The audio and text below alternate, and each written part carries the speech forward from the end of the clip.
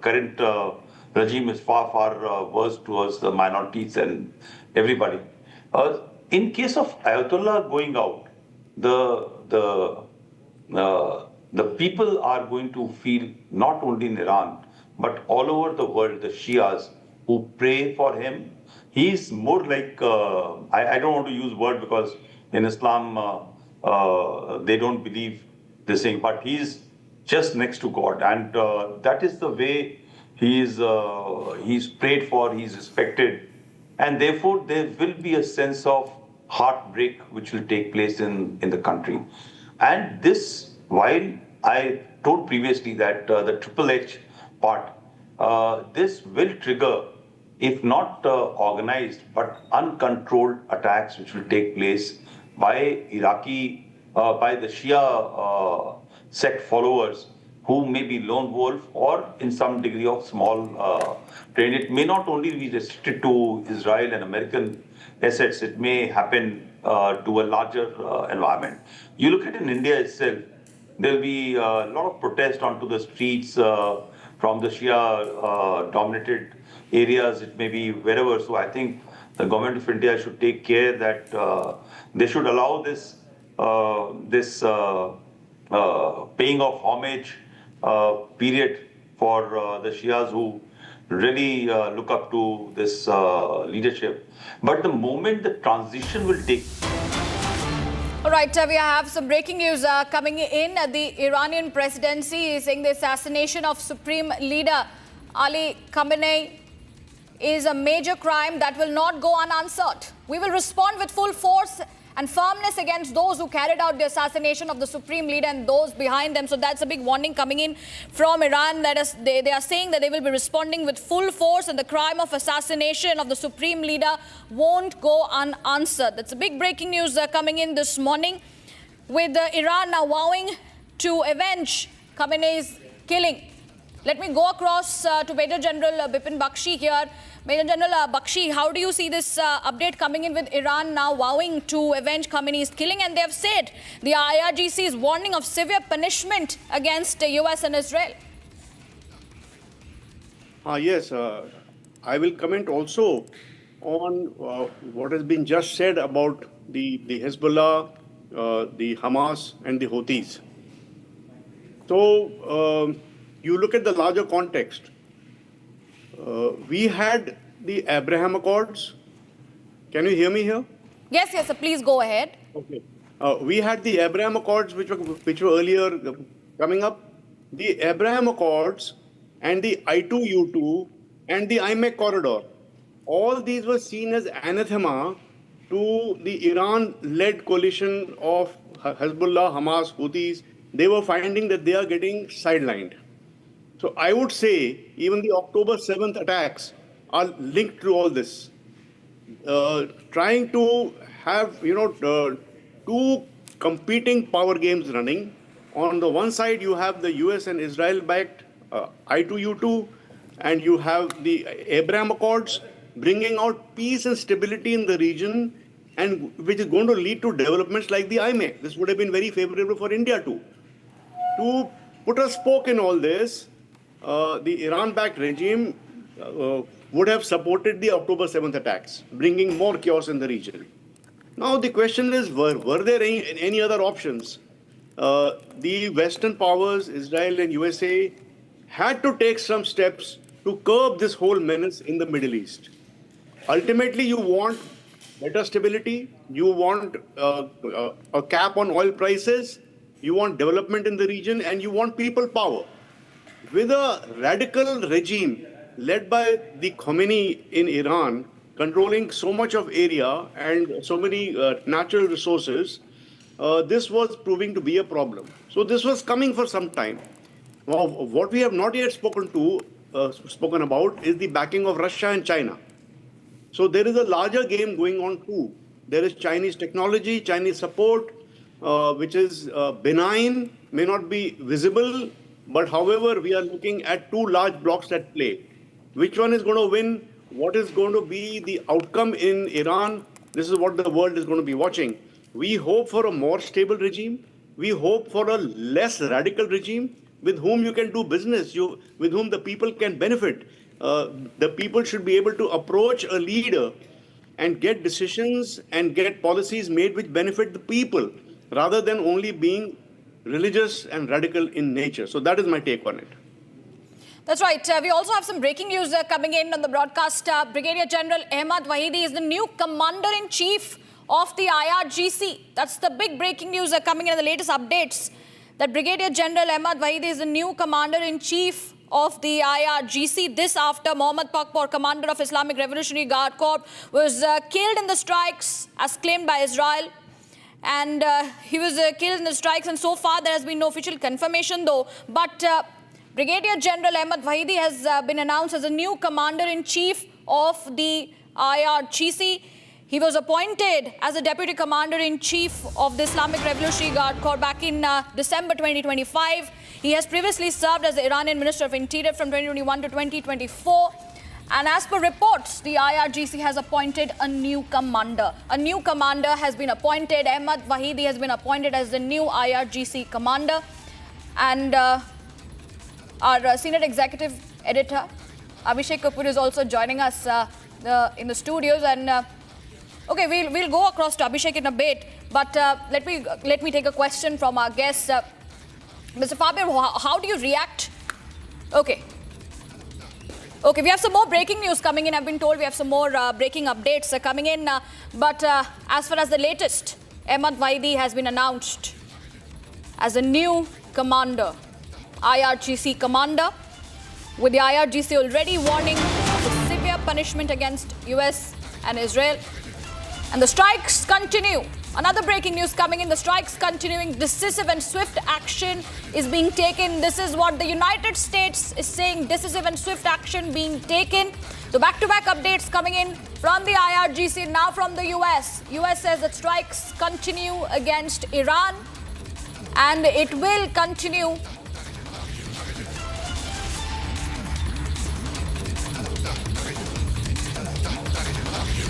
All right, that means that there is no sign of de-escalation if the United States is saying that those strikes are going to continue, if the Iranians are saying that there would be retribution and that they're going to continue to hit back, even as the Iranian nation grieves, for whatever repression, suppression. Khamenei was there and the Khamenei regime was there for 4 decades and more. So for some section of people, this is definitely a loss. Also, some Iranians would think that irrespective of what the nature of the regime was, this is an attack on their sovereignty and their territorial integrity. So obviously there would be anger and angst. How much of that anger and angst can the Iranian regime really, turn in its favor and then use it to retaliate against its enemies, as it calls them, in the region, the United States and Israel and, all those places where the United States operates from. So I think we are seeing, while this is a period of mourning, the period of Ramadan turning into the period of Muharram for the people of Iran, what is important is that a big geopolitical development has happened in West Asia. And the United States has succeeded in carrying out a regime change, so to say, because obviously now, irrespective of who the successor of Khamenei is, the head of the Iranian regime and the system that he really implemented over the last decades is gone. More breakings. All right, more breaking news coming in. Hezbollah has joined the war against Israel and the United States. Drone alerts across northern Israel now, and the war is spilling across the whole of the West Asia. These are the latest developments coming in as we speak. Hezbollah has joined the war against Israel and the United States. Hezbollah has come in and the offensive is just increasing. There are drone alerts across northern Israel. That's what we are given to understand. The offensive continues with Hezbollah now joining the war against Israel and the United States. Drone alerts across northern Israel. Now the war spilling across whole of West Asia. Abhishek, what does this mean? Well, this basically means that we are still not hearing any indication that there is going to be de-escalation, whether this is posturing, because remember, so far as military objectives go, those have been achieved. for Israel and the United States. They really wanted to be done with Khamenei and his regime, and that seems to be the case, irrespective of who replaces Khamenei. Perhaps might not be as strong a leader with as strong a grip on the state and the systems as Ayatollah Khamenei was. So in that sense, I think insofar as the Israelis and the Americans are concerned, they would want to draw down. And irrespective of posturing, as I see it, Priyanka, this is going to be a case of de-escalation building very soon. We are going to be joined in by Adrian Calamil, geopolitical expert from Washington, D.C., as also Lieutenant General D.P. Pandey, strategic affairs expert and security analyst. Major General Bipin Bakshi continues to be with us. If I could go to General Pandey first. General Pandey, you have been there in Kashmir. You know there is a domestic element to this. How you think India should be responding? We are yet to, give our position and response. The Ministry of External Affairs deliberating. What should be India's position on these very important developments in West Asia? So first, I think Indian response should be with the death of Khamenei, and I think come what may, perceptions may be whatever in the Western powers and everything about Khamenei, but he is a religious leader of a country. He is a very, very highly respected person of Iran, or the people, entire world of Shia community. Even some Sunnis also respect him a lot. So I guess that loss and this transgression across the border, which happens on a sovereign country, is not an appropriate thing to have been done. And I think that is the kind of response we should go for about the death, because that is a very important, not only for this thing, but to setting the stage, because India is a responsible power.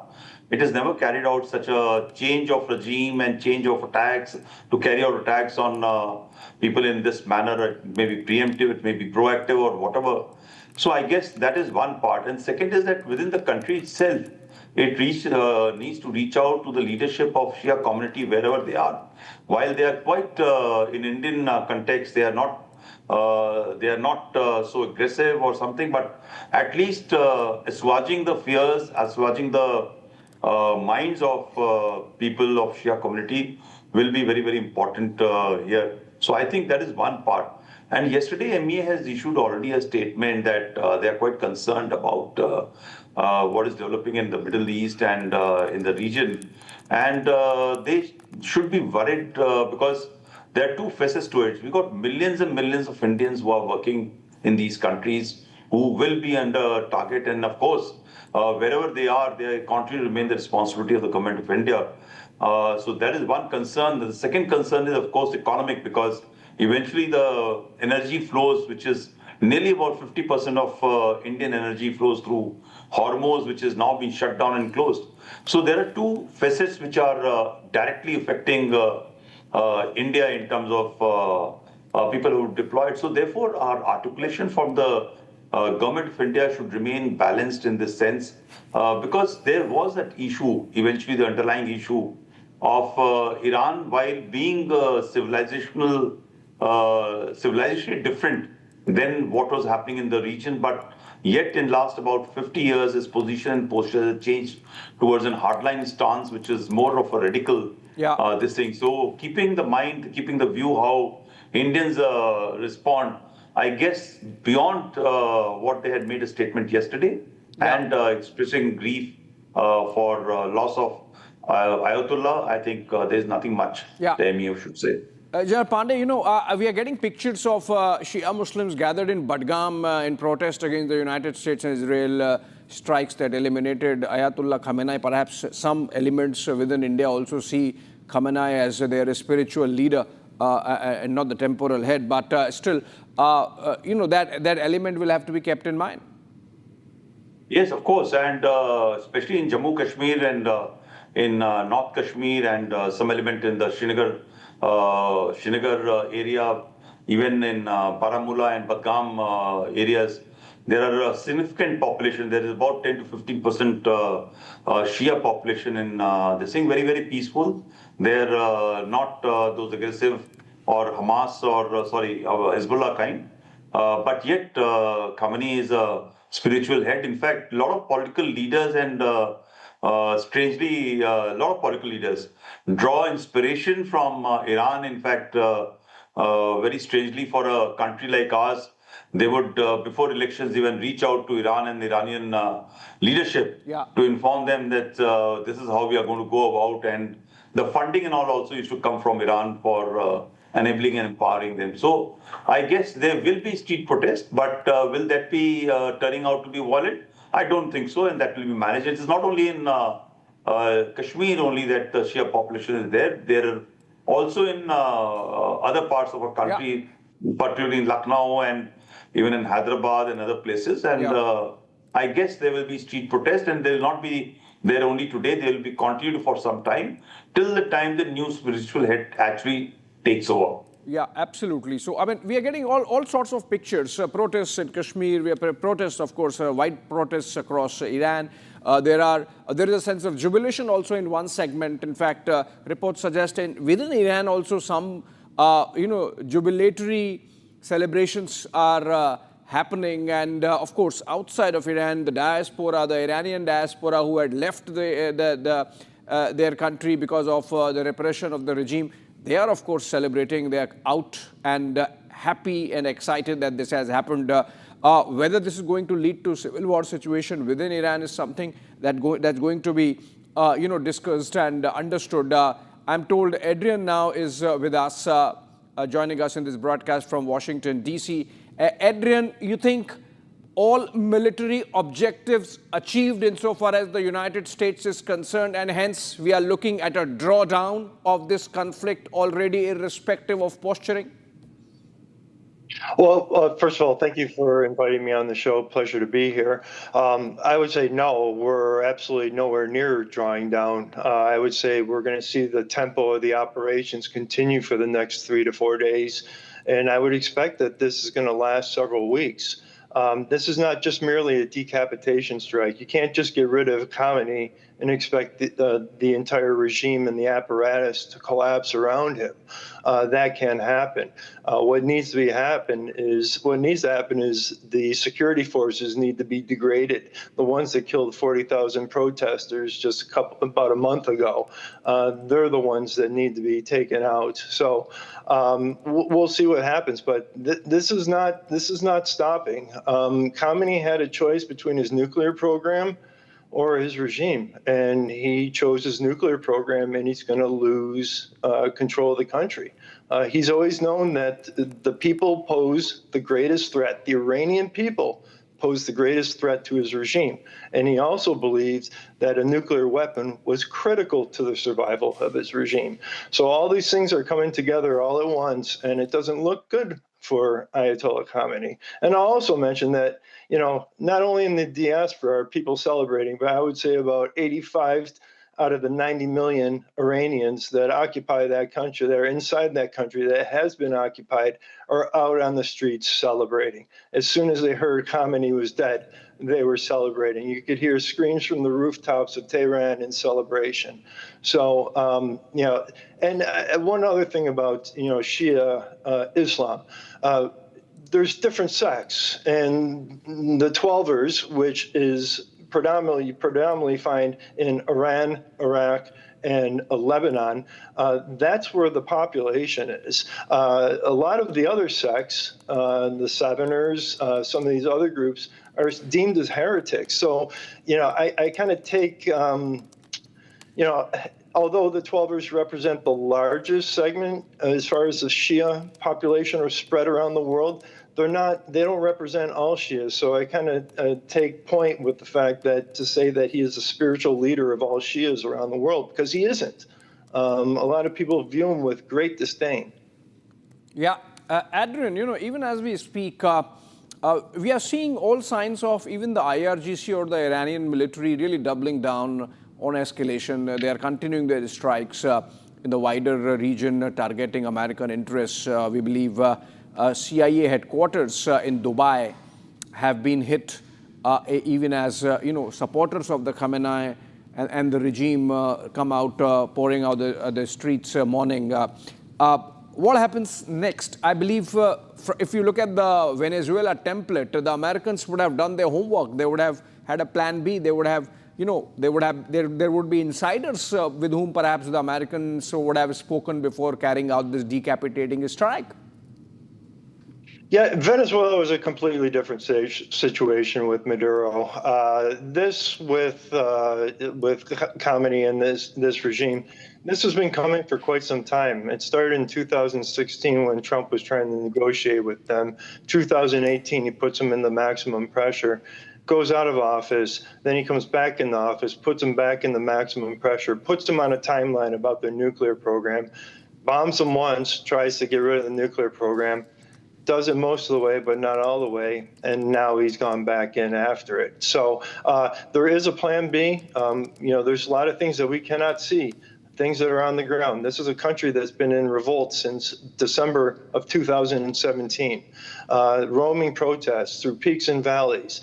When it was 1,500 people when they shut down the internet 2019 and murdered 1,500 people? Or was it the Masa Amini protests where they just continued a slow roll of brutalizing and terrorizing and murdering the population? Or this most recent event where they shut down the internet and killed 40,000 people over a period of time? This is what they do. They lash out. They're going to continue to lash out. That's why Hezbollah has been thrown into the game. They're not the same force. And their ballistic missiles are finite. Yeah. And the more they launch them, that's when we start to figure out where the launchers are, where the mobile launchers are. You can take the arrows out of the sky, which they're doing, but they're still firing them at the Gulf states, and they're trying to terrorize the Gulf states into supporting them. But it's actually drawing a wedge in between them and the Gulf states. The Gulf states are meeting tomorrow to figure out how can we combat this. And you look at Saudi Arabia, they've kind of come out and absolutely outright condemned the Islamic Republic. Well, Americans, I believe, really got lucky there, Adrian, because had the Iranians not really hit Saudi targets, had not really targeted these Gulf nations, if you look at the build-up to the strikes, both on record and off record, most of the Gulf countries were wanting de-escalation, were wanting Americans to pull back. More breaking news, more breaking news. Let's look at what's happening. IRGC doubling down on escalation. Yes, Riyanka, can you take that? That's right. The IRGC has doubled down on escalation, with Iran not backing off as the supporters of Khamenei mourn. Iranian military strikes wider West Asia targets. The CIA, the Central Intelligence Agency headquarters in Dubai, has been attacked. Well, yes, and Khamenei is dead. Ayatollah Khamenei was and the Khamenei regime was in power since the Iranian Islamic Revolution of 1979, and essentially the United States has succeeded under Donald Trump to carry out a regime change. If I can go to Ambassador Fabian on that note. Ambassador Fabian, I always think that these are world geopolitical, geoeconomic developments, but what of us in India? How do they impact us? Our official statement is as yet awaited, but if you go by the MEA position last evening, we sort of stress on stability, because any sort of instability is not good for us. Almost half of our energy really passes through Strait of Hormuz, both oil and LNG. How do you see these developments panning out over the last 24 hours?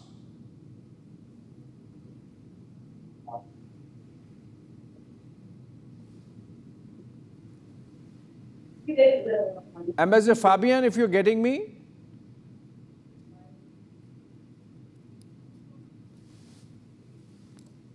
Okay, more pictures. These are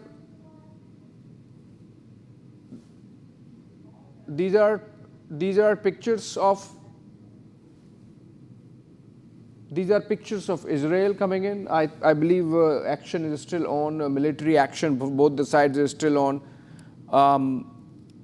Okay, let me go back. I am not getting Ambassador Fabian, right?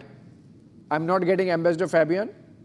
Okay, not getting Ambassador Fabian. Let's go to General Pandey. General Pandey, You were earlier mentioning about all the aspects that we need to keep into account while responding. My most concerning thought would be about our energy security, given the fact that half of our energy needs really come through the Strait of Hormuz. You think that with this situation now, we are still okay, that this is still temporary, that Khamenei is gone, successor would be found in a week or 10 days' time, and then things would come back to normal? When such a thing breaks out, to decide that things will become very okay, because please understand that time and again we are looking at regime change doesn't mean Khamenei is dead, so regime has changed. No, Khamenei was just a spiritual head, face, and whatever he said had to be followed. But there were a great amount of a structure which is there to ensure what he's saying has to be done, and therefore there is a strategic direction of a country where a large number of top leadership who were with him and who continue to hold sway in the country even if Khamenei is gone. And once Khamenei is replaced, then this work will continue. And there couple of agenda which was there was that if they are struck, they are going to block Strait of Hormuz, and they have got capabilities to ensure that. They were the capacities of putting on underground unmanned systems to go lay mines, sink merchant vessels. They got a fantastic Iranian navy which is capable of carrying out strikes into deep into towards the sea lanes. So I think they will continue to do, and even whatever damage they do today will take some time to recover from. So what I look at it, one is that Indian government, like if they had issued orders for issued advisory about 2 to 3 months back for their own population to come out from there, they must have also started diversifying and ensuring their reliance on Hormuz will decrease to some degree. But yet are nearly 40 to 50%, today it is about 40% energy sources which are coming from there.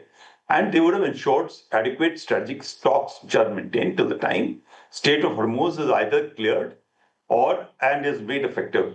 The other part I think the government of India should take is now reach out and to say that are the other pipeline towards Russia and other systems should open up. So while America can continue to do whatever they want to do, the Russian oil should start now getting pumped in, and that is where the pressure point should be. And today, when Americans are involved in this war, they are also committed as a NATO towards Ukraine side. I think this is high time that we can. This is a time of pressure point, and our pipeline from Russia should open up, and to a larger extent. In fact, there is already a silent deal between Russians and the Americans about certain degree of deals, businesses which are going on. And why should we not, when a region is into fire, we must diversify towards Russian oil. Spoils of war, General Pandey, spoils of war. That's what always been the case since history. And now, of course, we are going to see that repeat. We saw it in Venezuela. We are going to see it in Iran. More pictures coming in. Shawan, more pictures coming in. Let's go to them and keep breaking the developments taking place. Remember, it's still darker hours. It's still not morning in that geography. They are about 2.5, 3 hours behind us. And so military action continuing. Okay, Riyanka. That's right. We will be continuing with those updates on the latest conflict, but it's time we shift our focus now to more news coming in here on Republic. What we are given to understand. All right. That the TVS Motor Company sharpening its strategy across the domestic two-wheeler space, and is the interaction. Pratik Rakshit from Republic Auto speaks with Gaurav Gupta, President India 2 WTVS Motor, on the company's roadmap on the sidelines of the Ranotsav 2026. From brand expansion to market investments to curating heritage rides for motorcycles and growing their community, There's a lot that goes in between this, and for this very reason, we've got Gaurav Gupta from TVS Motor Company with us today to talk about this and much more, and how the Ran Utsav 2026 places itself in TVS's long-term growth.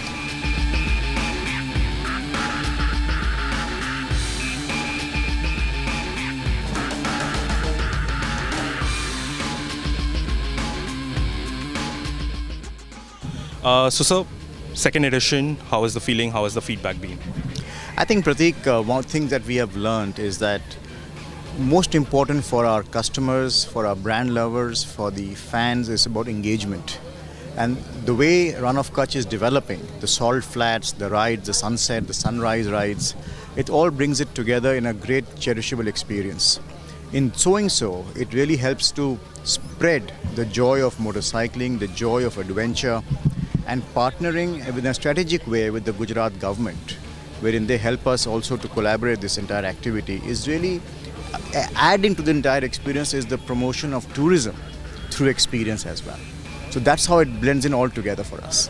So you spoke about how the tourism is developing, the government is helping, and what part do the artists play in, developing these motorcycles? Because design is something that you want to sell. So how do the artists fit in here?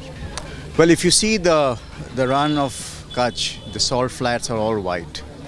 It's great to ride, but what brings color to this entire Ran Utsav are the artists. The artists not only to celebrate this event festival, but also the artists and the creators for these lovely machines, which are really custom built for the occasion.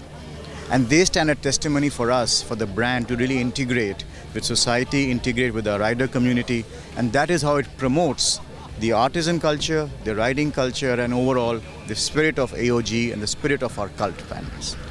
You spoke about how the group of Apache riders and in general TVS riders are increasing, but do you see any kind of uptick from tier 2 or tier 3 cities and compared to metro cities? Well, interestingly, yes, we are seeing that the motorcycling industry is growing. In the overall two-wheeler market, if you see, the growth of motorcycle continues to be very robust. We are also seeing a great pull from the tier 2 and tier 3 markets with increasing road infrastructure and accessibility of infrastructure which can help them to explore new areas. India is not limited to the earlier exploration routes. You're getting more and more riding experiences, you're getting more and more choices, and therefore the adventure spirit is really coming out alive in the entire Indian community. And with motorcycles like our Apache series, our Ronin, it really helps to get them their spirit freedom. My last question, you've introduced 5 motorcycles with distinct aesthetic appeal. Will a rider who's already an owner of a TVS, will he be able to, not the entire bit, but at least get parts of it customized on his motorcycle? See, there are various ways to look at this. One of the ways that one can look at this is, of course, that if you like bits and elements of what you see in the motorcycle, you try and get that for your motorcycle as such, right? You that part of element. For example, if you want the seat over here customized, you should be able to create something for yourself, right? This gives people ideas. It helps people to really bring out their entire thought process, the culture, the spirit, the color coming alive. So there'll be various ways in which people who like bits and pieces of this, parts of this, should be able to adapt it to their lifestyle. So my last question, what does the Ran Utsav mean to you as an individual and not as a company?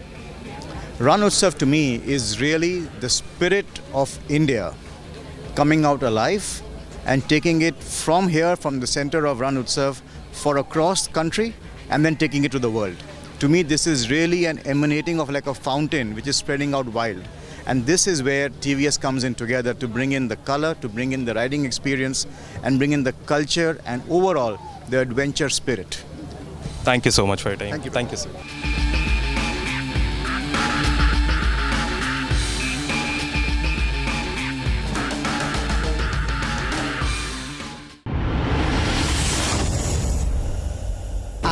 Pure suji pasta उबालो मिलाओ और खाओ 8 minute में तैयार क्या test है सबका राजा R pure masala QSMTHE, the world's foremost university rankings organizations, have ranked Amity amongst the top 3% universities globally, making it among the very few Indian universities to be included in both rankings. Yet another top ranking for Amity University. ठंडक लाए सबको भाई जीरा SIM MDH का जलजीरा जीरा SIM जीरा SIM असली refreshing, असली स्वाद, असली मजा। रानी, इस घर में कुछ है जो टूटता नहीं। ये पिलर कभी नहीं टूटेगा। रुंगटा स्टील TMT से बना। रुंगटा नहीं तो घर स्ट्रॉन्ग नहीं। रुंगटा स्टील TMT बार एकदम सॉलिड। थोड़े में ज्यादा स्वाद, यही तो है इसकी खास बात। वाओ मामा, क्या स्वाद है? अरे मेरे राजा। From Asia's largest news headquarters, setting the agenda for Bharat.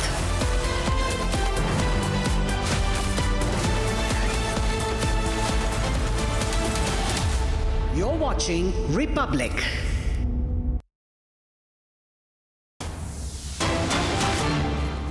Okay, breaking news coming in, evolving situation and American base hit in Erbil, Iraq, which means the Iranians are continuing to hit back. The war machine is still intact, and even as other developments keep taking place in terms of who takes over next, we are seeing this development also where the Iranians are hitting back. In fact, parallelly, there is a council being set up, a guardian council. We'll go to that breaking next. But these are pictures coming in of an American base hit in Erbil. We have seen earlier strikes happening in Dubai, strikes happening in Bahrain.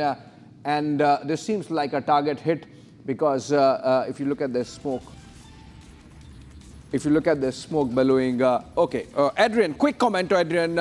The Iranians not pulling back. They are hitting you at multiple places. This is like an American base hit in Erbil, Iraq. What's next?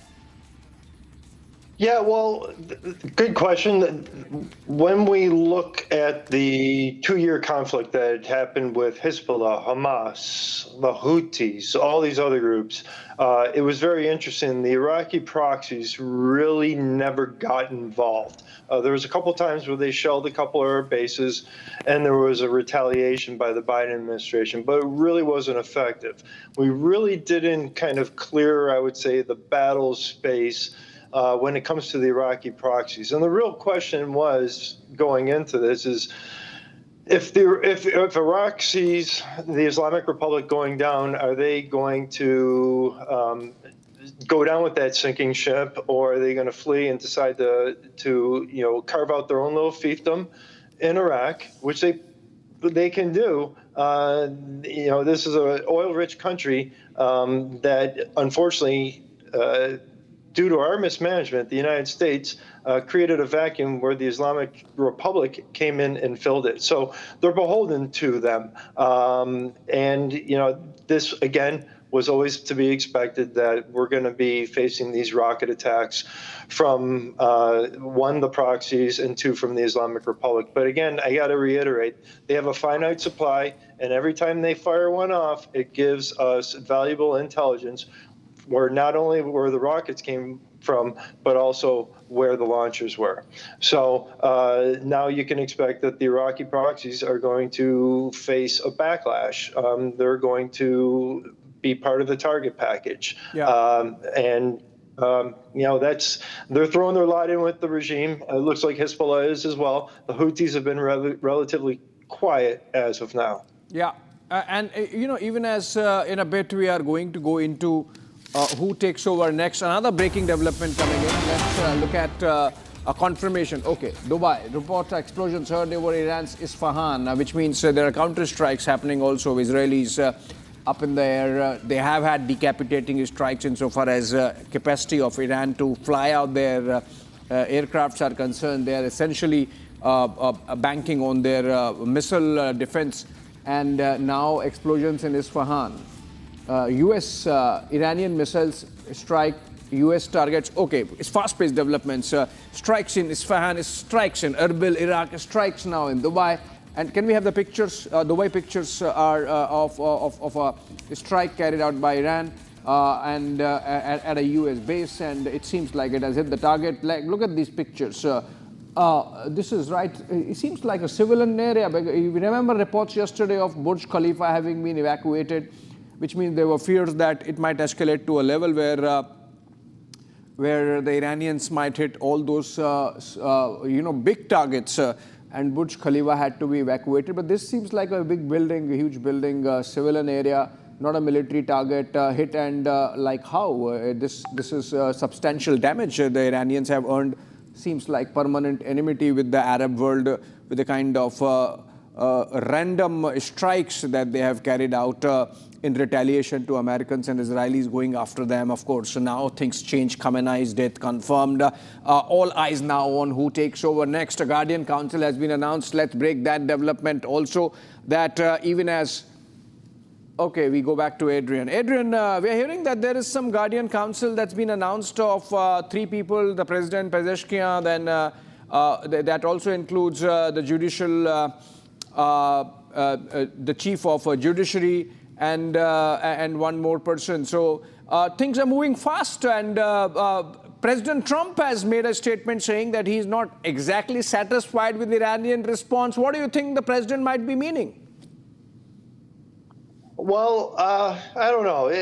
Trump, it's gamesmanship with him. So, yeah, I mean, he's not happy with the Iranian response, meaning he's not happy that they're firing on, Qatar, Saudis, UAE, Bahrain, Kuwait, and the other areas. As far as the individuals that you mentioned that are stepping up, the one individual that you need to keep an eye on that was not mentioned is Ari Laranjani. He is the one that was basically designated by the Supreme Leader, Khamenei, to take over things, take over operations in the event that something should happen to him. So as of now, what I would guess is that Ali Laranjani, I believe he's still alive. He was not taken out in this strike. He will be the one calling the shots. You think that's what the Americans might want, given the fact that they have interacted with him earlier? The devil you know is better than the devil you don't know? No, he's a devil we know, and he's just as bad, if not worse.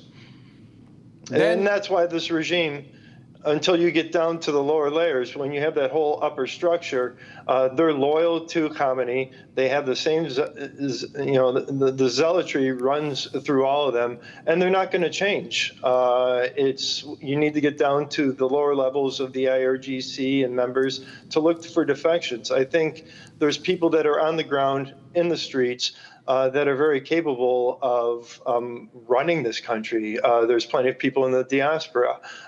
We are not looking for a leader that's in the current regime. What we want is someone to come in, or a coalition, which has been formed, a coalition of political groups, civilian leaders that will come in and transform this government to civilian rule under a completely new regime that doesn't pose a threat to its neighbors. Right, and there are many names. Mojtaba, the son of Khamenei, he might have, sentiment in favor of him. Then we have many other Ayatollahs in the Guardian Council who might be wanting to have a go at power, having waited since 1989. Okay, more breakings. What's next? Iran's president has made a statement. Okay, that's the council that's been set up. Iran's president, head of judiciary and Guardian Council chief. They will be in charge during transition period. Iran confirms location of the killing, and that's second breaking. But before that, Iran's president to lead Iran in transition period. Pezeshkian. Okay, next breaking. That's the transition regime in place. Essentially shows continuity. Essentially shows that irrespective of Khamenei not being there now, systems remain same. Another breaking development: Iran names Khamenei's successor. What are these? Iran names Khamenei's successor, which means a decision has been taken. Is Mojtaba going to be the next leader of Iran? The supreme leader is son Mojtaba of Khamenei, Mojtaba Khamenei, son of Ayatollah Khamenei, going to be the next. This is the picture of Mojtaba shown here for the first time. And I mean, this is likely that this transition happens because he knows the systems. He's someone who has perhaps been groomed for that role. He's someone who enjoys the trust of the IRGC and mutually so. And this is something which the Israelis also believe, that maybe Khamenei Senior might be replaced by Khamenei Junior, and this comes amidst reports that Khamenei's body has been found from inside the official compound of his the official compound of his residence, the office residence, office-cum-residence where he was working. And remember, the strikes were carried out in broad daylight. That was essentially... Okay, another breaking. Let's go to that quickly, in quick succession. If Mujtaba is to be the next supreme leader, then obviously they have planned things, they have put in place things. Iran confirms location of Khamenei's killing. That's next breaking. That's Shivam. Khamenei's body found, finally. Yes, his body has been found. We were waiting for the official confirmation. Now it has been confirmed once by Donald Trump, and then by the Iranian state media, and then by IRGC. Now the location has also been confirmed, the location of the hit, that where Khamenei was present. He was killed in his office at home. Now this is a very big development. This is the official confirmation of his home. Now we are getting a lot of breaking news right now at this moment, and also on the official successor, which is the son, Mujtaba. Okay, Shawan joining us live in a bit.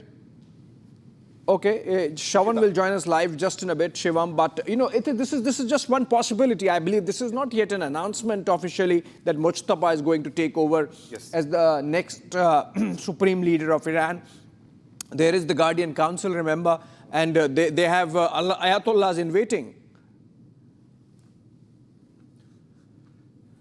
Okay, Aina Tenjin joins us live now. Let's have him, economic and political affairs expert. He's joining us live from Beijing, generally gives us the Beijing perspective. So let's go here to him straight. Ainar, big development there in West Asia. Iran's supreme leader, Ayatollah Khamenei, eliminated in a decapitating strike, or joint strikes rather, by the Israelis and the Americans. What happens next? Give us the Beijing perspective. Well, from Beijing's perspective, it's not good. Obviously, Iran was exporting a lot of oil to China. They're still okay. They had a lot of reserves that they built up when oil was very cheap. They had the foresight to do that. But globally, you're talking a huge economic impact. Not only will gasoline and anything using oil go up in price, because you're talking about 20% of the world's oil going through the Straits of Hormuz. You're going to see $150, $200 per barrel. There's going to be shortages. The price goes up. You can't use that area for logistics. That means that cargo ships coming from and to Asia will be going around the Horn of Africa, adding weeks on to their trips, as well as the cost of gasoline. Insurance, shipping insurance will go up dramatically. So those people in the United States, Europe, around the world who feel that their money doesn't stretch far enough, they're going to be hit hard by this. And we don't know how long it's going to last. From China's perspective, they want to see an end to this, but you cannot see an end to this until the U.S. and Israel want to end it. There are no negotiations that can be forced on them, as we have seen from the Security Council. The United States feels that it can replace any leader it does not like. We've seen that in Venezuela. We've seen that now in Iran. There's no reason to believe that he would stop. I think there was no strong pretext given. Generally, if you go back to the Iraq War, there were months of hints that there was chemical weapons and nuclear weapons, and that there was absolutely a necessity to go into Iraq in full invasion force. But you didn't see this. You got very mixed messages. Donald Trump got up at the State of the Union address, and he said, we obliterated the Iranian nuclear program. That would have been at odds with this idea that somehow they hadn't finished the job, which is what J.D. Vance is saying, that they could do it, or they were in the process of doing it, or we were fed up with the negotiations. Those do not sound like the kind of exigent circumstances that would allow it. Donald Trump is in trouble in the U.S. because this is definitely an act of war. He did not pass it through Congress. Apparently, Rubio tried to reach what are called the Gang of Eight. These are the leaders of the House and Senate. He got to 7 of them, he said, while they were actually bombing, not prior to it, as they're supposed to do. And so you have a situation where internationally it's not being blessed by the UN, obviously, because it's against the UN Charter. It's not going to be blessed domestically. All right, sir, stay with us. We are getting a big breaking news right now at this moment, and these are of the visuals that are coming from Dubai airport. UAE after continuous missile attacks by Iran. The latest visuals that are coming because a barrage of missiles have been fired by Iran, and these are the latest visuals, fresh visuals coming in from Dubai airport on your television screens in a short while. The latest visuals from Dubai airport, and these are the visuals. This is the sort of devastation. As you can see, this is inside the airport, inside visuals of the airport. And as you clearly see, the smoke is coming out and there is fire in this entire area. Exclusive live visuals of Dubai airport on your screens, ladies and gentlemen. Ishita is joining me from the newsroom. Ishita, the latest visuals are coming from Dubai. It shows that the airport has been hit and the fire is coming out from that location. We can clearly see the smoke that is visible from inside the airport. What more details? Right, of course. So, Shivam, right after declaration came in of Ayatollah Khamenei's death, IRGC had warned of a devastating operation, most devastating operation that they would carry out to avenge the killing of the late Supreme Leader. Now we're looking at several targets being hit across West Asia. It started with the US bases, US assets, but now it has moved far beyond that. In fact, commercial establishments are now being hit, right from hotels to airports. We're getting visuals of Dubai airport, which has been hit by Iranian targets, and across West Asia, from Jordan to Kuwait, several countries have now been hit, specifically Dubai. We're getting the latest visuals from there in which several strikes have been conducted. Airport specifically has been hit in Dubai, and those are the visuals we're getting at this point, the latest visuals. Now remember, 2 developments have also come in from Iran. We're looking at the question, what happens next to the country, what comes after the the Supreme Leader's death, and now we are likely to have an answer. The second son of Khamenei, in fact, Mujtaba Khamenei, could now become the new Supreme Leader, is what we're given to understand.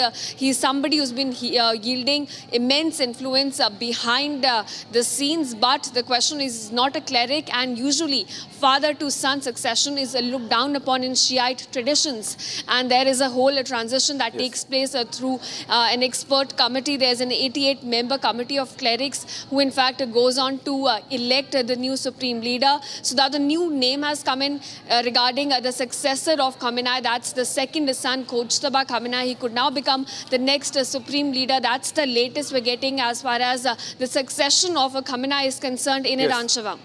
Yeah, definitely. But this could also have been a possible scenario where a missile would have been intercepted, and especially the legitimate targets as per the IRGC are the American bases which are present in the Middle East. So this has spiraled across West Asia when it comes to the war. And this could have been a missile that could have been intercepted, Ishita. If you can share more details on this story. Was this a missile interception and the debris, it fell on the airport, or was it deliberately targeted? Because they have been targeting the headquarters or CIA headquarters in Dubai and a lot more on that, Ishita.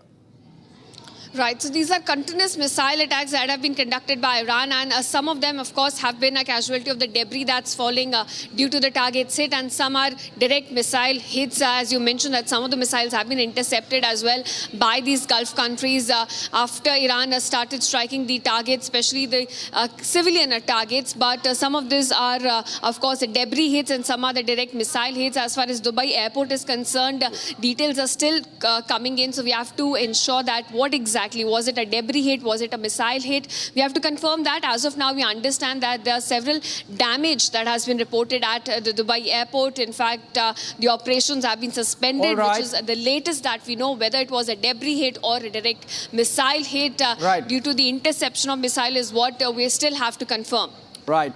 Thank you, Ishita, with that update. And we are promising our viewers that we are going to keep them apace with the latest coming in terms of the war situation in the wider West Asia and Middle East. Saurabh Shukla joins us live from Washington, D.C., our in-house chief consulting editor on geopolitical and geostrategic affairs. Saurabh Shukla, Donald Trump is still not happy. What does he want?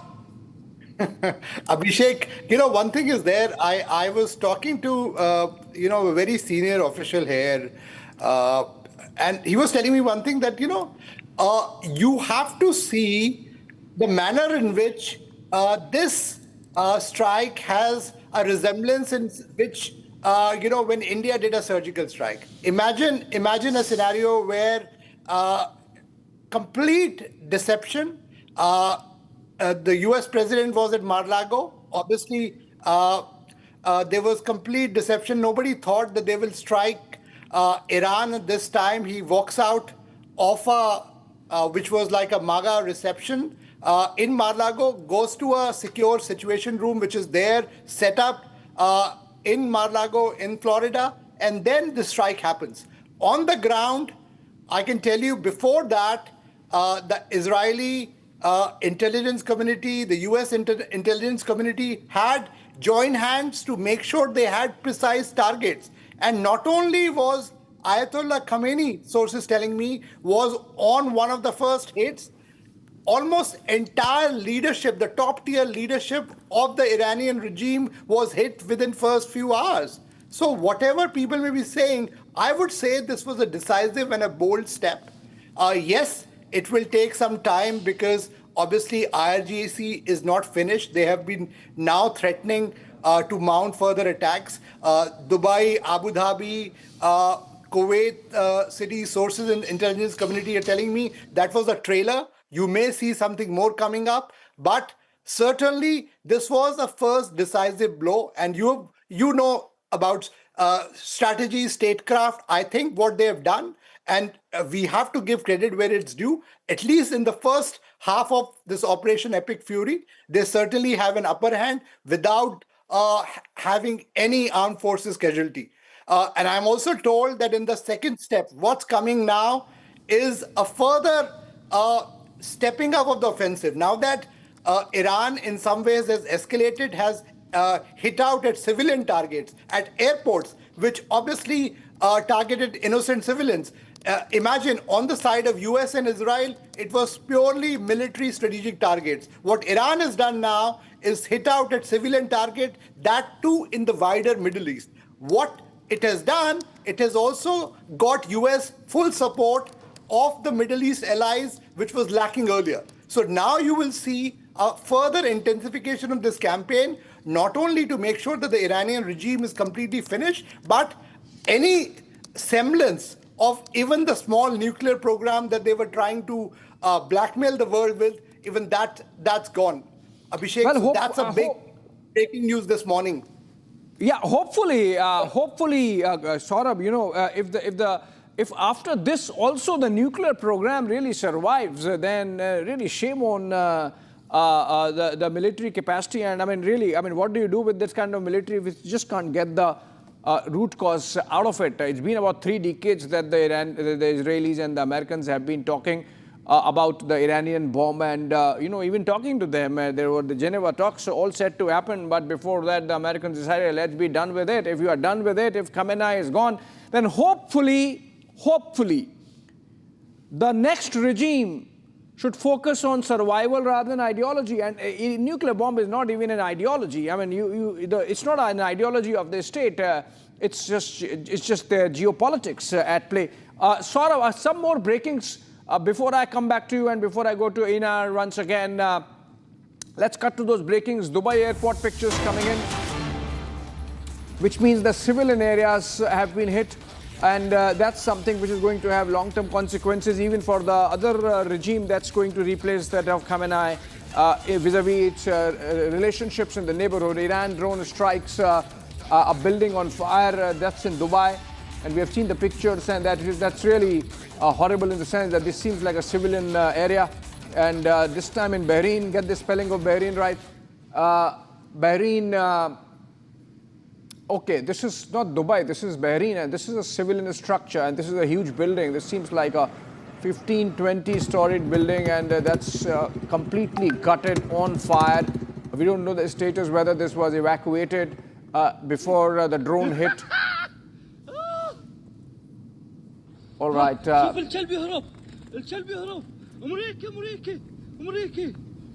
seems like a terrible tragedy panning out. Iran claims that 200 of their citizens have been killed in the American and Israeli strikes, and they have carried out retaliatory strikes. This is picture coming in from Bahrain, and a civilian area hit, a building on fire, almost 15 to 20 stories tall. We don't know whether this was evacuated. We saw reports yesterday of Burj Khalifa having been evacuated, but Bahrain seems to be facing a tragedy. Okay, this is not a military target. Einar, you're saying that this is not a good development from Beijing's point of view. I mean, those reports were never denied that the Chinese fully backed the Iranians militarily as well on the side, behind the scenes. They couldn't supply enough intelligence for Khamenei to survive. Whosoever comes next would rather be talking to the Americans to save their skin, rather than talking to the Chinese. So in that sense, you think the Chinese stakes in the geography stand compromised a bit?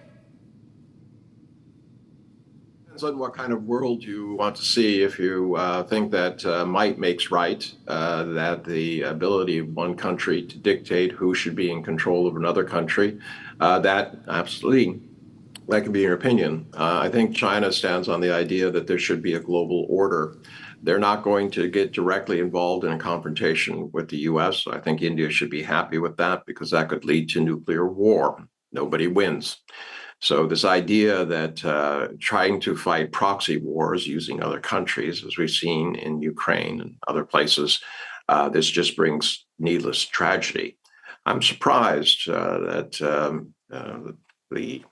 my colleague from the US is so gleeful about, quote, American victory.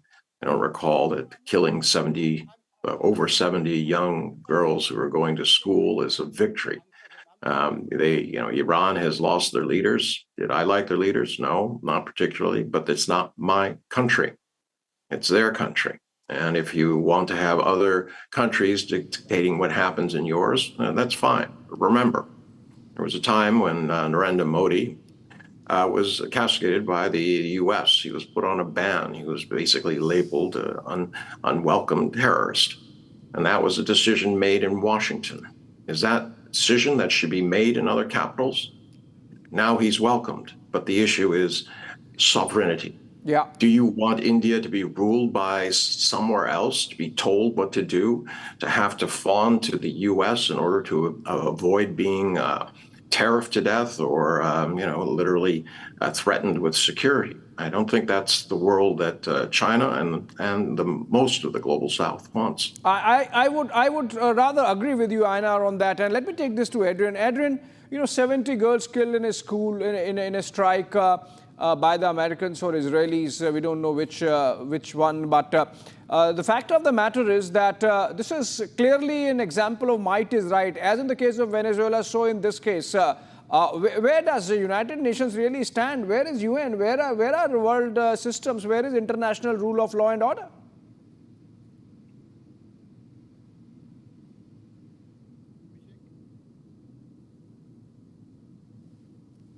Are you there, Adrian? No, I'm asking Adrian, our American guest from Washington, D.C. Okay, he left. Einar, I would have love to get a response. Okay, let's Saurabh answer this. Saurabh, what's the DC view on this? Of course, the Americans have allies, and Americans perhaps have some cheerleaders in the West and even in the Middle East. But the fact of the matter is, this is blowing the international rule of law to smithereens.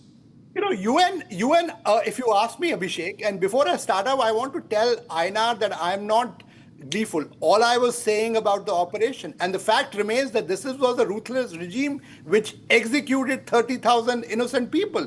This was a ruthless Khamenei regime which was fomenting terrorism by supplying arms, money to a cocktail of terror group across the globe, and they were also resorting to nuclear blackmail. So I think you were having a wrong analogy, sir. It's not about India. It's about a ruthless terrorist regime and whose leader has been eliminated. So I was talking about that, a pure operation. War never, is not a good thing, but sometimes you have to do it. India did it for when it was attacked because of terrorism. Every other country, does that. So I'm coming back to the UN. The unfortunate reality, Abhishek, is that UN is dead. UN is dysfunctional. At this juncture, the manner in which the UN Security Council works should not even exist in the present form. Imagine countries like India don't have a say there, because you have an archaic system working, then there is a veto where no big decision can happen. Even if, a country like Iran, imagine a scenario, you have a rogue regime like Iran getting and attacking these civilian, cities like Dubai, Manama, Doha, Kuwait City. Imagine if it had a rogue regime had a nuclear weapon. Yeah. Saurabh, sorry to be interjecting. Another breaking development coming in, which means that this seems like there is tremendous amount of attrition that the Iranian leadership has seen, with more deaths being confirmed by the Iranians. Now, two more. Admiral Ali Shamkhani and General Mohammad Pakpor killed in Saturday strikes. These were effectively number 2 in their respective military positions. Okay, we are going next. I mean, we are keeping it fast-paced. We are keeping it breaking news because so much is happening. Pictures coming in from Dubai, pictures coming in from Bahrain, pictures even coming in from Kashmir. We have Zeenat joining us live for more on this. Zeenat, please tell us from where you are reporting and what are these protests about? Why pro-Iran protests in Kashmir?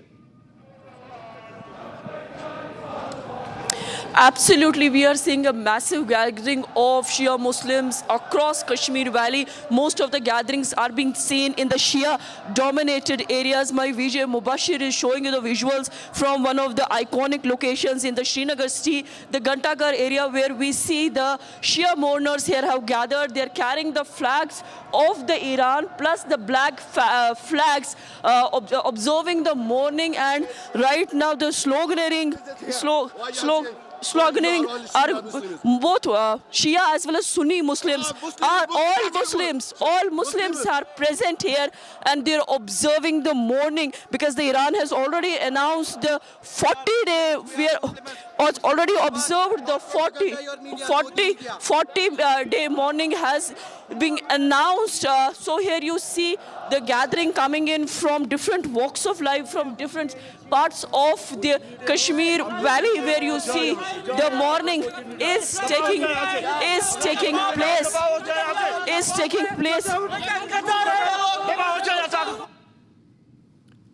Okay. Tempers running high. Zeenat, I would request you to come out of that area at a safe distance. It seems people are really angry and they're going to vent out at anything. And these are pictures from the clock tower area of Srinagar.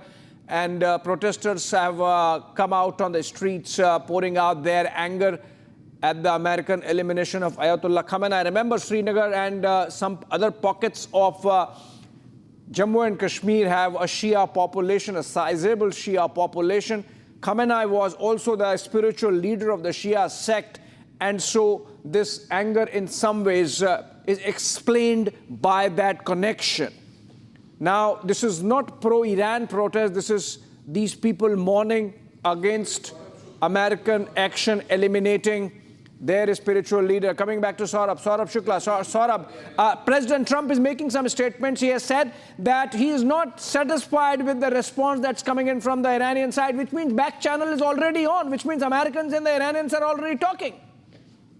I'll tell you, the Oman foreign minister was one of the go-between between Iran and the US, and obviously the talks were going on. There were certain conditions, I've been told, that were put in front of the Iranian leadership, including making sure there is a verifiable mechanism in which it is proven that they have completely shut down their nuclear program. There are other elements which were there, but then I'm told that when President Trump was presented with this option, that they had the best strategic opportunity to hit out at the Iranian leadership. And as I said first, in fact, on Republic yesterday, that there were credible ground reports coming from the intelligence community, both from the US and Israel, from operating through their sources in Iran, that this was the best opportunity to eliminate them,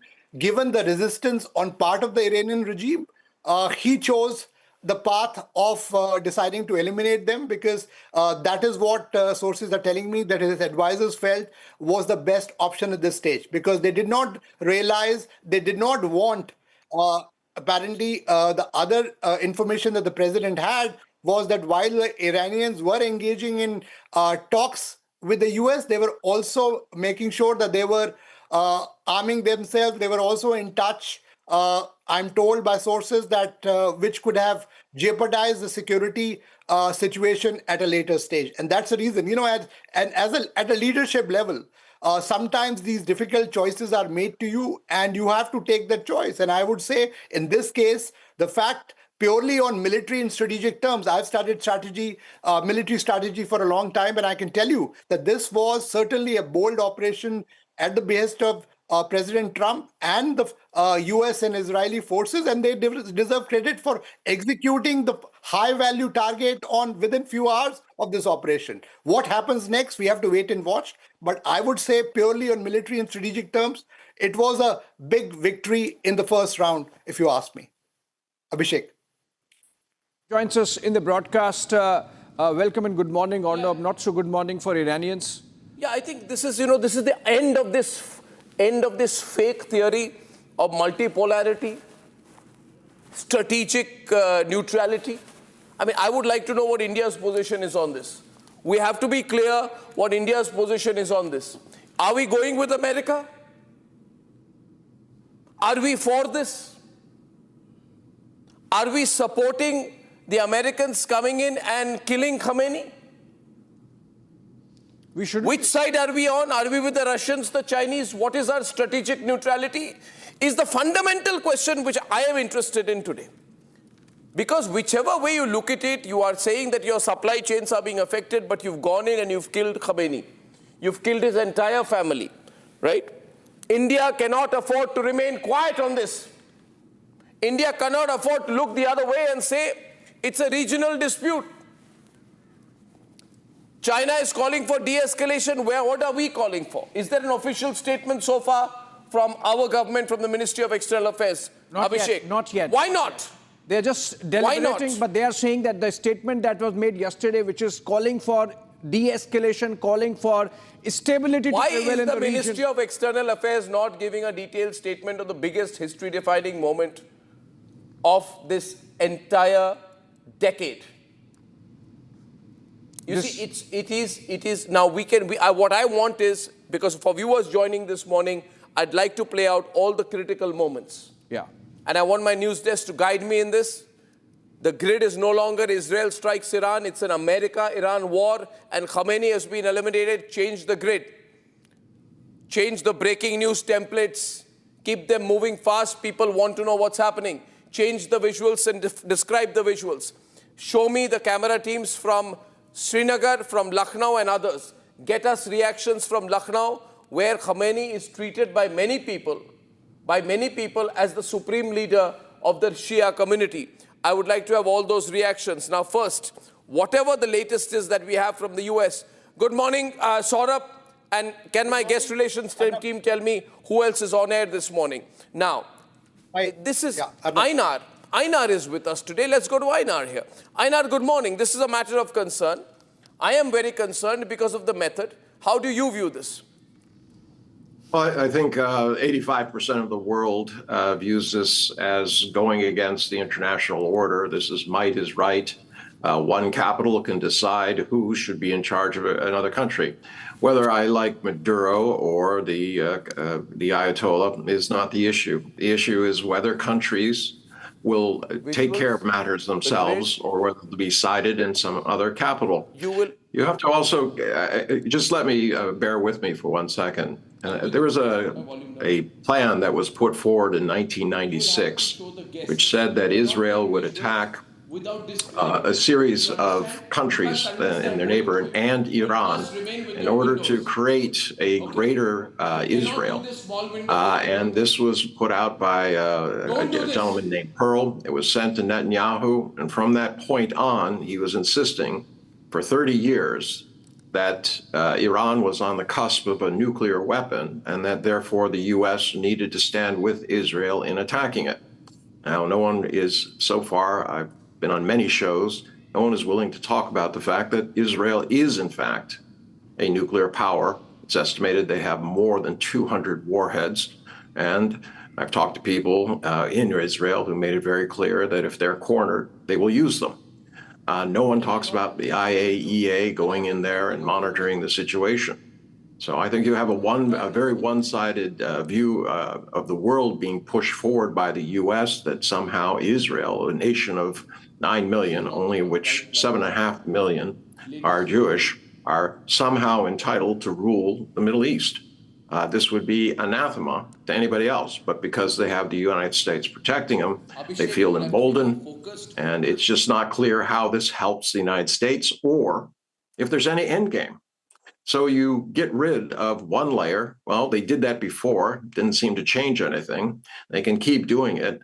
How long they're going to continue doing this, how many bombs, how many people have to die in the meantime, and what right does the U.S. have to impose what it wants on other nations? They tried this in the past with Modi. They accused him of a genocide in Gujarat. Obviously, they changed their mind, but at the time, you could imagine that if some leader came in and decided he didn't want some Epstein files released or on the front page, they could have made an issue out of this. It is not the right of other countries to decide what happens in countries, especially those across the world. We see this happened in Venezuela. Now Trump is threatening Cuba. How can Cuba threaten anybody? How is it a threat to the United States that would justify an armed invasion? Now he's saying they're going to surrender to us. We'll take it over peacefully. When do you take over another country peacefully? Then you look at what the United States did in Bangladesh, in Nepal. They fermented color revolutions that have turned those governments against India. What right do they have to do that? And at what point does India, as a leader in the third world, say enough? Stick to your own knitting. You have plenty of problems in the U.S. You don't need to make problems for the rest of the world. We just got the news, and this is turning out to be like some crazy, bad American video game with Elon Musk saying, another one bites the dust. This is the kind of American supremacism which is absolutely unacceptable. And I do agree that it is time for India to make its position clear on this matter.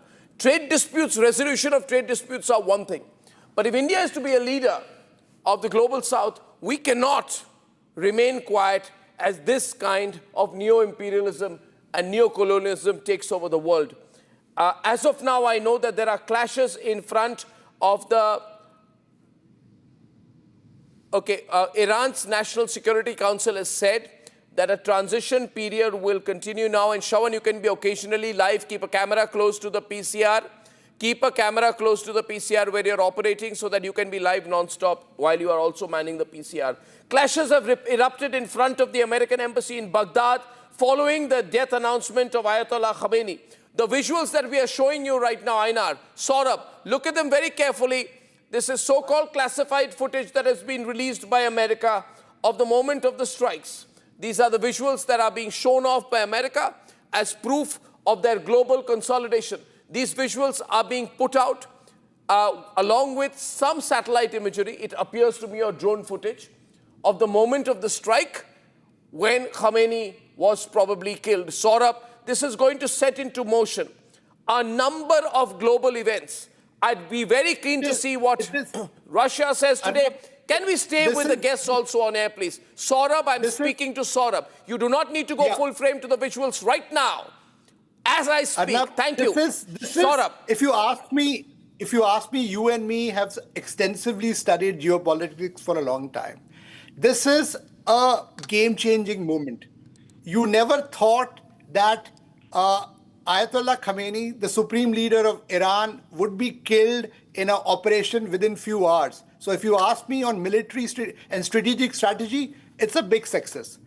I'm not getting into the moralistic part of it, but I can tell you the way this operation was planned, the way in which Israeli intelligence community, the US intelligence community had their resources on the ground, telling them precisely where these leaders were present. See, let's not tom-tom that as a huge victory. Saurabh, let's not tom-tom that as a huge victory. There are several countries which would be able to know through human intelligence and other intelligence where Khamenei would be present. For America to constantly say we are a great military power because we know where Maduro is, we know where Khamenei is, it's a falsehood. China would know. India would know, Russia would know, Iran has launched a new wave of missile attacks on Israel. The point is just to know, yes, you can say that Trump has demonstrated a significant risk-taking ability.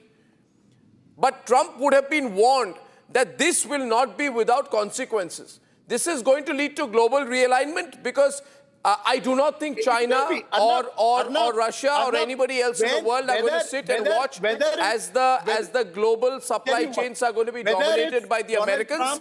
That is going to come under question. Yes, Saurabh. Yeah. Whether it's President Donald Trump or you said moralistic. No, I'm not being moralistic. I'm being realistic out here. I'm giving you... It is a moment of reckoning for India also. We cannot afford to remain quiet on this. It is a moment of reckoning for India. But the challenge is that we have to be strategic here as well. For India, it's a tough choice. You have, at one stage, you have one leader who has been killed, who was also supporting terrorist group like Hezbollah, Hamas, which India has condemned, who was also responsible for the ruthless killing of 30,000 civilians, which India has been condemning. On the other hand, you have a strategic problem where you have a large diaspora in the Middle East. Your oil supplies are channeled through the Strait of Hormuz. So obviously, it's a tough choice. You have a large Shia population in India. So all that is a tough choice for India. And I agree, we have to come out in some ways, because obviously the global south expects India to play a leadership role. But I will say about INR, the Chinese have been caught napping yet again. Chinese were, supporting Iran at one stage. They were supporting Venezuela's Maduro at one stage. Where are they? They've been playing this piggybacking game. So this is a geopolitical moment of reckoning for them as well. So I see a lot coming out of it. Yes. And the other thing is the international order, if you ask me, with UN leading the front is over. It does not exist because the UN has not provided any leadership because of the fact that the UN Security Council is not representative enough. This whole power of veto, where China tries to veto any proposal coming from the West and vice versa, has to go away for UN to function. Certainly, we are living in a very different geopolitical arena. I think, I'll tell you, I personally believe out here that, that of course, this will be seen to be a military victory, but it's more than that. It's much more. It's complicated. Let's realize out here. Absolutely. Khamenei's daughter has been killed, his grandchild has been killed, his son-in-law has been killed, his daughter-in-law has been killed. This is going to carry on for longer than Trump thinks. And it's going to lead to consequences. Now, I do not think this puppet, who has never even lived most of his life in Iran, who calls himself the son of the Shah of Iran, who has a caucus of people in India, including, I may mention, one particular foreign-born author who lives a lot of time in India, who's like an agent for this guy, fixes his interviews, a well-known foreign-born author in India who goes around fixing his interviews I don't think that man is going to be accepted by the people of Iran. It's going to be much, much, much more difficult. Saurabh, we have to be real. It's going to be much, much more difficult than saying that Khamenei is one of the most evil people in history. It is, you see, it's easier to eliminate Khamenei than to manage the situation which will now happen. And, you know, Iran is more complicated than Afghanistan. It's a very proud and old civilization. And if Trump should not think that he'll tell the Iranian people, the way I view this is Trump is now going to say that Iranian people, take back your country. And that's where he's getting into a more complicated situation than Americans have got into earlier. You know, you'll be surprised that Raza Pahlavi is not the choice that is being backed by all in DC and other places. This is what you'll be surprised on that. Even I agree with you 100%. This is going to be a very complicated situation. And the more complicated thing will be not only to stabilize the region, but to have a regime which manifests the aspiration of the Iranian people. For long, they have IRGC, let's get GD Bakshi into this. GD Bakshi is with us tonight. Good morning. Is the IRGC dead? Is it going to respond? Is it going to watch? Is it going to do anything? Is the IRGC still going to sustain itself? Is the IRGC going to fight? Because Trump is getting a bit desperate. If you see the last statements, he says, I want IRGC to turn in. Either join in with the Americans or be eliminated. What do you think the IRGC is going to do? What's the succession plan out there? You know, Arnab, we have to be objective. We can't go by wish fulfillment statements of Donald Trump. You know, subjective wish fulfillment statements, surrender, they are fighting. The objective facts on the ground are that last time, in the month of June 25, they had taken 18 hours to respond. This time they have responded within 1 hour. And their strikes have been pretty accurate. They have focused on the American bases because the air defenses there are not as dense as they are over Israel. I think it's fairly cogent strategy. And Arnab, may I tell you, wait and watch what happens in the Gulf of Hormuz. If the IRGC is able, they have yesterday claimed they have hit a support ship. If they are able to take down one of the 3 destroyers that is in the Gulf of Hormuz to provide protection, air defense protection to the American bases on either side of the Gulf, or on the home side of the Gulf of Hormuz, one Arleigh Burke destroyer goes down. 250 to 300 naval hands on deck. There will be consequences for Donald Trump. You can do all the wish fulfillment theories that you want. And this, I don't think Saurabh should fall for this war dance business and triumphalism of Trump. It is not justified on the ground as yet. Your follower. When it comes to military strategy, I follow your mantra, sir. I never follow for this. I was telling Arnab simply on the military. No, but I don't think you need to tom the American so-called victory. The Wall Street Journal is reporting that 30 bombs were... War is not good for anybody. The Wall Street Journal is reporting that there were 30 to 35 bombs which were put out on Khamenei's home. So we have details of this. We should just get the details from the American sources. The Wall Street Journal is saying today that 30 to 35 bombs were dropped on Khamenei, including Buster bunker bombs. So they went all out. Washington Post is saying today that Israel and I think Saudi Arabia pushed Trump to carry out this attack. Right now, ladies and gentlemen, air raid sirens in several cities in Israel.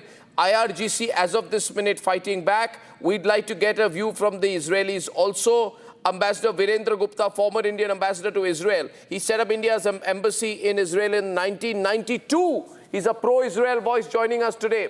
Sir, this is not Israel's war, it's America's war, isn't it, Virendra? And what do you think, Virendra, are the consequences now, short term? Well, in the long term, nobody wins by military bravado. And I think there should have been room for negotiated settlement. That was all. Yes, I can hear you, Sorry. sir. Apologies. So I think let me just get this one thing. Sorry, apologies. So I think there should have been room for negotiated settlement. Therefore, India has called for de-escalation. And I think this kind of unilateral action, there are established mechanisms going to the international body, creating a scenario. I think Iran was negotiating. Now, having said that, I do not hold any brief for the Iranian government. The manner in which they have promoted Islamic radicalism, promoted terror all around the world. I think one could even say that it's a good riddance that a leader like that is out. You give me the detail. Don't tell me all this. Please continue, Virendra. If any detail. Yes, I think what is happening is that this is broadening into a regional conflict. A lot of countries are getting involved, and I think we'd be better off the sooner it gets not resolved, but at least there should be ceasefire, there should be cessation of hostilities, and the countries concerned must go back to the negotiating table. Put out all your conditions. I think it is a fair demand that Iran should be prevented from developing nuclear weapons, and even the stage prior to that, that is the enrichment. There are indications that Iran has agreed to zero enrichment, and I think that's a very welcome development, which Omani foreign minister had actually announced on Friday. So in fact, after that, I was hoping that the tensions in the Middle East would recede and that there would not be any military action. So quite frankly, I was very surprised by the suddenness of this military action. And it seemed as if America was bent upon undertaking some military action, whatever the Iranian response was. I agree with that assessment. General Bakshi is with us. He's going to look at the military strategy. Ladies and gentlemen, right now, we are joined by Einar Tangen from Beijing. We're going to be joined by Peter Kuznick from Washington, Burzin Wagmar from London. Saurabh Shukla is with us. The senior defense analyst at RAND, Derek Grossman will be joining us in some time. General Bakshi is with us. His hand is up. Ladies and gentlemen, the question we want right now, and the visuals we are seeing on the screen, and more visuals right now, are the visuals released by the Americans strategically to show that these were the bombs that were put out, and these are the attacks that led to the elimination of Khamenei. Now, whether this was necessary, why this was to be moved quickly and all, I mean, there are visuals here in India, in Lucknow, people are on the streets in Srinagar. So in Kashmir, people in Kashmir are on the streets there with pictures of Khamenei. Lucknow, strong connection to Lucknow that Khamenei has. He's seen to be the leader of the Shia community, one of the tallest leaders of the Shia community. So if you're watching the broadcast, please remember there are dozens of millions of Shias in India who look up to Khamenei, and therefore we will have to watch out for the consequences here in terms of social unrest and other things. So these are the latest visuals from Srinagar and Lucknow this morning. Abhishek, a quick word from you on what you're seeing here. These Shia followers, for them, Ayatollah Ali Khamenei was also a spiritual leader, and now for them he's a martyr, and so obviously that outpouring of grief and anger also. We saw just that a while back from Srinagar, with anger also coming out as much as grief. What do we know about the Iranian president right now? Pezeshkian is in good health. Where is Pezeshkian? From what I know, he says that this killing is a great crime and there is going to be a strong reaction to this. So Pezeshkian, and by the way, this is now taking different overtones because the Iranian agency IRNA has confirmed the death of the Ayatollah, and along with Khamenei, his daughter, grandchild, daughter-in-law, son-in-law were also killed. America, showing off at the moment, is releasing classified footage, what they call classified footage of the bombs and the bombing that led to the killing of Khamenei. Iranian President Masoud Pezeshkian is saying that this is a great crime and which will turn a new page in the history of the Islamic world and Shiism. Now, Whether that happens, we'll have to see. But there is going to be a fair amount of local resentment in Iran as well. If this is the response in Lucknow, in Kashmir, then you can imagine what the sentiment in Iran is going to be like. And Iran is going to observe 40 days of public mourning. And remember, all of this has happened during the month of Ramzan. It has happened during the month of Ramzan. In the month of Ramzan, Khamenei has been killed. We can't think and imagine there's going to be a succession plan, and Donald Trump is being a fool if he thinks he's going to do a succession plan sitting in the White House. It's not going to happen. This is more complicated than Saddam Hussein. What do we expect in the short term here? These protests are only increasing, intensifying across the entire world out here. What do you think, General Bakshi? Arnab, may I remind everyone here that Iran fought Saddam Hussein for 8 long years. The Shias have a tradition of fighting battles which are losing battles, patently lost battles, but they have exhibited tremendous degree of tenacity in the past, and there is no reason to believe that anything will change. There is a stark difference between Venezuela, which I am afraid is only famous for producing Miss World pageants and beauty queens of Miss Universes, right? Iran is a different cup of tea. You may have subjective wishes, but we have to go by objective reality. The objective military reality is that Iran, despite this loss was known to Iran within minutes of this strike, right? They retaliated within 1 hour, right? Quite obviously, the state is exhibiting the resilience to continue. There is a Shia theological system which is intact, and they have worked out the succession plans down to the 5th, 6th level. So we have seen no cessation of hitting back, no cessation of the will to fight. That is, evident in abundance. So let's not get carried away by propaganda from, Washington is, or anywhere else. So 1 minute, can I come in, please? Can my audio be up? General Bakshi, my point is, everyone on, that was a nice graphics. The question is, eliminating a leader is easier than ruling a country. Now, to rule a country, you will have to commit ground forces. Am I right? Einar, do you agree? You will have to commit ground forces. And you have Masoud Pezeshkian, right? You have the judiciary chief, Mohsen Eji. They are there and they are going to be setting up a temporary leadership. A panel of clerics will now then elect, because Khamenei has not, Einar, appointed a successor. This is the important thing for viewers to remember this morning if you're watching this tonight, ladies and gentlemen. Khamenei has not appointed a successor. But the clerics will know that you can't have a vacuum right now. You need a leader. The leader is not going to be a military leader. The leader is going to be a denominational, semi-religious, religious figure.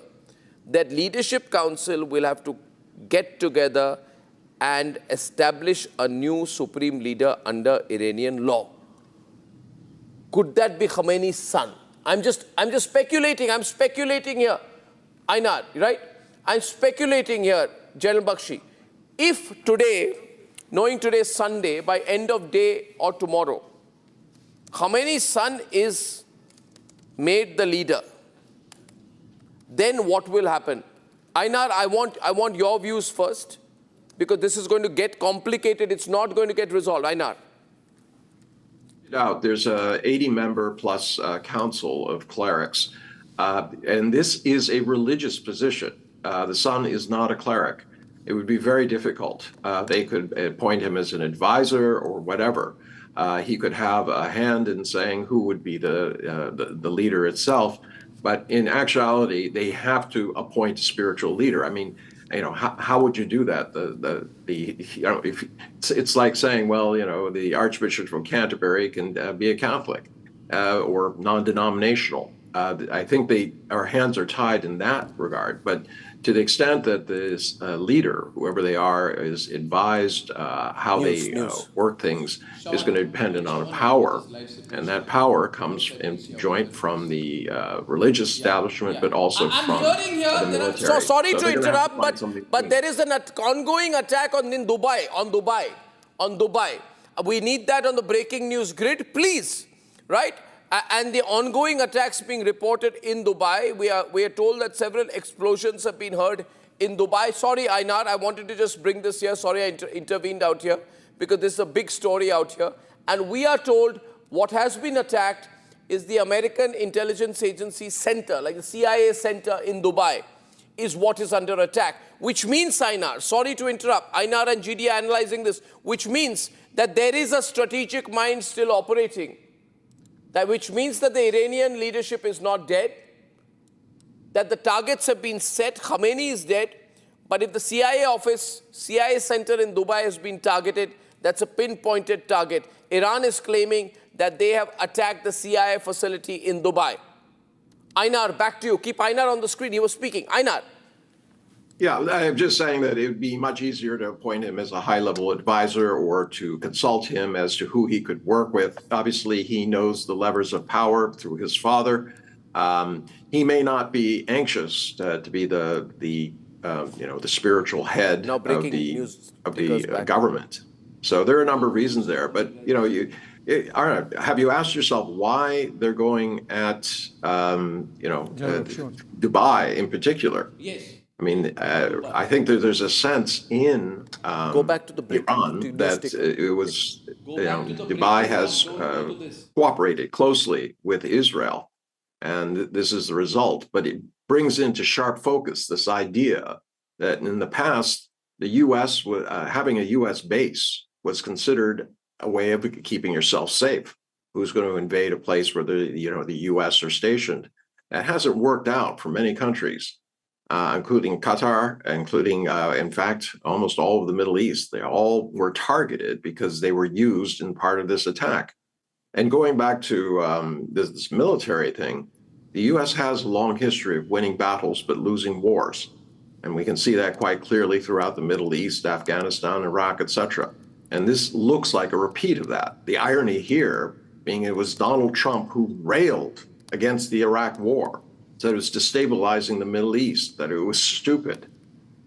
These are the types of things he was saying then. Now he's, sending out these pictures showing that they're, bombing some guy's house to smithereens with 83 bombs. I'm sure that was probably about $100 million worth of ammunition.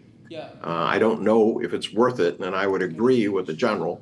You have a situation where I would like to carry full-frame visuals once in a while, just talking to my team out here, that we have the visuals. So, for example, in between this, while you're running the generic visuals in the middle of the screen, ladies and gentlemen, this is the ongoing situation that we have heard in Dubai. As you can see, this is a particular hotel in Dubai. After a missile attack, we're told that this could have been used as a CIA facility out there. This is, look at these visuals out there, General Bakshi. Peter Kuznick, are you seeing this? This is much bigger. This is becoming much bigger. This is near the Burj Khalifa. You can actually see the moment of the strike, the moment of the attack. Very pinpointed, General Bakshi. Very, very pinpointed. Extremely focused attack that's happened in Dubai. Dubai is under attack, ladies and gentlemen. We are told that missiles have been headed. This is near the Burj Hotel. Are you seeing the pictures there? This is quite recent this morning, quite recent. Quite recent. General Bakshi, this is getting very, very big out there. And now these are pictures. This is from the airport. This is from the airport area. Are you seeing the visuals from Dubai, sir? General Bakshi, this is from the airport area that we are showing you these visuals right now. Absolutely. Thank you. Arnab, what has been notable is the degree of precision of the Iranian strikes. In Bahrain, they specifically hit the naval base, the headquarters of the 5th Fleet. They have possibly hit some oil installation there because of the dense black smoke that has been billowing, continued to billow for hours and hours after the strike. So even here, the strike has been very precise. Look, till in the last 12-day war, the Iranians were dependent on the American GPS, which was switched off to throw their targeting off gear. Now they are dependent upon the Bidyao Chinese GPS system, and the accuracy is speaking for itself, right? The retaliation that is coming in from Iran shows plenty of fight left, despite all the wish fulfillment statements. And the Americans are very, very adept at winning the information war on television. They lost it in Ukraine on the ground. So we would be surprised if the results change and one American ship hit, Arnab, one American base with casualties hit, and the picture changes. The triumphal tone that you are hearing, the mocking tones, insulting tones that you are hearing for the entire third world could take a dramatic turnaround. I've also been told right now that there are protests in Baghdad. I would like to take the pictures, full frame if possible. If the pictures from Baghdad can be taken on air. What we need to do in the news desk and in the production team is that when the footage is available, we need to immediately put those visuals on air. Now, America and Israel's killing of Khamenei, according to news reports, has also led to protests in Baghdad.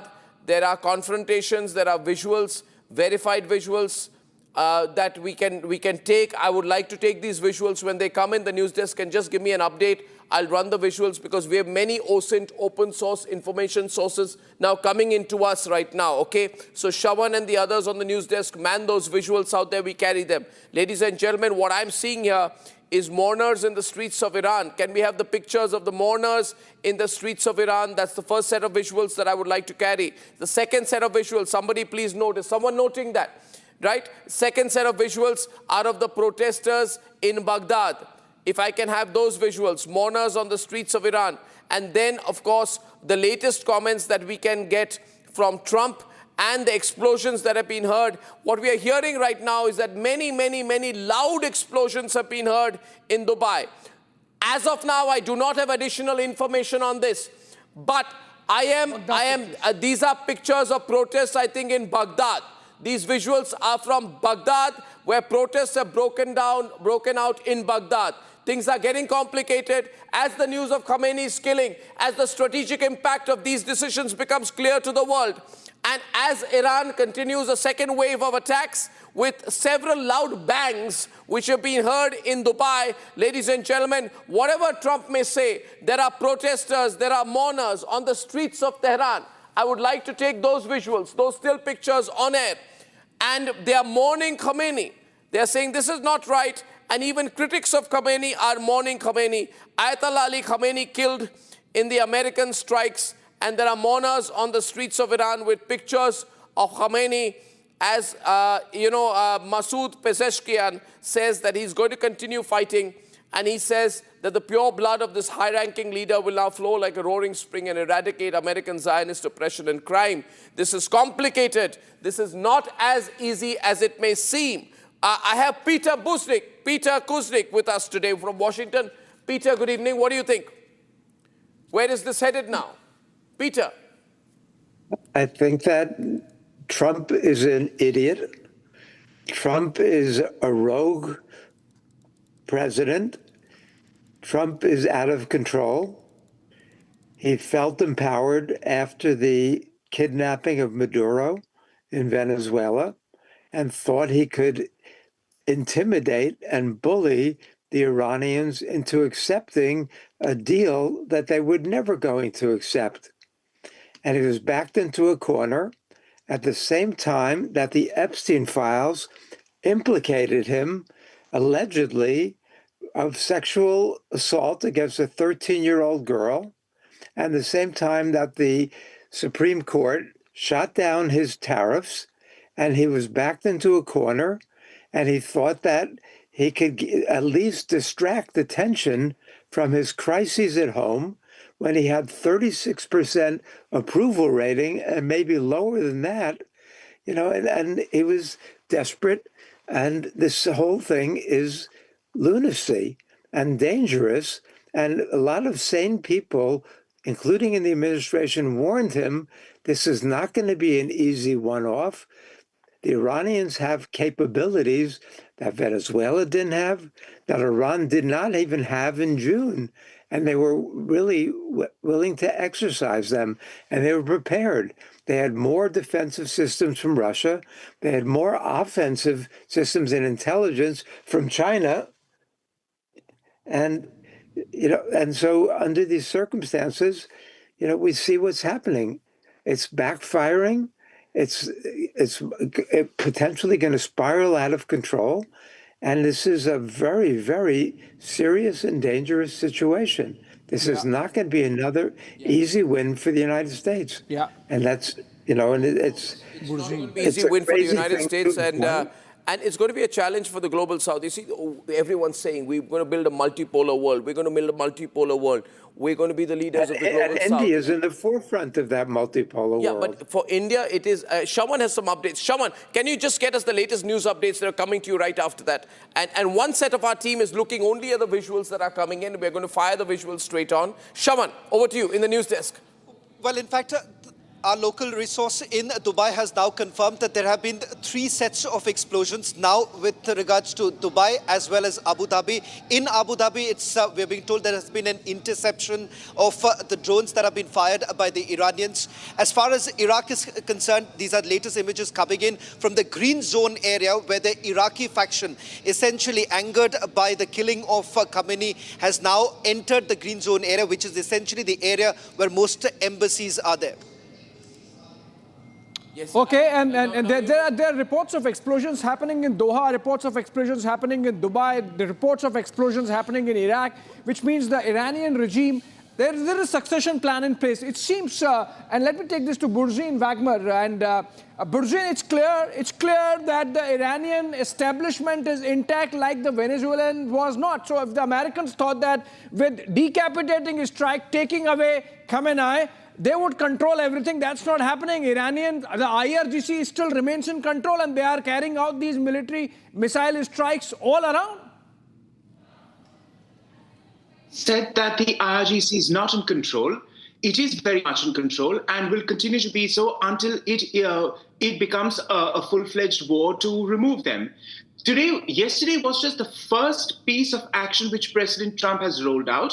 And we will have to see much more will happen because nobody said it's going to be a 1 or 2 day phenomenon. What will happen? And firstly, let me point out that there are unconfirmed reports from Persian sources who say that Mojtaba Khamenei, the supposed successor to Ali Khamenei, is also dead. That follows the fact over and above Admiral Ali Shamkhani, who was Khamenei's right-hand man. Yes. He is definitely confirmed dead.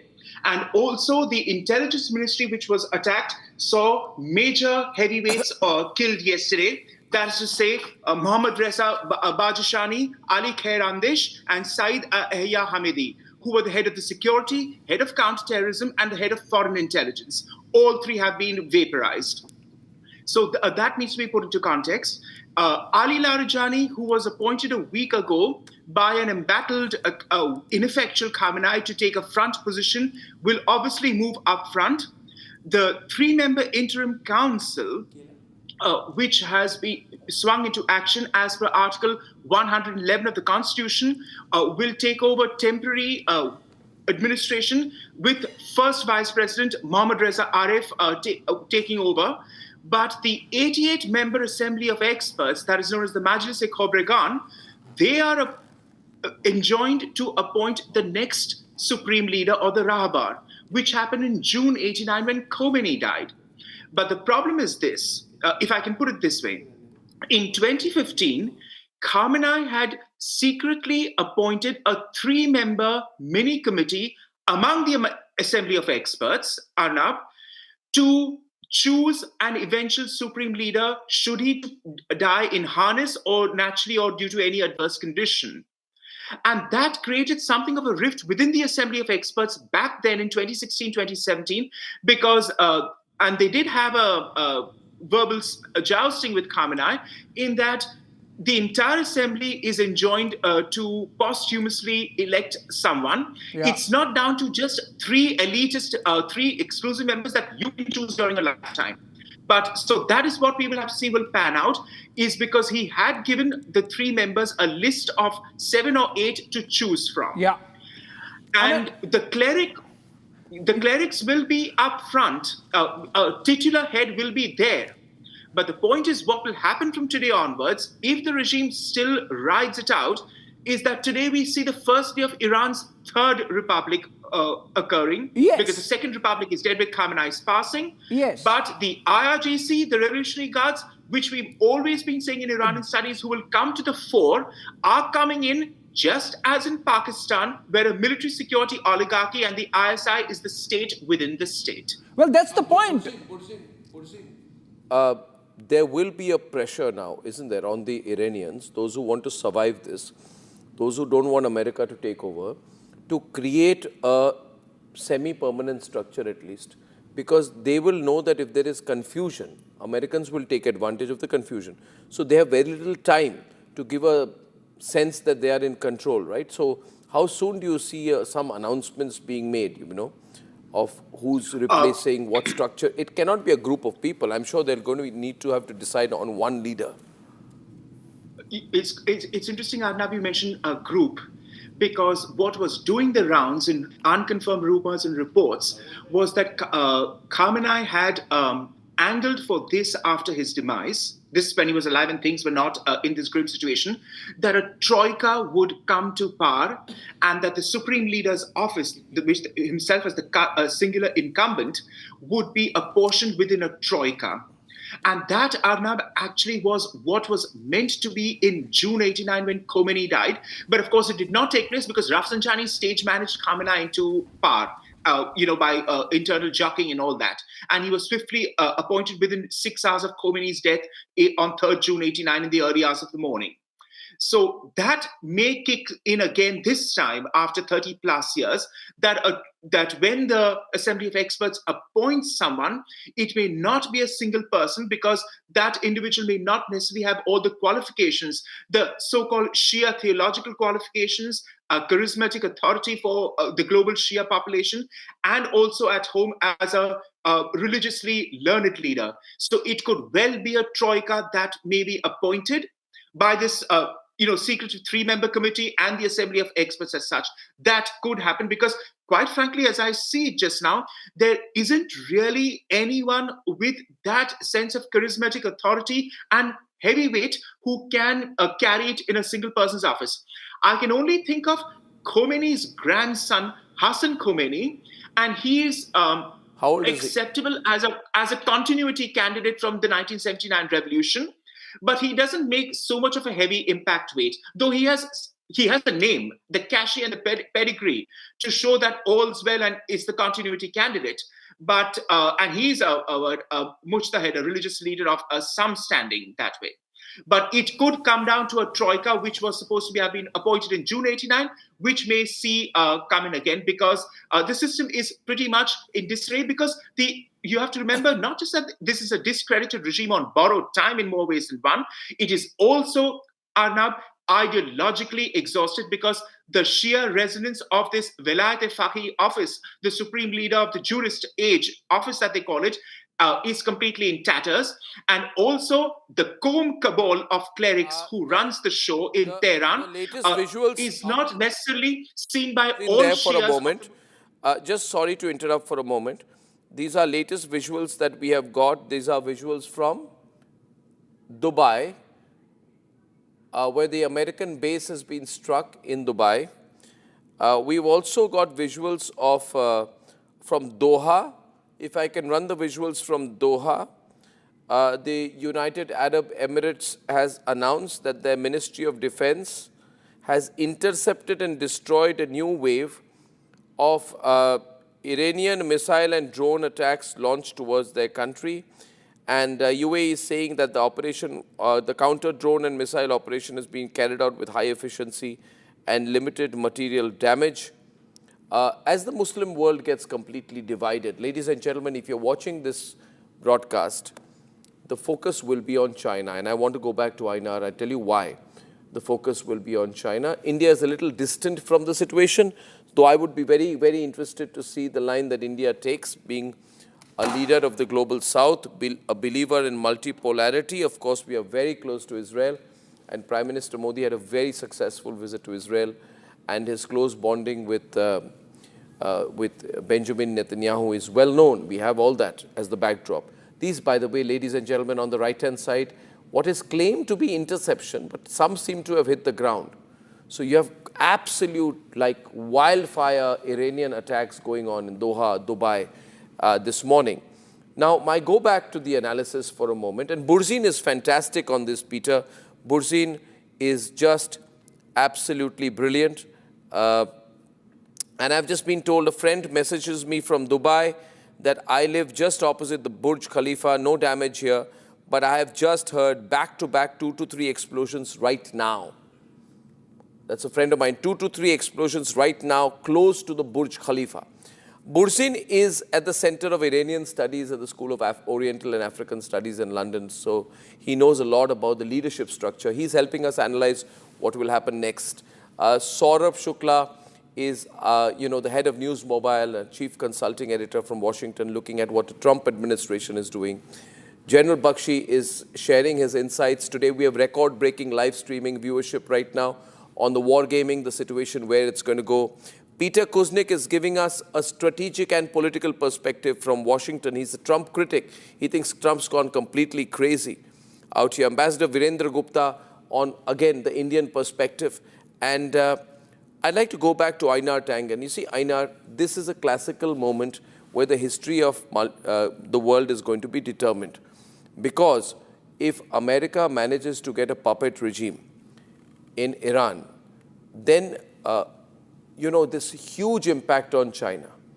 China has, by controlling Iran, it has had a very strong lever over the region, which is an important supply chain. They've set up a defense, trade, other relationship. They've bought a lot of Iranian oil, right? And so they will want this to end, but they don't want this to end with the Americans getting an advantage. If the Americans control Tehran, completely control Tehran, then the global balance tilts very strongly in America's favor. And it's going to be very difficult to change that. So whatever China has to do, it has to do now. It's going to be very concerned. I don't know whether it has any control over the leadership structure in the future in Iran. But it must have a plan B, right, Einar? Well, China's plan B is to remain a bastion of stability in a world which is now completely turned upside down by the United States. They are very concerned because if you start looking at the pattern of attacks that Donald Trump has made, you look at Venezuela, you look at Nigeria, you look at Iran, tell me what they have in common: oil. The idea is that China is vulnerable to oil. The U.S. has tried a full frontal attack and they were rebuffed because there's certain things they need from China, especially in terms of rare earths. But now they're trying the oblique attack, trying to cut off China from oil and things like that. I don't think it works because China has a relationship with Russia, and they can continue to get energy from there, and they're swiftly converting to renewables. In addition to that, they have mountains of coal. So I don't know that this is necessarily a good strategy, but I wouldn't equate Donald Trump with any kind of strategy. He seems to act. I would agree with Peter that the failure to sell this idea that Iran was like Iraq and show up little vials and say they're about to poison the world or nuke it or something indicates that this was a last-minute decision, that he was waiting to see what he was going to do. And right now, his main issue is this 13-year-old girl and 50 missing pages of the Epstein files, which his Justice Department somehow lost and didn't give over to the Congress, despite the mandate that they do that. He's also concerned about the midterms and, of course, the economic situation. China's response to this cannot be military. They cannot fight a war on behalf of Iran or send troops in there and expect anything good to happen. All you would have is more dead people. I think what they're relying on is that the rest of the world, the 85%, and perhaps even some parts of Europe, will come to their senses and say, we do not want to be ruled by Washington. We do not want to be at the, whatever Donald Trump or his successor decides who should be the leader in our land. Be aware, the press in Israel has already identified Erdogan as a person of concern, somebody who's against Israel, and that something needs to be done. This is how it starts. Yeah. And this is what I'm concerned about. Should Israel, the nation of 7.5 million Israelis and then 2 million Arabs, be deciding who is in charge of the Middle East? If you go back 30 years ago, Arnab, there was this plan, clean sweep, that was put together by Richard Pearl. And what it does is it laid a list of countries that needed to be attacked, that need to be subdued to answer to Israel's will. And so far, it has. And this was the last part, Iran. It's a very, very powerful report. I suggest people take a look at it. The fact that it's 30 years and that Netanyahu has been championing this report. He said from the day he got it that Iran is a nuclear threat, despite the fact that over 30 years, Iran has never been able to produce a nuclear weapon, despite the fact that actually Israel has more than 200 nuclear weapons. He's been repeating these lies and going forward. And finally, he found the right president who was in the right circumstances, embarrassed by his sexual proclivities, or at least allegations thereof, into attacking Iran, not for the U.S.'s benefit. How does the U.S. benefit from this? So, China is looking at this. For one, Einar, since you ask, how does the U.S. benefit? It benefits by obliging its allies in the West Asia region, in the Middle East. Saudis would be happy that Khamenei is gone. The sheikhs in the UAE would be okay with this happening. The Qataris would be fine. Because remember, there was this internecine Shia-Sunni fault line, which would keep showing up off and on, including like yesterday when Iranians went after all the American targets, but ended up annoying the larger Middle East. So obviously, the Americans do sort of, and the fact that this prevention of Iran, or the project of not letting Iran get a bomb, is essentially a Sunni project of not letting a Shia Iran get a bomb. So it's not that the Americans are not benefiting, strategically speaking, out of this. But the point is, the regime remains same. General Bakshi sir, IRGC is there. They control almost half, if not half, maybe 30 to 40% of the economy of Iran.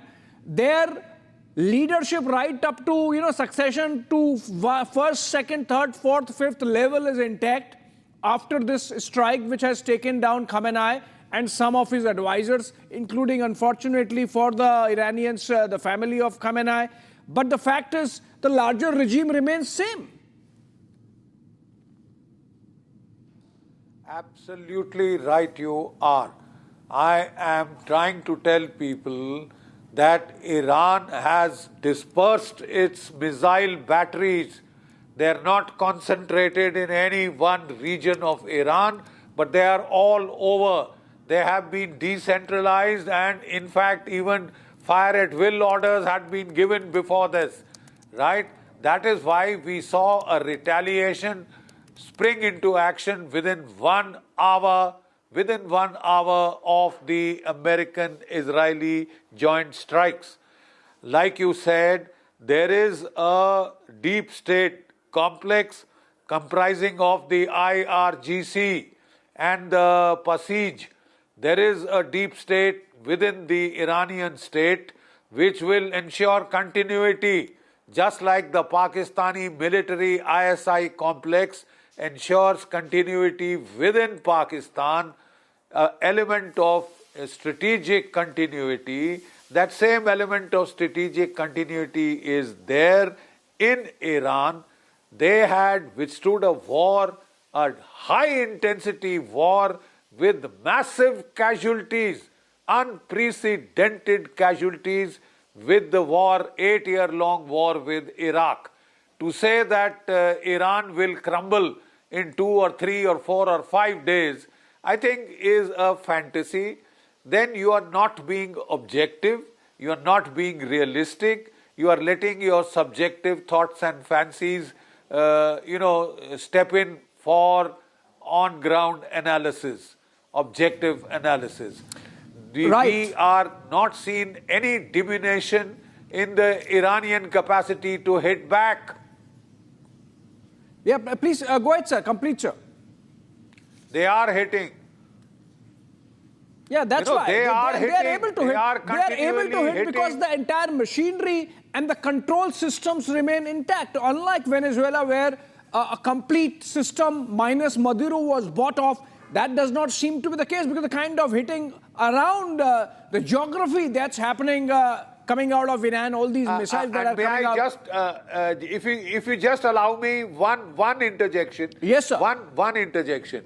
Even Donald Trump said, and even Netanyahu said, now we are dependent upon the people of Iran to rise and throw off the Ayatollahs, right? So you are leaving it to the people of Iran because that is your element of boots on the ground. And I'm afraid it is a very tenuous element because the 30 to 40,000 Starlink terminals were jammed by the Russians and the Chinese. The entire command and control, the sector as far as orchestrating the street revolution was concerned, has gone. Whenever any country is attacked, the people tend to rally around the flag. That is what we are watching in Iran. And if you think that guy sitting in Los Angeles, that Shah's son, his father was the most unpopular leader that has been noted in recent history, right? The people were absolutely livid against him. So to expect that he will now take over because Donald Trump wants him to take over is subjective. It is lack of objective thinking. Americans are very good at a single strike. They did very well to start with in Iraq. Yeah. They did very well to start with in Afghanistan. The problem started thereafter. They don't have the stomach for long wars. We have seen that in Vietnam, we've seen that in Iraq, we've seen that in Afghanistan. And that American exit from Afghanistan wasn't much to tout about in military history. It was a disastrous withdrawal, right? So I don't think we should get carried away by these hosannas of self-praise by Donald Trump himself. Yeah. Wait and watch. Yeah. Wait and Jawad Bakshish, just hold on to your thoughts. One more breaking coming in. There seems to be an advisory by the Ministry of External Affairs. Not yet a full statement on Khamenei killing by the United States, but an advisory. Let's go to Newsroom Live for that. Ishita joining us live from the newsroom. Ishita, over to you. What's the advisory? Staying in India, it has been issued by MEA saying that any foreign national who stays in India and their stay has now been extended, they need to regularize their visa due to the conditions in West Asia.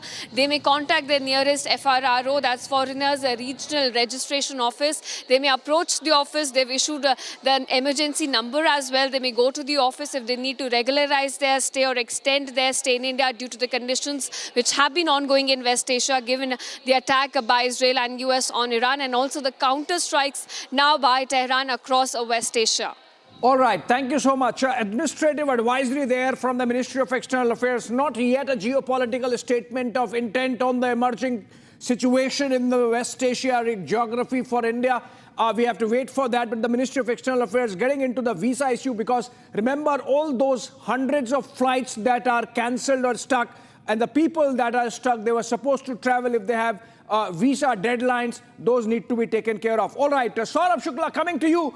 Now, it seems that the Iranians are not pulling back, specifically the IRGC is not pulling back. What are the options really then? on the table insofar as this war is concerned for the Americans? Are they going to double down? Are they going to continue to hit back, or are they going to pull back and wait for the situation to unravel in Tehran? There is a twofold strategy that I'm hearing about here in Washington, D.C. that's being deployed at this moment. One, obviously, they will double down on the military operation, getting to key strategic targets that they've already identified. As I mentioned earlier, they have very actionable intelligence that they've worked on in the first phase, they're going to do in the second phase. Third would be also a cyber of sorts, which you're already seeing emerging, coming out, where they're telling the Iranian forces, the security forces, the IRGC, to surrender, because there is also a groundswell. Sources telling me that they also believe that if there is a groundswell within Iran at the moment, they have an upper hand there as well. So it's going to be a multi-pronged approach. But yes, they're also saying that this is not going to be a one-day or a two-day operation, which obviously we've been saying for all along that, you know, it's going to be a long one, but they don't foresee any boots on the ground. Another information coming from a Saurabh, to be interjecting. More pictures coming in. I mean, we have to keep, updated with the visuals, because remember, it's an evolving situation. It's a war situation, and no side is pulling back. We are seeing missile hits happening from both the sides. The Iranians are continuing to hit at American targets across the geography. So these are the latest pictures coming in from Manama in Bahrain. Remember, that's where the headquarters of the 5th Fleet of the US Navy is. And these pictures not exactly of a military target, which means this is indiscriminate firing happening. And the Iranians have hit some civilian target in Manama, Bahrain now. And all right, more pictures coming in. This is a hotel complex in Manama. Okay, more pictures from Bahrain, more pictures from Doha, and more pictures from Dubai. To the extreme right, the pictures of Bahrain are of a hotel complex having been hit by Iranian strikes. In Doha again, this is some target hit. And in Dubai again, it was a hotel. All these pictures are of civilian targets being hit, which means while there is somebody controlling these strikes in Iran, in Tehran, but they are not knowing what to hit. They are not able to reach American targets. Perhaps they are not obviously going to reach Israeli targets. And so they are just indiscriminately hitting across the Gulf at their neighboring countries. These are the nearest coastlines from those possible striking points insofar as Iran is concerned. And they seem to be doing that. I don't know how sustainable this is, how long this is going to go on. Coming back to the conversation, let me get in. We had General Bakshi and Saurabh Shukla before. Let me go to Peter Kuznick on that. Peter, coming back to you. You are a critic of the Trump administration. You don't like President Trump. But the fact of the matter is that he has eliminated Khamenei. It's going to resonate with his constituency, not just with his constituency. We are seeing the likes of Jeb Bush, earlier his rivals, now praising him. So obviously Trump has consolidated his hold. I couldn't quite hear the question. I'm sorry. Peter, my question was, President Trump, even if you don't like him, has consolidated over his hold over not just the mega constituency, but the larger Republicans also. We have Jeb Bush praising him for what he has done. Donald Trump had said, when he was asked, what are the constraints upon your power? He told the New York Times, the only constraints on my power are my own morality and my own mind. Donald Trump fancies himself to be the dictator of the world right now. After he was able to kidnap Maduro in Venezuela very easily, relatively easily, he has been killing so-called drug runners in the Caribbean. He's been threatening to invade country after country. His first year in office, he bombed 7 countries, and now he's started a massive war throughout the Southwest Asia. This is a man, we do need regime change, but we need regime change in Washington and in Jerusalem. I was, on with the former Israeli ambassador to India earlier in the day, and he was talking about these toxic regimes. But the most toxic regime is the one in Washington right now. That's the one that's threatening the planet. That's the one that's creating chaos and killing people around the world right now. And Trump got the U.S. into this based on a series of lies. This is not the first time the United States has been lied into a war. We were lied into Vietnam. We were lied into Iraq. We've been lied into most of our wars. And when the United States has attempted regime change, whether it was Iran in 1953, Guatemala in 1954, we can go through the list, Chile in 1973, Iraq in 2003, Afghanistan in 2001, Libya in 2011. It's been an absolute disaster for the people in those countries. Trump said first that he wanted the U.S., he threatened the Iranian government because it was shooting protesters. Trump doesn't care about that. He said in 2020, he wanted the U.S. military to shoot American protesters in the legs or to F them up. Yeah. You know, Trump doesn't care about protesters and democracy. Trump is a fascist and a militarist and a bully and a hawk, and he's going to try to impose his will on anybody who doesn't bribe him, doesn't massage his ego, doesn't bow down to him. This is a dangerous situation that the world has got to stand up against. These are some more visuals that have come in from Dubai. Ladies and gentlemen, Iraq's Shia leader Muqtada al-Sadr has said he's very sad and sorrowful after the killing of Khamenei, and he has declared 3 days of public mourning in Iraq. Trump's entire argument is that things would be better after the elimination of Khamenei. Is that going to be the case? What do we need to look at in terms of the follow-up action? After all, there were negotiations that were on. Derek Grossman is joining us, senior defense analyst, very respected voice, and he's at the RAND. Derek, these are some visuals I'm getting, Derek, as I go live to you. We have the Iranian speaker. I'd like to go to this full frame for a minute, hear what he's saying. There's some kind of an announcement that is being made there. Can we hear this, please, louder? And then I'll get an analysis from Burzin. Yeah. خشم فروخفته است که زمان انتقام نهایی آن فرا رسیده است. ما به پشتوانه 10 میلیون نفر از مردم با وفای ایران و با اطمینان از الطاف ویژه حضرت ولی عصر عجل الله تعالی فرجه الشریف چنان ضربات هولناکی به شما بزنیم که خودتان به التماس کردن بیفتید. خواهید دید که این رؤیا پردازی های خیالی شما چند روز بیشتر دوام نخواهد داشت. سخنی نیز با مردم عزیزمان، مخصوصا آنها که به دلیل عملکرد ما مسئولان نسبت به نظام جمهوری اسلامی منتقد هستند در میان میگذارم. میدانم شما گله‌مندی های به حقی دارید، اما خیلی باید مراقب باشیم که در زمین دشمنان ایران بازی. If I can ask you, you may be able to explain what he's saying. Thank you, Urzin. Yeah, Arnab, the upshot is of an extolling Khamenei and something of a missive that he has put out, maybe to posthumously put out, that the Iranian Republic will stand firm. The usual blandishments, of course, couched in theological terms that he's put out. It's pretty much straight out of doctrinaire theological stuff that way. That's what he's only going on about. I cannot discern anything of what we want to see, like, is there further strikes of what further we are going to do? It was just the usual blandishments put out in modern Persian with classical Islamic theology. That's the upshot of it. Yes. Thank you for that. Derek, how do you see this now playing out? Derek Grossman, please, from Washington.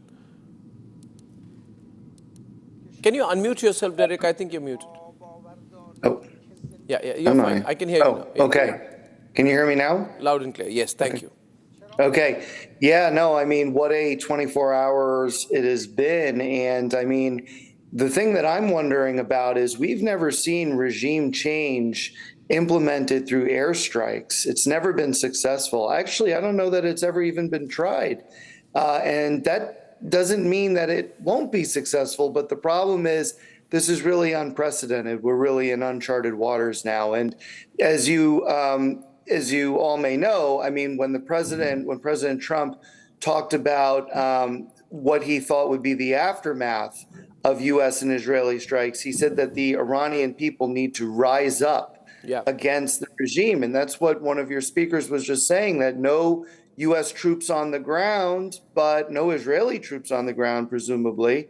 But the people of Iran got to be the troops on the ground. I am just very, very curious to see how this plays out. My gut tells me that it will be a failed regime change operation. The regime still has, even though a whole crop of its senior leadership has been taken out, it is still prepared for a line of succession that will keep the machine churning.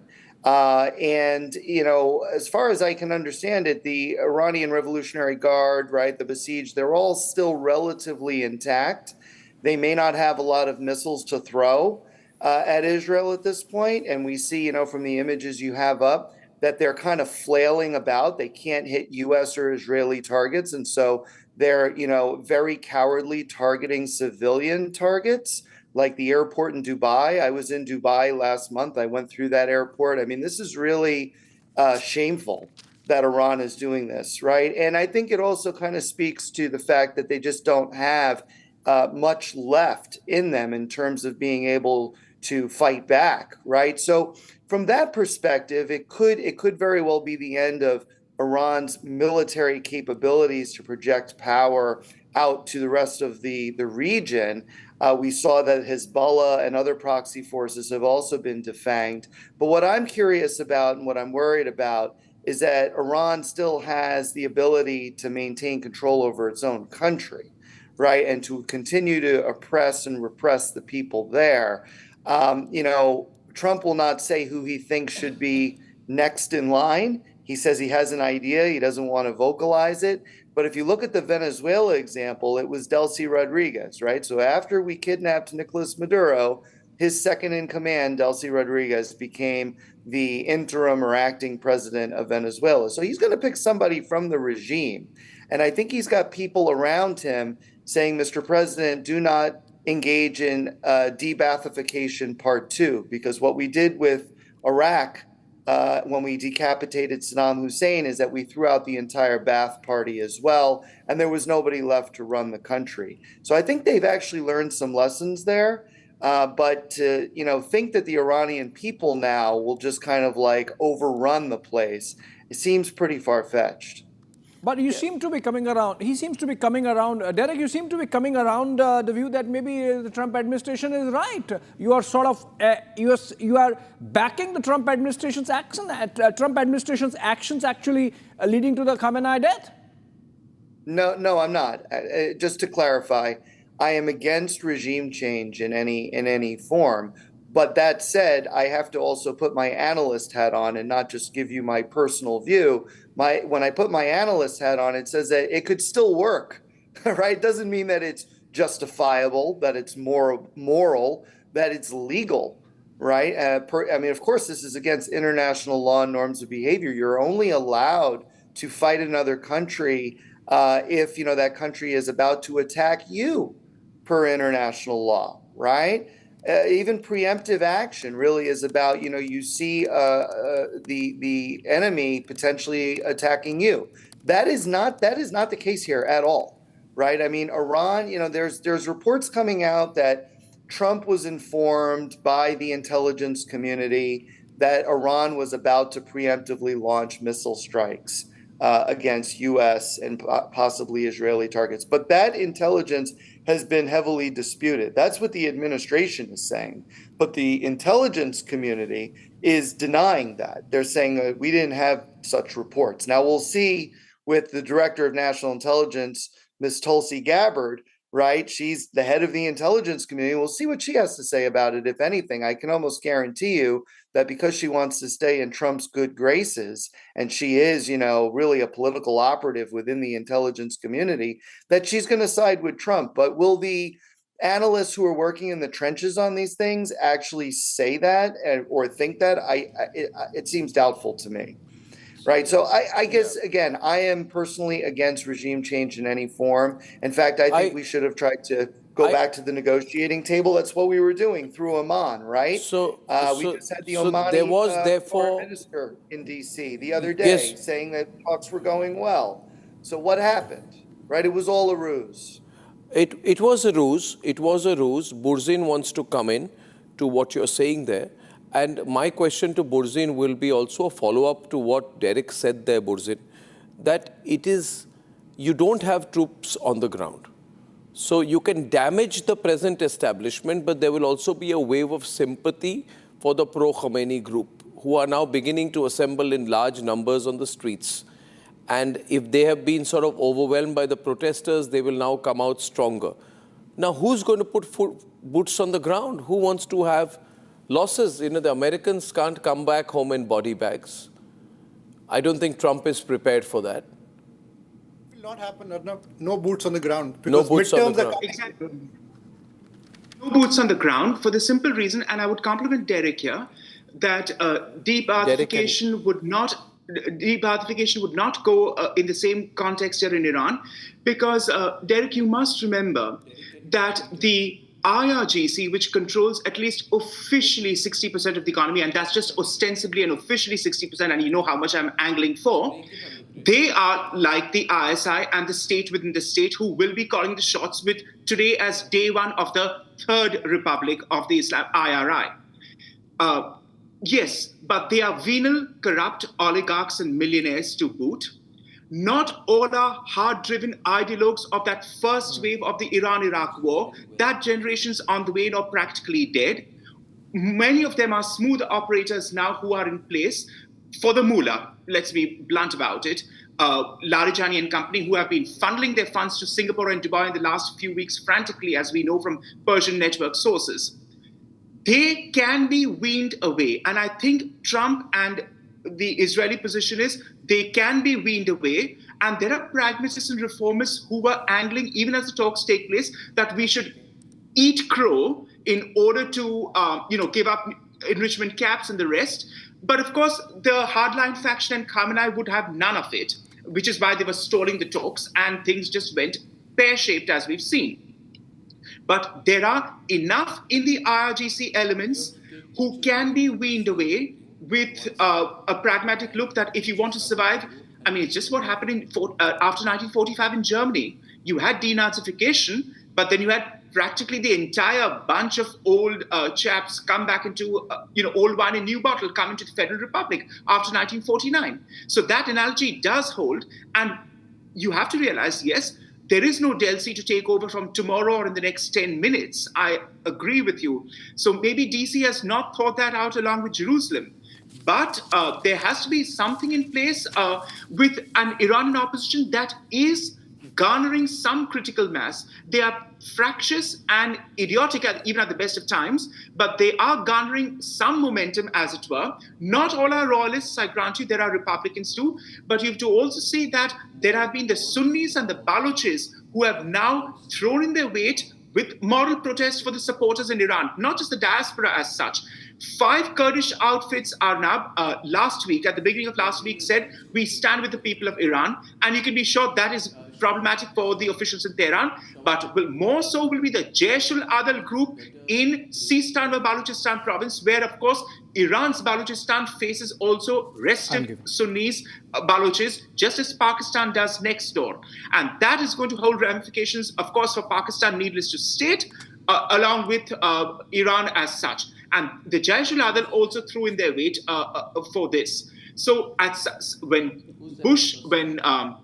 Trump said yesterday that you have a once-in-a-lifetime opportunity, we did see some protesters yesterday go out in Elam province's Adnan City township, and they were attacking Revolutionary Guards and the rest. So And overnight, you've seen celebrations in Tehran. People have been cheering over Khamenei's death. Yes, the Basij have been appointed across streets and neighborhoods to shoot aside or to curb any such public conspicuous celebrations. But a tipping point will be reached at some point, which was even reached during the Shah's time. Final point, everyone.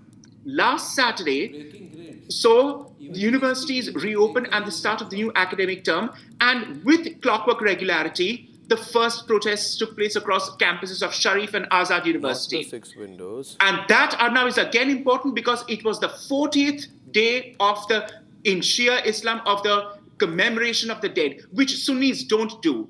Shias do this momentum, the 40th day of commemoration, which leads to protests, prayers, outrage among distraught relatives, and a movement develops. And that, ladies and gentlemen, is exactly what started in January 78, leading up to the Shah's departure in January 79. The momentum keeps building up, and that you will have to see that pan out in times to come. It's already started from last Saturday. It will happen with this regime too, who will get a taste of its own medicine. When he says, Derek, Trump says, and his latest tweet is this. Can I see Derek on air, please? Thank you. We've had a statement from Trump, which has just come in, where he's saying that Iran, we have with us Sierra Claire. She's a foreign policy expert and host of the 11 o'clock hour podcast. She's joining us from Los Angeles. Thank you very much, Sierra, and welcome to the Republic Network. We have Andrew Leung. He's chairman of the Andrew Leung International Consultants, very respected voice from China, always pro-China, very often anti-India, but today in a different context. Burzin, can you just fix your screen? Because we really are appreciating your analysis. And we're going to fix Burzin's screen. Ladies and gentlemen, Burzin is a great voice from Iran. Few people understand Iran as well as he does. Saurabh is with us. We're going to get you back, Burzin, in a minute. We have Terry Newman. Okay.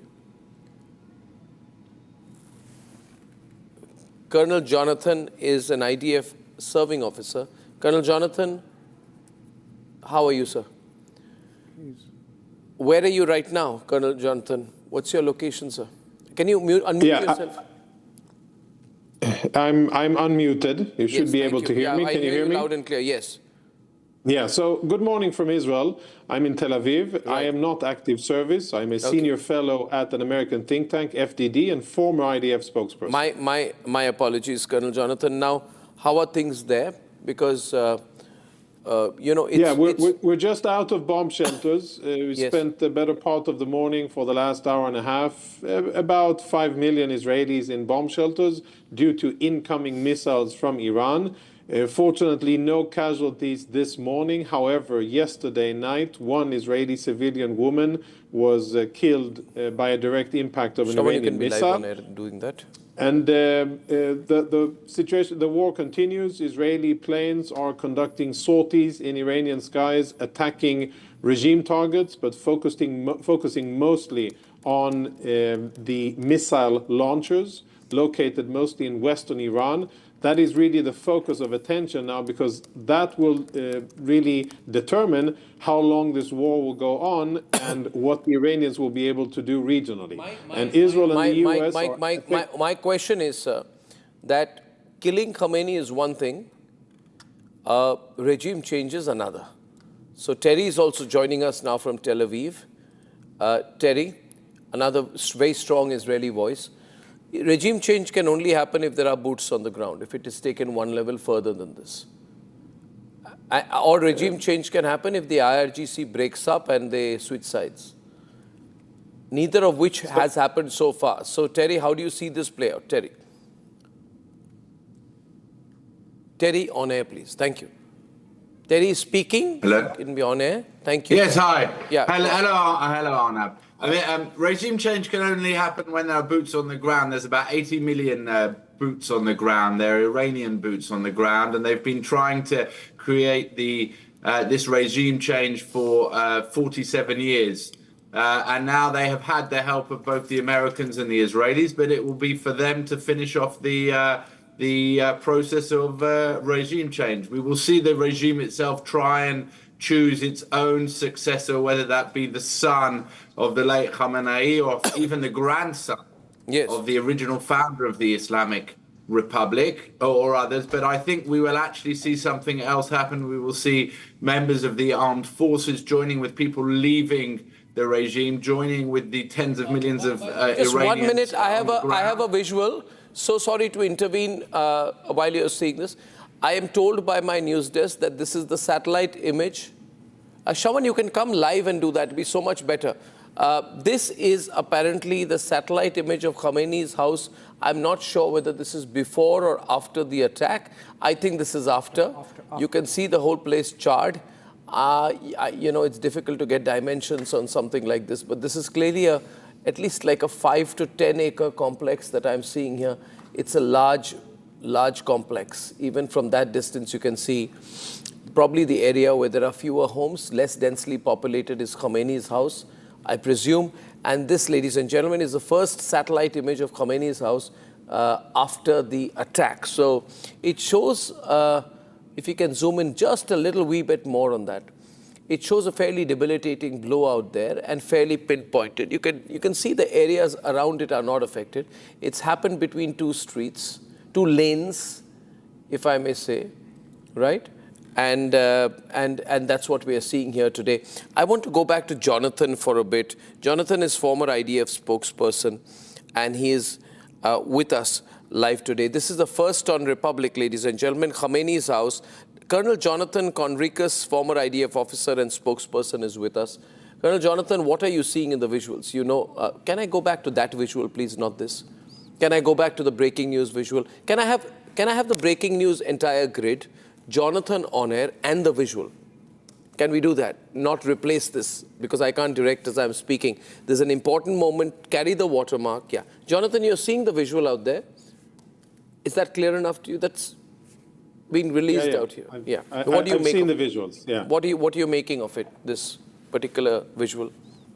Yeah, what you're seeing on screen is the result of years of building infrastructure, intel infrastructure, months and weeks of operational planning, weeks and months of operational coordination between the US and Israel, and then eventually the ability of the Israeli Air Force to strike based on accurate and updated live intel.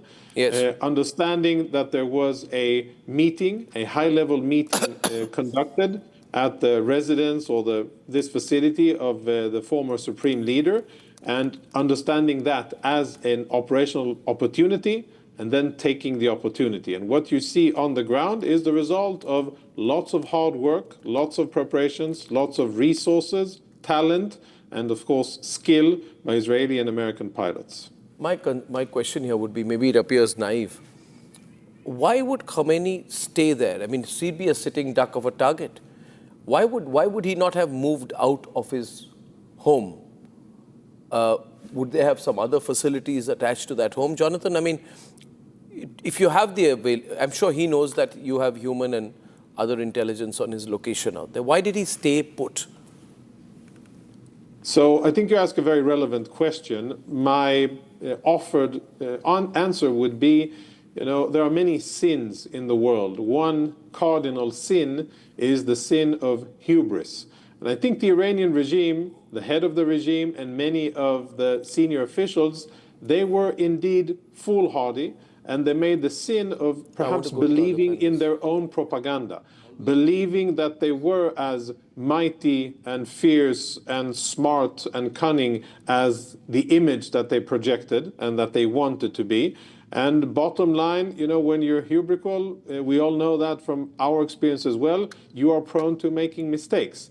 Maybe the supreme leader thought that while there were negotiations ongoing, Israel and the US wouldn't attack. Maybe he was led to believe or deceived by his advisors to do things. Maybe he thought that he was safe in an underground location. Lots of questions, but at the end of the day, it is very surprising for me as well that Israel would have that opportunity and that the almost entire supreme command of the defense and political establishment in Iran were located in one location. Yes, that may be a cardinal sin. You call it hubris, maybe, but maybe there's a lot more than that. Will you stay with me for a minute, Jonathan? I want to get a reaction to Trump's latest statement. And Trump's latest statement, Sierra, is that he's put out a statement saying that we're going to hit Iran in a way that nobody's ever been hit before. This is typical Trump talk. Iran just stated that they are going to hit very hard today, harder than they have ever hit before. They better not do that. However, because if they do, we will hit them with a force that has never been seen before. Thank you for your attention to this matter. How do you interpret this statement, Sierra, from Trump?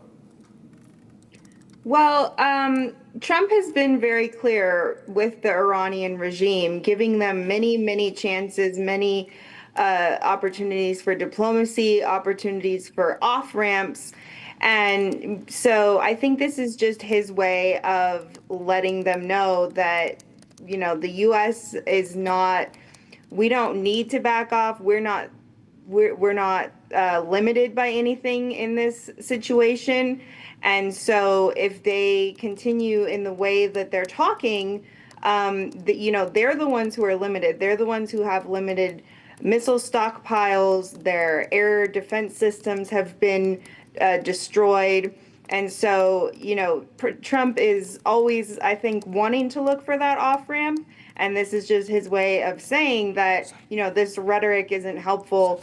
You know, he's already stated what the U.S. strikes are going to continue to look like. So I don't think when he says it's going to be like nothing they've ever seen before, maybe to them it will be. But, you know, we already know what the continued strikes are going to look like. But he's always hoping for that off-ramp. Well, there are people who are saying that off-ramp, the discussion was, was an attempt at taking attention away from the military target. It was an attempt, diversionary tactic, Sierra. Now, ladies and gentlemen, we had that visual. I want to stay with that visual, very pinpointed. I welcome Siddhant Kishore. He works on foreign policy and national security, and he's worked as an intel analyst at the Institute for the Study of War, and is specialized in the Middle East. Good to have you, Siddhant, first time on our channel. You saw that visual out there, Siddhant, right? Was his intelligence compromised? Was Khamenei's intelligence compromised? The Israelis are very good at that. You can have Siddhant on air, please. Yeah, thank you. For sure. I think that's the right note to start on, Arnab. Visuals, please. Intelligence was indeed compromised. We have learned from what reports that have come across in the previous June strikes that Mossad actually planted some sort of moles inside the closest circles of Iranian regime officials. And they demonstrated last time through their precision strikes and targeting the entire national security and political capabilities of the Iranian leaders was that we still have the ability to strike Iranian supreme leader. I think what miscalculation that happened today within the Iranian regime's supreme leaders' closest circles, that they failed to give the proper advice to Supreme Leader Ali Khamenei that this time Israel will not strike the compound of Iranian supreme leader. However, Israel did not hold back. They had precision intelligence. They had moles inside the closest circles of the Iranian leaders, and they did strike, as we can see on the screen, the post-damage battle assessment. Yeah, it's a very. I want to put the same question to Terry.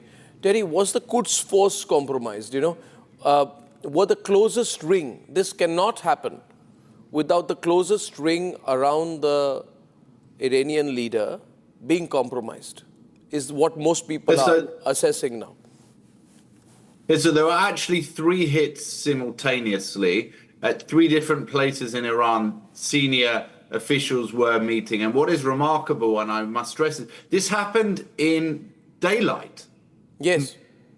Assassination of this type, it happens in the middle of the night. The fact they thought that they were safe because it was in the middle of, well, it was in the morning, afternoon. And this was done in clear daylight, which goes to show how infiltrated the Iranian regime was, which is why I believe the regime will fall very, very quickly, because people inside want this regime to fall.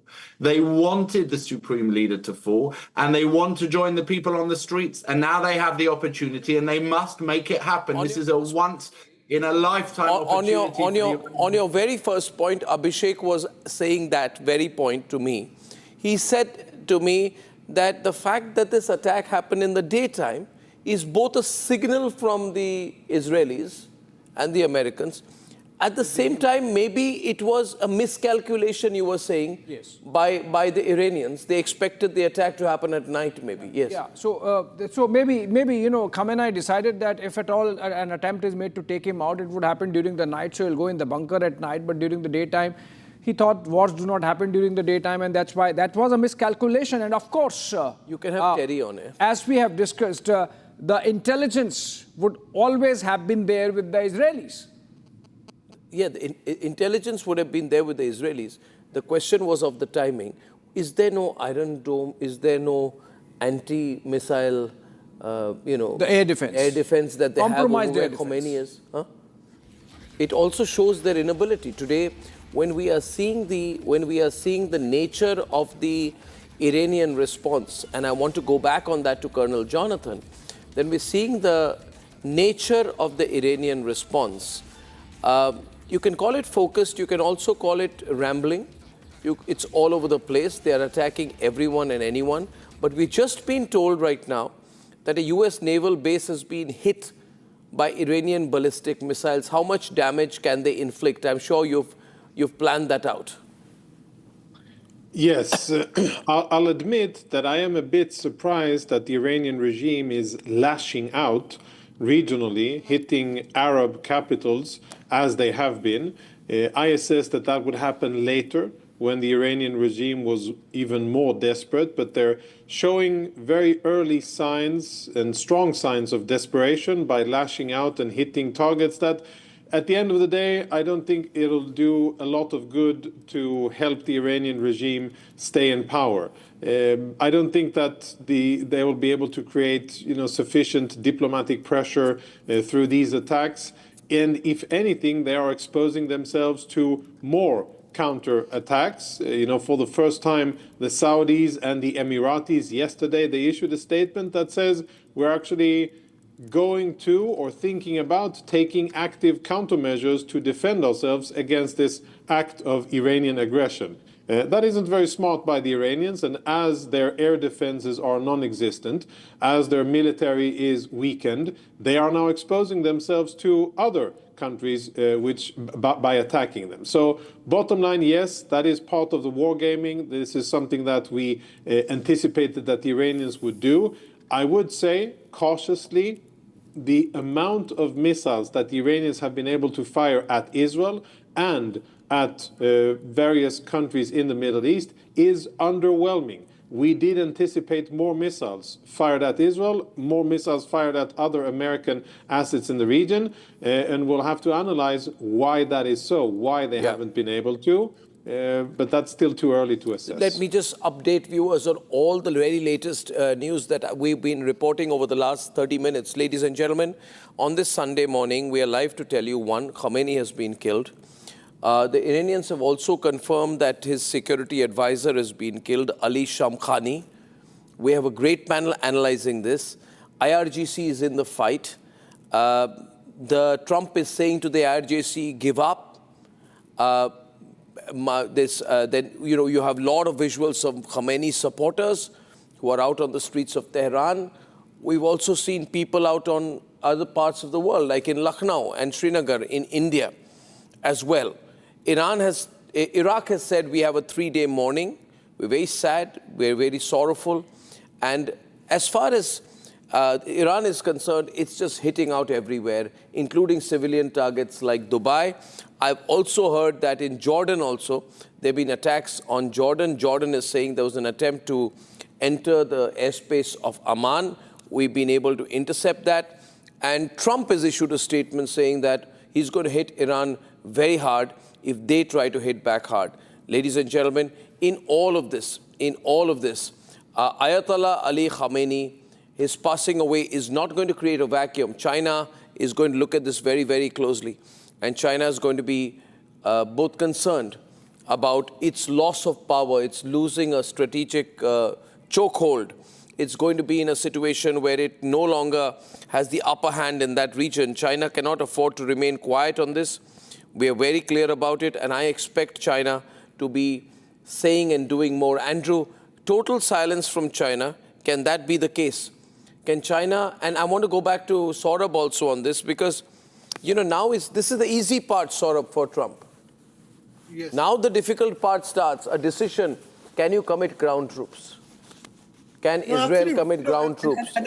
And Arnab, the answer to that is no, because I can tell you that there are crucial midterms for President Donald Trump, where his party faces a really tough task. So, and there are an overwhelming number of people in the Republican parties who have told President very clearly that you have to focus on domestic issues. I've been told, and I just want to add here a piece of information coming from a very, very, I would say highly placed source, that the reason why, and I was hearing the discussion that when you were saying that why did they hit at this particular time during daytime and all, there was a very credible, actionable intelligence coming to the Situation Room that was set up at Mar-a-Lago, where President and his closest advisors were there.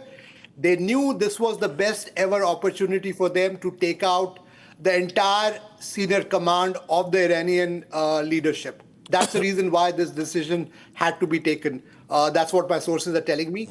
Coming back to the ground troops, I don't think that happening at all. If at all, the situation arises, I'm told that the US will lean on the Gulf allies, given the fact that they've all been hit by the Iranian leadership. Now also brings them together. You know that the Saudis and UAE were at loggerheads, but what the Iranians have done have got all these Middle Eastern allies of the US who were fragmented together. Has said that there were 200 drones from Iran, 13 came in, 14 fell, 185 were intercepted. Andrew Leung is joining us. Andrew, where's China in this? Well, I think this is definitely a paradigm shift in international relations. And of course, that this decapitation campaign had been planned months ago, as highlighted earlier on this platform. Very careful intelligence at the CIA trying to locate the exact whereabouts of the Iranian leader, so that it could be the entire leadership could be decapitated all at one go. So this suggests that regime change had always been the primary objective, and all these negotiations appear to be just a cloak to enable this to happen. Now, why regime change? I think that this strategy seems to be to weaken the so-called alliance between Russia, Iran, and China. This alliance was already highlighted decades ago in the doyen of American foreign policy, the late Brzezinski, in his seminal work called the Grand Chessboard. On page 55, he already highlighted the existential threat to American dominance is this alliance, a tri-party alliance. So by weakening Iran, this would help to double down on Americans' hegemony. I think that this China's watching this almost, taking China's breath away. To see this could happen. If the United States can use decapitation against any kind of perceived enemy. My question, where is China in all this? I understand the analysis. Well. I understand the analysis, but where is China in this? Yeah. I don't know. Where is China? I want to go back I think... Yeah. Where is China in this? No, I think that's a very important point. If I could be allowed yes. at 30 seconds. Don't forget that Trump is supposed to meet President Xi a couple of weeks later The question is that whether this Iran crisis will blow over to enable Trump to do so. That's point number one. Point number two, whether or not it will serve China's best interest to host President Trump under these circumstances, because Trump is now to be tearing the entire. Are you saying that visit may be called off?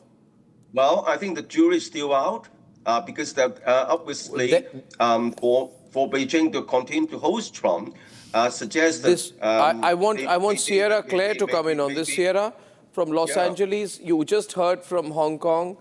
Andrew Leung is saying that in these circumstances, according to him, it may not be even possible for China to host Trump. The rapprochement required is not there. Trump's tariff plan is under question domestically. Things are fluid. And this is going to be, therefore, a bigger geostrategic battle than one may have imagined. I want your thoughts on this, please. Sierra. Yes, you know, President Trump... Sierra is talking to Andrew. Yeah, go on, Sierra. Yes. Thank you. Yeah. President Trump has been looking at the geopolitical strategy and looking at the chessboard with regard to China. And so I agree with that assessment that, you know, if there's an opportunity, he does take the opportunity to weaken, you know, say the Chinese presence in Venezuela, like we saw him do earlier this year. And maybe there is some element of that in what's going on with Iran. But I think that President Trump and Xi, they both are great leaders who know that, you know, there's bigger issues between the U.S. and China, who are two of the world's, you know, biggest economic superpowers, certainly, and the other issues, defense issues and things as well, you know, that need to be worked out between those two countries that are separate from these, you know, these proxies that China has interests in Iran or Venezuela or whatnot. And so there are direct issues that need to be worked out between Trump and Xi, and I think that both of those leaders still want to do that. Press TV is showing some visuals. We can take that there are large groups of people who are, and that's what I want to go to Terry with. Terry, you may not like this, but the fact of the matter is that the numbers of people we are seeing in Tehran, for example, or in Isfahan. The visuals from Isfahan are very interesting. If I can pull that in, please, ladies and gentlemen. Isfahan, the numbers of people, we see tens and thousands of people who are on the roads following Khamenei's killing. So are you not worried that this may actually have the opposite effect? A longer drawn period of debilitation and an internal dethroning of Khamenei, along with longer-term debilitation, do you not believe that that may have been a more appropriate response in the circumstances? Because if this turns to be a public movement, then the calculation here that the Iranians will themselves remove. Now, in these circumstances, you cannot expect an American puppet to take over. Are you seeing these visuals here? These are not AI-generated visuals, let me say, Siddhant. This is not AI-generated. This is Isfahan, and this is only just beginning. So, Terry, you know, do you think this may have an opposite effect in terms of public consolidation in Iran? Well, yeah, so let's take into account, number one, there is no internet coming out of Iran at the moment. So these are propaganda pictures coming out from the Iranian regime that are trying to set out a certain picture. Let's also remember that the regime does have somewhere between 10 to 20% support in Iran. So 80 to 90% hate them, but 10 to 20% are with them. That's still in the region of, you know, 10, 15 million people. Right? So what you're seeing is these pictures of those people coming out or which is being carefully choreographed by by what is left of the Iranian regime. So what you're not seeing is the other 85% of the Iranian people that are celebrating on the streets of Isfahan, on the streets of Tehran, in other parts of Iran, and in fact in Dubai and in London and around the world. So I'm not surprised these pictures are coming out, but we will only really know what's going on the ground there when internet is opened up. And the fact that they have shut down the internet shows that they are trying to hide what is really happening on the ground in Iran. These visuals are from Isfahan. And from what I'm told, they are outside the Nashan-e-Jahan Square. Yes. Right. There are, in the last elections, I think it was 12% of Iranians voted and 88% decided not to vote as a protest. So that's what you're seeing. They've got all those people out and they're filming them and they're releasing them and they're blocking all the rest of the internet. So it's not surprising you're seeing 1 million, 2 million people out there. Although here it's not, it's not surprising, but that's not the real story. We will know the real story of what's going on the ground there when the internet opens up. Yeah, so I think this will take time to play out, no doubt, Terry. It's going to take time to play out, but I'm just saying that, it's not necessary. It's not necessary that the change that Trump may have been promised by some of his own supporters, Abhishek, Siddhant, Shawan, may happen in a jiffy, right? It may take time. Shawan, you're analyzing this, right? So this is getting a little more complicated. It's going to probably take time. It's going to probably take time to play out, right? Well, in fact, from the messaging that has been done so far from the IRGC, they're saying that there is a clear transition process. You're essentially looking at two aspects right now. In terms of the military commanders, they've already been put in place.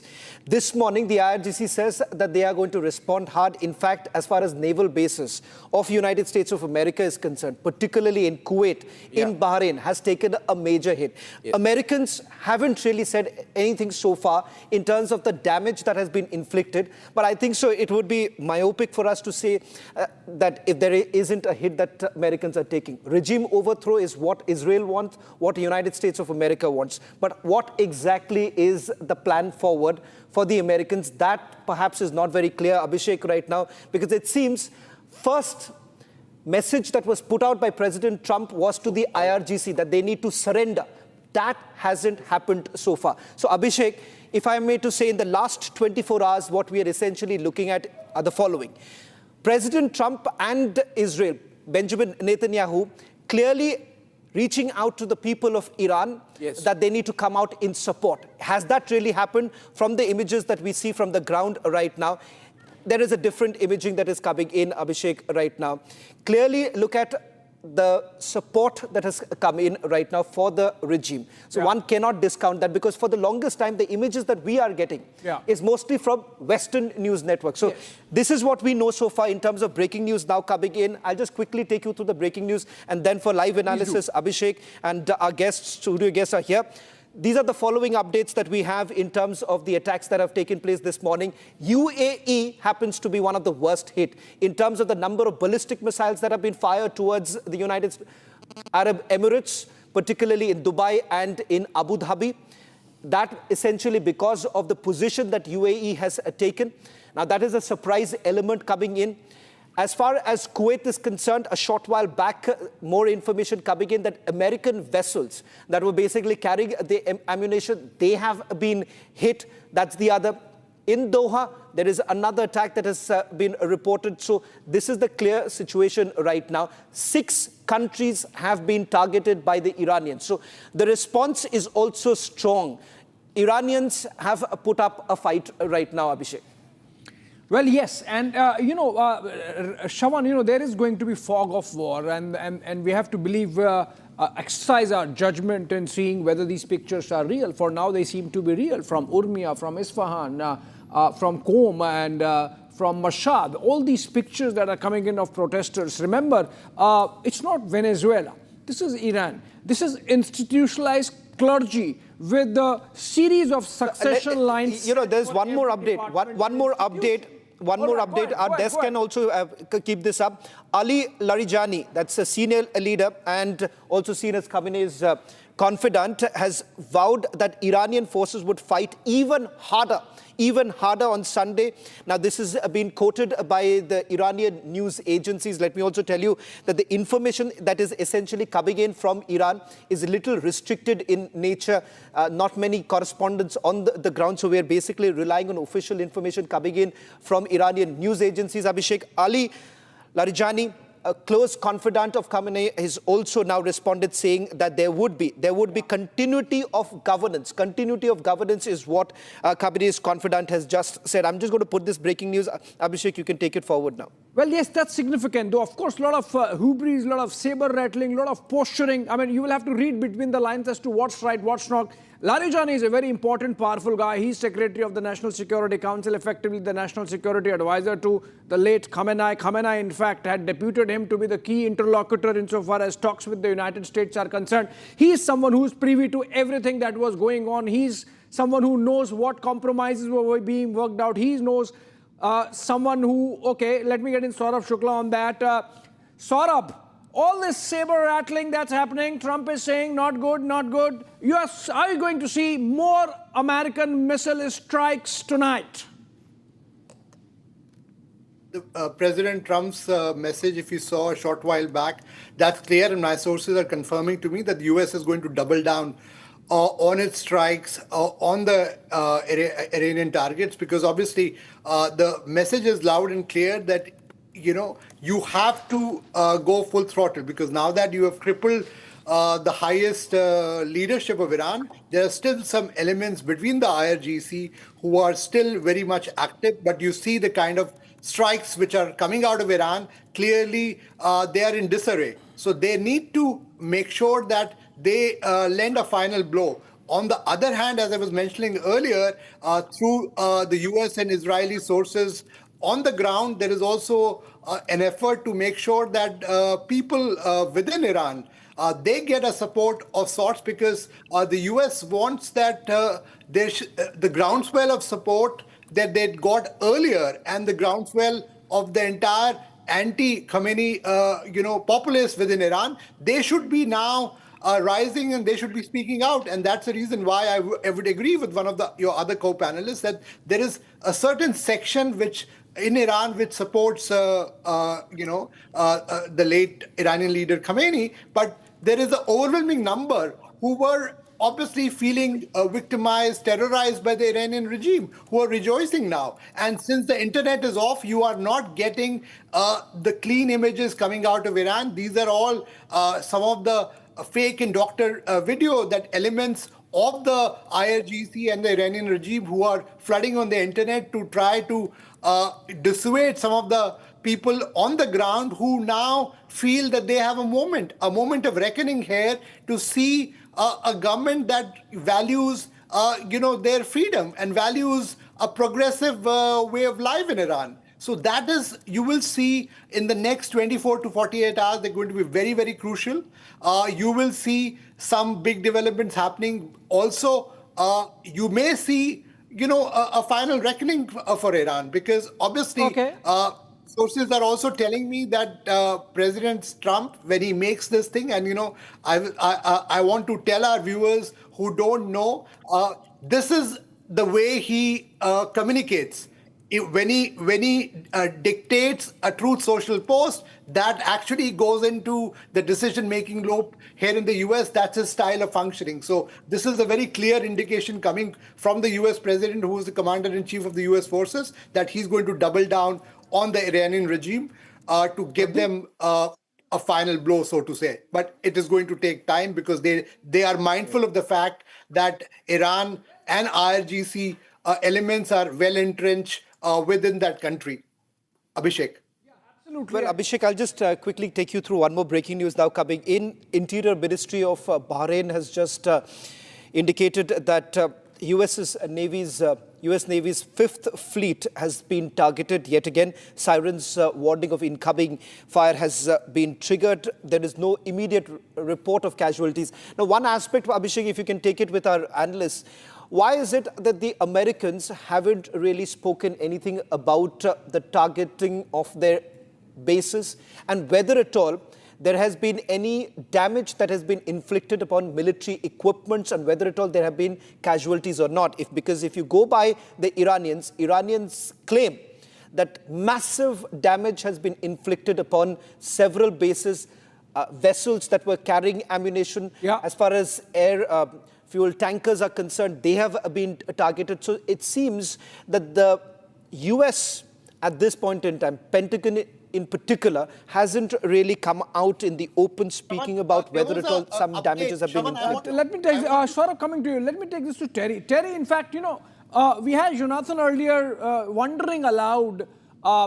whether the Iranians really bring out their full arsenal, and if not, why not? Why did they use their middling missiles and not the big ones in the strikes, in the retaliatory strikes? But it seems that they did broaden the conflict on the first day itself. Last time in the 12-day war, the Iranians hit Al-Udeid air base on the 11th day. This time on the first day itself, they broadened the conflict, firing at all the US bases, including the big ones like the 5th Fleet headquarters in Manama. So it's not that the Iranians did not plan it. It's just that maybe the American strikes or the Israeli strikes were decisive.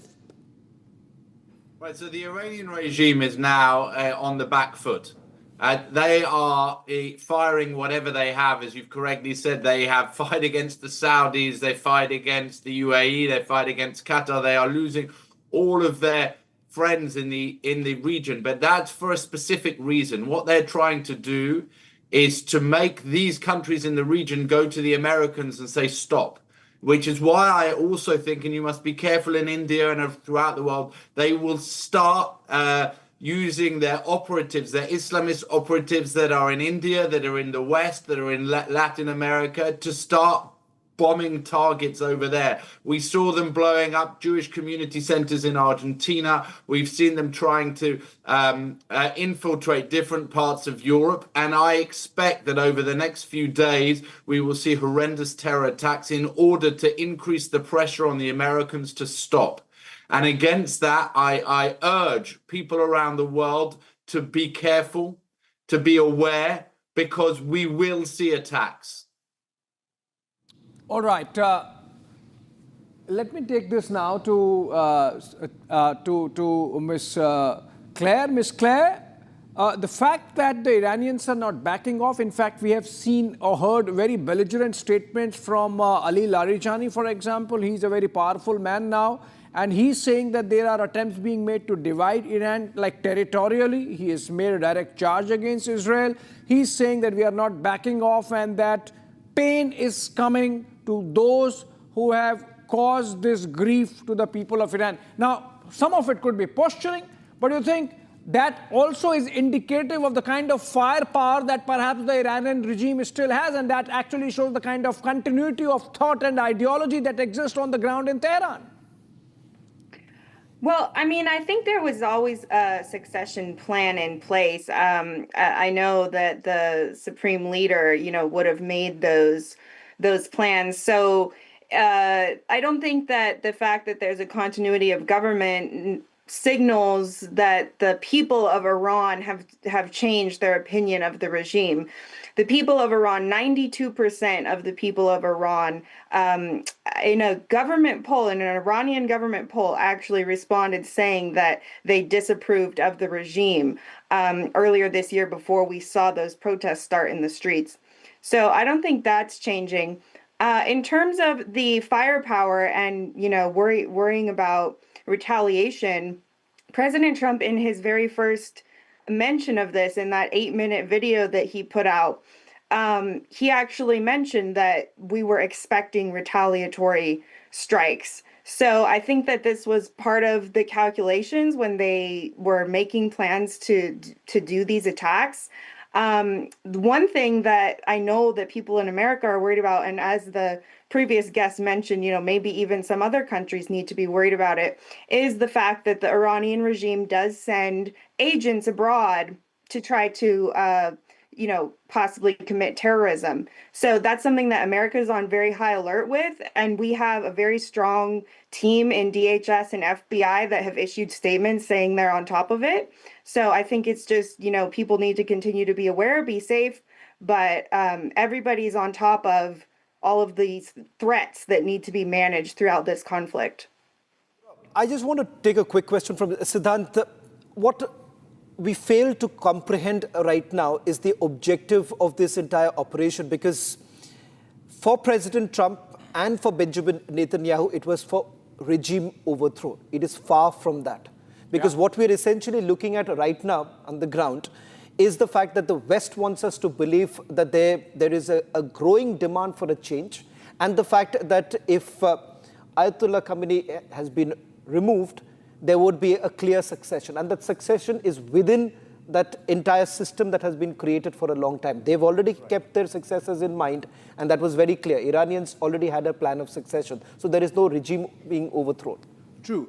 I think what we are going to see right now is a mere interim regime that might take place with the Supreme National Security Council secretary himself taking the position and replacing Khamenei in the near term. So currently, what I can tell you with high confidence is that Ali Larijani is one of the most senior, most official now alive in the Iranian regime, and he is now conducting the offensive on behalf of the entire country. What we actually saw unfold was that the Defense Council, the National Security Defense Council, was formed in July last year, was started to form in July last year. And the entire objective of this Defense Council was to put a plan in exactly this situation. So what, Abhishek, we saw right after the first Israeli and American joint strikes was Iran did not hold back. It straight away went across all the US defense capacities and bases and positions across the Middle East. So this was exactly what Defense Council had in the plan. They wanted to operationalize it within the moment, with no casualties, with no time awaited. So this was what we can say was the plan of action of the Iran. So as per what we can say about the succession thing here is, of course, this is not going to overthrow the regime. The regime remains intact. The regime may. We have seen this episode play previously in the Hezbollah crisis as well. We saw Hassan Nasrallah was taken out, but they already had a succession plan, and Hezbollah remains intact in Lebanese politics and Lebanese security apparatus as well. So what we can also assess that once a regime is struck this way, how Iran has been struck, the more you isolate a regime, the more dangerous it turns, and the more all out it will go. That seems to be the case. In fact, let me take this to Terry for a confirmation of what's happening on the ground. Terry, are you hearing sirens? We are hearing from reports suggest that maybe the Negev area is targeted, that some central districts in Tel Aviv are targeted. Are you hearing sirens to that effect, that the Iranian missiles are coming your way?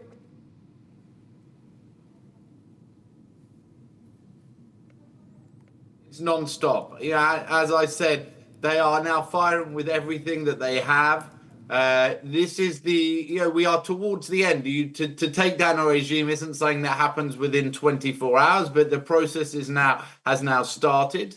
And so they will be firing everything they have at us, at all the American targets, at all of the Gulf countries. And my big fear, which is why I want to say it again to your listeners, I expect that they will now give orders to their operatives, their sleeper cells around the world, to start doing attacks in other parts of the world. So we need to be on highest alert, and that goes for India as well. In particular, after the visit of your Prime Minister in Israel last week, I assume that many people will say Prime Minister Modi was privy to what has happened, which means I expect India to also come under attack. India is obviously not a part of this, but you do have a history of Islamist attacks within India, and so please be careful.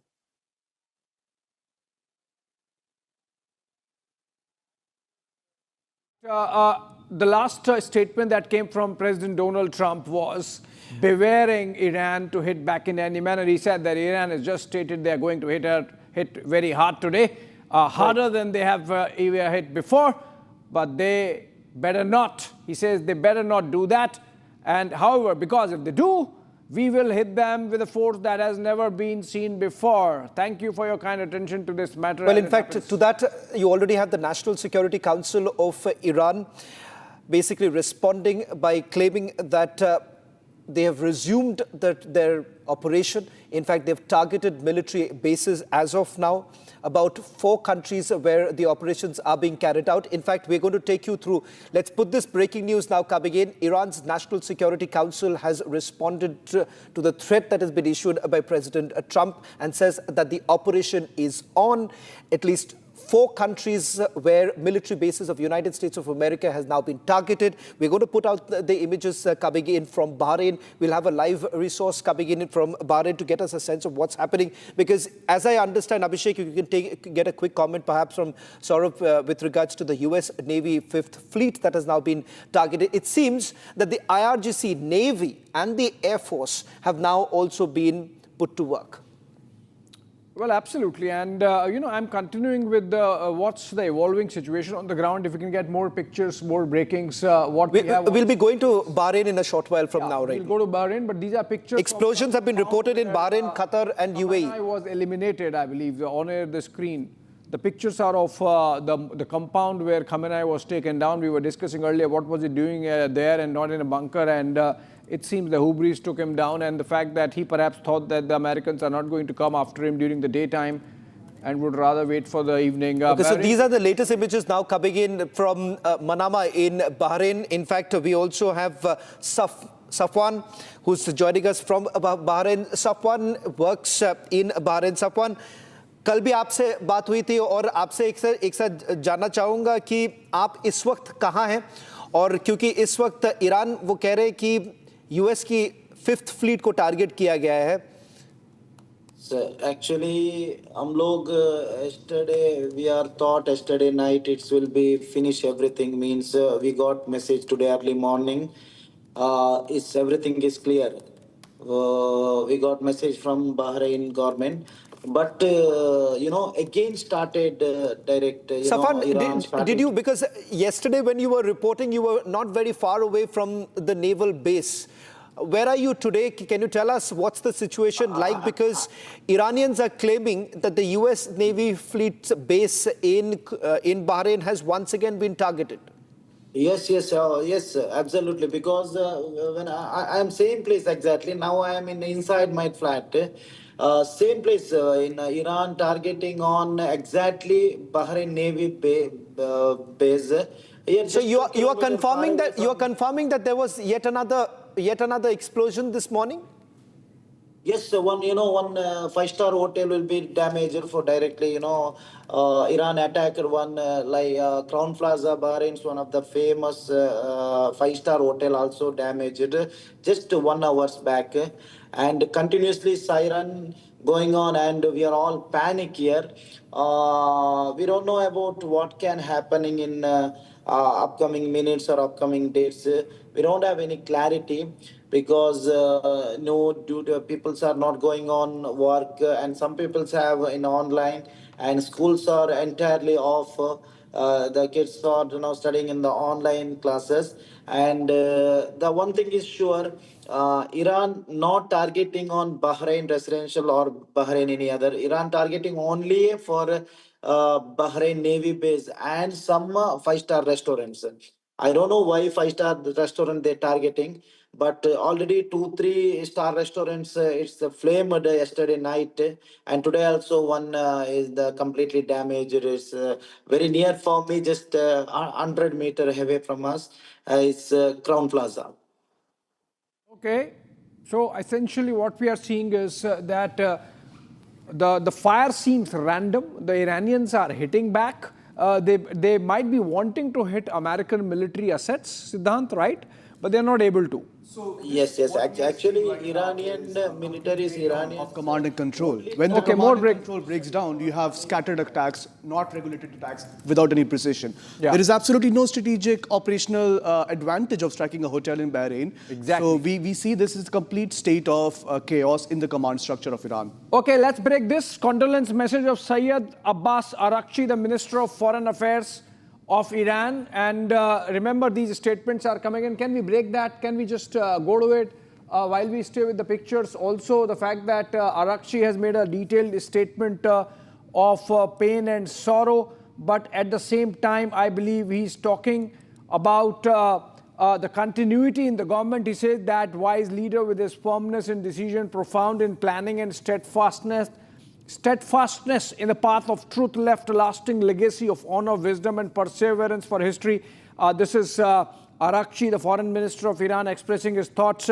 He's also saying now at this critical juncture, preserving this precious legacy and continuing the luminous path of that Abdul Saleh is a historic mission and a grave responsibility on everyone's shoulder. Attempts being made essentially to bring together the people of Iran or to hold them together despite all the divide that is there prevailing because of the repression and suppression on the ground. This path is the path of faith, resistance and hope, a path that is watered with the pure blood of martyrs, and the flag he raised will not remain on the ground, and the faithful and steadfast hands will carry it to higher peaks. So I think Arakchi now appealing to the faith element also, because we know Ayatollah Khamenei was also the spiritual head as much as the temporal head of the people of Iran, or whatever the followers they had inside Iran.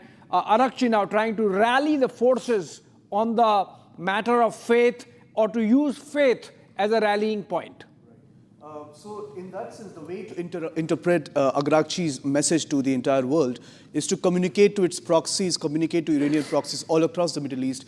So far, only Houthis have operationalized their capabilities and started targeting some commercial vessels in the ocean. However, there are still Hezbollah, there is still other Islamic resistance groups in Iraq that are yet to respond. Okay, Shawan, let's have a couple of breakings before we go to Andrew KP Loong and Saurabh Shukla again for their comments. We have a tremendous amount of developments taking place on the ground across the wider region, West Asia. Well, it seems we've just like to call Shawan. Well, in fact, we'll try and get in the first picture right now of the very moment when the supreme leader was found under the rubble after his compound was basically struck. So this morning, Abhishek, the other breaking news now coming in, Iran has finally confirmed that Ayatollah Khamenei was at his residence. In fact, we're going to put up those images in a short while from now. That's the very moment when the bombing had taken place. In fact, also getting in more breaking news, Iran has targeted US vessels carrying the ammunition. In fact, as far as the ammunition details are concerned, I've just got more details. These are again claims that have been made by the Iranians in terms of what they have achieved in the last little less than 24 hours. This is the latest image coming in from the moment the supreme leader was found under the rubble after his compound was attacked. Is this Khamenei? Khamenei's Is residence. this Khamenei? Is this Khamenei? Khamenei's residence. In fact, there is a confirmation from the Iranians that he was at his office, at his residence when the bombing actually took place. There is also a satellite imagery. In fact, that came in immediately after the bombing that took place in the morning. In fact, as far as US is concerned, they have also put out details of the operation that was carried out, because right at the beginning of the operation began with the presidential palace being targeted and the very place where we are given to understand Ayatollah Khamenei was present along with his family members too. In fact, some of his family members have also died in the attack that has been carried out by US and Israel. In fact, on your screens right now, these are the latest images coming in. Now, what one cannot perhaps understand here or perhaps fathom is that the kind of build-up that they had. These are the latest images also that are coming in of this is the first image confirming that Ayatollah Khamenei was present at his residence when the attack took place. In fact, Israel's defense minister said that it was in the first wave of the attacks that were carried out targeting the presidential palace and the residence of Ayatollah Khamenei, where we're being told that he was already eliminated. That was in the first wave itself. And after that, the focus of the entire operation basically shifted to the military installations. Military installations in central and in northern Iran. Now, those military installations have been targeted. IRGC commanders, military commanders have also been eliminated in the joint operation. In fact, 2 of senior commanders of the IRGC have also been eliminated, a confirmation now coming in from the Iranians. Well, let's organize this, Shawan. And, all the action that's happening on the ground by way of protests, in support, both in support of Khamenei and against him. Most of the protests in support are happening in towns like Isfahan and Qom and Tehran and Shiraz and Urmia in Iran. And most of the protests against Khamenei and the regime are happening outside. We have to collect that and come back with an organized picture of what's happening on the ground, as also, of course, the missile attacks that continue, the counter strikes that continue across the region. I think we have to organize all that and come back. Taking a short break, quick break, coming back with our rolling coverage of what's happening in the Middle East, West Asia, as Ayatollah Khamenei is taken down by the United States and Israel.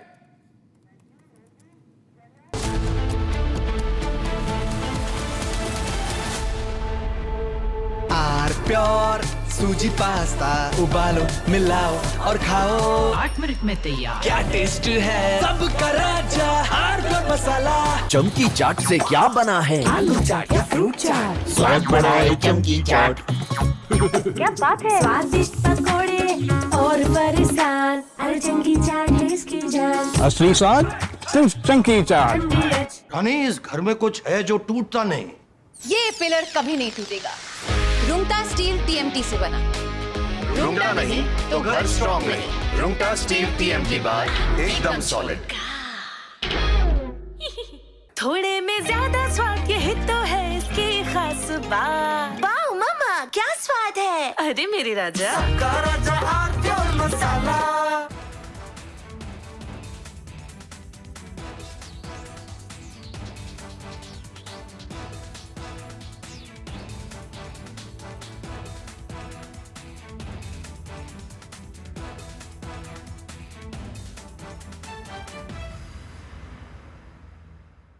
Now here's the reality, it's fact not fiction. You are sitting on a plane.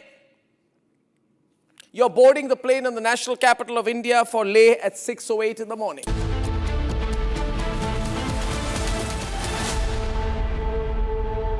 प्यास बुझाए ठंडक लाए सबको भाई जीरा Singh MDH का जलजीरा जीरा सिंह जीरा सिर्फ असली रिफ्रेशिंग असली स्वाद असली मजा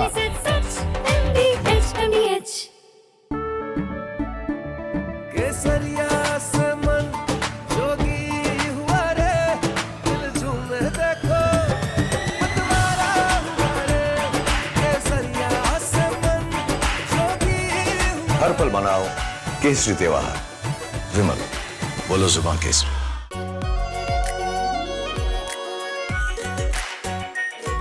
Pure Shahi Paneer Masala. Delicious, healthy, every day. Now here's the reality, it's fact not fiction. You are sitting on a plane. You're boarding the plane in the national capital of India for Leh at 6:08 in the morning. It's a SpiceJet plane. 6 minutes into the take, against the backdrop of daybreak and a beautiful sunrise, you suddenly look to your right towards the wings and you see the flames of fire on the wings of the plane. Your plane is on fire.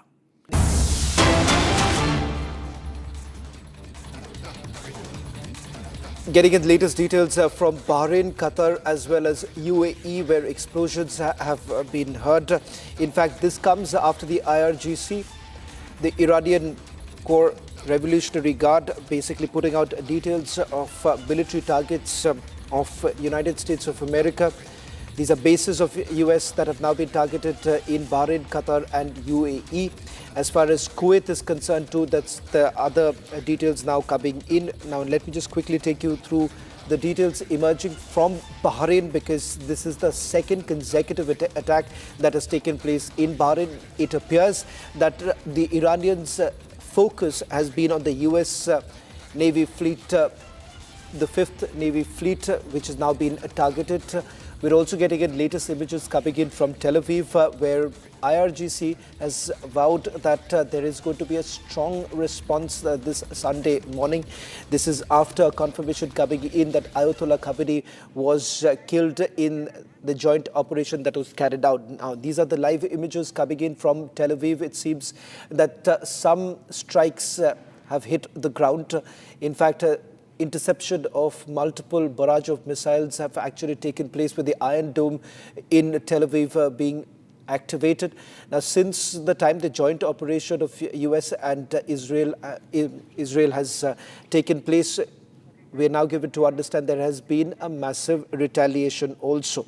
Now, what's the ramification on the ground? US President Donald Trump has basically reached out to the Iranians saying that it is time for them to back a leadership that US essentially believes in, and more importantly, reaching out to the IRGC saying that they should actually surrender.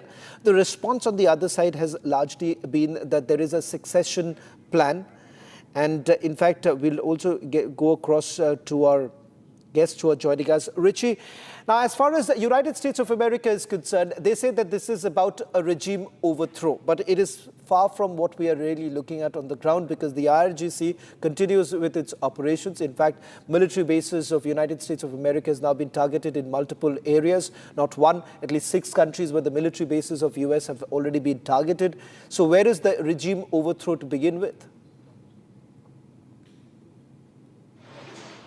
I would not really characterize this, yes, as a total overthrow. Right now, it is looked at a very targeted action, very targeted by the United States combined with, in partnership with Israel. I'm still watching what's developing on the ground. I've been paying close attention to this for the last 24 hours, more or less, since all of this started. And it was amazing to see the response, how quick it was from Iran to go ahead and immediately start sending its rockets, missiles back over to Israel. I see that there is very limited damage to Israel right now, even looking at the live feed from Tel Aviv. Not to downplay any damage or injury or death, but this is nothing compared to what has happened on the ground in Iran. Now, the thing as well is that the Iranian Guard, IRGC, they are desperate. That looking at what they are saying, their rhetoric, what how they're commenting on their promise to now avenge the death of Khamenei, it's going to still remain to be seen. But at this point here in America and all around the world, we see very much the dissidents and those who have been displaced and forced out of Iran back in the late 1979, 1980s and such. They're cheering. They are celebrating in the streets, including a lot of the towns that are in Iran itself. Well, in fact, Richie, just stay on with us. I'm just going to quickly take our viewers through the latest developments that are taking place. So far, the following developments have taken place. You've had Khamenei's close confidant basically hitting out at Israel and US, saying that there is an attempt that has been made by US and Israel to try and disintegrate their country, this looting and disintegration of the country. He has urged the citizens to remain united. Now, that's the first message that has come in. The other is also the appearance that has been made by the Iranian parliamentary speaker dressed in black. In fact, there is also more developments coming in from the US, where US President Trump has now ordered a bold action. Multiple statements, in fact, Abhishek, has been made by President Trump. The latest essentially warning Iran that if at all there is any retaliation, then they are going to come back harder.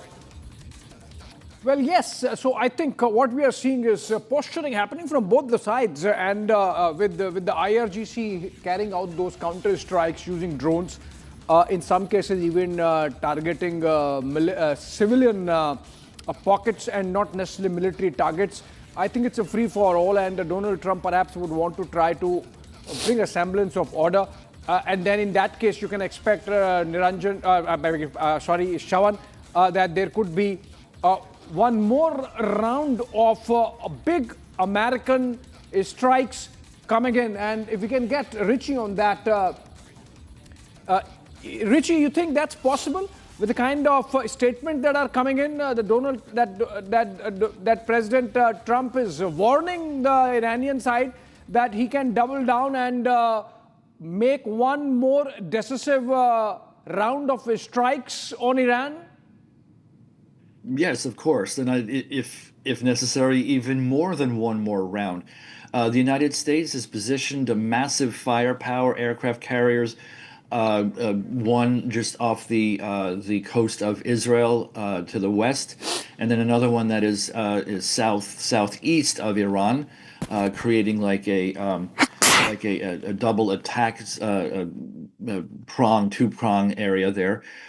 Even if the UK has said that they do not want to allow American forces to be stationed on their territory, it's not a problem. We've got the largest, most powerful aircraft carrier in the world is right there in the Eastern Mediterranean.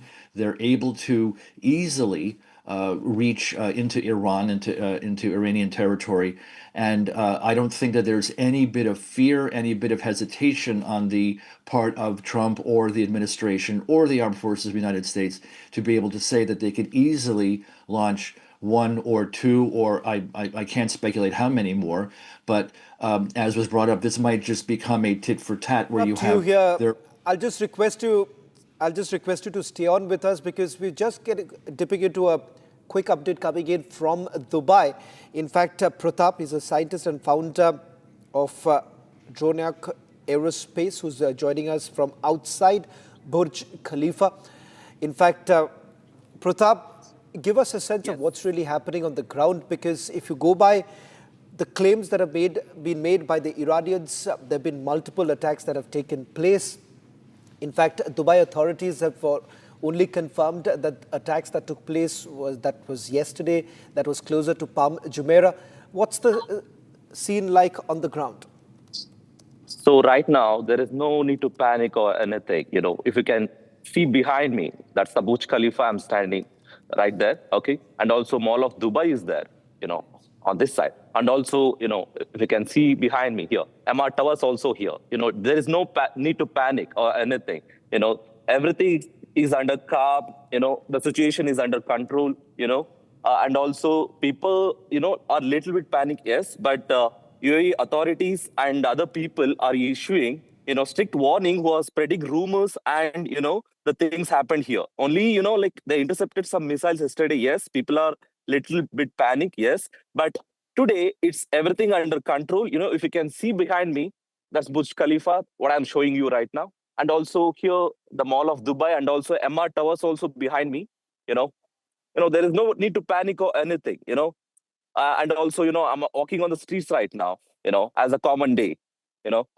So, yeah, everything is under control right now, yeah. Pratap, also, if you could I'll just stay on with Pratap with these latest images coming in, because we are the only network to get the first ground presence in Dubai. Pratap, thank you very much, because there is a massive Indian diaspora. Can we please go back to Pratap right now? Pratap, we'll stay with these images because it's quite important, because there is a massive Indian diaspora in Dubai. And of course, given the fact that these images that came in from Palm Jumeirah actually did scare many, because it was a surprise that UAE was also being targeted by the Iranians. In terms of the communication coming in from the Dubai authorities, is there anything that you can share, and especially those who have their relatives in Dubai, in India? They would actually want to know more about what's the situation like on the ground and what kind of communication is coming in from the authorities in Dubai. Basically, I'm a Kannadiga. I'm come from Karnataka, region from Bangalore. So here, the Kannadiga community and the Indian diaspora helping everyone, you know, to get a free hotels, reaching out to their family, and they issued one, you know, like a helping line, you know, to call them immediately or help them immediately. And also, you know, people who are spreading rumors in social media, they're taking strict action against them. And also, you know, like they also mentioned that, you know, they're going to, you know, place 1 year imprisonment for whoever going to, you know, spread fake news on social media. But as of now, where I can see, you know, only taxis are going around, and also a little bit of, you know, the delivery vehicles. And except that, you know, the malls and other places where cafeterias and all empty, people are, of course, they are worried, but everyone is right now staying home. Yesterday night till 12 o'clock, we are receiving, you know, messages from Dubai government and also the Abu Dhabi government. They're working together in this aspect. so that you should not come outside, and also you should not stay near the window or anything. You always take care of yourself. So those things really helped us, to make sure that nothing is going wrong. Yeah. Okay. Yeah. Pratap, thank you very much for getting us that quick report, quite essential, because there were several panic calls and, more importantly, messages that have been doing the rounds, particularly about the situation on the ground. And as Pratap has been pointing out, the situation is all under control currently in Dubai.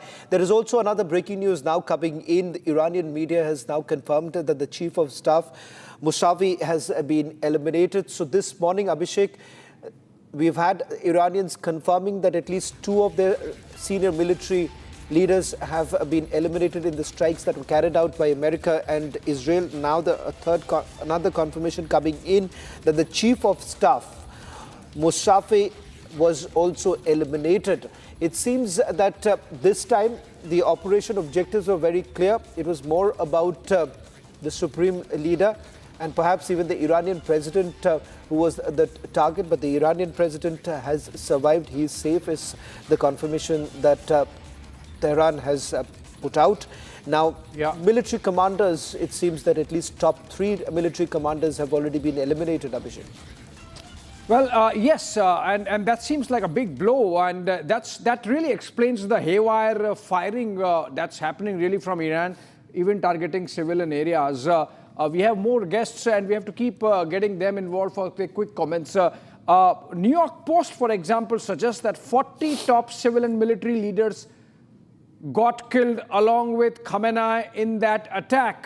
If we have Omer Anas, Dr. Omer Anas, he's associate professor at the Ankara Yildirim Beyazıt University. He's joining us live from Ankara in Turkey.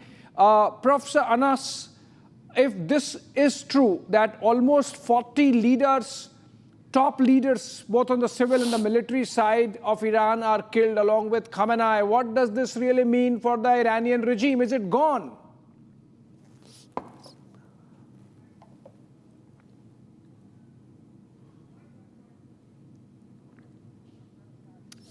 Professor Anas, can you unmute yourself? Sorry, you're speaking, but we're not hearing you. Can you unmute yourself, please? This round of operation by the United States and Israel was one of the biggest, wide range and well coordinated. Almost 200 planes had participated in this operation, and they covered almost 10 cities all over Iran. In this size of operation, I think that they had a detailed plan of who exactly they wanted to eliminate and kill, and they have achieved most of their targets.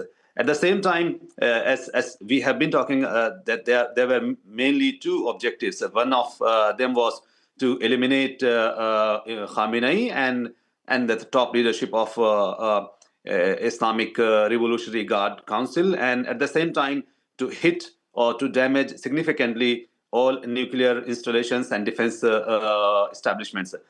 My sense is that while they have achieved to eliminate many important people of the Islamic Republic of Iran, at the same time we have to acknowledge that the Iranian regime or Iranian system is not like the Iraqi or Saddam Hussein system or other Gulf countries, individual-centric or the king or emir-centric system.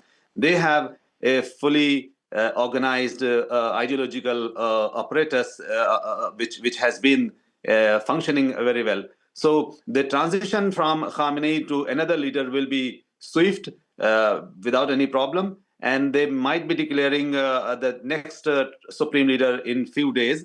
Meanwhile, they have also a mechanism to who is going to discharge the duties which on behalf of Khamenei has to be taken. So there is not, I don't see any kind of a disruption of or discontinuity in the system. Iranian, Professor Anas, you think this could actually rally more people behind the regime, given the kind of martyr sentiment that's going to be there, the kind of that sympathy wave that's going to be there in favor of Khamenei and his family? That is the very difficult thing, because we have to acknowledge that Iranians have been living in a very difficult situation for the last 40 years. They have been in sanctions, and in the last 5 years especially, their economy has gone down. The poverty and there are so much economic crisis. So that is why, more than that, there are some social issues, including hijab and women's rights. So the popularity of Khamenei has been declining for a long time, and especially among women and among the liberal people, they have been hating Khamenei very much. And we have seen reports that in some of the cities, they have been celebrating the death of Khamenei. So I won't say that his death might have united the entire Iran, but at the same time, there is a significant class, almost 50% Iranians, who still are in favor of Khamenei and Islamic Republic regime. So there are mixed feelings within Iran. I know so many Iranians who have been celebrating, who have been cheering a lot that a regime of repression has gone down. But at the same time, there are so many, sentimental part is that there is no Shia state all over the world except Iran. So every Shia all over the world, they want one state for Shia which can represent them and their ideas. So they, at that extent, they like Iran and they want to support Iran, but they don't want Iran, a Shia country which is so much illiberal or which is not democratic. So there is a large number of Shia people who have been supporting a kind of a democratic, liberal Iran at the same time with Shia identity. So Khamenei has failed to bring out that kind of model for Iran, while Maryam Rajavi or Pahlavi both have been promising a new Iran which will be Shia and at the same time going to be liberal. So there is a competition between these two models. Okay, in fact, Dr. Anas, just hold on to your thoughts. This is getting bigger. That is getting bigger by the day. Iran's defense minister, Amir Raza Naseerzadeh, is also killed. We earlier had confirmations coming in of Lieutenant General Abdul Rahim Mousavi, the commander of the General Staff of the Armed Forces, killed. Now the defense minister is also eliminated. As I was mentioning, about 40 top civil and military leaders of the Iranian regime are eliminated in these strikes, and it seems the Iranian defense minister is also killed. That's a big one, and that's going to have consequences. It seems that these strikes were much more broad-based than we initially thought and estimated. It's not just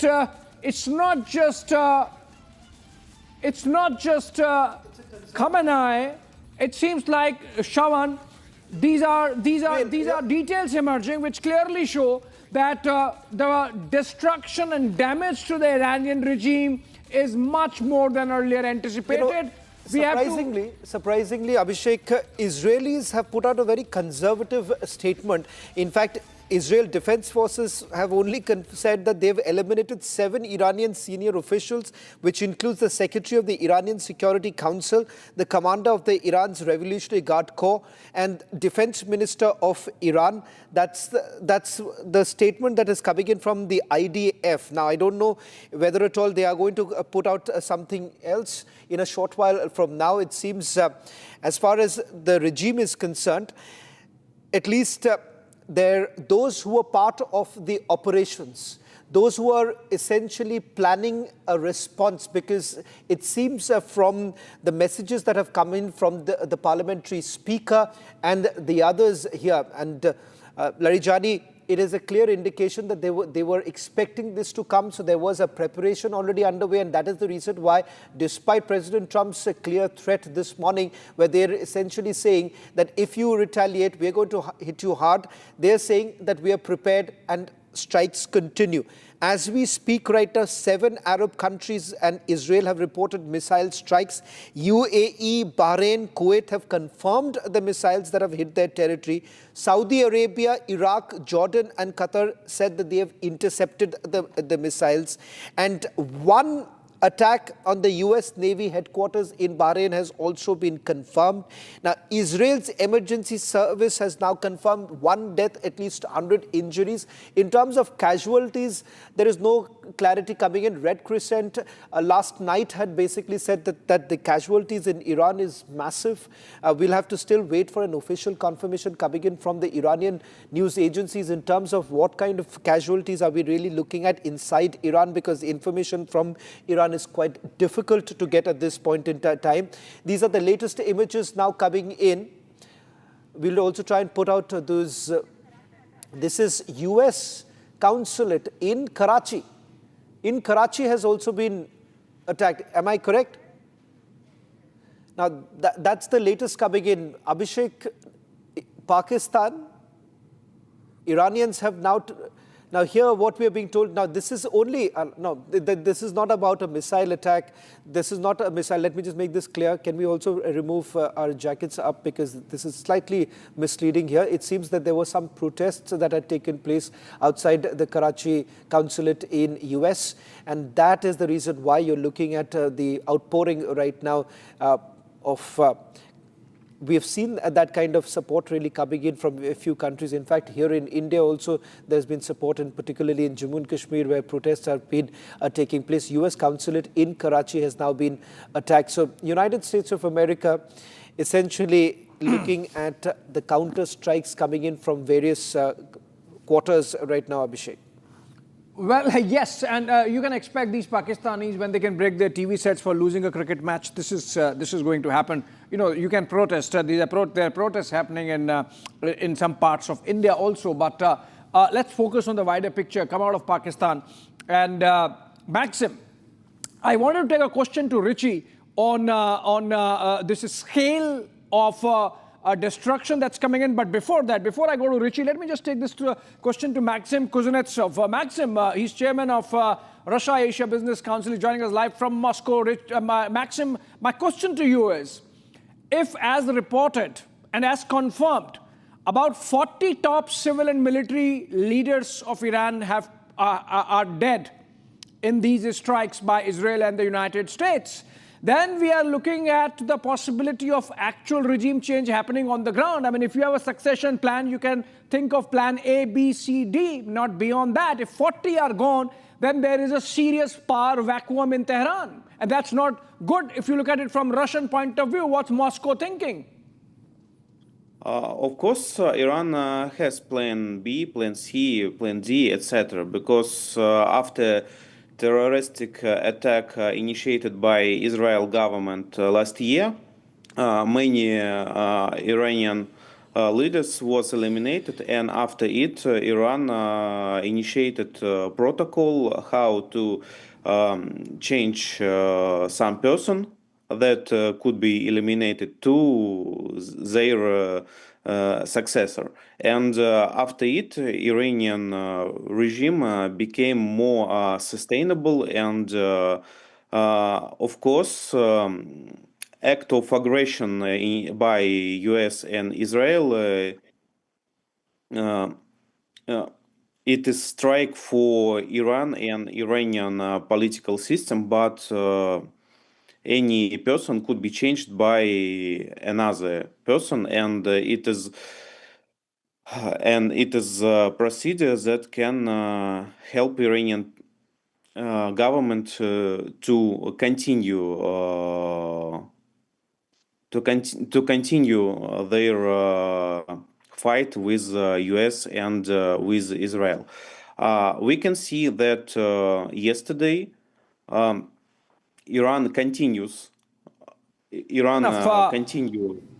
their fight with US in all Middle East, including Qatar, UAE, Iraq, Bahrain, and other countries, and with Israel too. We can see that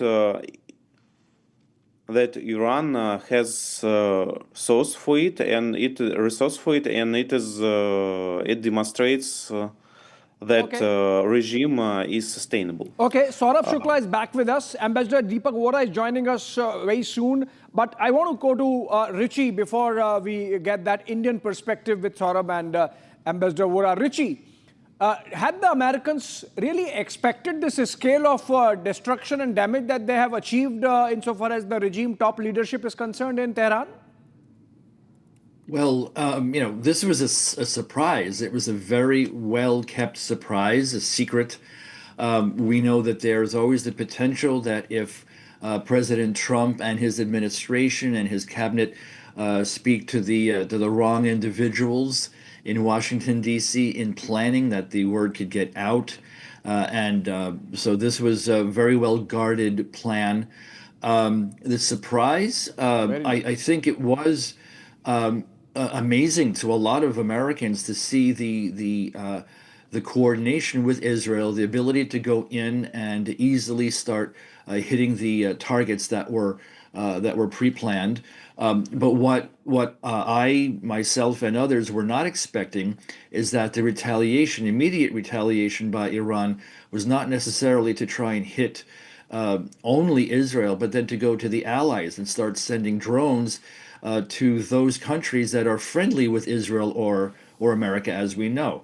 And that was a bit surprising because you use the military, American and Israel, to attack other military targets in Iran, and the response from Iran was not necessarily to go and hit the counterpart military assets, but to go and hit hit hotels, hit the Palm Jumeirah, just hit other areas, and that was problematic. Right. I think before we go to Ambassador Vora and Saurabh Shukla, Shawan, you have some more breakings. In fact, Qatar has now confirmed that 11 explosions have been heard. A short while back, there is also a response coming in from Tehran, where several explosions have also been heard in Tehran. On your screens right now, the extent of damage that has been inflicted upon the Iranian regime. On your screens right now, confirmation about the supreme leader that came in this morning. The defense minister has also been killed. The chief of army staff has also been killed in the operation. Israeli defense forces has essentially indicated that at least seven senior commanders have been killed. Now the latest coming in from Qatar, that 11 explosions have actually taken place. I'll just quickly take our viewers through what we know so far in terms of the operations that have been carried out so far, the strikes that have taken place. I'll begin with Iran and then take you through which are the places in Iran that have been targeted so far. In Tehran, just a short while back, we have been told that there have been explosions that have taken place. Apart from Tehran, in Kermanshah, on your screens right now, that's the full details of the top leadership of the Iran's Revolutionary Corps has been targeted. In fact, we are now taking you through, we'll take you through who are the leaders who have been killed. Now, this is with regards to the military commanders. Major General Saeed Abdul Rahim Musafi, that is, Musavi is the Chief of Staff. Lieutenant General Mohammad Pakpor is the IRGC's Commander-in-Chief. Admiral Ali Shamkhani, Senior Military Advisor and Defense Council Secretary. Major General Aziz Nazirzadeh is the Defense Minister who has been killed in the operation that has been carried out by America and Israel. I'll also take you through now the places that have been targeted in Iran. Apart from Tehran, Qom, Kermanshah, Zanjan, Tabriz, Urmin, Isfahan and Shiraz have been targeted in the operations that have been carried out. Now, as far as the retaliation coming in from the Iranians, we do have a confirmation that 7 Arab countries and Israel have now reported missile strikes. I'll stay with these pictures right now. In fact, Abhishek, it seems that apart from the supreme leader, the plan was very clear: neutralize at least those who are part of the planning and execution of the retaliation. Those who were supposed to be part of the military operation, they have now been eliminated. Now that's very clear. But despite that, let's be also very clear that there is a strong response really coming in from the Iranians. The very fact that they've been able to have a successful hit in Bahrain right now. That's the US's Navy fleet that has been targeted. Now, it's important to highlight the following, that they have been able to carry out attacks in UAE, Bahrain, Kuwait, and as far as Saudi Arabia, Iraq, Jordan, and Qatar are concerned, they are saying that they've been able to intercept.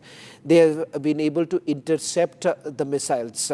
Abhishek. Shravan, we are just staying with the pictures on air. All those leaders eliminated in American-Israeli strikes, defense minister killed, chief of his staff killed, Khamenei killed, and if I could identify their designations and names, Major General Sayyid Abdul Rahman Mousavi, the chief of his staff to the extreme left, he's killed.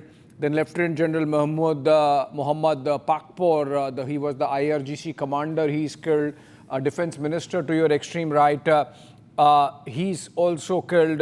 Apart from them, senior military advisor and Defense Council Secretary Admiral Ali Shamkhani is killed. Apart from that, Major General Aziz Nasirzadeh, that's to the extreme left, extreme right. He's the defense minister, Nasirzadeh, he's killed. Total 40 of Iran's top civil and military leaders eliminated in these strikes.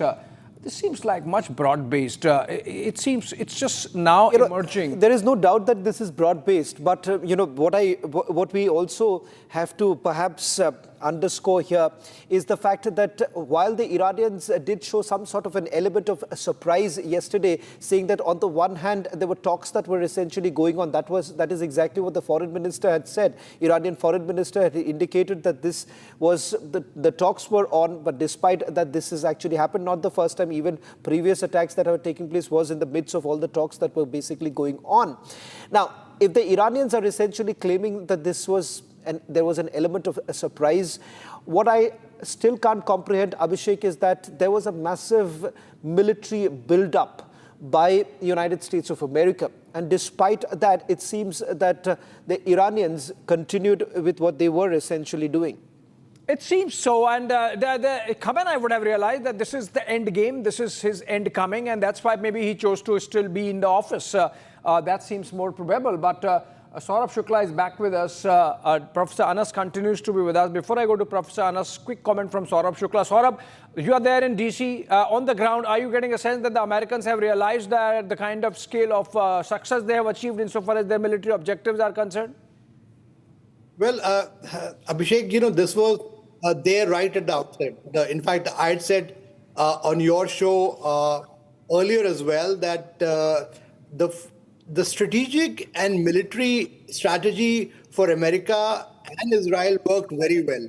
It was a coordination of their military precision strikes and of their intelligence assets on the ground. In fact, just an analogy, there is a big TV series which is becoming very, very popular in America and globally called Tehran, where you had some kind of IRGC assets being there used by Mossad on the ground.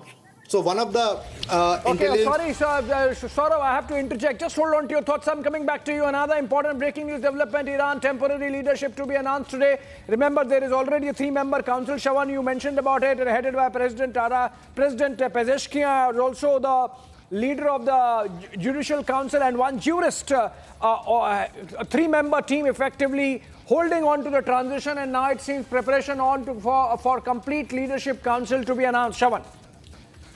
Well, in fact, that's the leadership council, that's the transition period that is going to be in place. But as of now, it seems that the IRGC has also taken full control of it. Focus that the National Security Council has pointed out is the fact that they are going to say, they are essentially indicating that there's going to be a retaliation, and the retaliation would be particularly directed towards the military bases. And as far as governance is concerned, here you have Ali Larijani essentially pointing out that there will be a continuity in governance. So it seems that rather than being able to destabilize the regime essentially still continues, Abhishek. Yeah, the regime continues, but with what effectiveness is the question that has to be asked. It's crippled. It's crippled to a great extent. Abhishek, I would agree with you that, while the regime, Shravan, continues, absolutely, there are some people who are still left, but it's crippled. If you see, the entire top leadership has been eliminated. So I would say strategically and militarily, this is a great victory. Yes, it's Iran. You will have to see what happens. So next 24 to 48 hours is very important. But if you see the pattern which is emerging now, it's clear that decisive blow on the first round has been dealt. Now you have to see how do you get a transition government in place, and this is what America and its allies will have to factor in. What kind of government comes into play, and what happens to the remaining IRGC commanders? Will they voluntarily surrender as the statements which are coming out, or whoever is now resisting? How will they deal with that? So that's going to the next 24 hours will be very, very critical. Very crucial 24 hours so far as Iran and the trajectory of government there is concerned. Announcements being made that they are going to set up a council. A transition is happening. A transition council, a 3-member transition council is already in place where they're headed by President Pezeshkian, naturally so. But we are continuing to have our rollover of guests. Saurabh, stay with us. Can I take this to our Professor Anas? Professor Anas, 40 top leaders killed, irrespective of whether there is continuity. The fact is that the talent to run the government is denuded. The people who can be trusted are there no more. Even if there was Plan B, Plan C, it seems likely that we are looking at a period of instability, a round of assassinations, counter-assassinations, and strikes and counter-strikes. I think Tehran is looking at a period of long period of uncertainty and instability.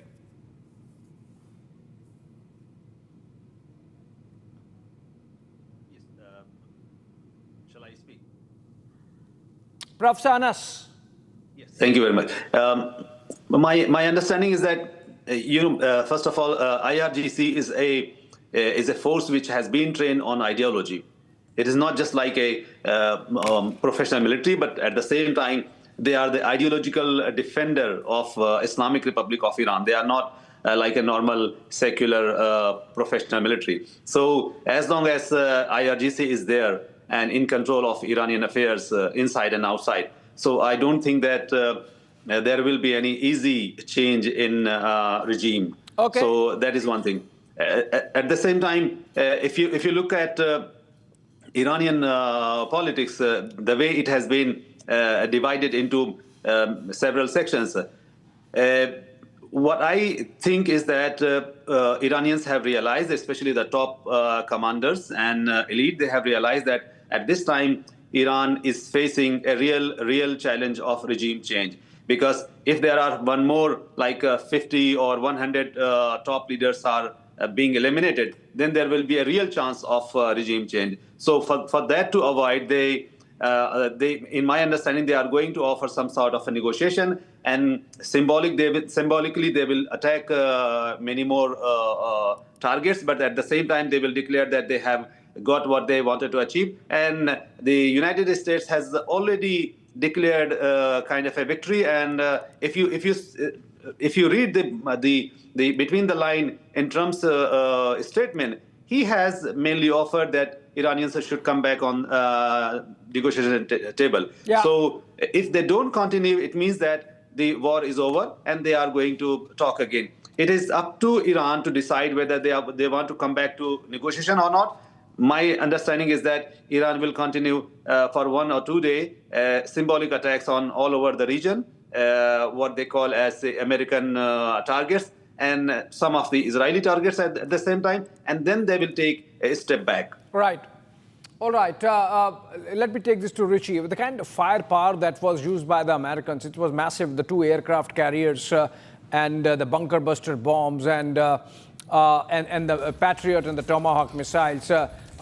Richie, it's clear. Okay, we have a breaking news development coming in. China calls for immediate stop of military actions. Chinese statement coming in. China wants de-escalation. China taking a clear position that this war cannot continue and that whatever military objectives have been achieved on both the sides, now it's time to pull back and end the war. China wants further de-escalation and immediate stop to hostilities, immediate cessation of hostilities.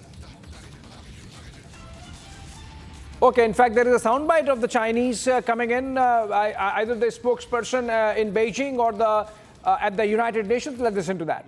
不是解决国际争端的正确方式，只会加剧仇恨和矛盾。中东局势升级外溢，不符合任何一方的利益。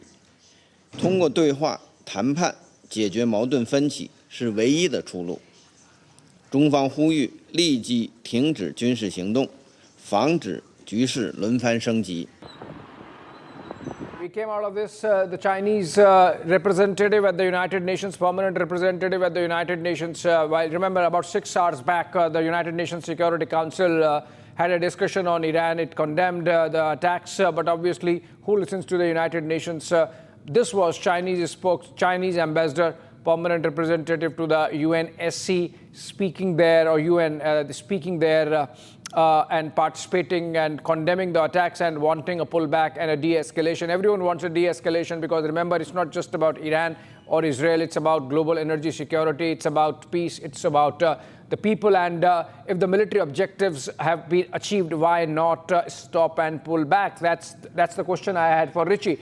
Richie, with the kind of firepower that the United States really marshaled along the Gulf and the Mediterranean, perhaps for the first time since 2003 Iraq war, message was clear that they were coming, and the Khamenei would have known this is his end game, and that's why he chose to go down as a martyr, sitting in his office rather than a bunker, and that made things easier for the Americans and the Israelis. But all other casualties, the top leaders, 40 of them in all, both civil and military, the Americans, President Trump might be mighty pleased that he has achieved so much of his military objectives.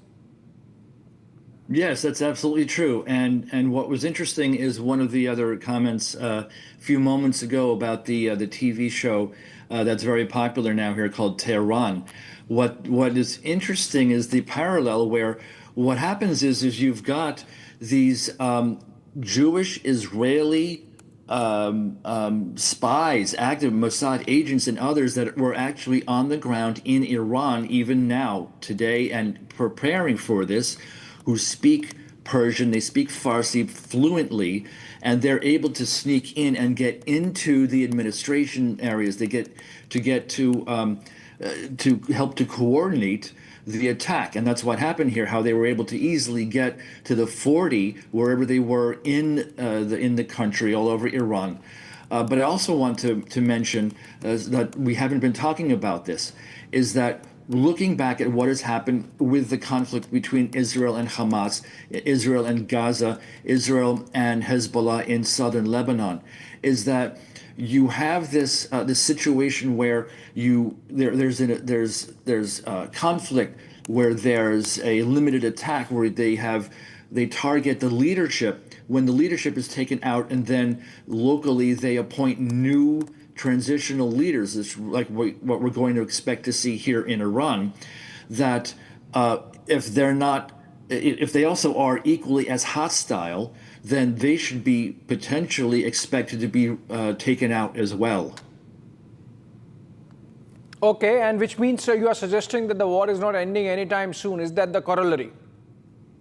Yes, I still would not call this a war. This is an action, limited strikes. It's not like we have ground troops coming in and committed by the United States to have a prolonged conflict. Right now, especially under the United States Constitution and what the President Trump is empowered to do, you could have up to 60 or 90 days potentially to have targeted attacks, missile attacks, drone attacks, to accomplish a specific goal. Anything after that, then it requires the congressional approval. But right now, we're still within the 48 hours, more or less, of when this was started, and then he has to now explain himself to the American government in Congress, and that's still, we have another day for him to do that. But a lot of that's just procedural. But this is not a war. Okay, Saurabh, before I come to you, I believe we have another breaking. Saurabh, I'm coming to you, just hold on. France has made a statement, need Iran to respect international obligations. Everyone is chiming in now, obviously so, because who wants to be on the losing side? Ayatollah Khamenei is dead, 40 leaders of Iran are gone, and Iran is in a disarray, and it's not anytime soon that Tehran is stabilizing. While there might be a transition council, while there might be a transition government, remember, this is going to start a series of events on the ground. We have seen a yearning and churning for democracy in Iran, starting with the Mahisi protests in 2022 over the issue of hijab. The hijab protests, as they were called. Now Iran reduced its cooperation with IAEA is a statement coming in from France and essentially justifying the action of the Americans. Need Iran to respect international obligations. They were not doing so is the implication, and that is the reason why Iran is facing what it is according to France. So China earlier asking for de-escalation.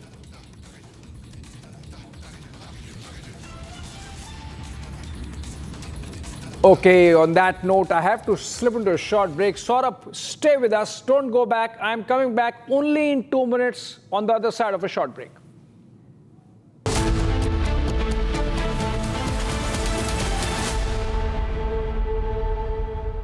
थोड़े में ज्यादा स्वाद ये हित तो है इसकी खास बात। वाओ मामा क्या स्वाद है? अरे मेरे राजा QS&THE, the world's foremost university rankings organizations, have ranked Amity amongst the top 3% universities globally, making it among the very few Indian universities to be included in both rankings. Yet another top ranking for Amity University. चमकी चाट से क्या बना है? आलू चाट या fruit चाट? स्वाद बनाए चमकी चाट। क्या बात है? स्वादिष्ट पकोड़े और बरसान, अरे चमकी चाट है इसकी जान। असली स्वाद सिर्फ चमकी चाट।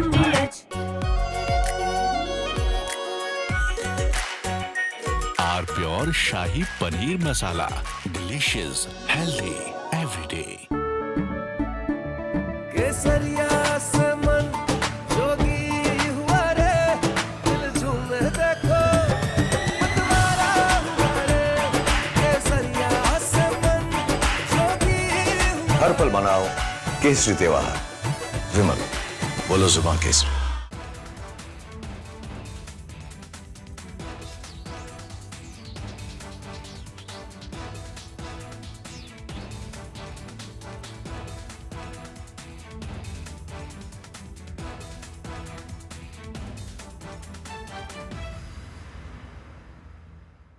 Now here's the reality, it's fact not fiction. You are sitting on a plane, you're boarding the plane in the national capital of India for Leh at 6:08 in the morning. It's a SpiceJet plane. 6 minutes into the take, against the backdrop of daybreak and a beautiful sunrise, you suddenly look to your right towards the wings and you see the flames of fire on the wings of the plane. Your plane is on fire. Ladies and gentlemen, these are real visuals. This is the reality that the Civil Aviation Minister does not want you to see. This is the reality SpiceJet does not want you to see. This is the reality DGCA does not want you to see.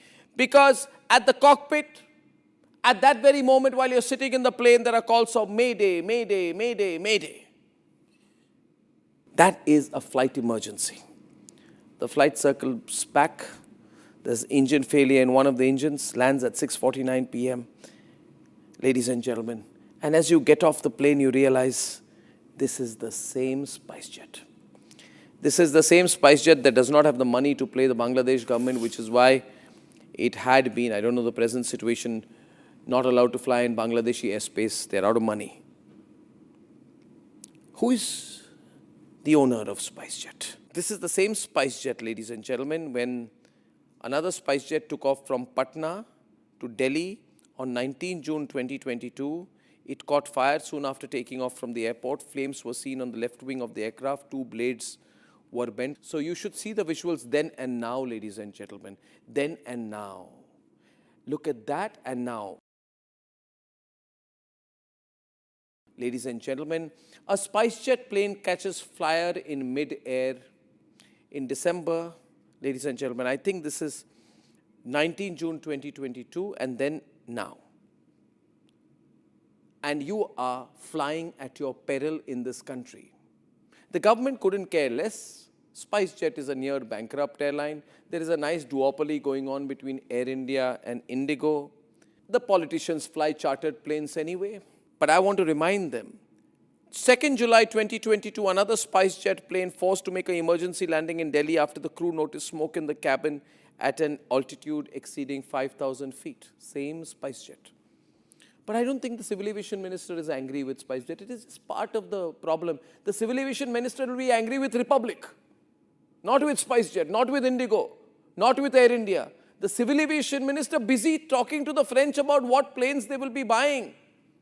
Is doing bigger stuff. He doesn't care about airlines in this country. On 12th September 2025, another SpiceJet SG 2906 Gujarat to Ahmedabad makes an emergency landing without landing gear.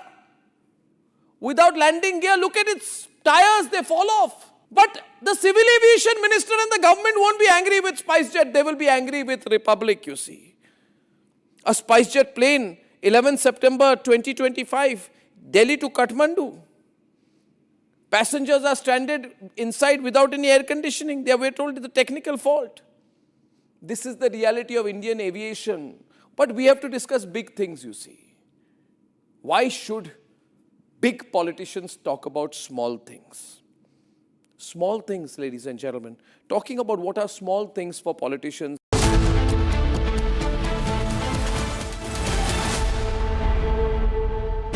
Pure suji pasta उबालो मिलाओ और खाओ 8 minute में तैयार क्या test है सबका राजा आरनब मसाला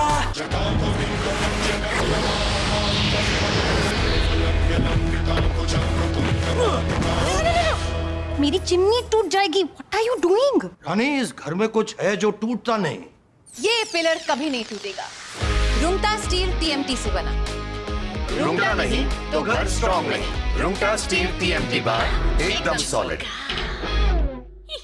प्यास बुझाए ठंडक लाए सबको भाई जीरा से MDH का जलजीरा जीरा से जीरा से असली रिफ्रेशिंग, असली स्वाद, असली मजा। MDH केसरिया से मन जोगी हुआ रे दिल झूमे देखो मतवारा हुआ रे केसरिया से मन जोगी हर पल मनाओ केसरी त्योहार। विमल बोलो जुबान Kesari. Now here's the reality, it's fact not fiction. You are sitting on a plane. You're boarding the plane in the national capital of India for Leh at 6:08 in the morning. It's a SpiceJet plane. 6 minutes into the take, against the backdrop of daybreak and a beautiful sunrise, you suddenly look to your right towards the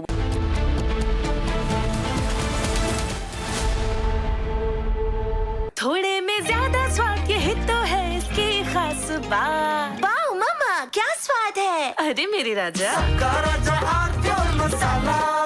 QSMTHE, the world's foremost university rankings organizations, have ranked Amity amongst the top 3% universities globally, making it among the very few Indian universities to be included in both rankings. Yet another top ranking for Amity University.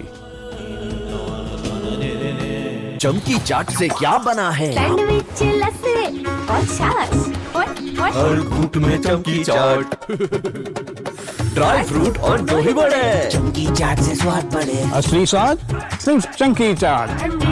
रानी इस घर में कुछ है जो टूटता नहीं। ये pillar कभी नहीं टूटेगा। रुंगटा स्टील TMT से बना। रुंगटा नहीं तो घर स्ट्रॉन्ग नहीं। रुंगटा स्टील TMT बार एकदम सॉलिड।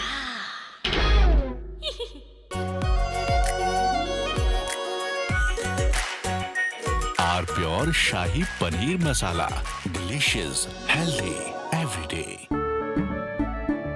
केसरिया से मन जोगी हुआ रे दिल झूमे देखो मतवारा हुआ रे केसरिया से मन जोगी हर पल मनाओ केसरी त्योहार।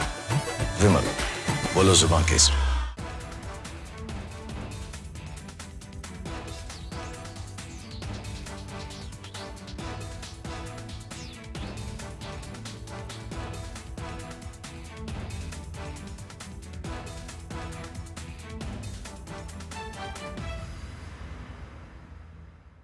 Now here's the reality, it's fact not fiction. You are sitting on a plane. You're boarding the plane in the national capital of India for Leh at 6:08 in the morning. It's a SpiceJet plane.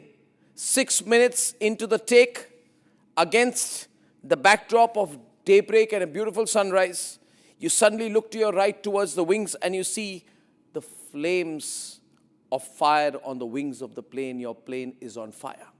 Ladies and gentlemen, these are real visuals. This is the reality that the civil aviation minister does not want you to see. This is the reality spiced.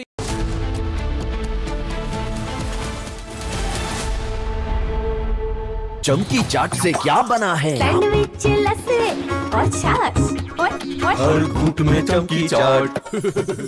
अब बताओ स्वाद आया? आया। असली स्वाद सिर्फ चमकी चाट।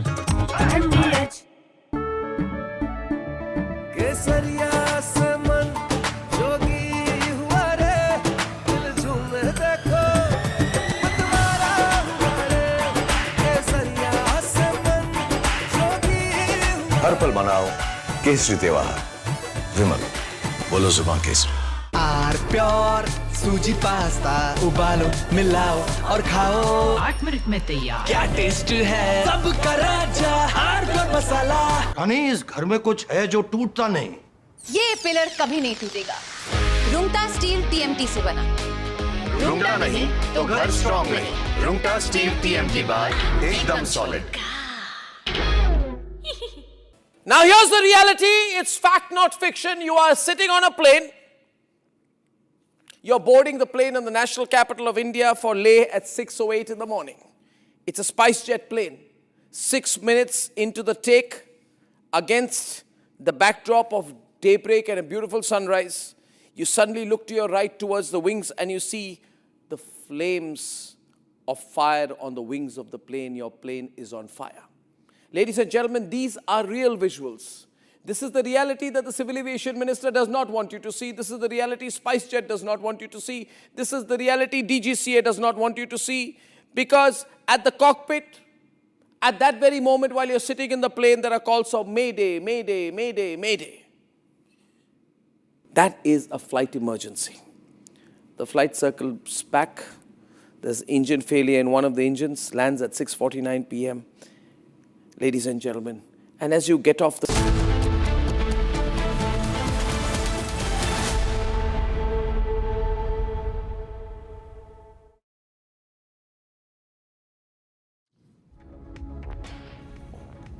All right, welcome back, friends. We are cutting live to pictures coming in from Tel Aviv, where some destruction seems to have taken place due to Iranian missiles raining in thick and fast. Even now, remember, Ali Khamenei, the supreme leader of Iran, Ayatollah Ali Khamenei, is dead.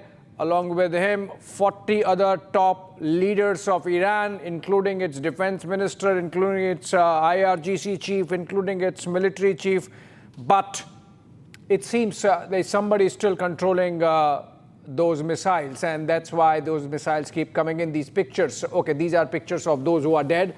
Earlier pictures were of the destruction being caused by missiles coming in from Iran. Remember, there has been indiscriminate firing of missiles from Iran targeting civilian areas also.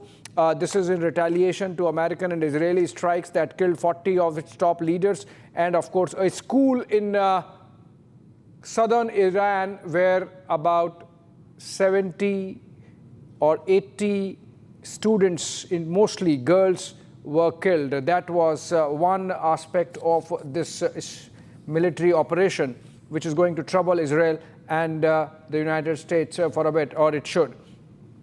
We have Ariala joining us live from Israel, so let's take a dip with her first. Ariala, welcome back. Thank you so much for joining us in this broadcast. And my first question to you is, are you doing good? Are you safe? Are you in a bunker?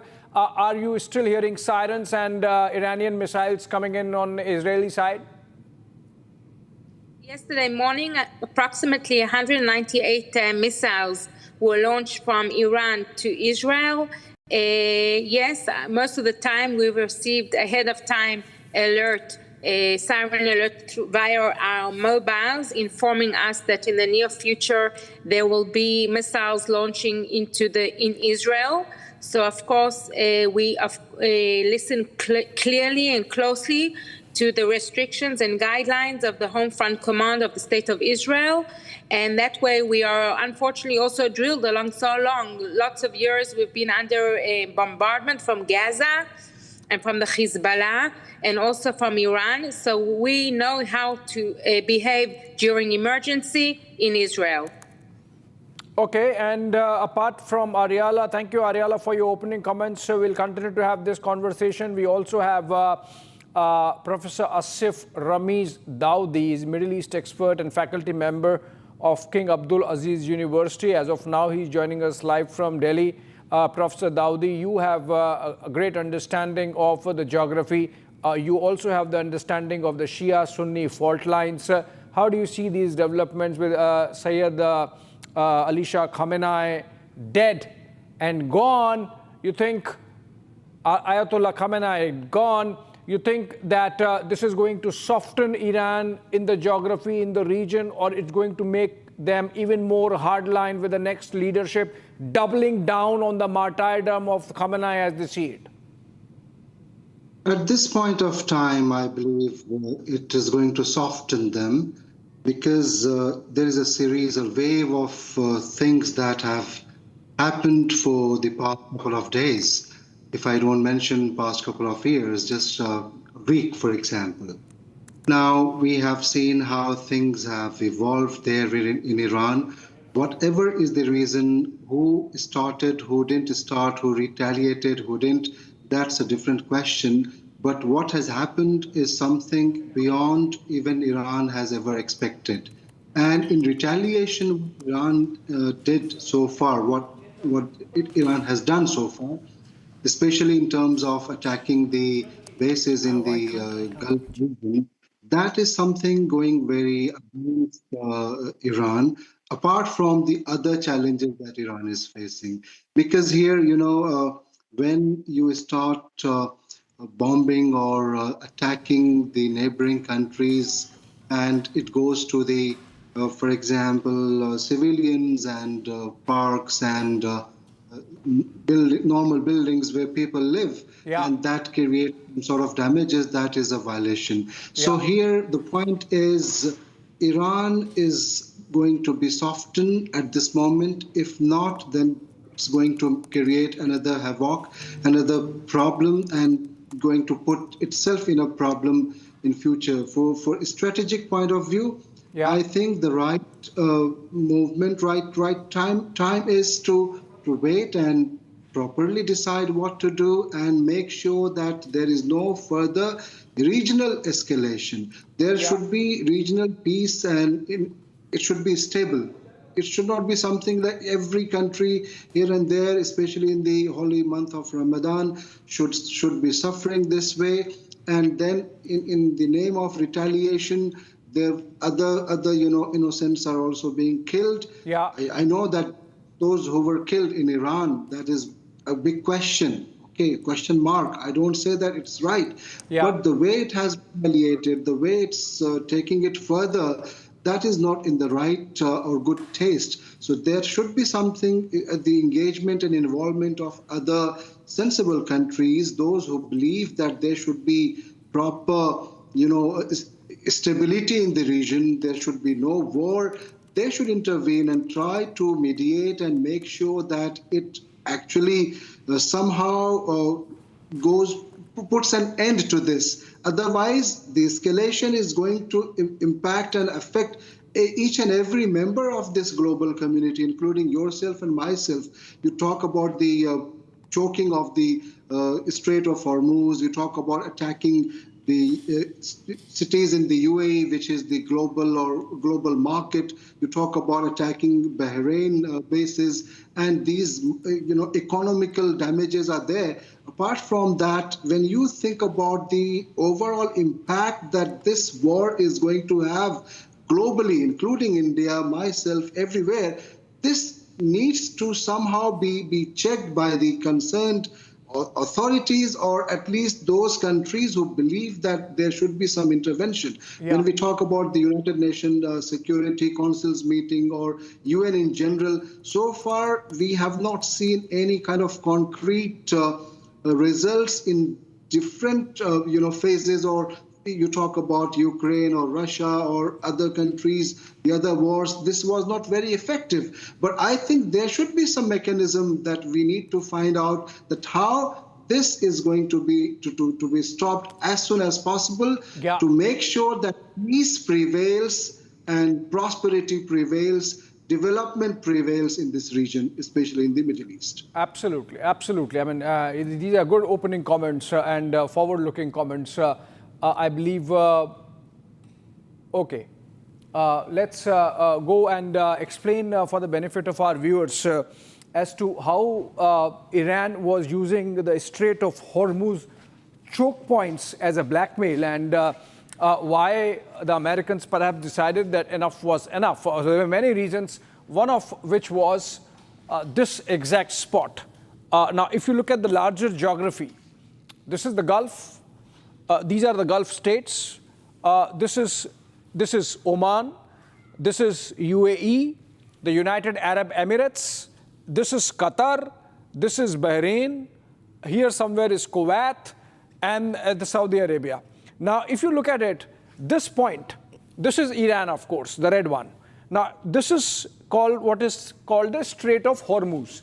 Now, if you look at it, friends, at its widest, this is just about 33 kilometers long. 33 kilometers long, wide actually, between Iran on this side and UAE on this side, just about 33 kilometers wide, about 160 kilometers long. Now, this water channel accounts for almost 1/3 of global energy supplies coming out of Gulf, going around the world, but coming out of this choke point. Now, Iranians are sitting here, and they could have stopped all supplies from going in. So far as India is concerned, that's about 30 to 40% of India's energy supplies, essentially LNG coming in from Qatar and oil coming in from Kuwait, from Qatar, from UAE. And so this was vital that this remained free. It remained free for most of the time, but the Iranians were threatening that with this launch of strikes, they would rather choke this. Of course, now with the leadership gone, they cannot. And that's a big sigh of relief. The risk of fuel price surge and inflation was there, now taken care of. That's the significance or the geostrategic significance of this geography of Strait of Hormuz.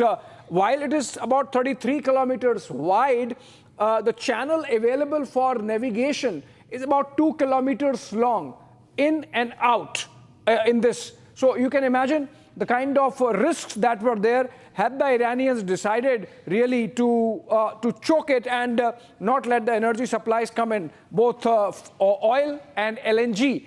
Now with that gone, Saurabh, coming to you, the Americans in that sense and these strikes have sort of helped stabilize the global energy markets at least. That's one positive we can see coming out of this.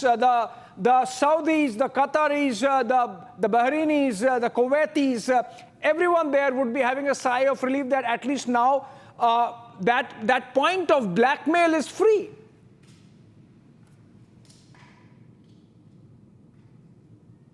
Saurabh. Am I audible? Yeah. Yes. Abhishek, one of the things obviously is while, war is the, should not be the option and should be the last option. But sometimes for larger good, it becomes necessary. And, post the killing of the Iranian supreme leader, the entire top leadership of Iran eliminated. And Iran's attack on all these Middle Eastern allies of the US who were at loggerheads has in some ways brought them together. And also they will make sure that once the transition government happens, once you see the final stages of this IRGC resistance that is coming, once that goes away, you will see that not only it will stabilize the oil prices, but will also can create a lasting peace in the Middle East as well. It's not going to be easy. It's going to be a bumpy ride because obviously the history tells us that this entire region has been mired by conflicts, but I would still be optimistic to the extent. And I would also tell you, look at the statement. For instance, France, the statement coming from the French is a very, very critical one, a giveaway as well. Macron does not see eye to eye with President Trump, but post his action of US and Israel taking the entire top leadership out of Iran in the first 24 hours also tells you a story of how this entire diplomatic and strategic and military action has created this whole, I would say, groundswell of support, if you ask me, in some ways, because France is an important member of the UN Security Council. China's statement obviously was an expected line because China has been elbowed out once again. So there is this China is a is at geopolitical... least making a strong statement, Saurabh. China is at least making a strong statement. We are still awaiting the Ministry of External Affairs to come out with their own release, but China has already made two statements. Professor David Menashri of the Alliance Center for the Iranian Studies joins us live from Tel Aviv. But before I go to him, we have pictures coming in, more pictures coming in of Bahrain this time. Okay, these are Bahrain pictures. Just stay with them. Stay with them for a bit. These are pictures from Tel Aviv. We have pictures from Bahrain, and these show the kind of destruction in civilian areas that's happened really in Iranian counter-strikes. Let me get in Professor David Menashri on that note. Saurabh, I'm coming to you in a bit on the China angle, China aspect, because that's also important, but we have to stay with the pictures also. A lot of pictures keep coming in.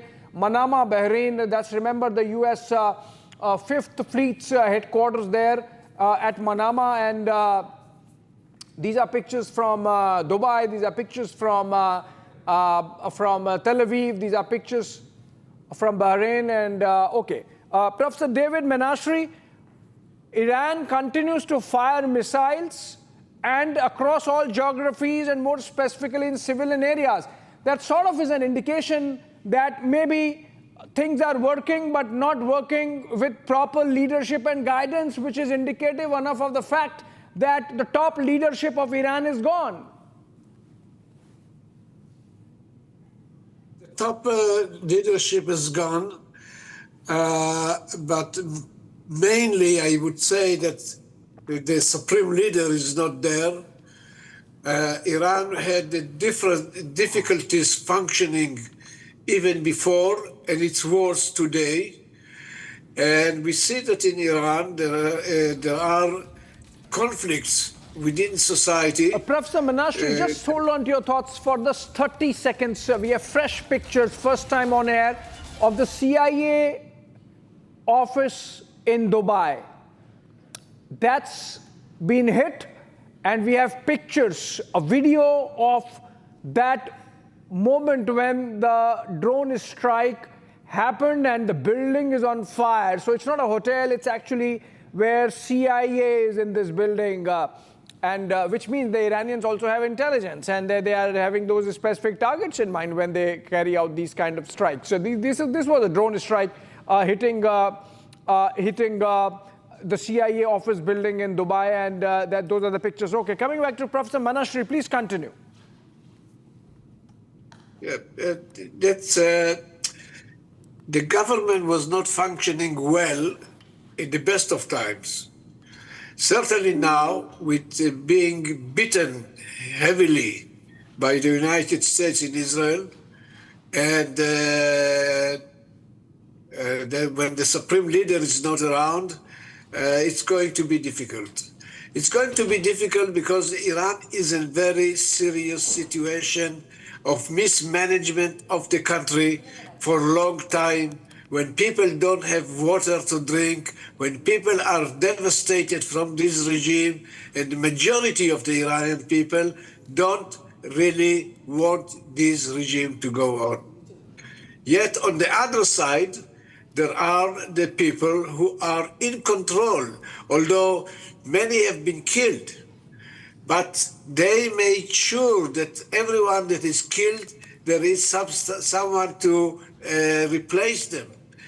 So it's not something that stopped altogether. And this damage that we can see all over the region that they are doing, it's going to be very difficult for the West, for the civilized world, I would say, to accept. Now you speak about the Straits of Hormuz. It's another thing that they are doing. They are they are harming themselves, because Iran needs the Strait of Hormuz more than anyone else. So the problem is today, what line, what direction this Iran wants to go. Iran is a country with around 90 million people. It's a huge country. Professor, again, I'm getting a breaking news development. Sorry to be butting in. I'll come back to you just in a bit. And these are pictures from Karachi, the consulate there of the United States that's been targeted and hit. Karachi protests spanning out. These are protests which are widening. These are protests which are amplifying, and these are Pakistanis coming out and hitting at the United States. Now that's significant because President Trump believed that Pakistan is a friend. President Trump believed that in General Field Marshal General, what's his name? Field Marshal Asim Munir. General Asim Munir is his best of friend, that he can take care of American interests. And here we have in Karachi, the consulate of the United States getting targeted to the extent that the police had to be called in. And this is when you have Pakistani Prime Minister expressing solidarity with Iran. That is when Pakistani Foreign Office condemning the American, calling them Israeli strikes and condemning those strikes in Iran, which have eliminated Ayatollah Khamenei. Pakistan in a quandary. But what is more important is for the United States to see that its interests in Pakistan are not safe. Can I take this for Saurabh Shukla? Saurabh, quick comments. Pakistan, can someone, you are there in Washington, D.C., can you take an appointment and tell President Trump that Pakistan is not their friend? And these ground pictures from the ground are proof that the Pakistanis do not like the United States and do not like Americans. Pakistani leadership is the biggest double-faced leadership anywhere globally. And I think this has got proven once again that on one hand, they come to the US with begging bowl, try to extract a deal, trying to dole out crypto and other things. And now they can't even protect the US consulate. This is very, very shocking. And obviously, I'm sure, the security here in Washington, D.C. is watching this very closely. And obviously, you will see the Pakistani leadership coming crying, and they will be pulled up certainly for that. Having said that, I want to give an update here that the security across is being tightened in all US embassies, including in India. Also, US is also in touch with many friendly countries. I'm also told also with India and countries, because they do expect some of the Iranian proxies to mount some kind of attack on the US. And Saurabh, but it does not help. You have to speak directly to Trump. You have to tell him. Just 2 days back, he was saying Pakistan is my great friend, and in the context of a war with Afghanistan, President Trump was saying we are there with Pakistan. We have a great general there, and they are taking care of our interests. Now their consulate is. You have to directly speak to Trump. You have to meet him. You are in Washington, D.C. Just go and meet him and mention it to him. Look at these pictures, President Trump, what's happening to American consulate and the way it is getting targeted by the Pakistanis. But, let me take this to Professor Dawoodi. Professor Dawoodi, these local dynamics there, Pakistan condemning Israel for these strikes, while at the same time keeping bomb on American role, trying to be with the Saudis also. The fact that the Shia-Sunni fault lines are more pronounced in the last 24 hours than they have been because of the Iranian counter strikes. These are going to have a play going forward. These are going to have consequences for each one of us, for our diplomacy, for our Ministry of External Affairs, for our diplomats there on the ground in all these countries, from Qatar to Bahrain to Kuwait to Iraq to Iran to Saudi Arabia and everywhere. There's one more thing. Afghanistan and Pakistan, they do not even have a cordial relation. They started into some sort of internal rift. So that is also to be mentioned. Now, when you talk about the role, especially in global scenario, in international relations, no one is your permanent friend and no one is your permanent enemy in general. At this point of time, when things have deteriorated, and you can notice even within Iran, there are some supporters and there are people against the regime. So similarly, you can or we can expect these kinds of agitations or these kinds of reactions in different parts of the world in different modes and different forms. So that is one thing. But when it comes to diplomacy, when it comes to foreign policy, when it comes to handling these things in the right way, for this, they need to understand it more at this point of time. And the best part would be that instead of criticizing things, they should try to initiate and use their relations with those countries where they can influence the kind of decision to de-escalate everything at this point of time. But at the same time, instead of de-escalation, there are agitations within that country itself. So that is a big question. Right. So, in fact, requesting you to continue being with us. We're getting some breaking development now. Viewers, the Iranian army has confirmed that they have successfully bombed another US base, in fact, multiple. This comes right after, this is the second day of the war escalating, the tensions rising, and just yesterday, at least 7 US bases were under attack by the Iranian military. In fact, they have now said that after Khamenei's death, the Air Force fighter jets of the Islamic Republic of Iran army have successfully bombed many other US bases in Gulf countries and the Kurdistan region of Iraq in several waves of operations. Viewers, on your screens are the visuals of the attack on various US bases. The Iranian military is retaliating the preemptive strikes which most definitely killed Khamenei and also the defense minister of Iran, amongst many other civil and military leaders of the Islamic Republic of Iran. And now various US bases across Gulf are under the Iranian wrath.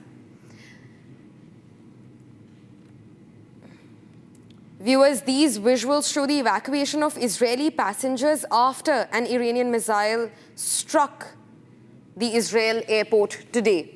These are the live visuals that we're getting in. US bases, military bases have been struck. Civilian establishments, including the Israeli airport, has been struck. You can see civilians carrying their children, their luggage, sliding down the emergency exit of the aircraft after Iranian missiles rained down on the Israeli airport. That's the latest that we're learning in. The war that's only becoming bigger. This is what is happening as of now in this very moment. These are live visuals on your screens. We're in fact being joined by Ariella, who speaks to us from Ashdod in Israel. Coming back to you, speak to us about these visuals. The latest we're getting in: civilian establishments remain under attack. The Israeli airport has been attacked. And you know, just yesterday, the Iron Dome was also activated. So speak to us about what this situation now looks like. Well, first, I would like to highlight, when I'm listening here to the panel speaking, the U.S. and Israel didn't come out of blue and come and begin a war on Iran and on the regime. For years, Israel and the United States have suffered from this terrorist regime when they have killed hundreds of Israelis and U.S. citizens around the world. So finally, we, the people of Israel, are very happy that our government, along with the U.S., are outbreak with the war and have killed the head of the terrorist state. Now, yes, for years they have targeted civilians. This is not new. So what I see now is the continuous, of their policy. They do not define if it's military or citizens. They are shooting and bombarding in every direction. And if it's in Dubai, if it's in Tel Aviv. So this is the threat to the world. So I'm very happy that finally that we are entering maybe a very tense and hard days to come. But at the end and the near future, I hope that the people of Iran will take the regime and become a more, freer and have human rights and have a different dictatorship than that they had until now. Right. In fact, also speak to us about where does this regionally leave Iran now? You know, the entire Gulf has now been absorbed in the war indirectly because of Iranian strikes that rained on Bahrain, Doha, Dubai yesterday. And all of these missiles were targeted at civilian or commercial establishments, probably closer to US bases. But do you think that this in a way has turned the Gulf region against Iran?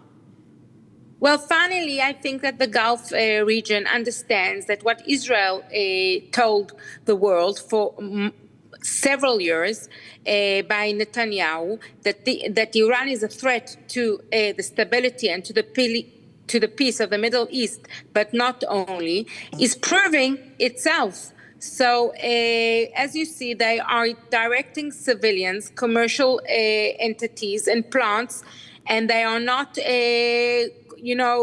according to the international law, only targeting military facilities. So I'm not surprised at all. And this is the head of the snake that is finally being terminated. And hopefully in the near future, there will be a new era for all. Right. In fact, I don't know, Ariala, whether this is the case. Can we get more guests in the broadcast? Yes, we continue to have Professor David, we continue to have Professor Dawoodi, we continue to have Ariala. And Professor Dawoodi, a couple of things. Ayatollah Khamenei is dead, but there obviously would have been a scenario planning, so to say, of the Iranian establishment. If this happens, what's next and what's next? So we are seeing some of it by way of the missile strikes that continue, but political establishment would have its plans. What is your understanding? Are we going to see a more hardline regime coming out of this rather? Or are you going to see a temporary directionlessness, but ultimately coming back to where we stood?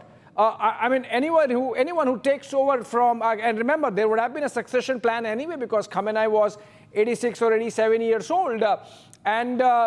So if the next Ayatollah or the next supreme leader, what's the guarantee that that person is not going to be as hardline as Ayatollah Khamenei was, or as focused on the United States as the enemy of Iran as Ayatollah Khamenei was? There must be a succession plan, as you said, and it's quite obvious.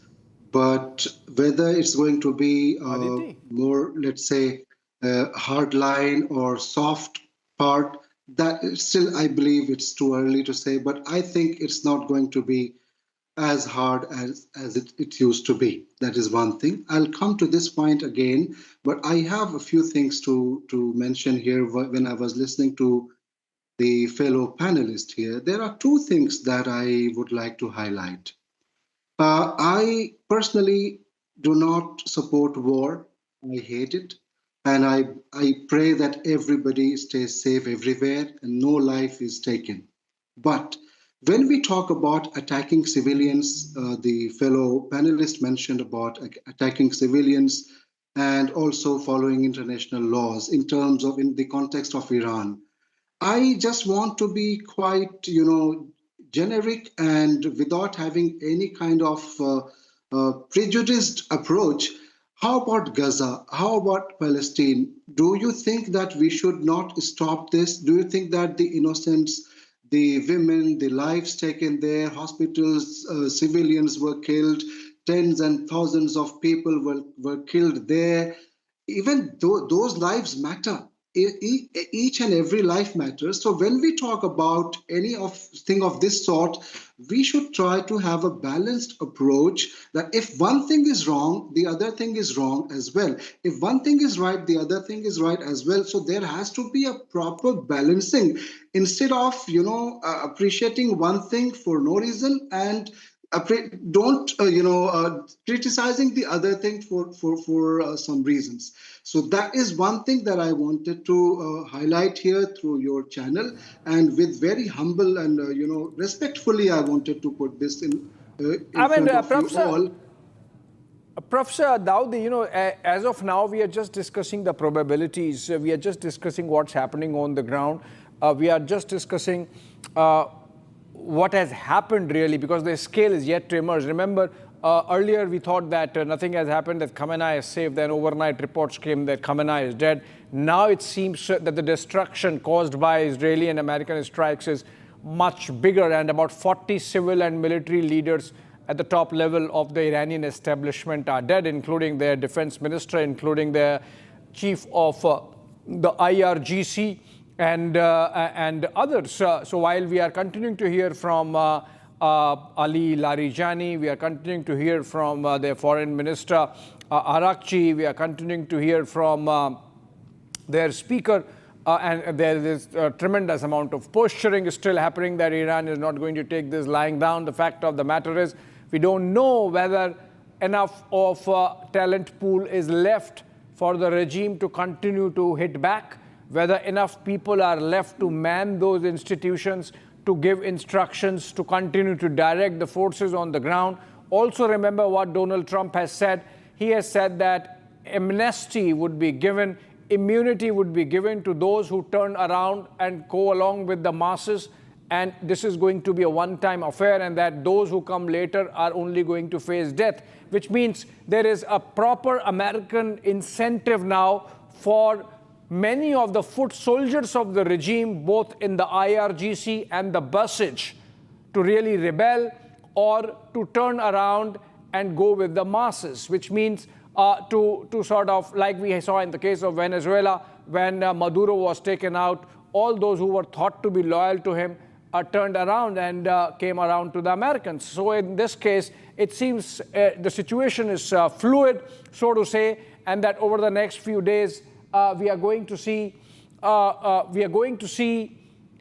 possibility of many of these elements who seem to be running the establishment of Iran turning around and coming to the side of the Americans. Professor David, you see that happening? You are asking this to me? Yes. Professor Manash. Can I ask you just a moment? I have an alarm here that they are expected to be bombing where we live, and in a few couple of minutes I'll have to get off the line. I said 2-3 words about it, if I may, because I have to really disconnect. Just imagine if Iran had nuclear weapon today, what could have happened? For years, we say that Iran is not the problem of Israel alone. It's not only the problem of Israel. It's the problem of the entire world. And it's time that something will be done. And I think this is an opportunity now. After what happened, Iranians have to do their own soul searching where they want to go. They have extremists, radicals who are determined to continue. This Islamic regime took power and is unwilling to to retreat from their line, because they believe that they are representing the will of God on land. And whoever attacked yesterday should have thought about what's going to happen today. So it could have been even worse. So I think that the best way is to go back to diplomacy and speak with each other. The two sides were very close to agree, Iran and the United States. And I think that they should go back to, because right now you can see what is happening. And I must admit, we always think about the Arab side of the Gulf, when we don't look at the east of Iran. And I'm learning from you, it's devastating what's going on in these parts of the world. And I think that it's a challenge for the free world. We're getting in and the live it's also a challenge on your screens to the right Iranian now. people. These are from Pakistan. Protests have erupted in Karachi. At least hundreds of people have stormed the US consulate. They smashed windows after US-Israeli strikes on Iran that deemed Ayatollah Khamenei to be killed. These are the protest sirens are sounding. In fact, the protesters also clashed with the police before attacking the US consulate in Karachi. Huge plumes of smoke going up. You can see the armed police on the road.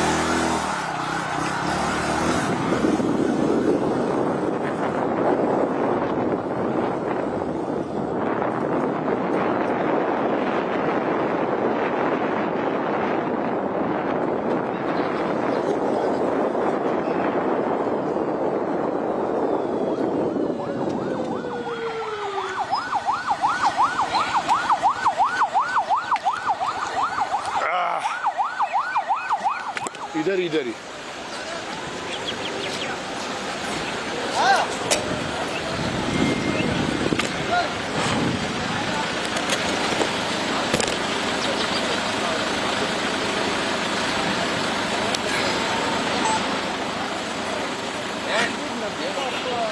The successors I had sent. Viewers, these are the visuals of the protests. These are pictures coming in from Karachi. These are massive protests panning out. These are protests that are turning violent. These are protests against Donald Trump. Had Donald Trump been the Consul General of the United States in Karachi, he would have seen what's happening to his team. He would have seen how America is hated and targeted in Pakistan on the ground. He would have seen that Pakistan cannot be a friend. He would have seen that Pakistanis are double-speaking agents who are hunting with the hound, running with the hare, as they say. I just flipped the saying. But what is important is that the Pakistanis are condemning the American strikes on Iran, even if they do not name America, they name Israel. The Pakistanis are confabulating with the Saudis. The Pakistanis have left Iran in the lurch, and the Pakistanis are not being good neighbors, and the Pakistanis have never been good neighbors to the east or to the west, and the Pakistanis are creating problems for the American interests and the American assets. The US consulate in Karachi is under threat. See the kind of deployment that has happened of the police forces just to prevent the attack from turning dangerous for the American citizens and the American diplomats in the Pakistani consulate. And for them, for Donald Trump to be saying that, oh, Pakistan is my dear friend, or the Pakistani Prime Minister is a dear friend, or that failed general is my dear friend, is all hogwash, is basically American president not being briefed on what Pakistan really means. Or maybe he knows, he's just papering over the facts for convenience, but that's unfortunate. Pictures coming in from Pakistan of people turning violent against the United States. Kesu. In fact, of everything else, also not being a good or reliable ally. Just like 2 days ago, Donald Trump had said that he has a great, thick, deepened friendship with the Prime Minister of Pakistan and also with their military chief. And all of that stands in rubble today. These are the visuals of the protests that are ongoing in Karachi right now as we speak. In Pakistan, Karachi is up in smokes. Huge plumes of smoke going up as the US consulate has been vandalized by the Pakistanis. In fact, hundreds of Pakistani civilians clashed with the armed police, and the streets of Karachi now are completely halted, shut. Traffic stopped, daily life completely brought to a standstill in Karachi. And these are hundreds of Pakistanis protesting against US and Israeli strikes on Ayatollah Khamenei, the supreme commander of Iran, who is now dead. And these are the visuals on your screens. Tensions rising, armed police barricading these streets to stop hundreds of protesters from turning these protests into a life threat for the American citizens and the American embassy, the consulate, which is under attack.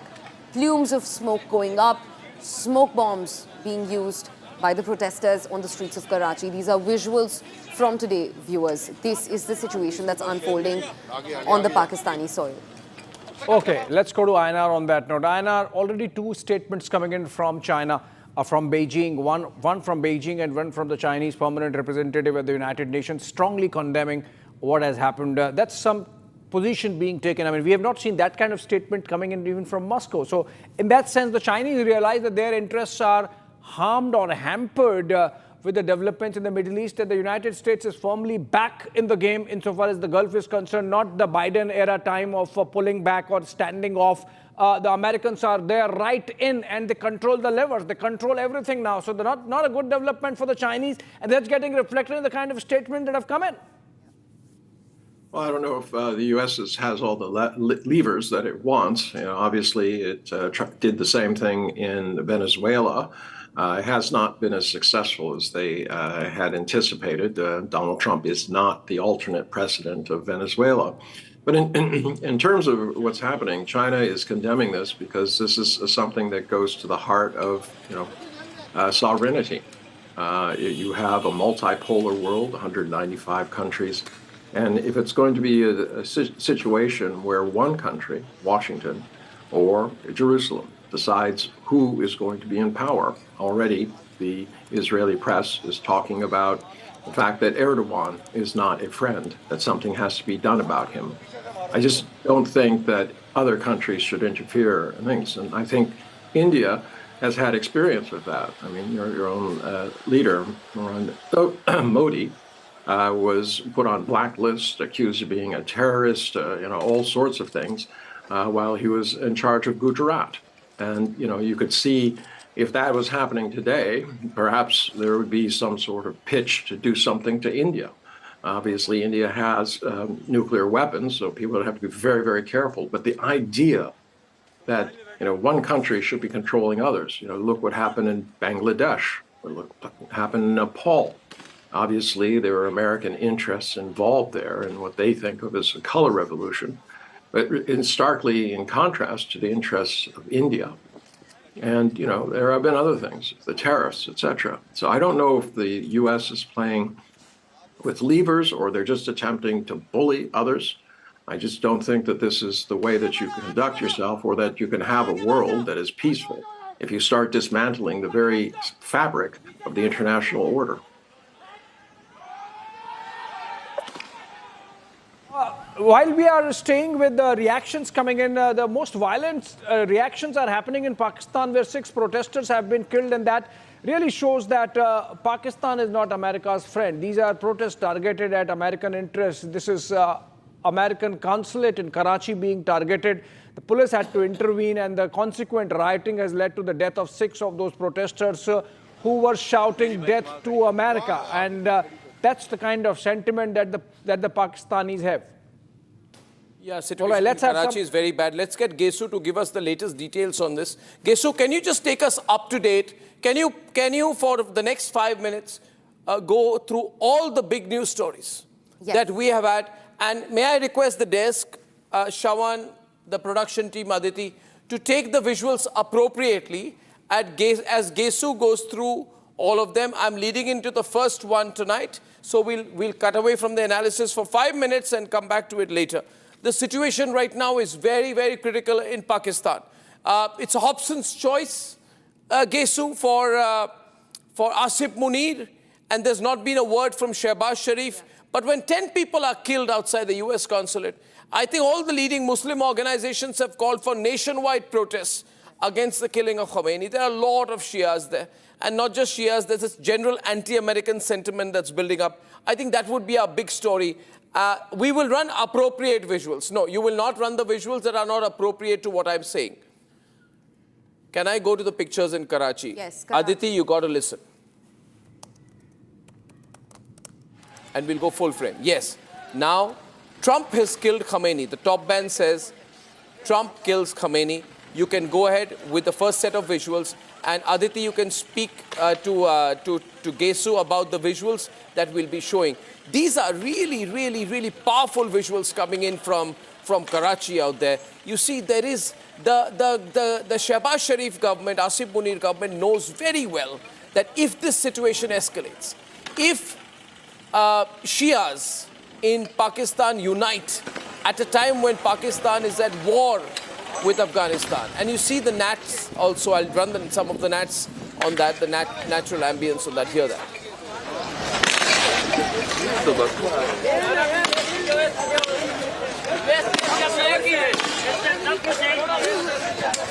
आगे नहीं बेटा आगे नहीं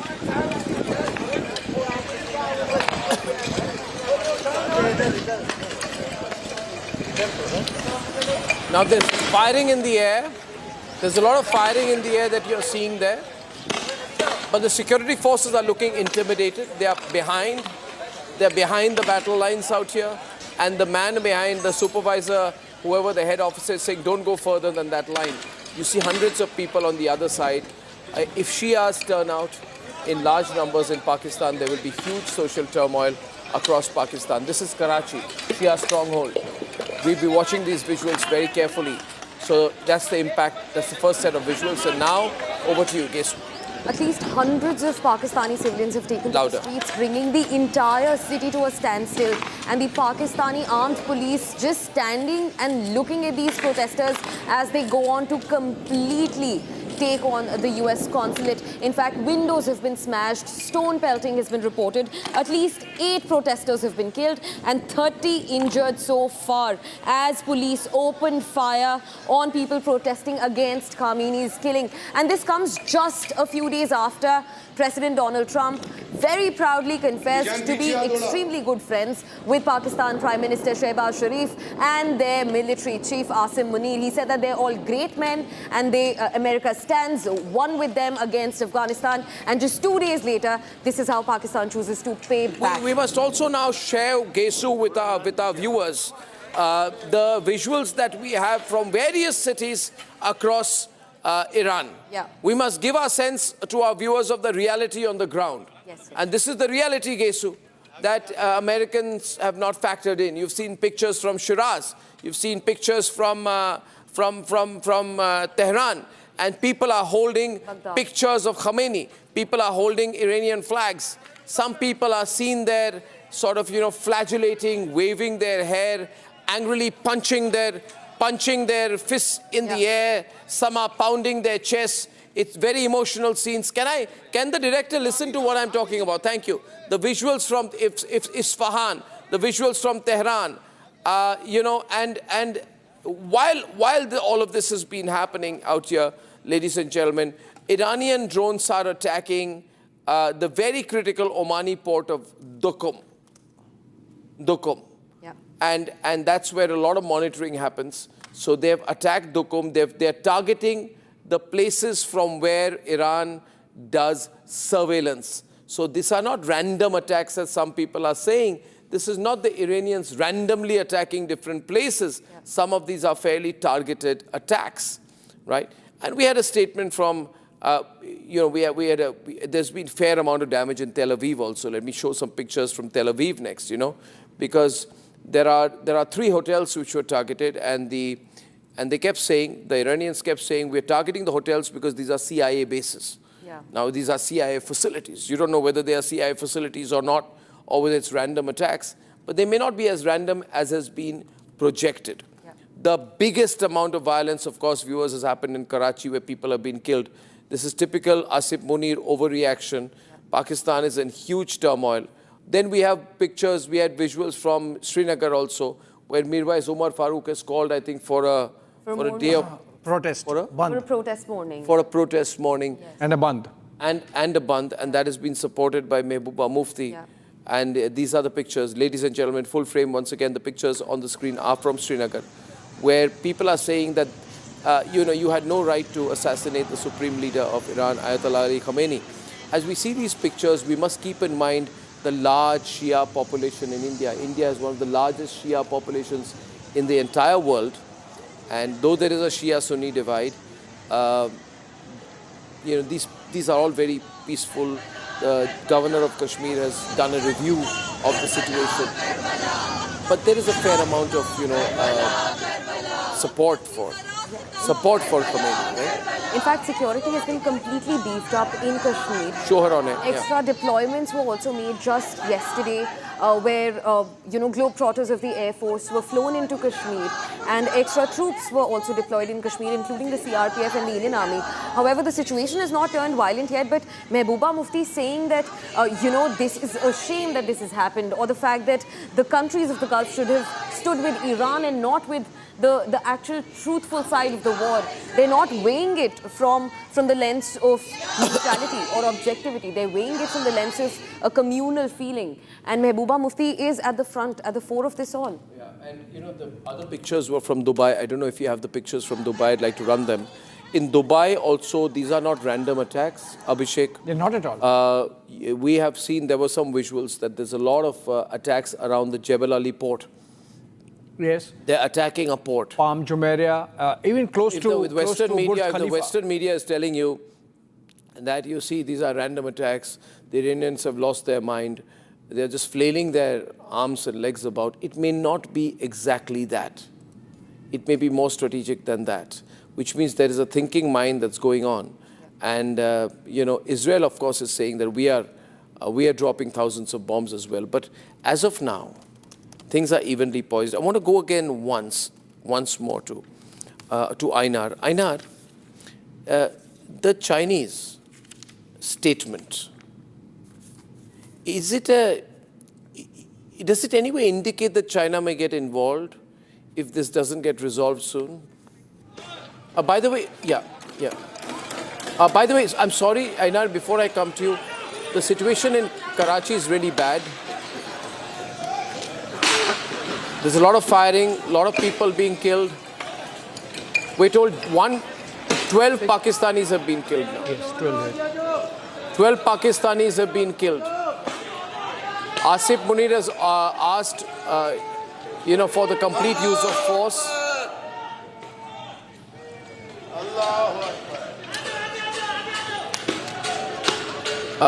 Pitched fighting going on in Karachi.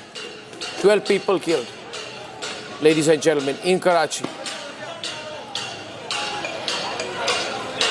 We have a report from inside Iran. This is from CGTN, so we're not taking editorial responsibility. It's Chinese CGTN. Let's just get what is put out there. To the center of Tehran, a square. As you see, people are mourning the death of Supreme Leader Ali Khamenei. Reports indicated that he was killed yesterday by both U.S. and Israeli strikes. He was in his office in the center of Tehran. His death was confirmed by state TV this morning. And as you see in Al Square, people have gathered to mourn the death of the Supreme Leader. I also have to add that some IRGC commanders, including Secretary of Defense Council Ali Shamkhani, has also been assassinated. And also Chief Commander-in-Chief of IRGC, Mr. Pakpur. But the most important person in Iran in the last 4 decades is no one but Supreme Leader Khamenei. And as you see, people are mourning his death. I also talked to some of the mourners here. خسته نباشید. چرا اومدید اینجا؟ میشه توضیح بدید؟ ما اومدیم که بگیم اتحادمون مستحکم‌تر از همیشه هست. بابت انقلابمون تا آخر جونمون هست. ما اومدیم بگیم که رهبر ما رو زدید. انتقامش که ازتون میگیریم. فکر نکنن آقامونو زدن میتونن راحت وارد کشورمون بشن. نه، زهی خیال باطل. ما حتی 1 سانتیمتر، 1 وجب از خاکمون رو به اجانب نمیدیم. As you see, the mournings here are held by pro-government people inside the country and mourning for Supreme Leader and chanting slogans against Israel and the U.S. And the emotions are very high and so many people are crying and very angry.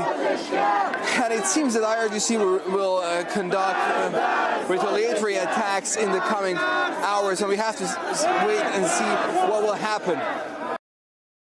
And report, Einar, going back to you, you know, I was talking about China's response, and you heard my question. Is there an indication there that China may get involved more than it is directly? Early, China's army is not set up to go abroad.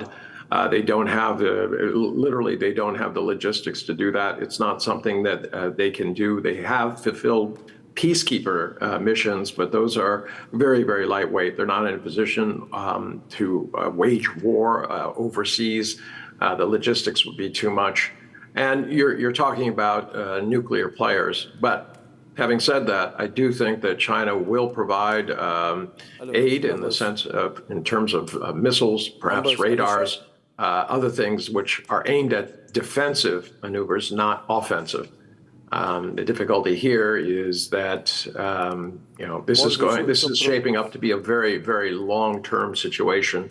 The Iranian people, as you can see, are not going to give in. It's if somebody who came into India, they will be very proud. You would resist, very fiercely. And this is a large country. I think the U.S. at some point will pull out, especially when the economic consequences, especially to American consumers, kind of pushes Donald Trump to do a taco. So I don't know that it's long, but it's going to continue with Israel, and Iran is going to continue to be a problem. People have to think that if somebody assassinated, somebody assassinated the Pope, what would happen? People would be very angry. You're dealing with religious beliefs. These are the types of things that are encouraging real extremism. Some of these young kids who have no hope, especially in places like Pakistan, they might be tempted to sacrifice themselves in some sort of terrorist act. And we just don't know who that would be aimed at. Right now, it seems that their anger is directed at the U.S. and Israel, and those would be the logical targets. Yeah. Well, there's also a leadership vacuum. We must always put that in mind. Ladies and gentlemen, showing you live pictures from Karachi. Look at that. It's getting worse. Can we increase the ambient sound so that viewers get a sense of what's happening? As we are reporting today, Pakistan is burning. Asif Munir has killed 12 Pakistanis. And thousands more are coming out on the streets. These are pictures that the Pakistani media is not showing. These are pictures of the Pakistani armed forces firing upon innocent protesters. Civilians are being killed. Random firing is going on.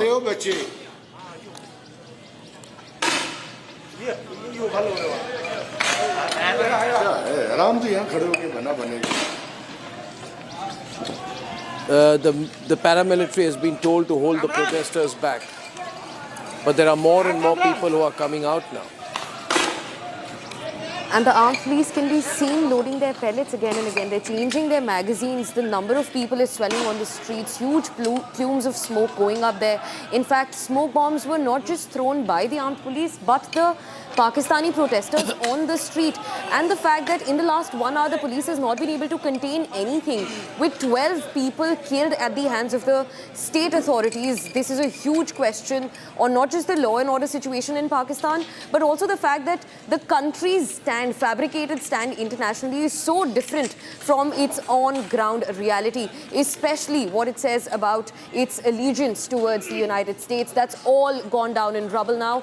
These are the visuals on your screens, the latest that we've gotten in from Karachi. The entire city brought to a standstill by hundreds of protesters out to get the US consulate. In fact, windows have been smashed, the public property around has been damaged. US consulate has taken a few hits from the protesters, and now the armed police is just standing like a barricade between the consulate and the protesters, even though they're not able to contain anything at all. Yes, the things are bad out here. Robinder Sachdeva, well-known strategic analyst, is live. Now, we're looking at Karachi. Your thoughts on what's happening in Pakistan? Robinder. Well, thank you, sir. A pleasure to be with you. Well, what's happening in Pakistan is, on the one hand, incompetence. Firstly, I would start with that itself, incompetence of protecting the, consulates or embassies or missions of a foreign country. That's one. Second is lawlessness on the streets every now and then for whatsoever reasons, and a bunch of other things. I would like to, with your permission, sir, go back to a couple of things earlier being talked. One, our colleague mentioned that, unless Trump tacos out. Briefly, my take on the term taco, I have another take in my book. Taco is, yes, Trump always chickens out. At the last minute, he backs out. But there's also another Trump, which is the more predominant one, which is Trump always carries on the taco side. So a play, but it helps us understand, I think, the psychology and behavior of Trump. Now, coming back to the attacks, Arnab sir, which you were mentioning. The Iranians are attacking. Of course, these are nearer geographically, all these Arab states.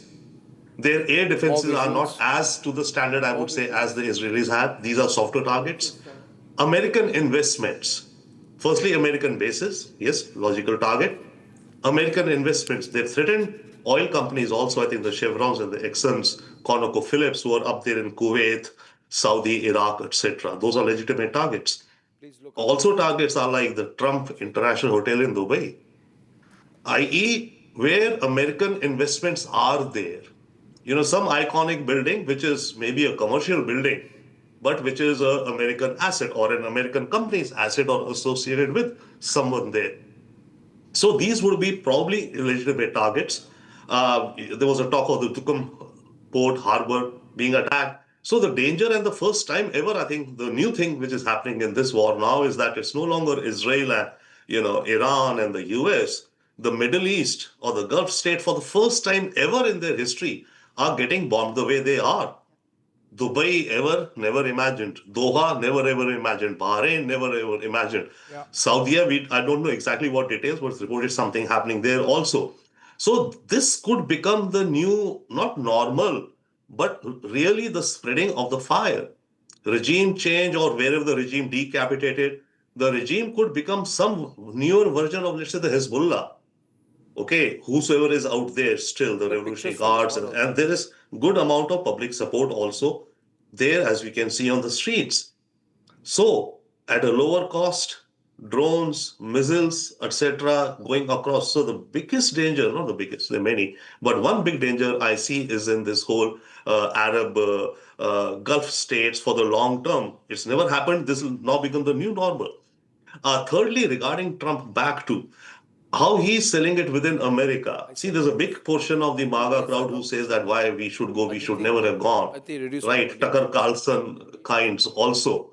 Trump is framing it as not a war pushed by the Israelis, which to a good extent it is. Not a war pushed by the Israelis, but rather a war to prevent an enemy of America from striking. And Trump laid out the laundry list of the last 45, 6, 7 years. What Iran has done against America, you know, the hostages, this and that, etc. So he's casting Iran as a mortal enemy of America. And that is why it's important for America to wipe out this regime. So he's delinking it from the Israel factor. Yeah. Because otherwise there are two, you know, downsides he's looking at. One, MAGA, many of them say no war. Why war? Yeah. He campaigned on not getting into new wars. And secondly, there's that segment also which says that, you know, the tail wags the dog, that is Israel wags the American foreign policy. So he's trying to preempt that by articulating it as a action taken in, you know, in the interest of American national let me put one thing in everyone's mind before Abhishek and Gesu give us a round of news updates. This is exactly what Trump said I will never do. He used to be critical. He says these neocons, they go all over the world and Americans die. I'm going to end all the wars. I'm going to bring in a new era of American peace and prosperity and make America great again. Yeah. He's done exactly the thing he said, I will never follow George W. Bush's playbook. And today he's taken it to next level. Yes, Abhishek and Gesu.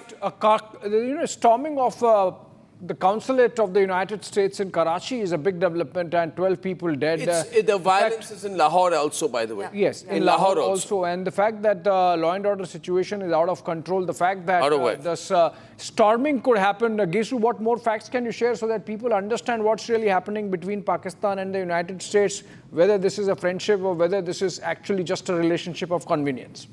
It started with people actually carrying placards and photographs of Khamenei and marching onto the streets, and quickly turned into smoke bombs being thrown from the side of the protesters. In fact, the armed police not only opened fire, but they've killed at least 12 protesters, with reports suggesting 30 have been injured. So we don't know how many of these 30 will actually make it, but the police has fired shots at their own people for protesting out in their streets. And these people are supporting Iran. They are not standing with the US or the Israel.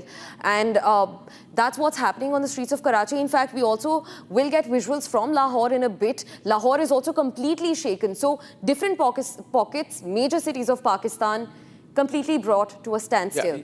Our PCR teams will be changing the visuals as Abhishek and Gesu take us through the latest visuals. Abhishek and Gesu, please. These are pictures with them on the screen, full frame. These are pictures from inside the hotel, which has been on fire. This is Dubai, and this is Dubai airport actually, and we have seen pictures of destruction coming in from Dubai, from the airport, from a hotel, from Palm Jumeirah, from close to the Burj Khalifa, from the CIA office building, the office building that's occupied by the CIA, and this is the one which we are talking about, Gesu, and this is very comprehensive targeting of the United Arab Emirates. This is clearly the Shia-Sunni fault line at play. And in fact, all the civilian establishments and commercial establishments are under fire from the side of Iranian military. In fact, they've said that we're hitting targets close to the US air bases. And all of these include civilian targets. This is absolute war crime that's ongoing. In fact, places like Doha, Dubai, Bahrain, some of the countries that are supposed to be the safest have not experienced a war or hostilities in so long, in yesteryears. And suddenly Iran has started striking all of these territories. And it's happening solely because they're hosting US bases. So now taking sides has also become criminal, and Iran is going after everybody who is taking a US's stand except for Israel. Israel's Iron Dome was activated last night. Until then, there were no strikes reported on the Israeli territory. And just today morning, we've seen a few in Tel Aviv. And last night also, I think one more that happened in Tel Aviv. But other than that, they are creating a problem for themselves. Go Iran to the news. is going Go to around. the news. Stay with the news. Yes. Okay, more breaking coming in. The Israeli Foreign Ministry is going to have a briefing in just about half an hour's time from now, and that's you can expect is going to give us more details of the Operation Roaring Lion, as they called it. Can we stay with the news and the visuals? Our PCR team is firing and the visuals. More pictures, more videos out. There are more videos. There is a video of the CENTCOM. PCR, please tell. Shawan, please help. Shawan, you can guide Gesu and Abhishek on the visuals that we are showing so they can talk over it. Thank you. Please carry on. Okay,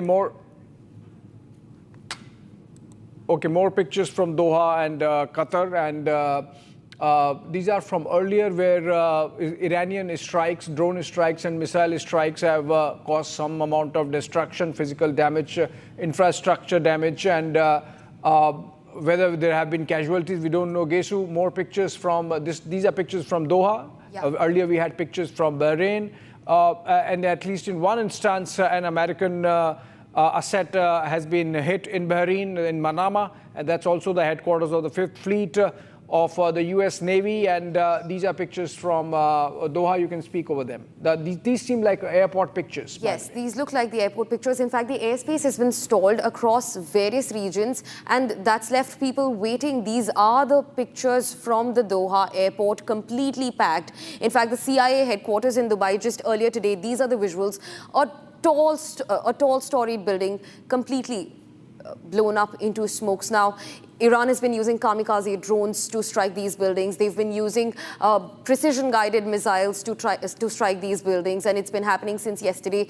But the war has escalated in the last 16 And by the way, there are protests in New York also. Let me tell you, not surprisingly, I'm no fan of his, but Mamdani is looking for a political opportunity. He's told people in New York to go on the streets, and he says this is a catastrophic escalation, an illegal war of aggression. So even Mamdani, who used to stand like a good schoolboy next to Trump after getting elected, has now said there should be protests. In fact, there are lots of protesters who hit the streets in New York as well. So Trump's problems are not ending. Yeah.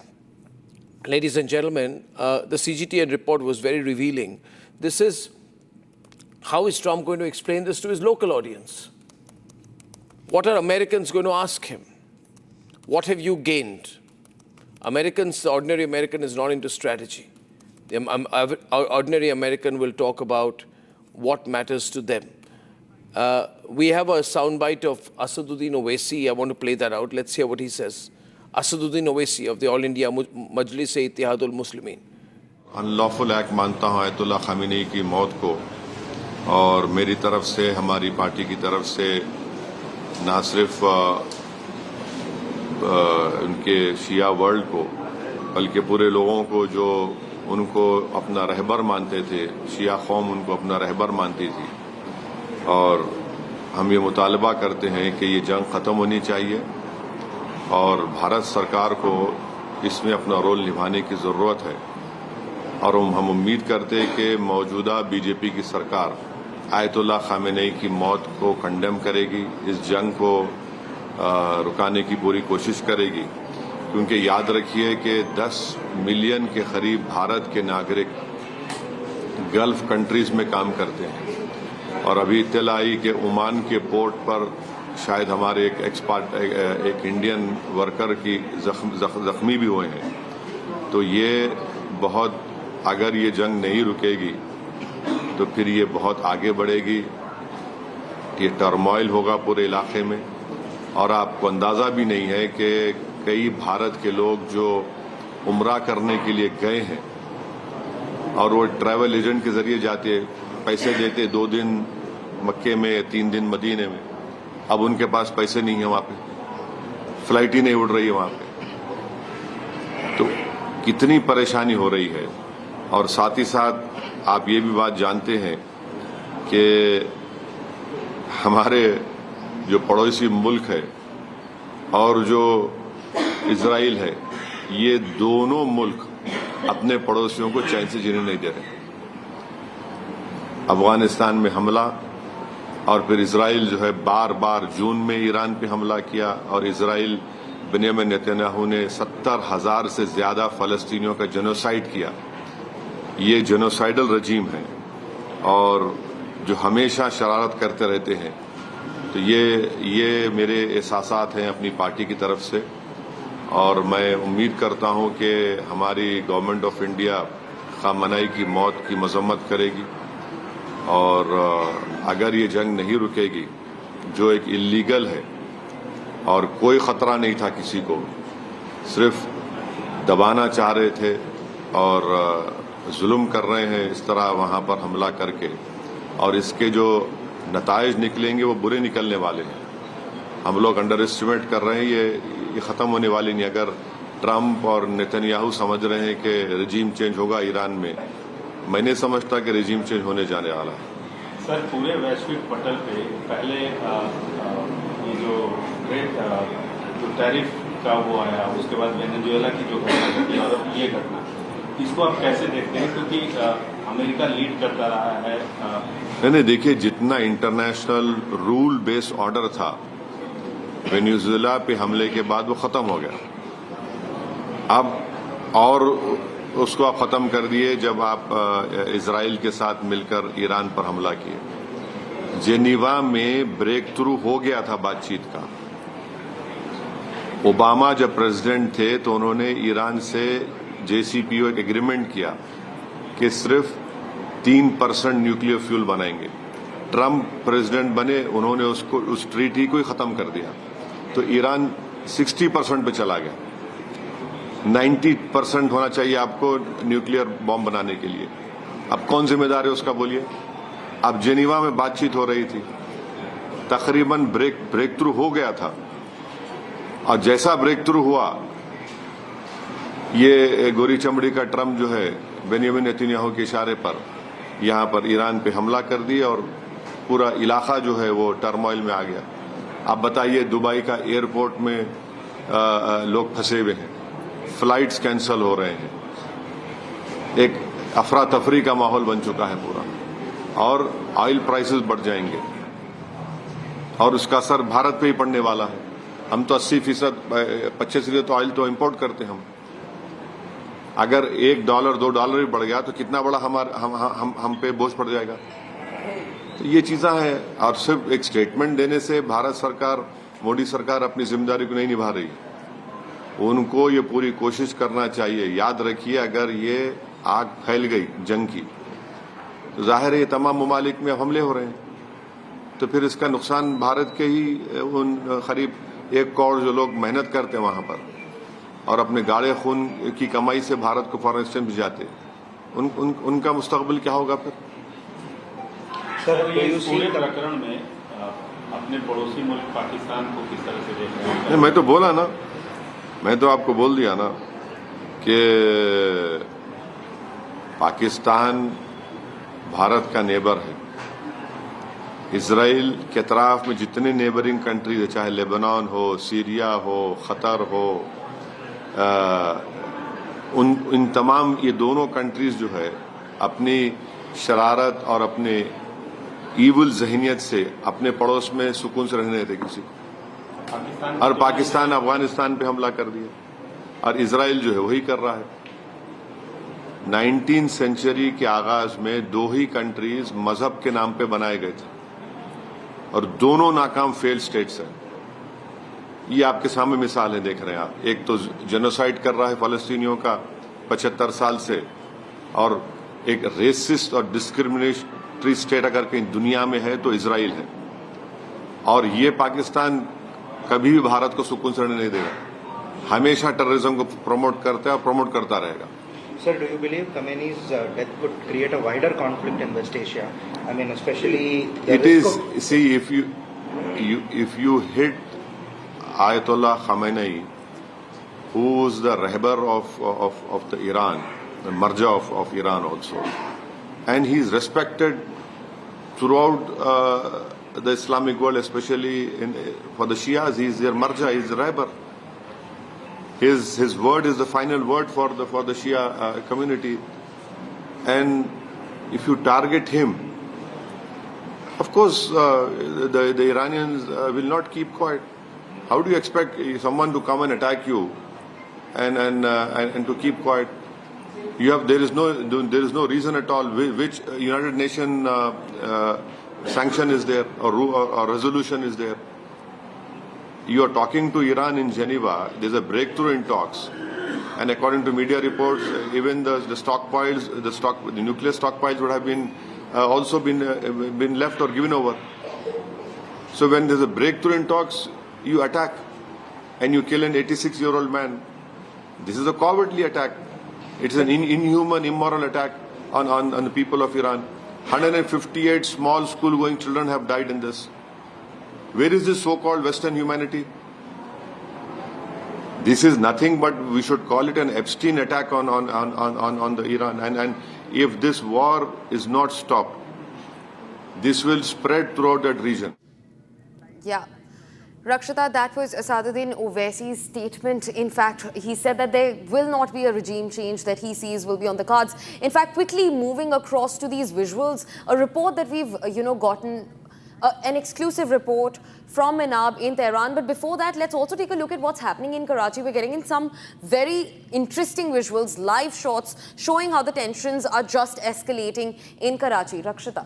Right. These are the protests. Earlier also we had got visuals from the embassy that was being vandalized, and now we have more visuals coming. You can see the American flag over there, and live shots coming in from Karachi, heavy security deployment now.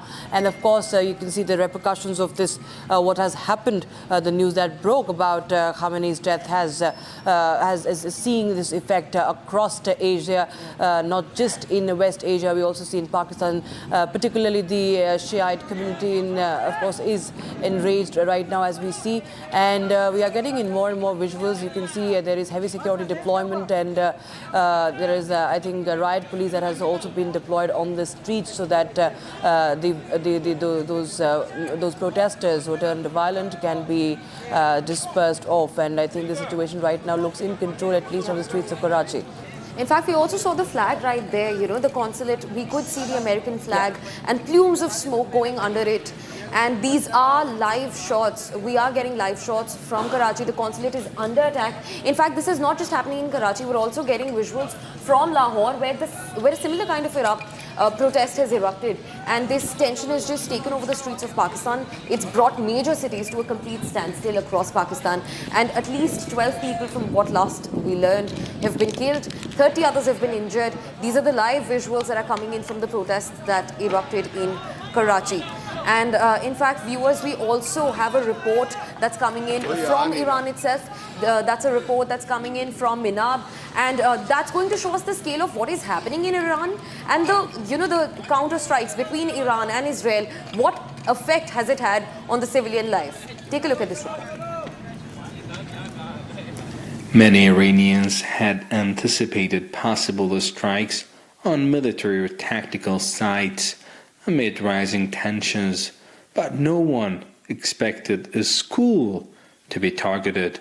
Authorities say more than 100 students were killed when the elementary girls' school in Minab was struck.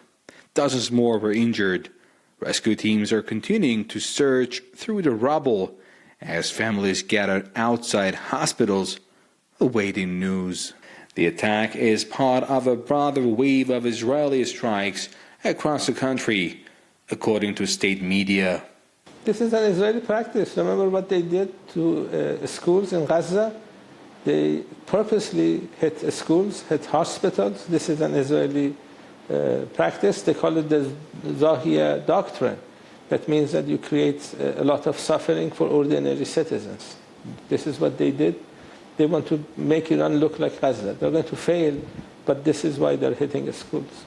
Iran's foreign ministry has described the strike as a flagrant violation of international law and urged the United Nations to respond. Officials say funerals for the victims are expected in the coming days as the country mourns one of the deadliest single incidents in recent years. There has been no immediate public response from Israel regarding the strike on the Minab school. Here in Tehran, officials describe the strike as devastating and a clear violation of international law, saying the targeting of a school could have serious consequences. In a word, hearts here have been broken. Seper Sarami, CGTN, Tehran.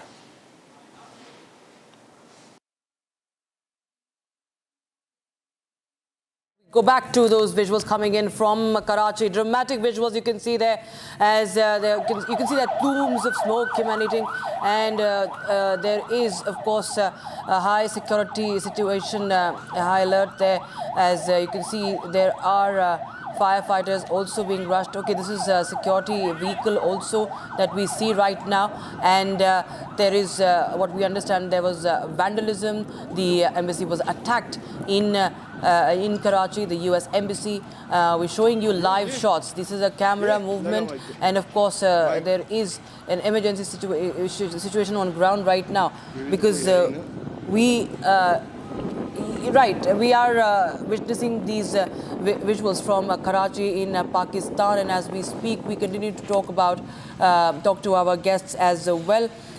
We also have Akiva Spiegelman, Media and International Affairs consultant, is joining us from Israel, and we see this.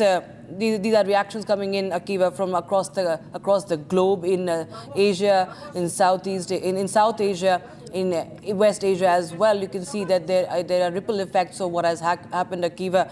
But how do you see who's standing with Israel right now? What is the support as far as Israel and this entire operation, U.S. and Israel operation, is concerned, in your understanding? The most important thing is that we are in complete correlation with the United States of America. They were counterparts in this attack. This was a preemptive attack. We've been threatened by the Iranian regime for years now, for decades, with no response. They've attacked us last year. They've attacked us multiple times. Ballistic missiles, it's unheard of in the modern era.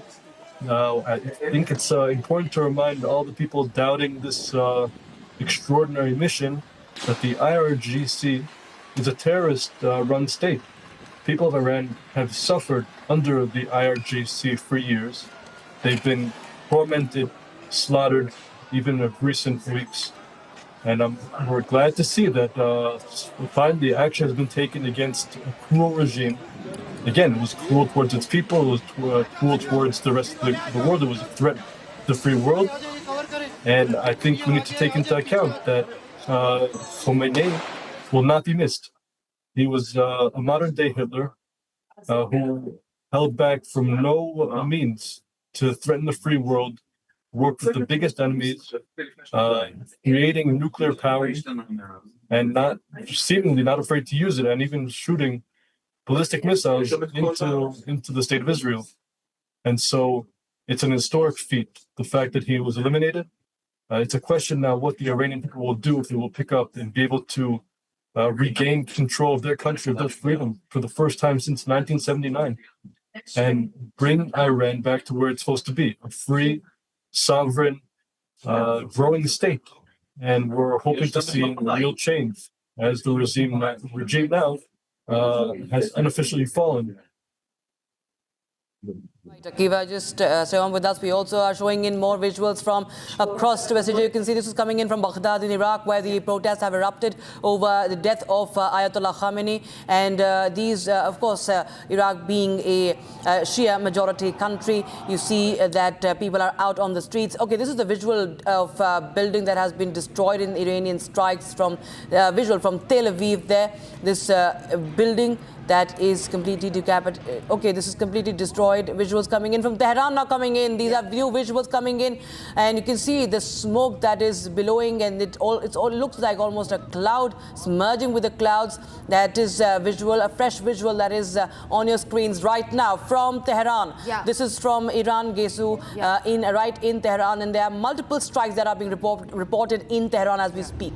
In fact, the Israeli Defense Forces have released official statements explaining that they have, attacked several facilities across Tehran. One is their Freedom Tower. They have launched an attack, a strike near the Freedom Tower in Tehran. In fact, various other facilities have been attacked. And all of these look like the state facilities. They look like government establishments that have been under attack from the Israeli retaliation after last night's boiling of the war that came to a fore. Now, these are the latest visuals that we have from Tehran, and this is not just the one that we have. We have about 4 to 5 more visuals from Tehran, different facilities completely under attack. Okay, there are more live shots coming in. That is another vantage point from Tehran. As you can see, there has been an attack near Tehran's Freedom Tower as well. And this is another location right in Tehran that we are showing you right now. As you can see, the huge plumes of smoke that is billowing from that building. And in fact, Iran state media is also reporting that 140 people have been killed in the American and Israeli strikes. 95 have been injured at the Shajareh Tayyaba Girls Primary School in Minab city as well. So there have been massive civilian casualties as reported by the Iranian state media. Yeah. Let's also listen into the listen into the ambience of these shots. That will help us understand the gravity of what has happened on ground in Tehran.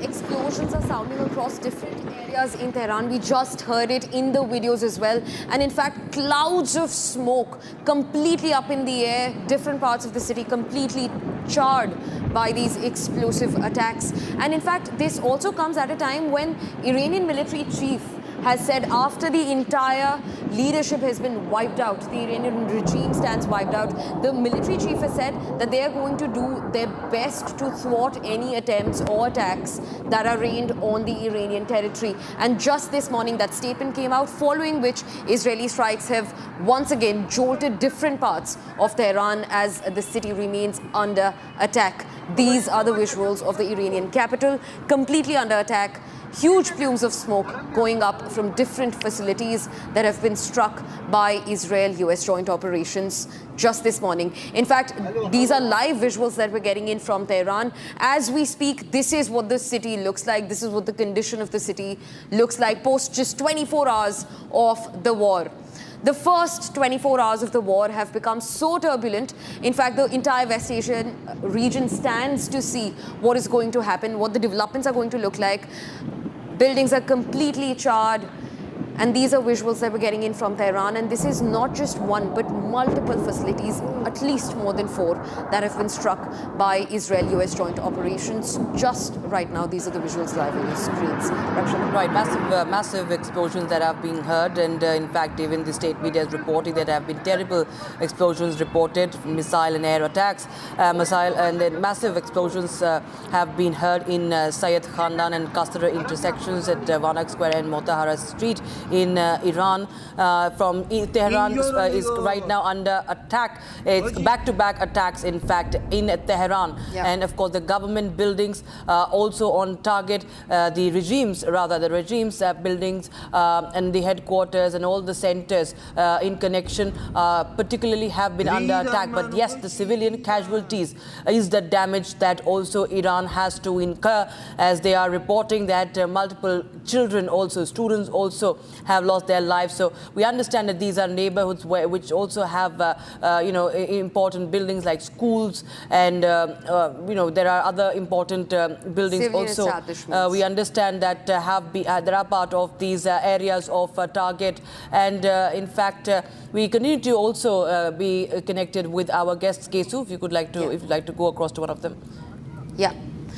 In fact, Tehran is completely been reduced to rubble. Different parts of the city completely brought down. We have some close-up visuals also on our screens right now. And these are the live shots of what's happening. We just looked at the scale of this entire attack that's been happening on Tehran. In fact, viewers, we also have information on Abu Dhabi and Dubai. The cities have been attacked once again, and this is extremely shocking. Explosions have been heard in Abu Dhabi and Dubai once again. Just yesterday, Dubai thwarted a very close attack to the Burj Khalifa. Right next to the Burj Khalifa, buildings were downed as a kamikaze drone came and struck various high-rise buildings across Dubai. Now, Gulf, which is known to be a safe zone, is now heading into the war phase first. Explosions are once again heard in Abu Dhabi and Dubai. Rakshita. Right. So these are the images. We'll just play out those visuals also that will come in. The explosions continue to be heard in Abu Dhabi and Dubai. All the prime locations have been of course on high alert in UAE, and Abu Dhabi and Dubai being the most prominent cities. And now we have those visuals that are just coming in from Dubai. And okay, this is the visual from Tehran. We will just show you those visuals. But yes, the information keeps trickling in. We are telling you about what's happening in the adjacent countries as well. Explosions heard in Abu Dhabi and Dubai. Residents have been asked to take shelter. Meanwhile, in Tehran, you can see it's absolute state of destruction. The destruction that can be that is quite visible in these shots that we are showing you. These are different areas from Tehran.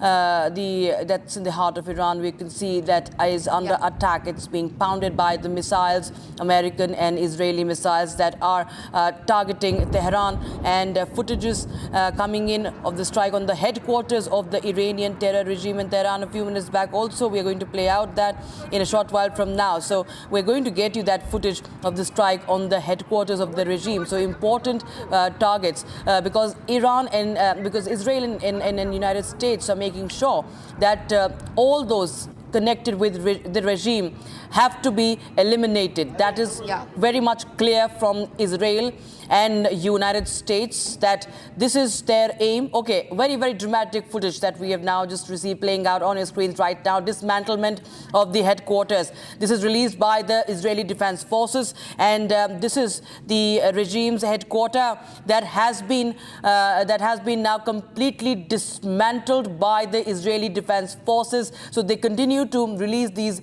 footages as they did yesterday, and one by one all those headquarters, all the centers of the Iranian in connection with the Iranian regime are being dismantled, and this is a message being sent out by Israel that they will not spare anyone who is part of this regime. In fact, Rakshita, also a very good way of just specifying that every time a target is hit, a drone footage by the Israeli Defense Forces is out in the public eye. It shows the target that has been hit, the target that's been brought down to rubble. And what they've said is that this area, these buildings, this belongs to the Iranian regime. And down with the regime is what, Israel and US have been singing on since the beginning of this war. And today, the IDF has said it loud and clear that they are coming to strike the heart of the Iranian regime, the capital of Iran, Tehran, which remains under attack. In fact, this is the latest drone visual that has been uploaded by the IDF, the Israeli Defense Forces, of the precision strikes that they have made on what they claim to be the Iranian regime center. In fact, they've called the Iranian regime terrorists, and they have said that they have struck the area where these terrorists reside. That's the exact update from the Israeli Defense Forces. Meanwhile, there are more updates coming in from the Iranian side as well. Iranian Air Force fighter jets, what we understand is that they have bombed multiple bases. Of course, they continue to target them. Now, they have bombed U.S. military bases in the Persian Gulf countries, in the Kurdistan region also of Iraq, just minutes back. So there are fresh attacks from Iran that continue on the American bases. This one is coming in from Iraq, the bases in Iraq, the Kurdistan region. And of course, this is a statement that has come from the Islamic Republic of Iran's army. Now, yes, the commander has been eliminated. All the top commanders, all those leaders who were the center of power, including Khamenei, of course, being at the helm, have been eliminated. But what we understand is that, and it's in fact a question that Iran continues to have that capacity to counter-attack the bases.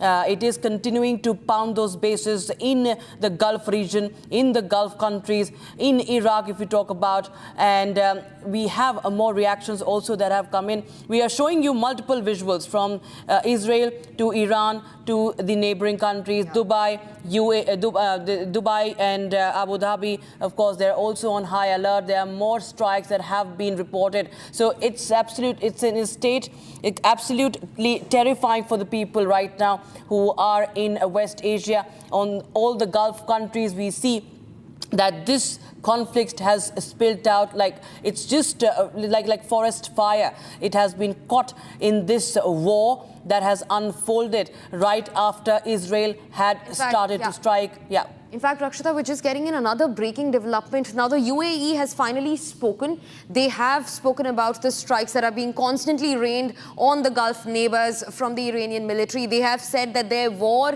Iranians are not at war with their neighbors. They are, in fact, at war with just Israel and the US. And that's where they should take out all their military aggression. First statement from the UAE after suffering under Iranian attacks and strikes for the last 2 days, over 24 hours now. We're touching 48 hours of the war, and now UAE has finally spoken. Dubai, remember, viewers, was under attack. Right next to Burj Khalifa, there were strikes that were reported. In fact, one life was also lost. And various other peace-loving countries which have not gone to war for so long, Bahrain, Baghdad, even, various Israeli territories have been struck by Iranians. And now UAE has made it clear in the latest that we're learning that Iranians are not at war with their neighbors. The Gulf is not at war, and Iran should only retaliate to the aggressors. Right. We will slip into a very, very short break with our guest as well, Gesu. So, viewers, we continue to get you all the minute-by-minute developments on this war that we are closely tracking. Right back after this very, very short break.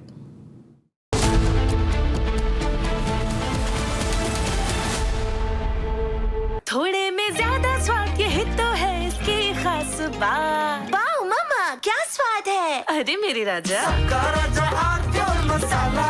रानी, इस घर में कुछ है जो टूटता नहीं। ये pillar कभी नहीं टूटेगा। रुंगटा स्टील TMT से बना। रुंगटा नहीं तो घर स्ट्रॉन्ग नहीं। रुंगटा स्टील TMT बार एकदम सॉलिड। प्यास बुझाए, ठंडक लाए, सबको भाए जीरा से। MDH का जलजीरा जीरा से। जीरा से असली रिफ्रेशिंग, असली स्वाद, असली मजा। MDH।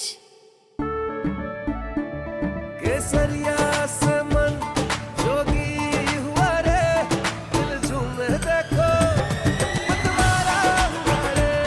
केसरिया से मन जोगी हुआ। हर पल मनाओ केसरी त्योहार। विमल, बोलो जुबान Kesari.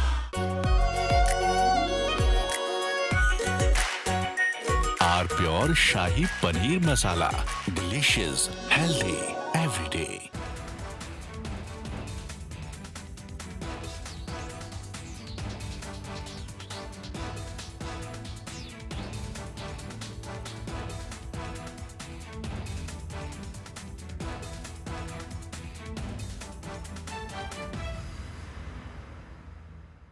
Now here's the reality, it's fact not fiction. You are sitting on a plane.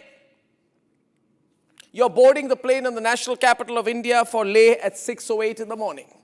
It's a SpiceJet plane.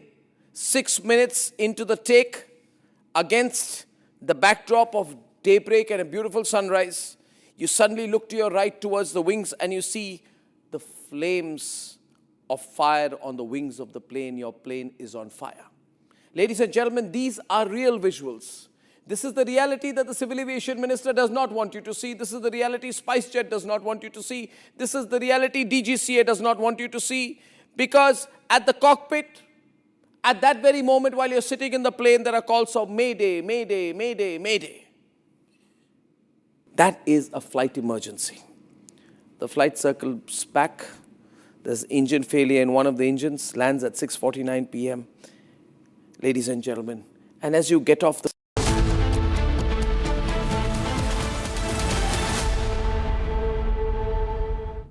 Welcome back. This is the latest visual we have from Tehran as it continues to be under attack. You have visuals from different points, different vantage points, different locations across Iran, and this is particularly the visual from Tehran that we are showing you. It shows the scale of the attack, and you can see the thick plumes of smoke that are billowing from different buildings. This is not just one building, and one of the buildings happens to be also the headquarters of the regime. And that has been also released by the IDF, the Israeli Defense Forces, how they dismantled the headquarters. They call it the terror headquarters of the terror regime. And this, as we continue to track every inside detail of how Khamenei was eliminated, was taken out. We will be showing you also visuals from across Asia as there are more visuals coming in. Protests happening in different parts of the world. This is a visual from Pakistan's Karachi as the US embassy, the American embassy was attacked by the protesters. You can see the anti-riot police is right now on the streets, and they're using tear gas to disperse the protesters right now. Tear gas being fired by the security personnel in Karachi to ward off the protesters who have attacked the US embassy. Remember, Pakistan had yesterday also lent support to Iran, at least in speech and letter, as we had got that release of the phone call between the Tehranian counterpart and Pakistan's foreign minister. And the conversation, what we understand is that Pakistan condemned this attack on Iran by Israel. And the U.S., remember, U.S. has said it openly that it is United States operation, and that, of course, now throws Pakistan, its foreign policy as it has always been in the doldrums. It leaves it nowhere with no stand, and of course, this is not going to go down well with the United States. What's happening in Karachi and other areas in other important cities like Lahore as well. Meanwhile, we'll also show you how the world is reacting to this. Okay, this is the latest visual from the Dubai airport, from the international airport.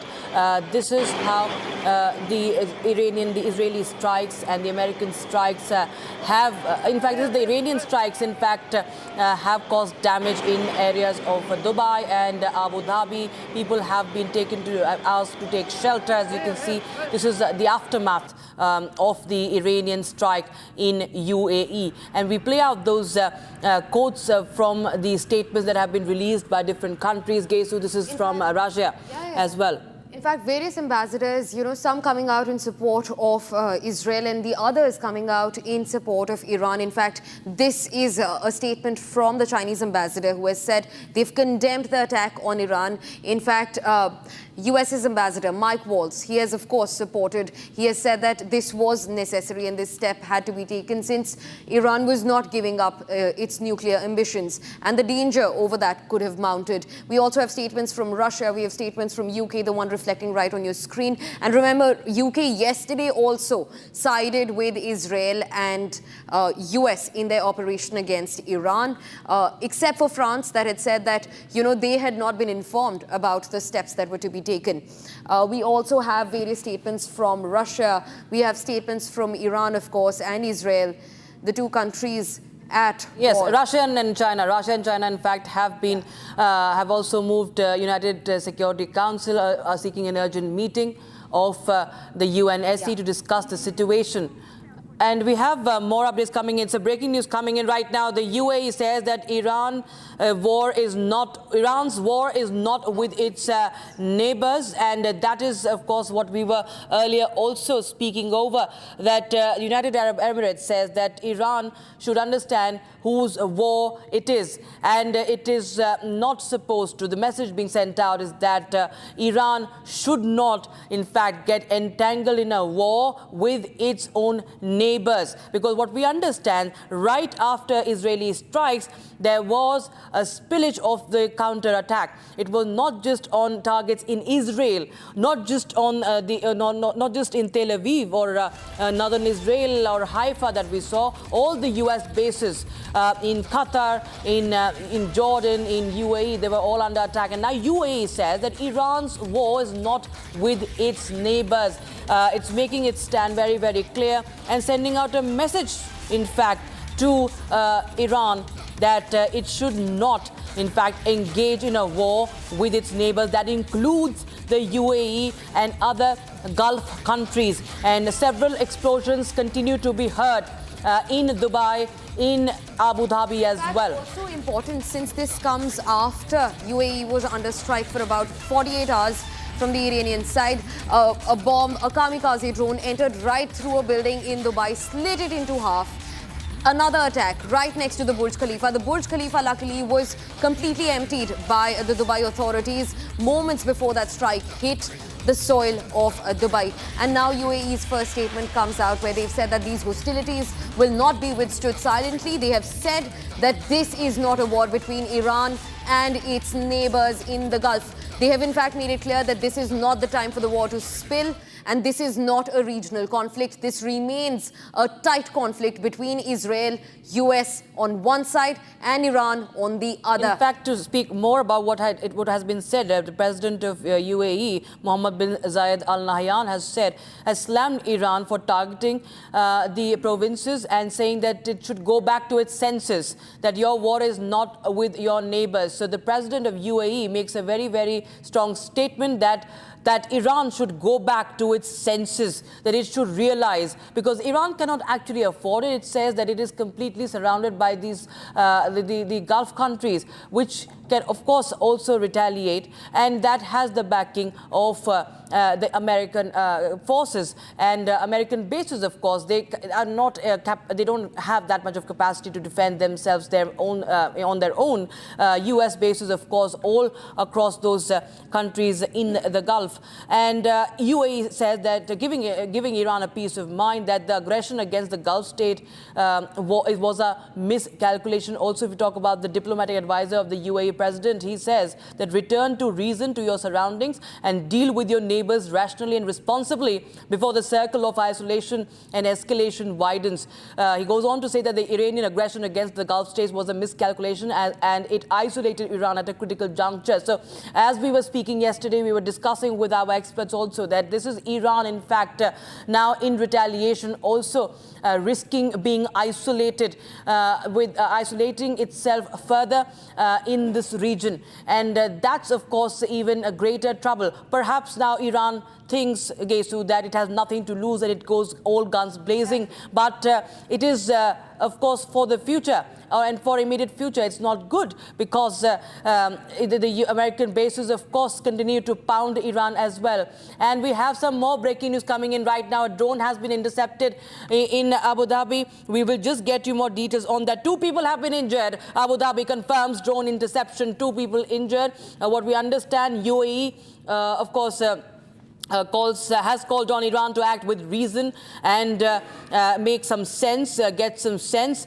And all this happening because Dubai's, all the critical buildings, right from the airport to the Burj Khalifa. They're all been on alert. Dubai, you can see the aftermath in Dubai. Those are the visuals coming in from the airport of Dubai, the international airport.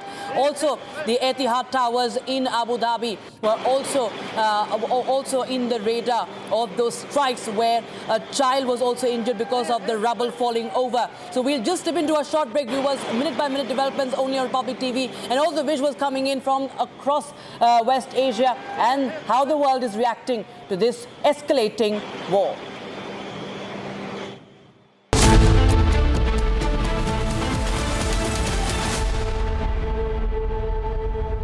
चमकी चाट से क्या बना है? आलू चाट या fruit चाट, स्वाद बढ़ाए चमकी चाट। क्या बात है? स्वादिष्ट पकोड़े और फरसान, अरे चमकी चाट है इसकी जान। असली स्वाद सिर्फ चंकी चाट। केसरिया से मन जोगी हुआ रे, दिल झूमे देखो मतवारा हुआ रे। केसरिया से मन जोगी हुआ। हर पल मनाओ केसरी त्योहार। विमल, बोलो जुबान Kesari. Are pure suji pasta, उबालो मिलाओ और खाओ, 8 मिनट में तैयार। क्या टेस्ट है सबका राजा, आर प्योर मसाला।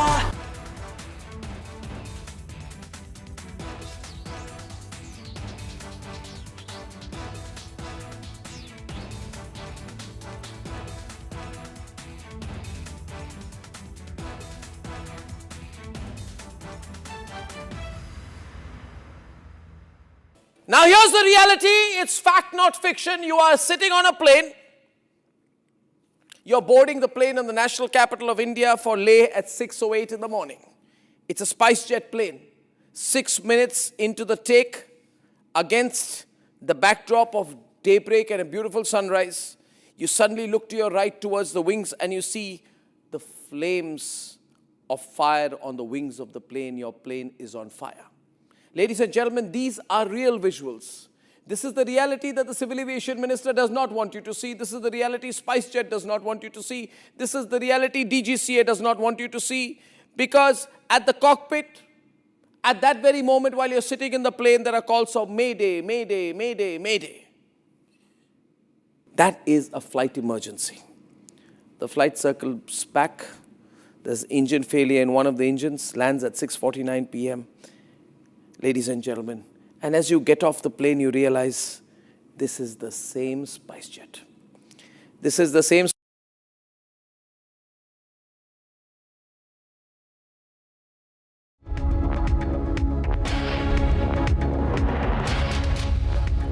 थोड़े में ज्यादा स्वाद, ये तो है इसकी खास बात। वाओ मम्मा, क्या स्वाद है? अरे मेरे राजा, सबका राजा R pure masala.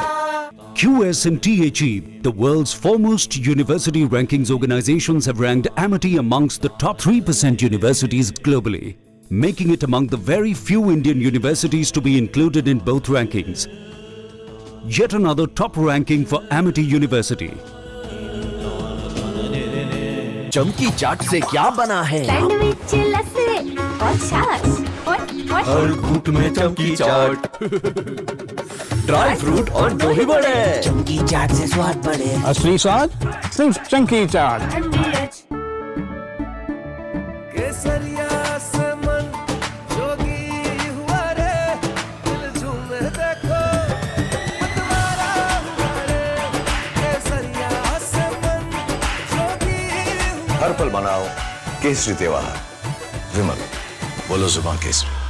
Now here's the reality, it's fact not fiction. You are sitting on a plane. You're boarding the plane in the national capital of India for Leh at 6:08 in the morning. It's a SpiceJet plane. 6 minutes into the take, against the backdrop of daybreak and a beautiful sunrise, you suddenly look to your right towards the wings and you see the flames of fire on the wings of the plane. Your plane is on fire. Ladies and gentlemen, these are real visuals. This is the reality that the Civil Aviation Minister does not want you to see. This is the reality SpiceJet does not want you to see. This is the reality DGCA does not want you to see. Because at the cockpit, at that very moment while you're sitting in the plane, there are calls of Mayday, Mayday, Mayday, Mayday. That is a flight emergency. The flight circles back. There's engine failure in one of the engines, lands at 6:49 p.m. Ladies and gentlemen, and as you get off the plane, you realize this is the same spice jet. This is the same spice jet that does not have the money to pay the Bangladesh government, which is why it had been, I don't know the present situation, not allowed to fly in Bangladeshi airspace. They're out of money.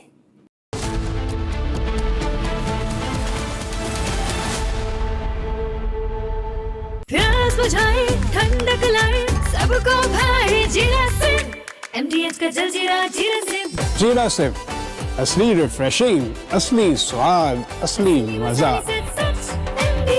MDH please stop.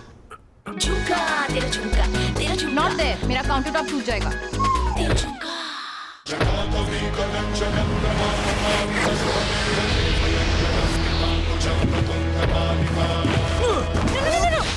मेरी chimney टूट जाएगी। What are you doing? रानी, इस घर में कुछ है जो टूटता नहीं। ये पिलर कभी नहीं टूटेगा। रुंगटा स्टील TMT से बना। रुंगटा नहीं तो घर स्ट्रॉन्ग नहीं। रुंगटा स्टील TMT बार एकदम solid.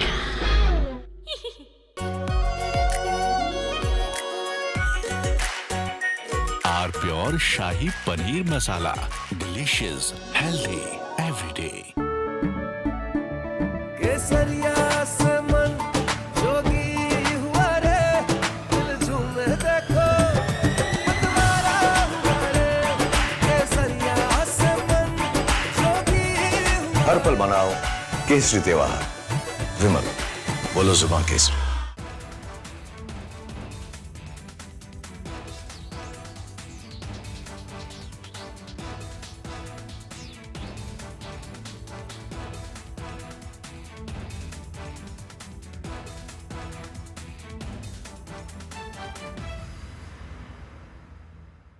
Now here's the reality, it's fact not fiction. You are sitting on a plane.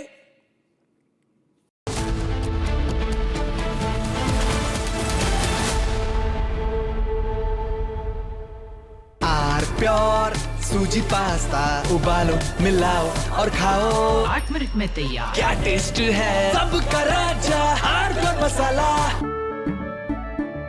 केसरिया से मन जोगी हुआ रे, दिल झूमे देखो मतवारा हुआ रे। केसरिया से मन जोगी हुआ। हर पल मनाओ केसरी त्योहार। विमल, बोलो जुबान केसरी। चमकी चाट से क्या बना है? सैंडविच लस्सी और छाछ हर घूंट में चमकी चाट। अब बताओ स्वाद आया? आया। असली स्वाद सिर्फ चंकी चाट। Now here's the reality, it's fact not fiction. You are sitting on a plane. You're boarding the plane in the national capital of India for Leh at 6:08 in the morning. It's a spice jet plane. 6 minutes into the take, against the backdrop of daybreak and a beautiful sunrise, you suddenly look to your right towards the wings and you see the flames of fire on the wings of the plane. Your plane is on fire. Ladies and gentlemen, these are real visuals. This is the reality that the Civil Aviation Minister does not want you to see. This is the reality SpiceJet does not want you to see. This is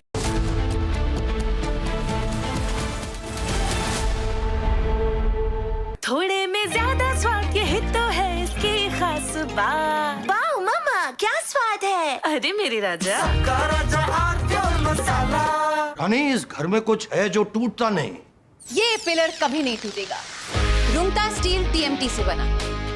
Rungta नहीं तो घर strong नहीं। Rungta steel TMT bar एकदम solid. प्यास बुझाए ठंडक लाए सबको भाई जीरा से MDH का जलजीरा जीरा से। जीरा सिप असली रिफ्रेशिंग, असली स्वाद, असली मजा। MDH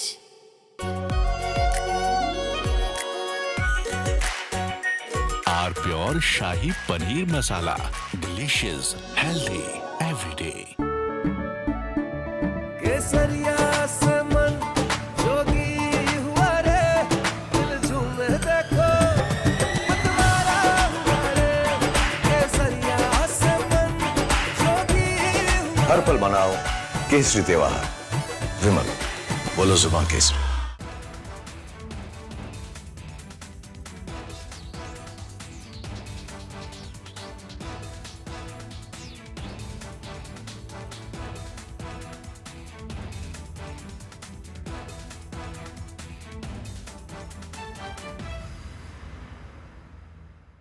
Now here's the reality, it's fact not fiction. You are sitting on a plane.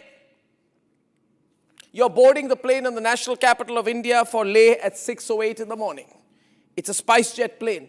6 minutes into the take, against the backdrop of daybreak and a beautiful sunrise, you suddenly look.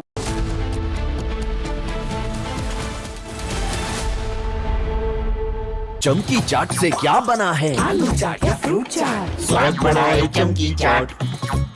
क्या बात है? स्वादिष्ट पकोड़े और फरसान, अरे चमकी चाट है इसकी जान। असली स्वाद सिर्फ चंकी चाट। केसरिया से मन जोगी हुआ रे, दिल झूमे देखो मतवारा हुआ रे। केसरिया से मन जोगी हुआ। हर पल मनाओ केसरी त्योहार। विमल, बोलो जुबान Kesari. Are pure suji pasta, उबालो मिलाओ और खाओ। 8 मिनट में तैयार। क्या टेस्ट है सबका राजा hardcore masala. Now here's the reality, it's fact not fiction. You are sitting on a plane. You're boarding the plane in the national capital of India for Leh at 6:08 in the morning. It's a SpiceJet plane. 6 minutes into the take, against the backdrop of daybreak and a beautiful sunrise, you suddenly look to your right towards the wings and you see the flames of fire on the wings of the plane. Your plane is on fire. Ladies and gentlemen, these are real visuals. This is the reality that the Civil Aviation Minister does not want you to see. This is the reality SpiceJet does not want you to see. This is the reality DGCA does not want you to see. Because at the cockpit, at that very moment while you're sitting in the plane, there are calls of Mayday.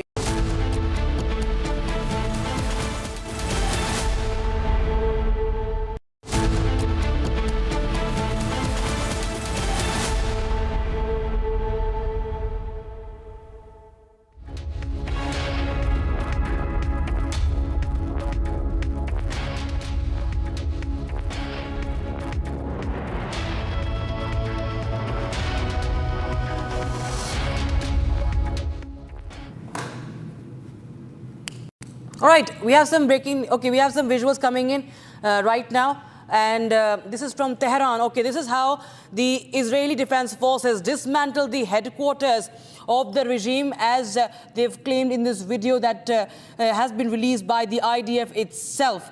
And this is one of the important centers of the Iranian regime. And this is the visual released by the IDF. This is the IDF's footage that we are playing out right now on your screens, striking the headquarters of the Iranian regime in Tehran. And this happened just today, a few moments back. And that is the video on your screen. Look at how it was dismantled, the headquarters of the Iranian terror regime, as it is being called. And we will be joined by our guests on this story as we continue to talk about what's really the repercussion for India as well. We have defense expert Major General G.D. Bakshi joining us. Also, we have Major General Avishambar Dayal on the broadcast, and we have a consulting editor Saurabh Shukla joining us from Washington, D.C. Thank you so much, gentlemen, for joining us here.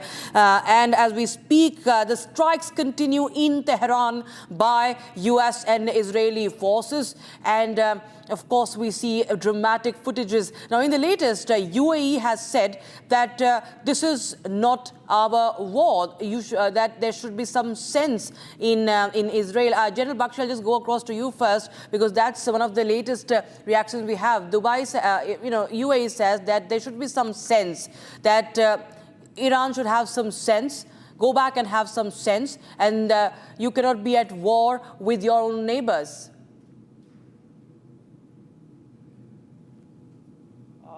Certainly, I also heard the interview of one of the ministers of this nation state on the CNN, American CNN. And she was saying that we will not retaliate, but we would like to have peace. We would like to live in peace with all our neighbors. I mean, that was the conciliatory tone she was adopting. So far, they have not hit back at Iran. They are leaving the hitting back to Israel and America. The simple fact is, I would like to point out, the simple fact is that Iran is continuing its counterattack. That counterattack, despite the death of Khamenei, elimination of a lot of top leadership, is continuing unabated. And if you saw the crowds on the streets of Tehran, they had come out in support of the Iranian leadership. They had come out in support of Khamenei. They are not the people whom Donald Trump was asking to come out and overthrow the regime. In fact, he is saying now is your chance, etc., etc. And even Netanyahu was saying that you will have to help yourself. You will have to come out. I don't see people coming out. The ordinary people of Iran are rallying around the flag, as the people of any self-respecting nation do. Yeah. And the Iranian counterattack is on. They are hitting the bases of the Americans. They are hitting the Israel proper. And in all probability, they have started attacks on the American ships in the Gulf of Hormuz. Yeah. Maybe they'll be joined by the Houthis. That remains to be seen. Even Hezbollah may come into this thing, and there is widespread, anger on the Arab street amongst the Shias, especially amongst the Shias at the killing of their Imam. That we've seen riots in Karachi also. Yep. All right, Major Vishamba Dayal, I'll go across to you on where does India really stand? How does it affect India? Because, we've seen that just a few days back, we had the Prime Minister in Israel, and there were talks about how India continues to stand with Israel. That after that, we see after 48 hours, the strikes happen, and it's a completely changed scenario right now. Now, there is a strategic dilemma, as Iran and Israel clash. Can New Delhi, afford to stay, neutral in such a situation? How does it really affect India's stand?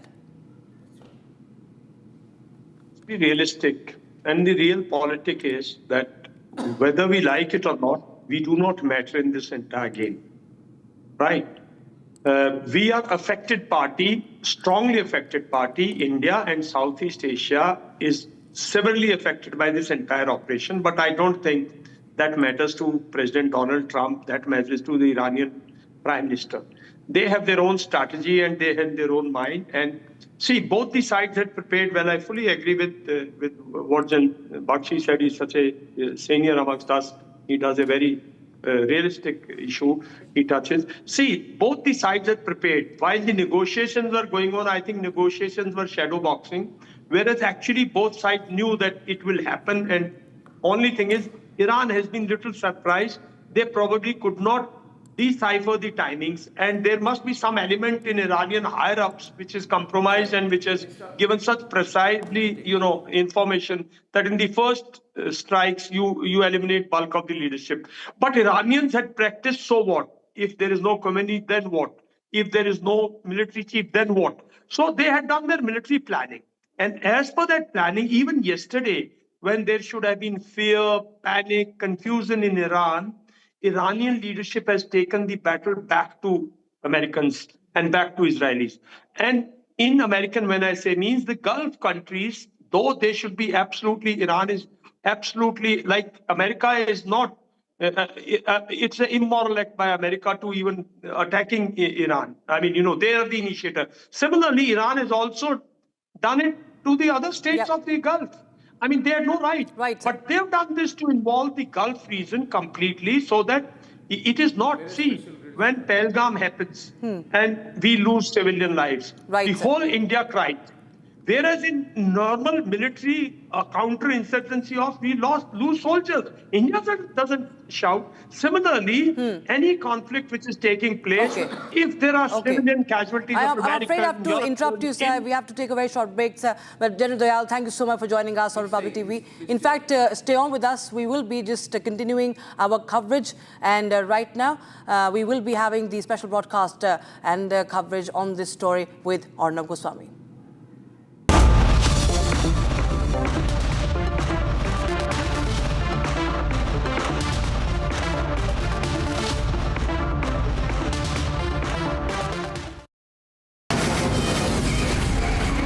From the Republic Media Network headquarters, it's time for Arnab Goswami on The Debate.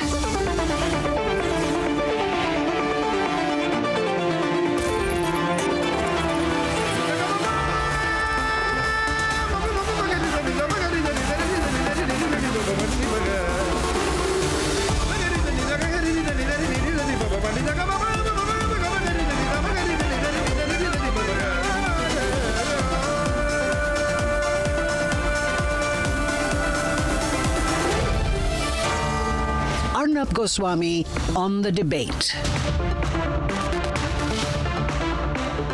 Ladies and gentlemen, today is a very big news day, and we've been bringing the news of Trump killing Khamenei directly and the consequences of that through the entire day. Now, it's also important, ladies and gentlemen, to look at the bigger picture, and so I'll start with talking about what impact this has on us and what line we are to take. Technically speaking, we are told we are not taking any line on this. We are being balanced. We are being non-aligned. But is it possible to be balanced? Is it possible to be non-aligned? Ladies and gentlemen, there was a statement from the MEA yesterday which said, we want sovereignty and territorial integrity to be respected. Well, that is a typical diplomatic statement. The fact of the matter is we have to take a side. It's going to be very difficult not to take a side. But we are already vested in the region. Point number one, we have millions of people who work in the Middle East who are Indian nationals. We need to be concerned about them. Secondly, we have a very strong relationship with Israel, very, very, very strong relationship with Israel, because the Prime Minister's recent visit to Israel after 7 years cemented that relationship to a new level of a strategic relationship. So we're not going to walk away from Israel. We're not going to obviously do anything that Israel will be counter to Israel.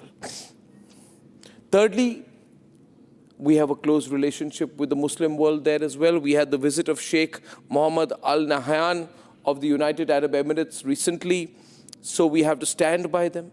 We have a strong relationship building with Oman, Qatar, the rest of the Middle East. So we have a strong relationship with them. But there is one more angle, ladies and gentlemen, one more angle. We will be conscious, I'm sure, pragmatically speaking, that you do not expect Iran to crumble and fall over. People are watching India to see what it does as a leader of the global South. If we are a leader of the global South, that we can't look away when there is this new form of neo-colonialism, neo-imperialism that is building up, with America sending troops on the ground to take over every part of the world with brute force. Again, there is the whole angle of India, America, Israel. Pakistan is in huge trouble right now because the local sentiment in Pakistan is very anti-America. We already had a situation where, and we got visuals, we had a live feed of how people were being killed in Karachi on Asif Munir's orders when people, especially from the Shia community, were protesting. And we had visuals of those are the pictures from Karachi. And then we had visuals of the American consulate being burned down in Karachi. So there is a state of lawlessness in Karachi. And here is our opportunity, realizing that Asif Munir is sandwiched between an angry Pakistani people who want him to be anti-America and his own inclination to be Donald Trump's lapdog. We can provide some cover and take the kind of role which is, if required, supportive of Israel and America, hence sending a clear message that we have greater strategic significance in the region, greater play and greater strength. And Pakistan is just a noisy linchpin which does not provide any strategic depth to any country. Now, these are all, ladies and gentlemen, all different angles to look at things. But do not believe that India is not vested in the situation as far as Israel versus Iran is concerned. We are deeply vested. Our markets are vested. If this conflict continues for a long time, supply chains will be affected, fuel supplies will be affected, and this entire area around Iran is also the fuel supply chain for the world. So, ladies and gentlemen, we are vested. And if there's any consolation, we are not the only country vested. We are one among many significant players who are vested. This has been a historical inflection point today that has happened with Trump killing Khamenei. Personally, if you ask me, I believe that this kind of risk-taking by Trump will eventually work against him. But that's not my concern, neither is it yours primarily. Our concern is what impact does this have on our nation? Here is a quick report on that, and then we'll debate that starting first.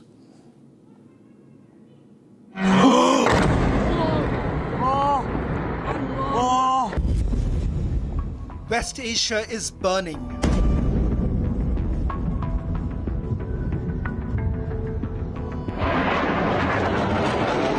Missiles, drones flying over Gulf nations. Oh my India is reaching out to countries affected, reiterating its call for diplomacy. Amidst the chaos, India calls for restraint.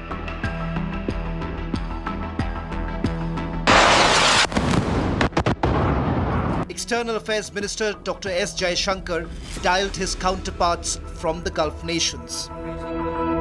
Israel's Gideon Saar, Iran's Syed Abbas Araghchi, UAE's Sheikh Abdullah bin Zayed Al Nahyan, Saudi Arabia's Prince Faisal bin Farhan, Qatar's Sheikh Mohammed bin Abdul Rahman bin Jassim Al Thani, Kuwait's Sheikh Jarrah Al Sabah, Bahrain's Abdul Latif bin Rashid Al Zayani. Dr. S. Jaishankar reached out with one clear message to de-escalate, as he received assurance about the safety of Indians stuck in war-zone areas. While back home, protests are underway.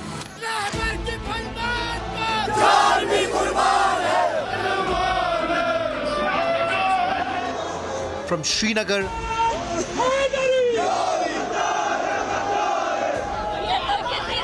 to Lucknow,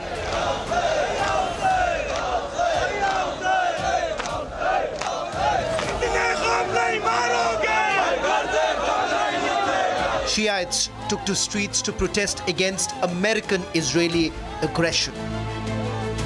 Political voices within India, including Asauddin Owaisi, have condemned Khamenei's killing. With the attack coming just after Indian Prime Minister's successful visit to Israel, an official response from Government of India is still awaited. From commercial investments to diaspora concerns, the stakes are high.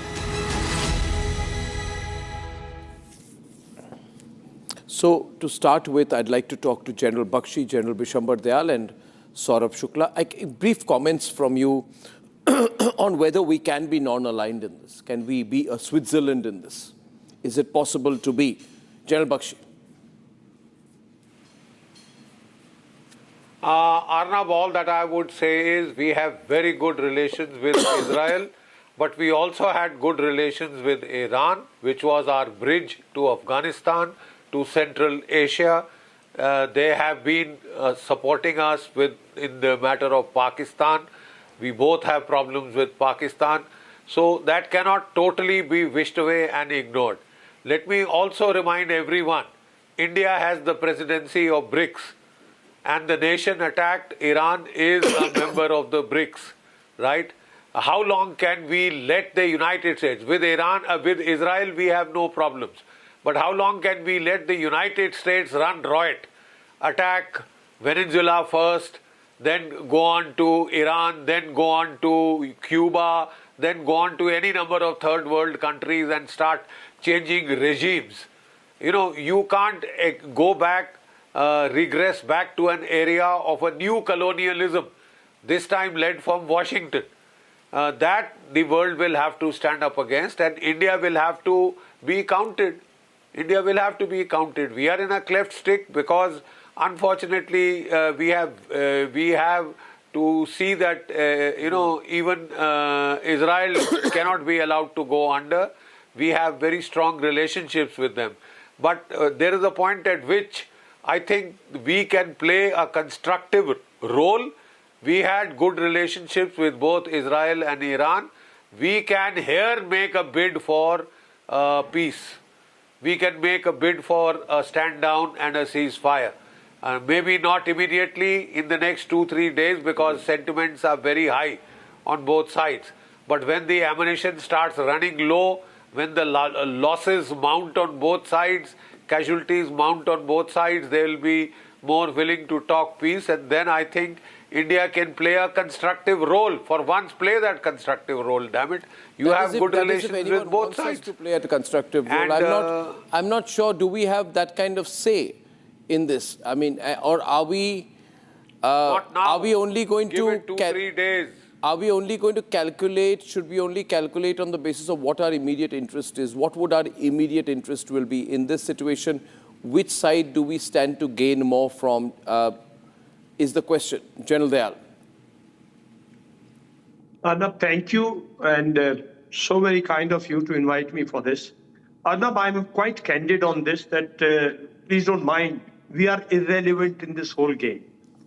The India, China, and Russia, it is a issue of their credibility today in the world order. In the new millennium, there are 5 powers there are 5 centers of power: military power, economic power, national power. America is 1, China is 2, EU is there, India is the 4th, and Russia is 5th. Russia and EU, or Russia and European Union, are already involved in a war in Ukraine. India has been absolutely silent. Actually, 2019, when we withdrew from Iran's oil, that was the time to question America. Nobody questioned. So now you cannot question your friendship with Iran. You gave away Iran long time back. You have a friendship with Israel. And I'm telling you, in this particular conflict, there's no relevance of Israel to us. It is our diaspora. It is our 1 crore plus people working in this area, our $150 billion coming from this area, our energy going through this area. South Asia, Southeast Asia, southern, these portions are severely affected. Our communication to the West is breaking. Communication, when I say lines of communication, our air travel will be broken. Our inflation may go up. We are severely affected, but we are irrelevant. We will have to accept this fact. Except issuing these statements, you can do nothing much. The Iranians... You allow Trump to dictate. You are allowing... Trump started with intimidating the world with his tariffs, and this is his second part, that he's intimidating with physical action. He did in Venezuela, world stayed quiet. He's done in Iran, world is quiet. Where he will do next, we do not know. Iranians have also faltered by impinging on the sovereignty of other countries, because they now want to involve the entire Gulf. They want to involve the entire region. So they both, I mean, initially there is no doubt the aggressor is... And Ayatollah Arafi has been appointed also, Shaban. There have been explosions also reported in Riyadh. So there are explosions also that have been reported in Riyadh. And within, I mean, the Iranians realizing that you cannot have too much of a power vacuum for too long a time, have appointed a fairly significant Shia cleric called Ayatollah Arafi as the interim supreme leader. Now, Ayatollah Arafi is about 67 years old, right? He is very, very conservative.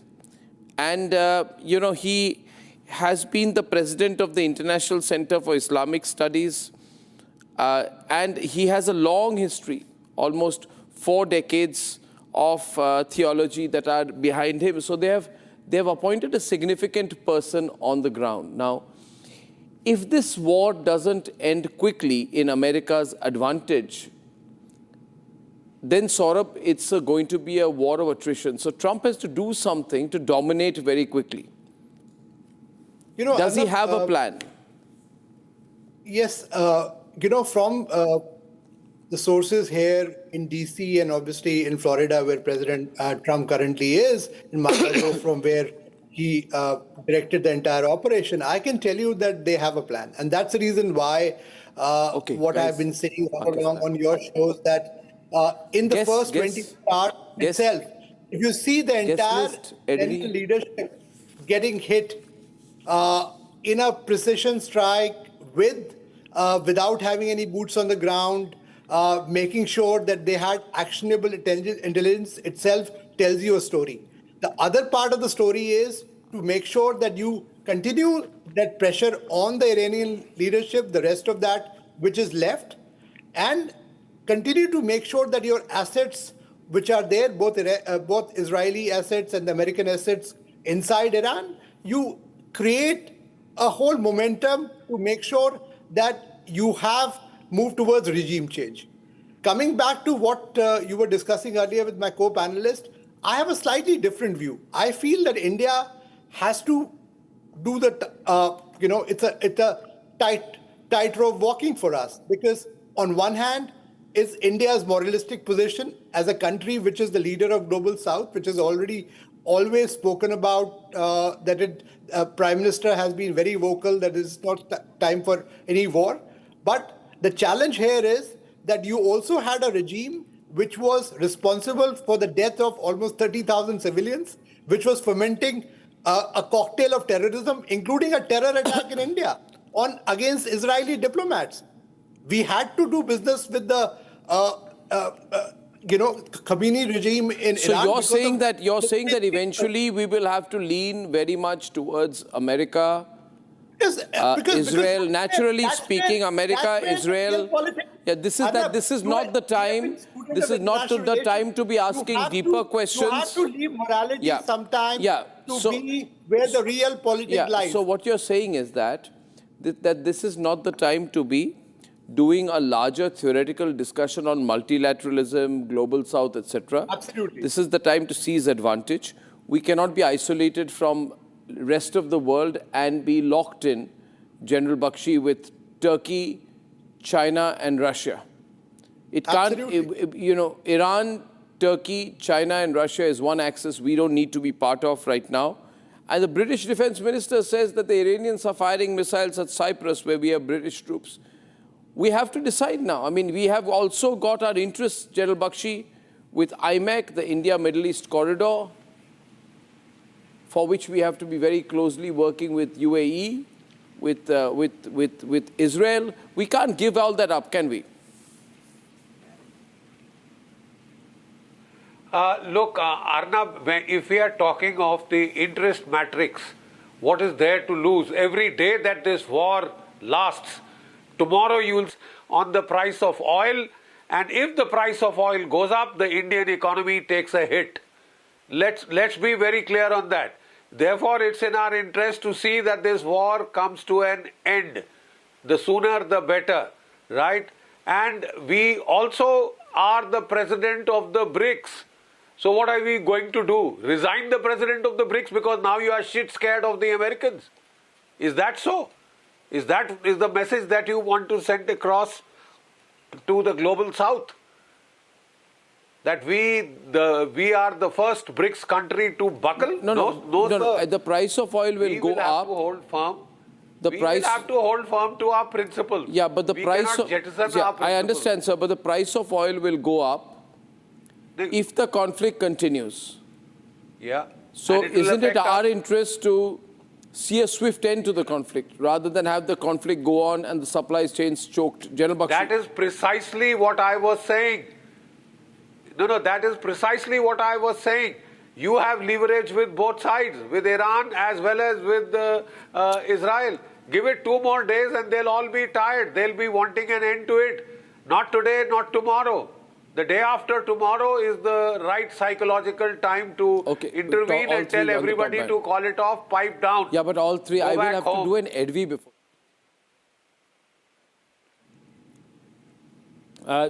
General Dayal, you wanted to come in on that. Arnab, see, Iran, what Iran thinks, how India can influence Iran really does not matter. Iranian foreign minister has very categorically said that we are willing to abide by you. He had told the vice president of America. He had openly, this was in news, this was everywhere. He had said, we are willing to go by what you want to do on the nuclear aspect. Right? You wanted to eliminate the Khamenei, you eliminated it. So as far as Iran is concerned, India can very little further tell them to surrender and things like that. So irrelevant. Let's be real politics. As far as Israel and America is concerned, and in fact, to talk of this matter is putting a doubt question mark on. Our Prime Minister was there 3 days back. If our Prime Minister had said, please don't, no war required, no, we will be affected, they would have listened to him. No. So best thing Indian diplomacy is doing to stay quiet, and that's all they will do. India actually, Arnab, these events, international events, you got to read 10 years from now, what impact, how impact. Now, how do we lean towards America? I mean, what is there to be leaning towards America? India has stood firm. 90 and 99, we also suffered. In 98, we also suffered their sanctions law, and we came out of it. India is a power by itself. Like I said, there are 5 power centers. India is a power by itself. How to exercise this power, how to influence the world, how to influence European Union, how to influence nations which are not involved in this war, to say that stop this war, let's boycott America. If America continues with this war. Now, as we observe this, as we observe this, and we are more concerned about the impact on the business climate, ladies and gentlemen, I'd like to show you full-frame pictures of what happened in Pakistan and what is going to happen in Pakistan and what continues to happen in Pakistan. Now, sentiments in Pakistan are very high. Remember, there's a large Shia population. 12 Pakistanis have been killed. This is my latest information on shooting by paramilitary on Asif Munir's instructions. Asif Munir says shoot to kill, and 12 people have been killed in Karachi, where there were a lot of protests. As more casualties emerge, the numbers of people who have been killed in Karachi by Asif Munir and the security forces becomes public, the protests and the clashes are increasing. Organically, these clashes have also happened when there were some people angry with America in Pakistan who breached the outer wall of the American consulate in Karachi and set some part of the consulate on fire. To defend the American consulate, orders were given by Asif Munir to open fire, in which 12 people have been killed. Now in Skardu as well, which is a northern city, Pakistani protesters set fire to the UN office. The American consulate in Lahore has also been attacked by hundreds of protesters in Pakistan. And various Muslim groups have called for non-stop protests against the Americans. In Islamabad, the whole area around the American embassy has been blocked. Pakistan has one of the largest Shia populations in the world after Iran, and American installations are under attack. There has been no statement from the ISI, from Asif Munir, but clearly they are under pressure right now. These are the visuals, and we have a live AP feed also from Karachi. I don't know if that feed is on right now. Well, we have with us, Major Nadeem and Asim Raza. What will Asif Munir's position be? And 12 Pakistanis have been killed in Karachi by the security forces. These pictures are being relayed everywhere. Pardon me? Sir ji, Asif Munir has nothing to do with this. Okay? The Inspector General Police is there. The provincial governments are there. They have got the IGs, Inspector General Police. Definitely, their duty is to enforce law and order in the area. The protester, the incident definitely is very sad. very unfortunate, very tragic. We all condemn. The government of Pakistan has condemned it. But Pakistani government cannot allow protesters to burn the embassies and attack on any of the embassy. Right, they are in our protection. So definitely we are standing, and police has to fire when they see okay, this is now imminent, and they have to stop these processions. So Pakistan people should also realize definitely the anti-American sentiments are growing in the whole world. Okay? But definitely we have to stop that. We cannot allow protesters or anybody to take law in their hands, right? But you are an American stooge. So you will. We are not. You are Israeli stooge. No. Now the thing is. 1 minute, Major Nadeem.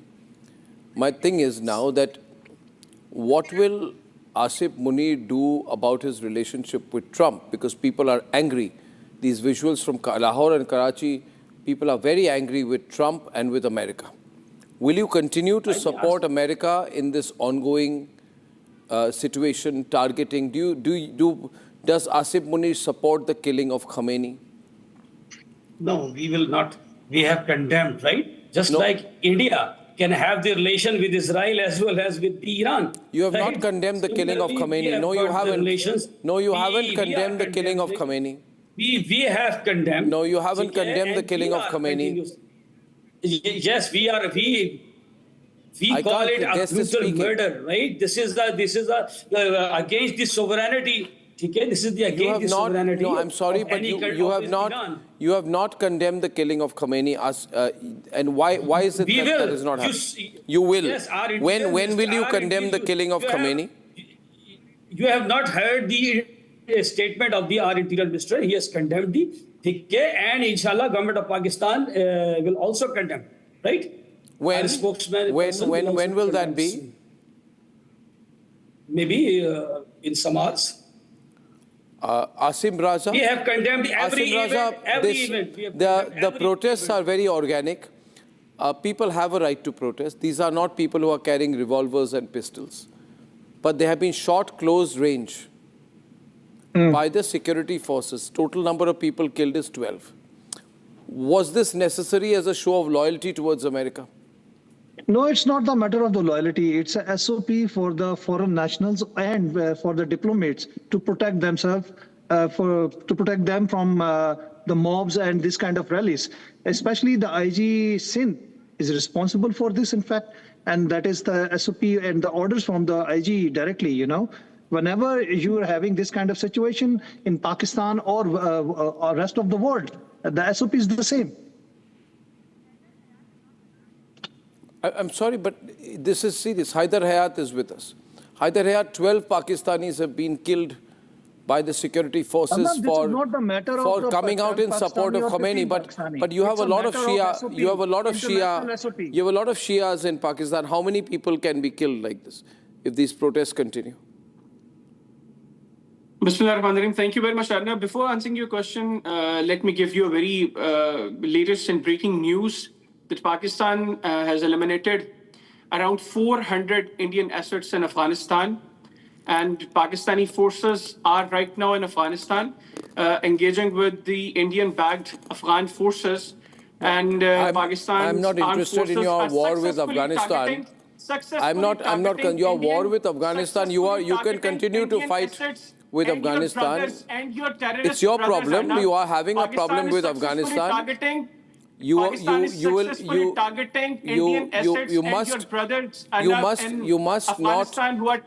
not kill innocent Afghan people, but that is something which you will handle. I'm saying your army is fighting Afghanistan. How will you handle an internal security situation? We are just targeting Indian Okay, proxies. now tell me, how will you handle this internal security situation? Brothers of terrorist Arnab Goswami in Afghanistan, and we have struck the Bagram Air Base last night, where Indians were trying to, Shut up, General, and listen to me first. Hayat, keep your dirty mouth shut, please. Can you just keep your dirty mouth shut if you don't know how to talk to him? You shut up, Arnab. Listen, first you must get a little more fit. Reduce his volume. No, why are you letting him speak? When I told him to shut up, why do our producers not listen to me? I will not speak at this level. General Dayal, do not wrestle with pigs. Please switch him off. No, we don't wrestle with pigs, and therefore I will not respond to him.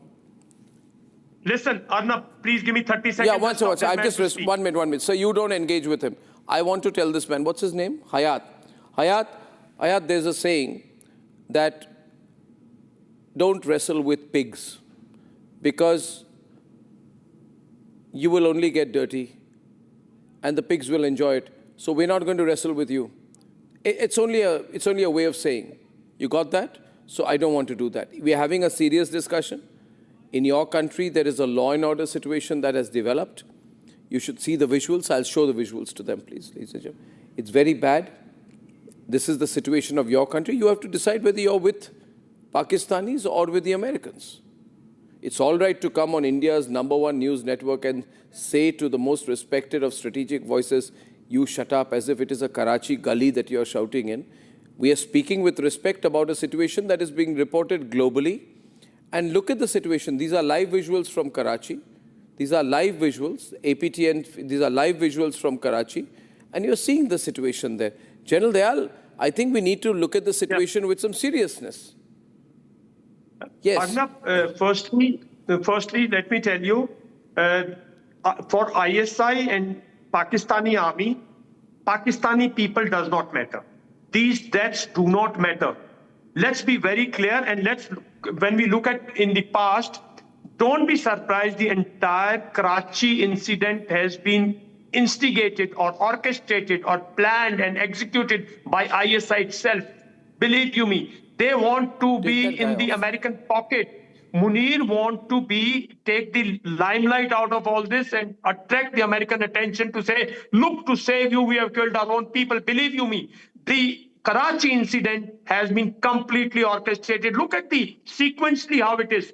Nothing has worked there. People have assembled. People have come closer. Nobody has stopped them. Even the guards at the gate have not tried to stop them. They are trying to blame the IG Karachi. It is all ISI and Pak army. Mournir is dictating all this. Now it has gone out of control. Listen, that's a fact. You've done it in past so many times.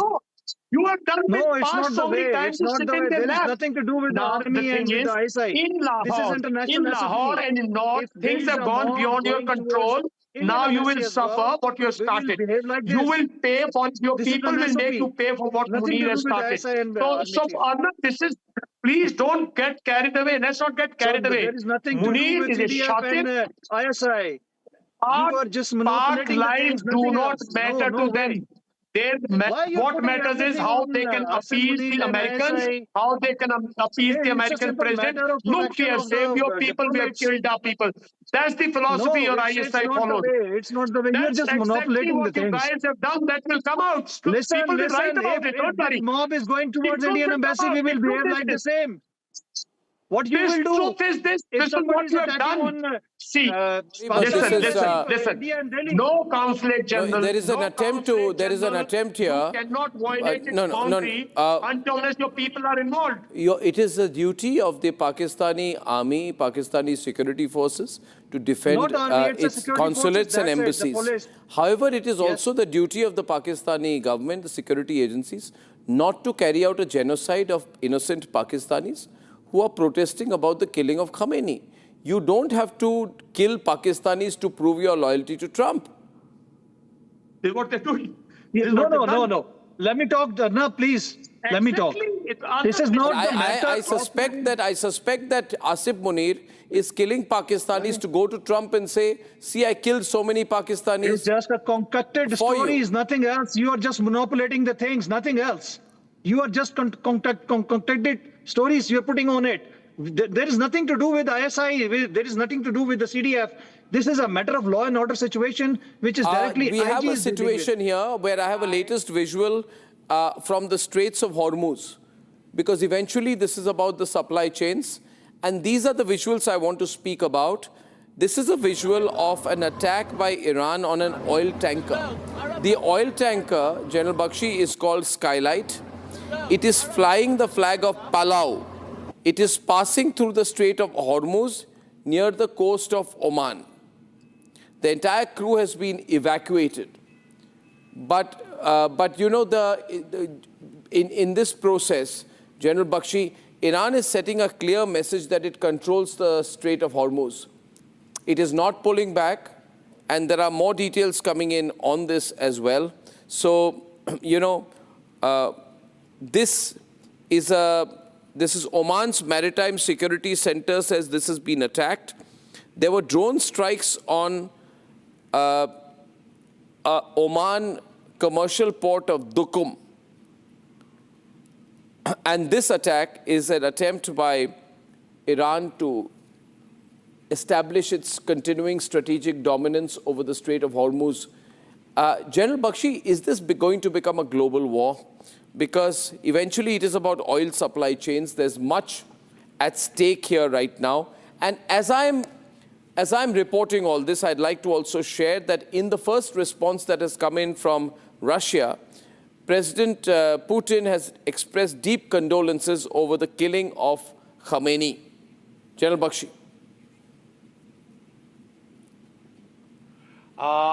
Arnab, one of the standard strategic options of Iran was to close the Gulf of Hormuz by either mining, hitting oil tankers, sinking a few ships, or using their 3,000 odd fast attack boats to interfere with the shipping.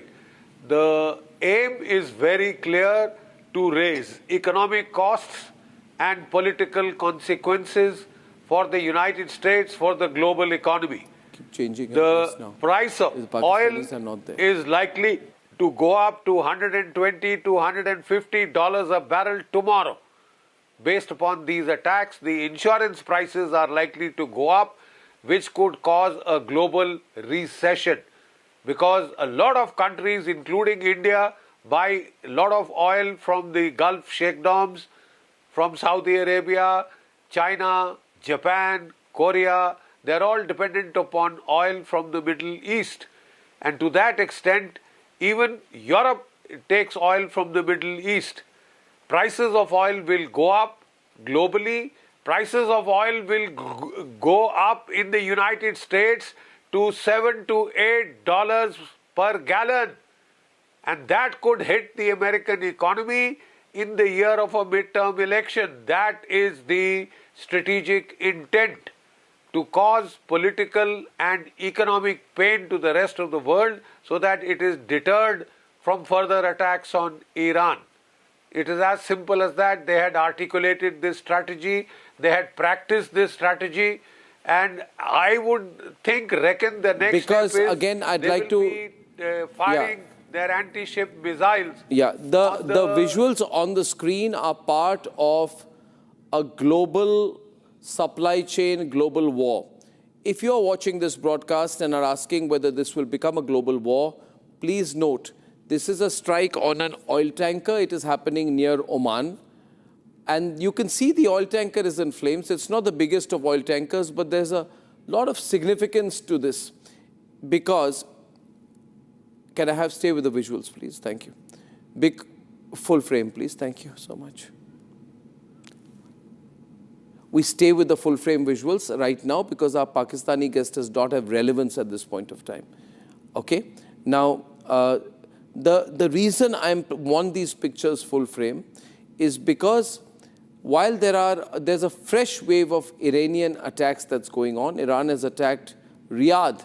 Iran has attacked Bahrain. Earlier, Iran has attacked Dubai. But most importantly, when Iran has attacked an oil tanker, and that is, you know, an oil tanker passing through the Straits of Hormuz, then Iran is basically sending a message that it is unwilling to give up the maritime superiority that it has in that particular region, and it's going to go in for an all-out fight.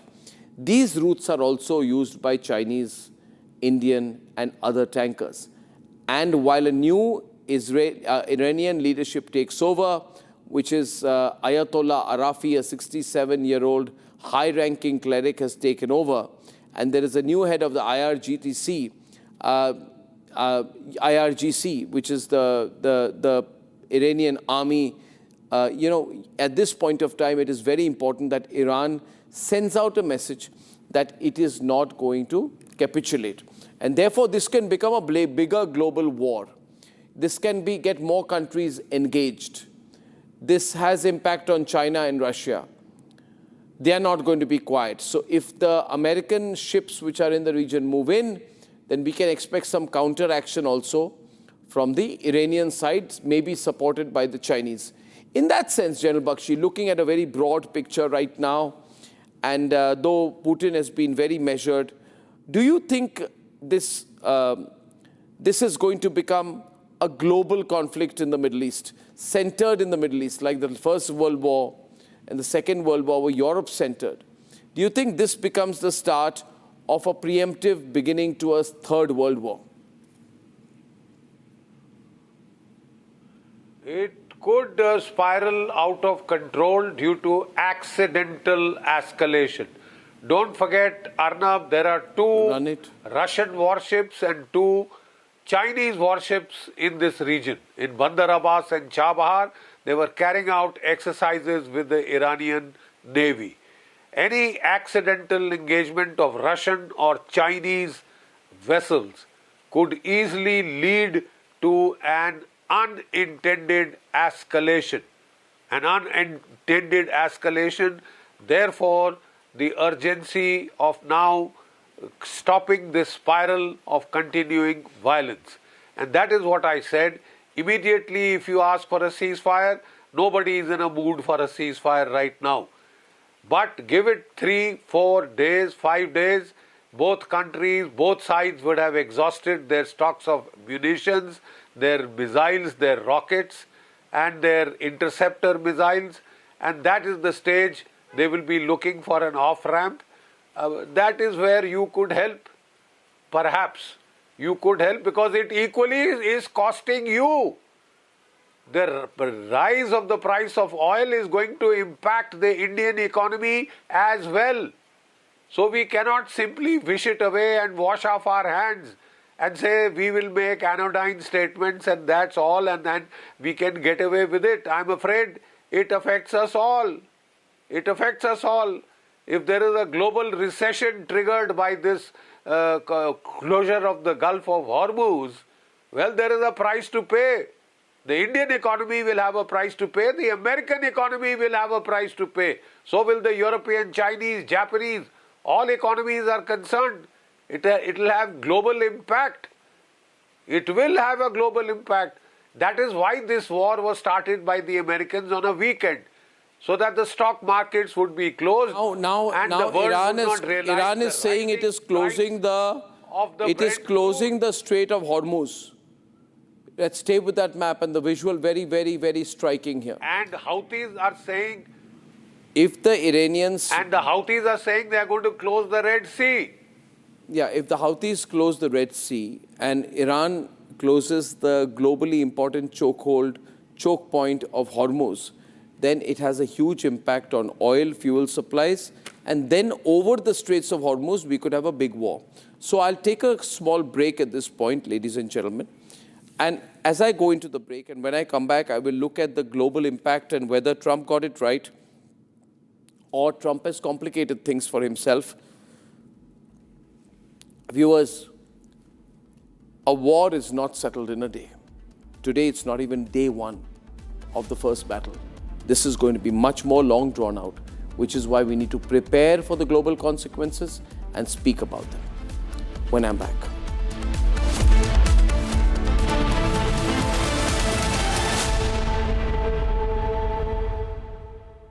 थोड़े में ज्यादा स्वाद ये तो है इसकी खास बात। वाओ मामा, क्या स्वाद है? अरे मेरे राजा, सबका राजा आर्थिक मसाला। केसरिया से मन जोगी हुआ रे, दिल झूमे देखो मतवारा हुआ रे। केसरिया से मन जोगी हुआ। हर पल मनाओ केसरी त्योहार। विमल, बोलो जुबान केसरी। चमकी चाट से क्या बना है? सैंडविच, लस्सी और छाछ हर घूंट में चमकी चाट ड्राई फ्रूट और दही बड़े चमकी चाट से स्वाद बढ़े। असली स्वाद सिर्फ चंकी चाट।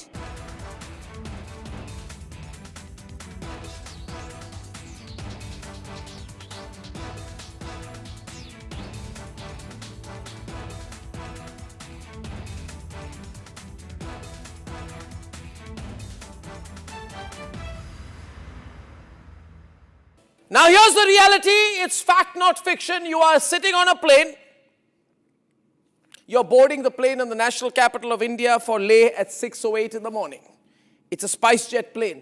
6 minutes into the take, against the backdrop of daybreak and a beautiful sunrise, you suddenly look to your right towards the wings and you see the flames of fire on the wings of the plane. Your plane is on fire. Ladies and gentlemen, these are real visuals. This is the reality that the Civil Aviation Minister does not want you to see. This is the reality SpiceJet.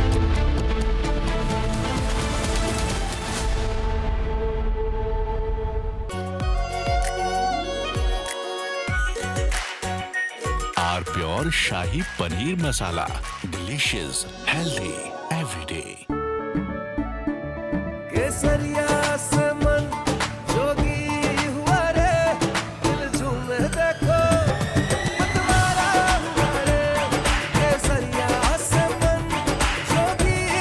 हर पल मनाओ केसरी त्योहार। विमल, बोलो जुबान केसरी। प्यास बुझाए, ठंडक लाए, सबको भाए जीरा सिम। MDH का जलजीरा जीरा सिम। जीरा सिर्फ असली रिफ्रेशिंग, असली स्वाद, असली मजा। MDH। R pure suji pasta उबालो, मिलाओ और खाओ। 8 मिनट में तैयार। क्या टेस्ट है सबका राजा आर प्योर मसाला।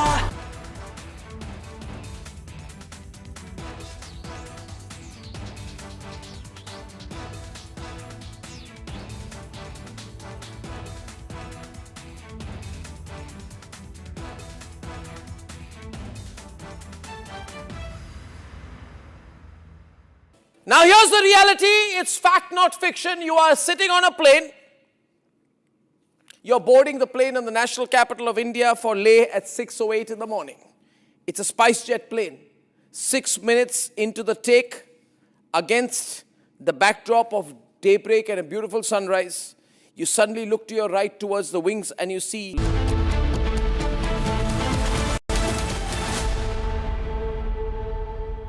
थोड़े में ज्यादा स्वाद, यही तो है इसकी खास बात। वाओ मामा, क्या स्वाद है। अरे मेरे राजा, सबका राजा आर प्योर मसाला।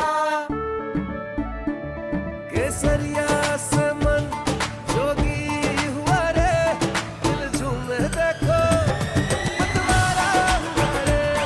केसरिया से मन जोगी हुआ। हर पल मनाओ केसरी त्योहार। विमल, बोलो जुबान केसरी। चमकी चाट से क्या बना है? सैंडविच, लस्सी और छाछ। हर घूंट में चमकी चाट। अब बताओ स्वाद आया? आया। असली स्वाद सिर्फ चंकी चाट। Now here's the reality, it's fact not fiction. You are sitting on a plane.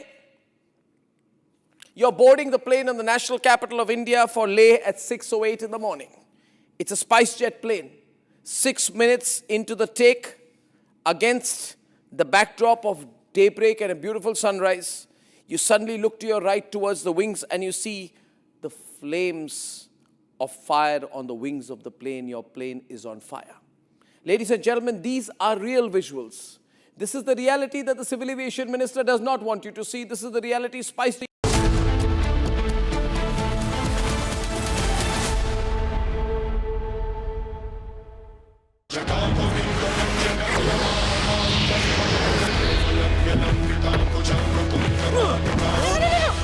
मेरी चिमनी टूट जाएगी। What are you doing? रानी, इस घर में कुछ है जो टूटता नहीं। ये पिलर कभी नहीं टूटेगा। रुंगटा स्टील TMT से बना। रुंगटा नहीं तो घर स्ट्रॉन्ग नहीं। रुंगटा स्टील TMT बार एकदम solid.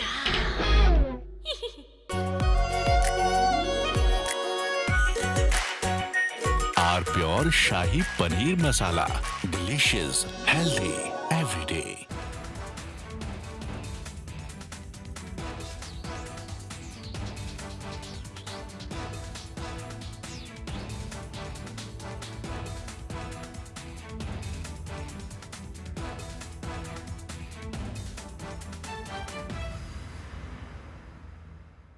Now here's the reality. It's fact, not fiction. You are sitting on a plane.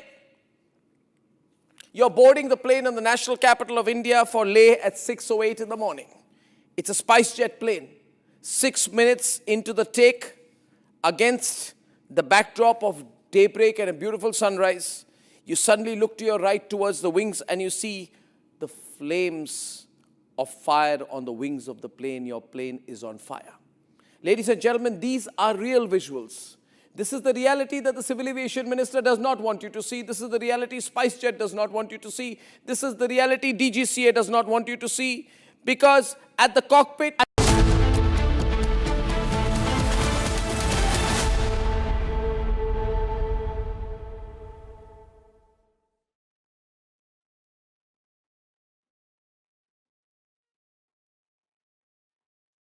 Crucial for the global crude oil supply, and there you have the plumes of smoke billowing from that visual coming in, and we will get you more and more details as the world continues to react. We also have a reaction statement coming in from Moscow, from Vladimir Putin, the first reaction from Putin. But right now we're playing out those visuals from the Strait of Hormuz, and that's of course a big cause of concern for the entire world when it comes to crude oil supply, when it comes to oil shipments and the entire oil traffic.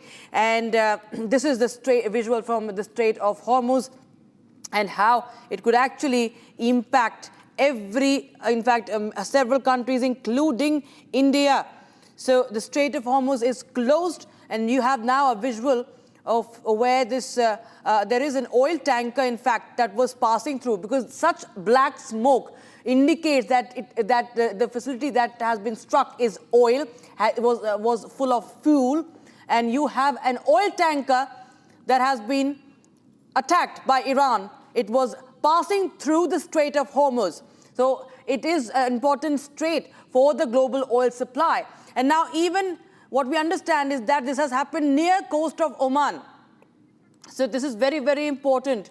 And this is another very serious development. Meanwhile, Putin has condemned the killing of Khamenei. First response coming in from Vladimir Putin, and he expresses deep condolences over the killing of Khamenei, and in fact he conveyed his condolences to Iranian President Pezeshkian, and he of course has condemned the killing of Khamenei. This is the breaking news we have right now. Vladimir Putin, the reaction, says it's a cynical murder. It's a cynical murder that violates, that contradicts human morality and violates international law. Tatiana continues to be with us from Moscow. Tatiana, your first reaction. Putin calls it a cynical murder that contradicts human morality and violates international law. Well, I'm not quite sure how else the president could have reacted to this. This is a killing of the supreme leader. This is something, it's essentially elimination, just a targeted killing of the supreme leader. It does contradict international law. We were listening to both Donald Trump and the Israeli Prime Minister go about the fact that they want a regime change. This is apparently how they're looking to get to their goal, So we are seeing a string of, first we saw President Maduro just airlifted out of Venezuela. Now there are targeted killings taking place in Iran. Militarily, do you expect that Russia will be lending support to Iran? Excuse me? Will there be military support from Russia to Iran openly? Look, there needs to be, again, we're talking about civilized countries, right? So the way it usually works with civilized countries, there needs to be a response, a request for help from the country in question. We're not talking about an American style of, conducting business, like the US interfering in Syria when they were not invited, back when President Assad was in power, and like many other instances. So there needs to be a request, and in case there is a request, then I'm sure that, that the Russian stay on with us. We have some big breaking news coming in right now, and what we understand is that 2 Iranian missiles have targeted a UK base in Cyprus. 2 Iranian missiles target UK Cyprus base. The British Cyprus base is attacked. This is the breaking news we have right now. This is in Akrotiri in Cyprus. UK Defence Secretary John Healey has confirmed the development, and this is getting bigger and bigger as we speak. 2 Iranian missiles strike the UK Cyprus base, and here we have, in fact, there are multiple bases of United Kingdom, that have been now attacked by Iran using missiles in Cyprus, as per the British Defence Secretary John Healey, as tensions escalate in West Asia, viewers. In fact, according to Healey, thousands of British troops are stationed at multiple bases in Cyprus. He doesn't have any clarity, he says, on whether the missiles were fired deliberately by Iran or not. So he says that he is not sure if they were intentionally aimed at the British bases. But yes, he has confirmed that he confirmed the strike, that it has struck the UK base in Cyprus. That's the breaking news we have right now, and it is now just broadening. Major General G.D. Bakshi continues to be with us. General Bakshi, how do you react as the UK bases have been now also been targeted? What we understand, 2 Iranian missiles hitting British bases in Cyprus. I'm a bit surprised because initially I thought the UK had prevented the Americans from using their base in Cyprus. So if there were no American aircraft flying from there and attacking Iran, then there is no locus standi for Iran to attack Cyprus. But in case they have intelligence that, American attacks have originated from there, well, then they are acting in self-defense. They can claim the right to self-defense. Okay, sir. We'll just have more breaking news coming in, and we'll go across to our other guests who are also joining us on the panel here. We have some more updates coming in as the situation is escalating as we speak for the past more than 24 hours. I think now we have visuals also coming in from different other locations. There's a development coming in from Abu Dhabi. Abu Dhabi authorities are reporting that parts of an intercepted drone fell on the front of the Etihad Towers complex, caused minor injuries to a woman and a child. Okay, we have some more updates. Russian president also condemning, of course, as we just broke that. This is now just staying on with the development from Cyprus. The development comes after UK supported the US-Israel action. So it could be an intentional strike. The Defense Secretary, of course, hasn't confirmed that it is intentional or not. He says that he has no clarity whether it was an intentional strike on the British bases in Cyprus or not.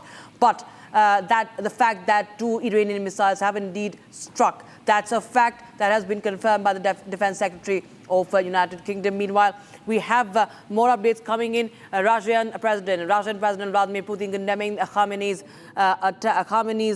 is condemning Khamenei's killing and saying that it's a cynical murder. And we'll try and get more reactions. Also, we in fact continue to have our guests right now. We have Tatiana, who continues to be with us.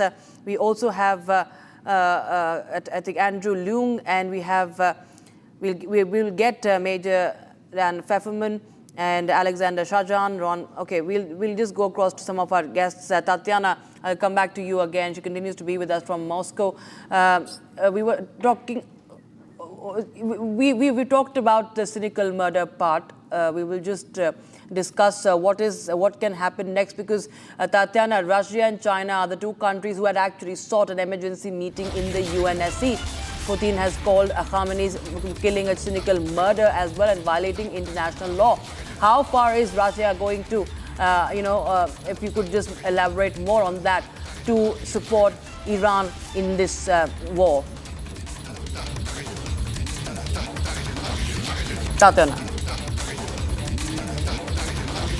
Look, I mean, again, you've seen the reaction in the UN. Russia condemned this aggression. You know, you've seen the reaction to the killing of the supreme leader from Vladimir Putin. There's a very clear message on the concerning Russian support. But again, you know, we need to step away from the paradigm where, you know, as soon as something like this happens, we expect, or at least the narrative is that we expect for other countries to just jump into the conflict.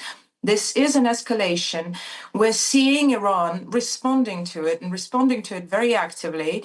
And, you know, to think of that, even the suggestion that there needs to be an immediate military reaction from other states kind of underlines that Iran cannot deal with this on its own, doesn't it?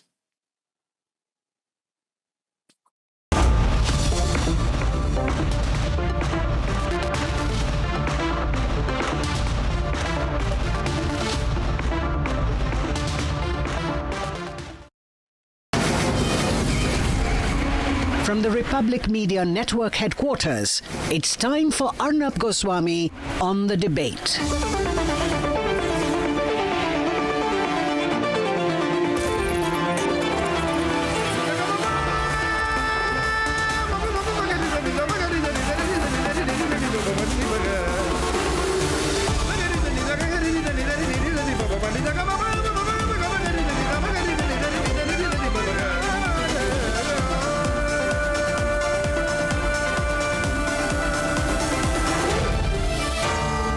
Arnab Goswami on the debate. And now for the nation's sharpest opinion. In my view, Donald Trump has only started a battle. The war will continue for a very long time.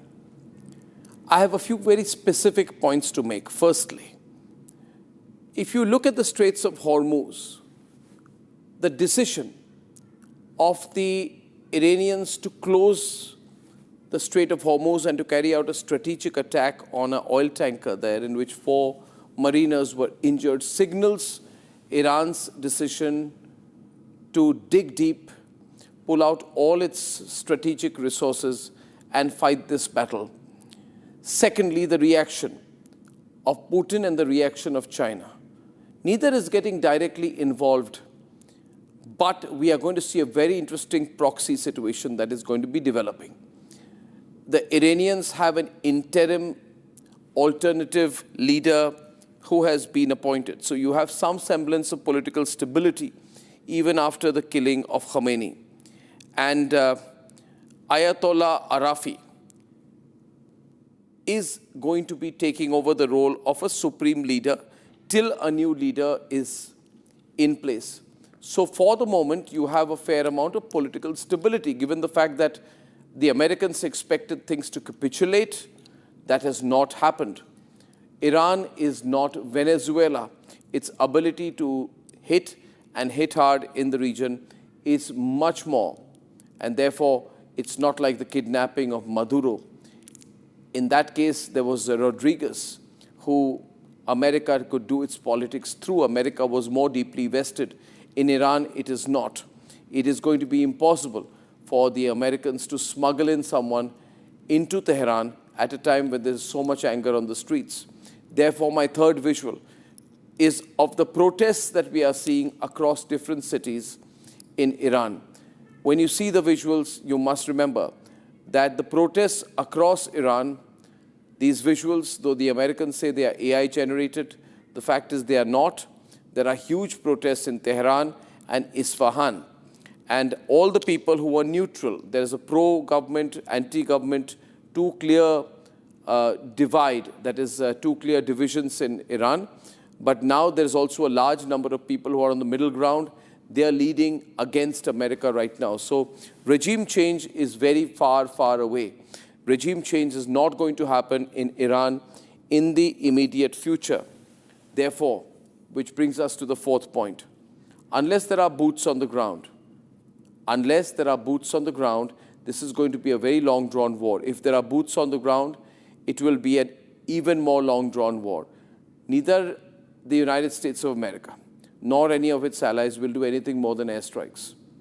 Without boots on the ground, and unless the IRGC completely collapses and the Iranian regime collapses, then you cannot have a regime change operation. So in that sense, ladies and gentlemen, the strategic battle is continuing. For India, our concern are oil prices, what happens, so who dominates the Strait of Hormuz.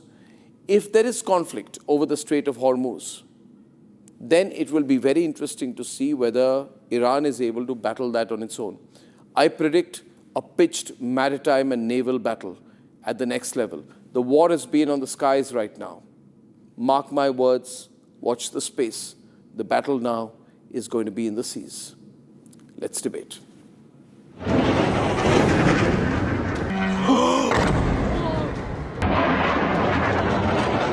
Iran's Supreme Leader Ayatollah Khamenei has been eliminated. Top Iranian commanders killed by Israel-US strikes. And with that, the tensions in West Asia continue to escalate.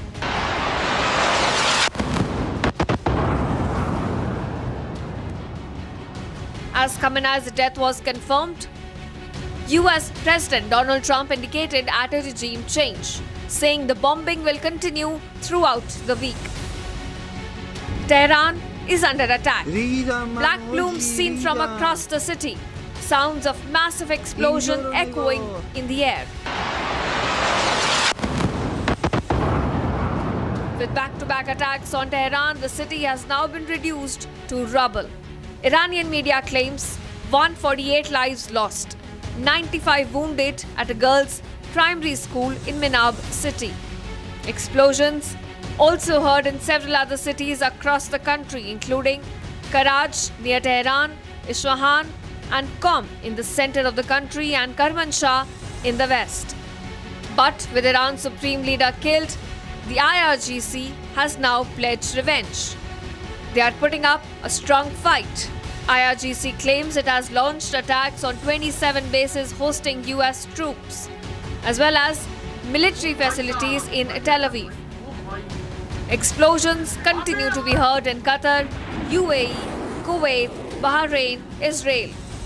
But as West Asia burns, the question that lingers is that, is this the beginning of a wider war? And what does this mean for world at large?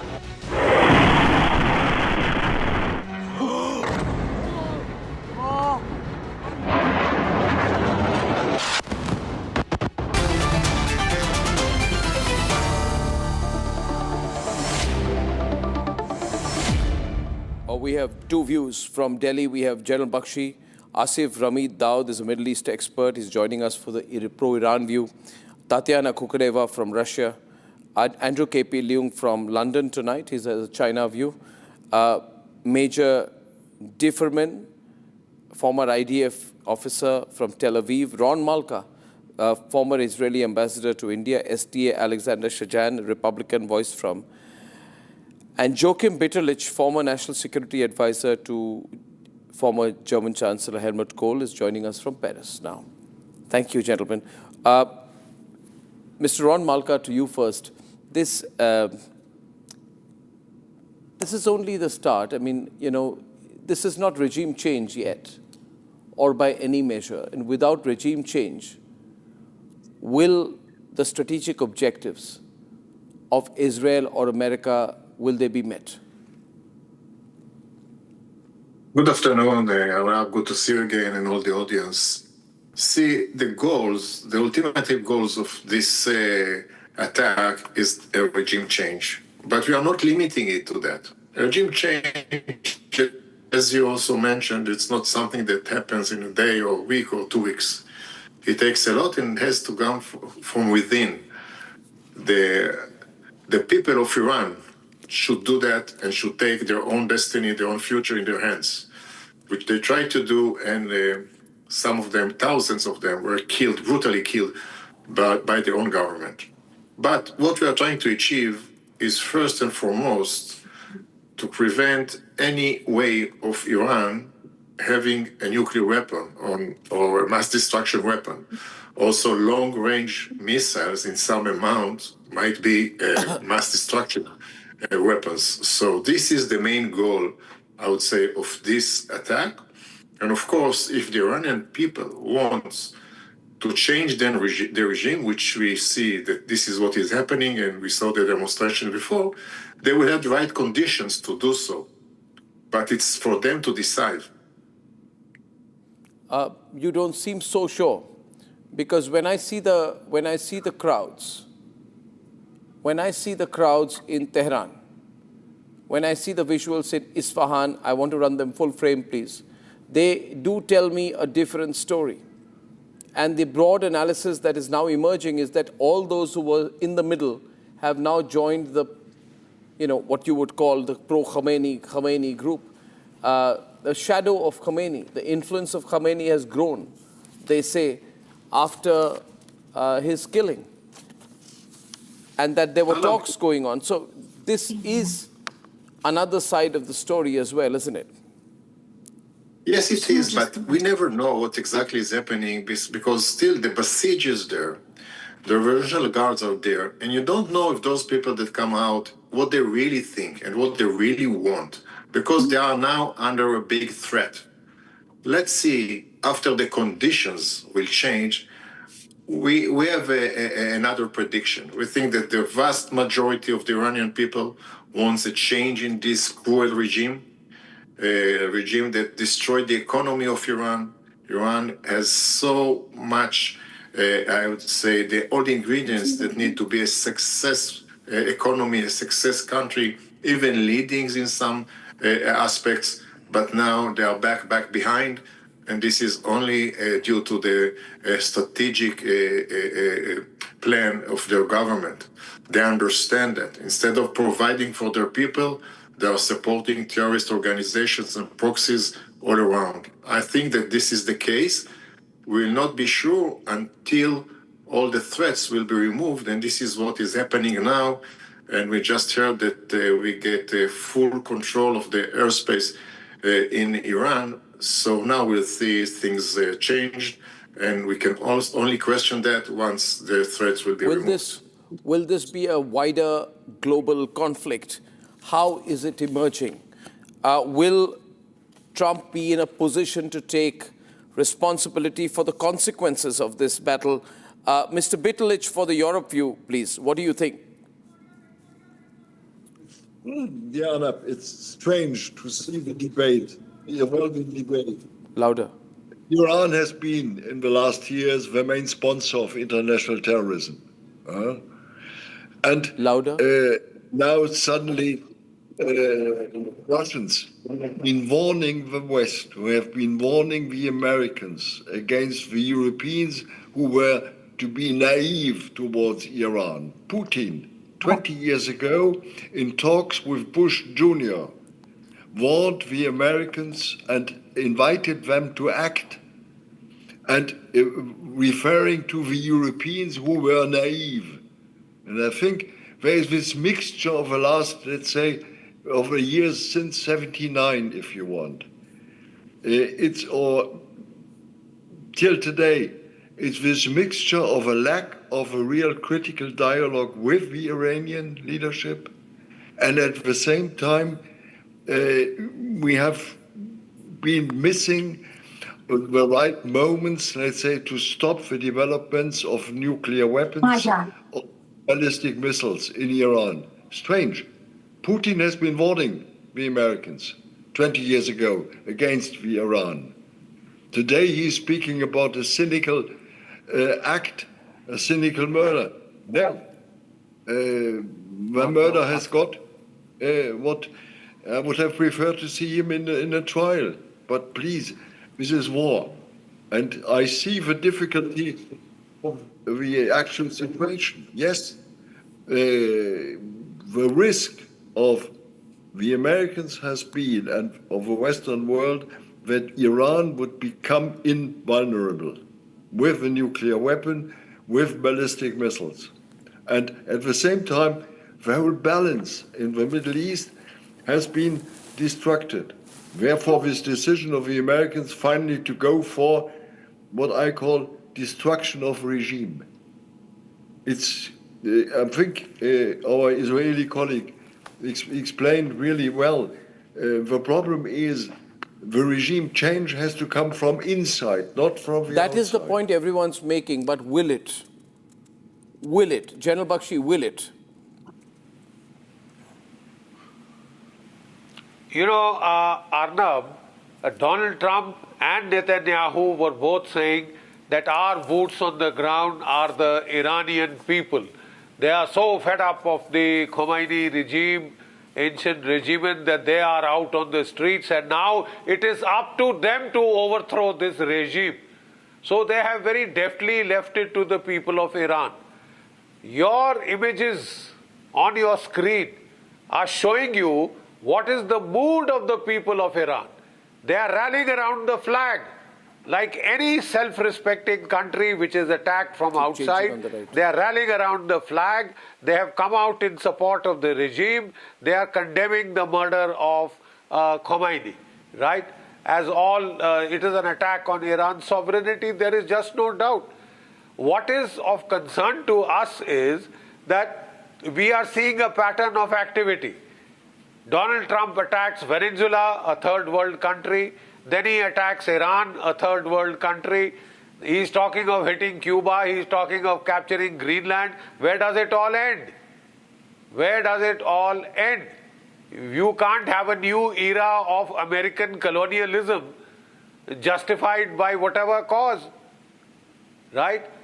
The Iranians' strategy was very simple. They know they cannot prevail against the technological might of America combined with Israel. They will go down, but they are very clear that they will raise costs and consequences. They will block the Straits of Hormuz as a last desperate measure. That itself will raise the cost of oil to $120 to $150 a barrel. And that causes a global recession. It hits the economy of India, China, Japan, Korea, all the countries of Europe, and even the United States of America. If this regime change were to happen, if this regime change were to happen, to $7, $8 a gallon. It could go farther than that. General Bakshi, a major deferment. Have you, as the Israelis, been too optimistic in their expectations of regime change? It is being reported that Israel and Saudi Arabia pushed Trump to do this, saying that it is in your interest to do this, and Trump did this because he also wanted attention to go away from the Epstein files for a while, so it suited him opportunistically. However, have you set a fire that you cannot douse? In the sense that where is the regime change, Major Deferman? Where is the regime change? By now, if Khamenei is dead, the system should have folded up. I don't see the system folding up anywhere in Iran. And Israel is not committing boots on the ground either. Yeah, regime change is not something that happens overnight, and this is not an operation that began overnight. This is an American, Israeli, and you can imagine the moderate Arab states, the Abraham Accords Arab states. Iran has been an existential threat to just about every country in the region. It's occupied, colonized a number of countries in the region over the last 40 years of this Islamic regime. It was behind, together with Hamas and its various proxies, on the October 7th attack. It launched the attack that signed the warrant of the end of this regime. But this is not an operation that began yesterday, and it's not a regime change that will happen overnight. Airstrikes cannot do regime change, and neither the U.S., certainly not Israel, will put any boots on the ground. What I can imagine is the Rodriguez in Iran? There was a Rodriguez after Maduro was kidnapped. Who is the Rodriguez in Iran? And if there isn't a Rodriguez in Iran, then this will be a failed experiment. one Arnab, of the main let's take a different perspective, Okay, shall we? Tatiana is on the debate. Yes, Tatiana is saying something to you, Major. I've been listening, you know, it was such But an I interesting... haven't been talking, so excuse me. I'm Okay, let him finish. Let him finish, Tatiana. Of course. You asked a question. I'd like to finish it. The most realistic scenario is that there is a number 2, a number 10, a number 20 who is amenable to working cooperatively with the United States, with the international order. And I would very much hope that the American, Israeli, Saudi, whoever is behind this plan, has that in mind, because you cannot do regime change. You can decapitate, but a decapitation means there has to be a head that's ready to come in. We're not going to see this overnight. This is something that could take days. Something that could take weeks. I would be very wary. I would be very hopeful, certainly, that the United States and Israel didn't just launch an attack with no actual plan in place. This is probably something that has been in the works for many, many months, if not longer, to have an alternate regime ready to come in, and we're just seeing the beginning. But then it cannot be this Raza Pahlavi figure. He cannot even get 10 Iranians to support him. He doesn't speak the local language. You need someone on the inside. Yeah, so if it is someone from within days, weeks, but if it takes months, then what? Then it's also going to lead to a consolidation of... That's one of the scenarios. It is already leading to a consolidation. Yes, okay. Now, Tatiana is saying something to you, which is a counter view. Yes, Tatiana. We are looking at pictures, well, not now, but you were showing pictures of consolidation, because at the end of the day, if you, if you are in the city and there are bombs dropping on your head, those are not Iranian bombs. That's not the Ayatollah dropping bombs. That's the US dropping bombs. You don't go out against the regime in that specific scenario. Also, look, if you read about Ayatollah Rafi, he is a hardliner. He's a known hardliner. So that decapitation, if anything, grew another head that might be even more hardline than the one that was cut off. But let's take a different perspective, shall we? You know, obviously, Iran is not Venezuela, so you can't just airlift the head of state. And even if you eliminate the head of state, there is a system in place. It doesn't hinge on one person. There's a huge system. There's already a new head of IRGC. There's already a new Ayatollah interim, but still in place. And it's going to continue. If anything, outside interventions historically consolidate the population against the aggressor, and that aggressor is not the Ayatollah in this respect. What does the closure of Strait of Hormuz produce? The answer is very simple. The oil prices will go up. Can you, Arnab, name a country that just so happened to fall on extremely huge amounts of oil this year? Well, I mean, Venezuela, but Iran is the 4th largest oil producer in the world. Yes. And who's going to benefit from the closure of the Strait of Hormuz? Who is now claiming to have large amounts of oil, Venezuelan oil, but, well, is going to be American companies mining it, you know, getting their hands on them and selling them, that oil. It's not about regime change. Regime change, America has sponsored revolutions before, and we've seen them. They don't do it with decapitations. They don't do it with eliminations of the head of the huge state with a system in place. If they want to sponsor, if they want to sponsor a revolution, they do it silently. What you're saying is that this is less about regime change, but more about controlling the Straits of Hormuz. So it's going to come down to a maritime war. That's what I said, Ron. In that case, there'll be a standoff in the Straits of Hormuz, in which case it may be difficult to stay away. Ron, I'll go to Ruben right after. Yes, this is one of the scenarios, yes. And we're ready also for that. We have different plans for different scenarios. As I said, the main goal is to prevent any mass destruction weapon from this radical murderer regime. But then the other goal is to change the regime, and if not change the regime, in some way control what he's doing and his influence in the region, which is, I would say, very aggressive. So these are the goals. There are different goals for this attack, this war, and it is a no-choice war because there was no other choice. Iran was very close to a point where it reaches this mass destruction weapons, and then they will be vulnerable, as was mentioned before. So this was actually the last minute. After the 12 days war, we thought that Iran will stop its campaign for achieving a nuclear weapon, but it didn't. It even accelerated it. So we gave them, I think that President Trump gave them a very fair chance just to stop that. But they didn't take it. I think they miscalculated the situation. In that case, while Khamenei is dead, and I'm joined by Reuven Azar, who's the serving Israeli ambassador to India. He is in Jerusalem right now. Reuven, we are seeing these visuals of retaliatory strikes by Iran. Yes. And we've seen the visuals of the burning, ship in the Straits of Hormuz. So has Israel planned for what happens after Khamenei is killed? Because after all, you've not got the entire leadership. There is an alternative leadership which has been set up. What happens next? What is the game plan, if there's one? Well, Arnab, thank you for the interview.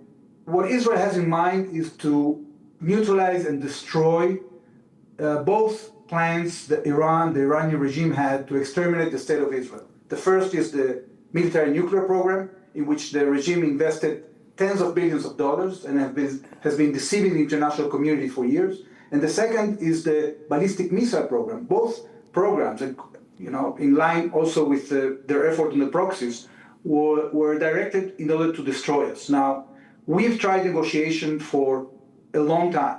And now we are determined to neutralize those threats. Now, regarding the game plan in Iran, I think it's up to the Iranian people to decide whether they're going to assume this opportunity. We've seen the Basij murdering, massacring tens of thousands of Iranian citizens. We hope the Iranians brace this moment and use it in order to change their country for the better. What if that doesn't happen?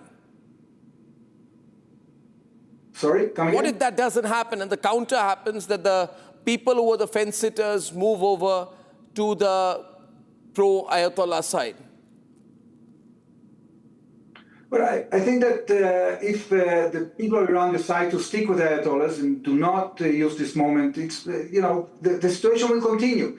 Then it's status quo, isn't it? Then it's status quo.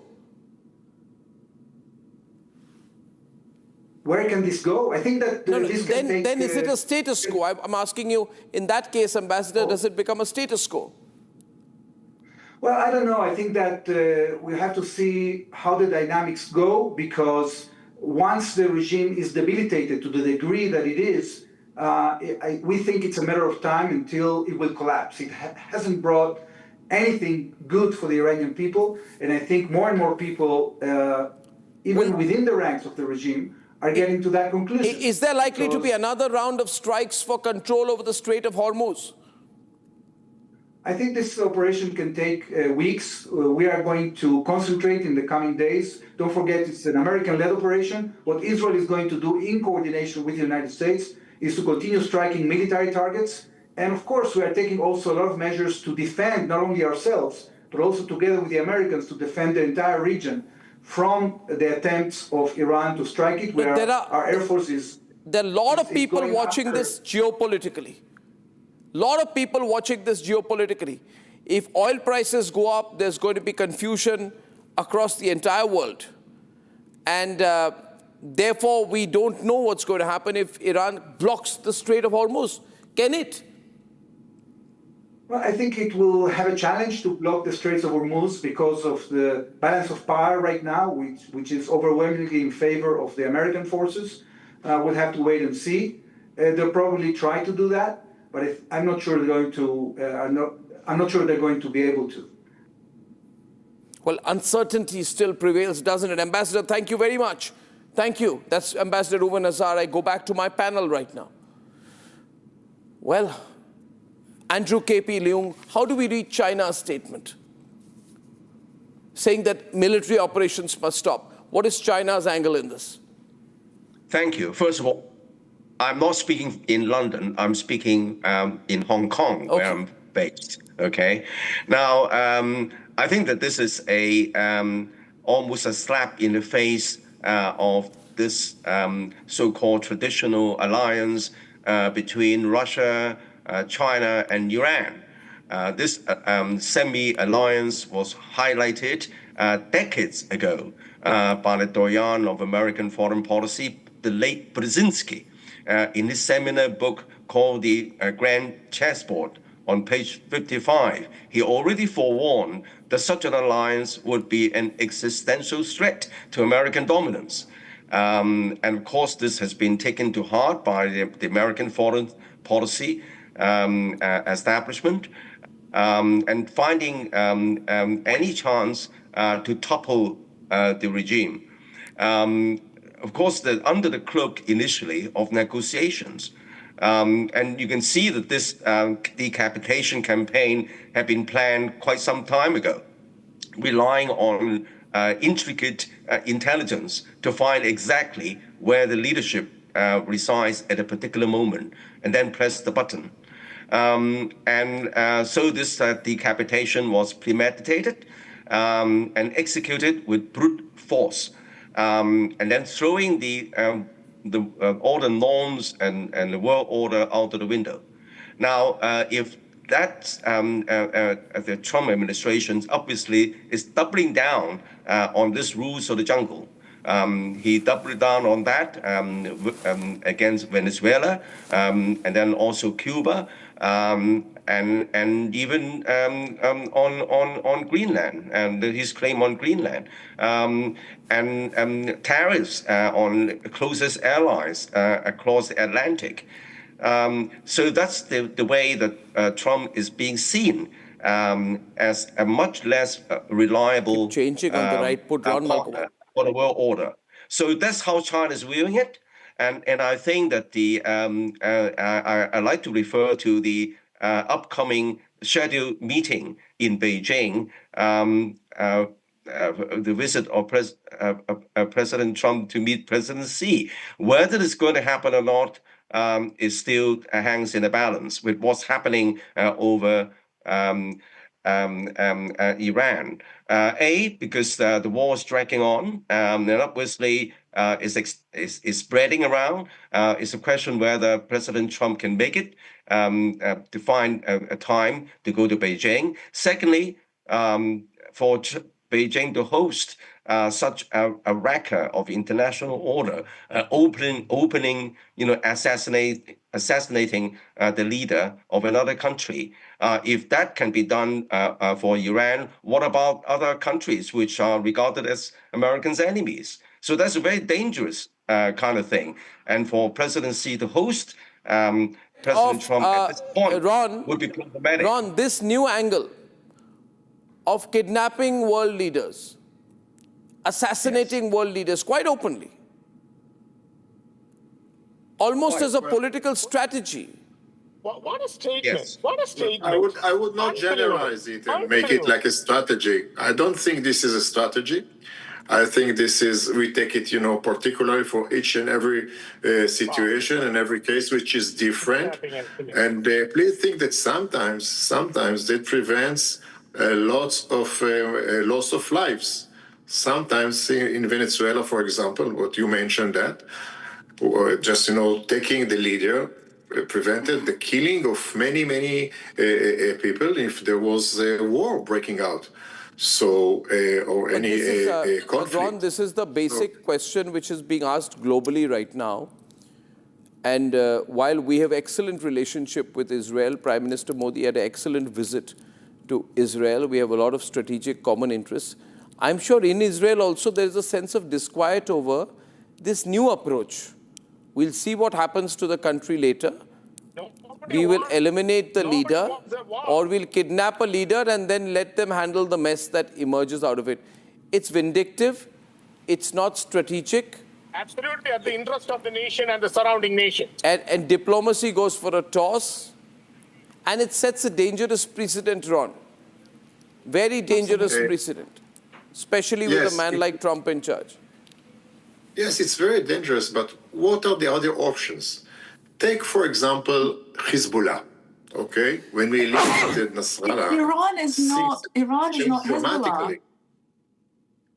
Yes, You're talking about a country of over 91 I was million asked, people. so let me. Tatiana, let him I complete think that and the then I'll question come will straight refer to you. to me. So, if you want me just to refer to this, I think take for example the Hezbollah. This is a very clear, shining example for how you can save many lives by eliminating one leader that has lost his way, that becomes so aggressive, doesn't care about his own people, does miscalculations, and then eliminating the leader can save many lives on both sides. And I think this is something that you need to examine in any case differently. So it's not a strategy, it's not a way of doing things, and you cannot generalize it. You should take, especially in this case, every case for itself. Tatiana, yes. Arnab, I love the state of Israel dearly. I've lived there. I have a lot of friends there. But this is exactly the example of why there are so many people who don't share my point of view. Because when an Israeli person refers to when do you come off saying that a leader has lost his way? Whose job is it to decide why is the state of Israel or the state of America so special that they can decide whether a leader has lost his way? That's one thing. But also, Ron, might I remind you that, again, you're talking about a country that is not Hezbollah, that is not Hamas. This is a country of over 91 million people. Do you know how many Israels fit in Iran? Right? You remember the population of Israel? This is not Gaza. You cannot just continue eliminating leaders. And you know that because Iranian rockets actually do hit buildings. Those are not the same rockets. This is not the same situation. So we're talking about entering into this endless conflict. And if anything, and you know that I'm right, if anything, this specific situation shows that Iran has no choice but to continue developing a nuclear weapon because this is the only thing that is going to protect them from these blatant attacks when there are two very special countries on the face of this planet.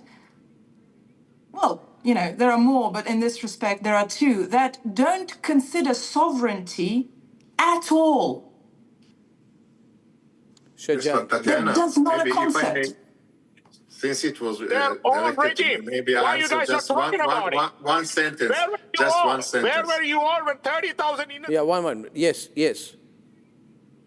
Shahjan, just calm down. Let Ron respond. Ron, yes, Ron. 2 versus 2. As for that, Tatiana, you should remember how this started and who we are dealing with. This regime of Iran, for decades, is saying out loud, we are there to eliminate Israel. We are going to eliminate Israel. Zionism is temporary. Israel is going to be destroyed, and this is what we are going to do. The Israeli people even don't understand what they want from us. What did we do to them? 2,000 kilometers from us. What did we do to them? But they decided that their main goal is to eliminate Israel. So we are defending ourselves, and we are taking all the measures that are needed to defend ourselves. Once you see the whole story, you understand that what you said cannot hold. Because we are defending ourselves, someone that is stating out loudly that he wants to eliminate Israel is now going to gain, is very close to gaining a nuclear weapon. Who would allow this? So aggressive, and we see the aggressiveness is coming out. Do you know that just now, an hour ago, the Iranian shoot missiles on Cyprus, European country? Not only all countries in the region, in the Middle East, but a European country they are now targeting. Their aggressiveness, their aspiration of control is now coming out because this is what Iran is about. So if they were minding their own business, we would have not messed with them. But we need to protect ourselves, and we cannot take any chance. We gave them all the fair chances.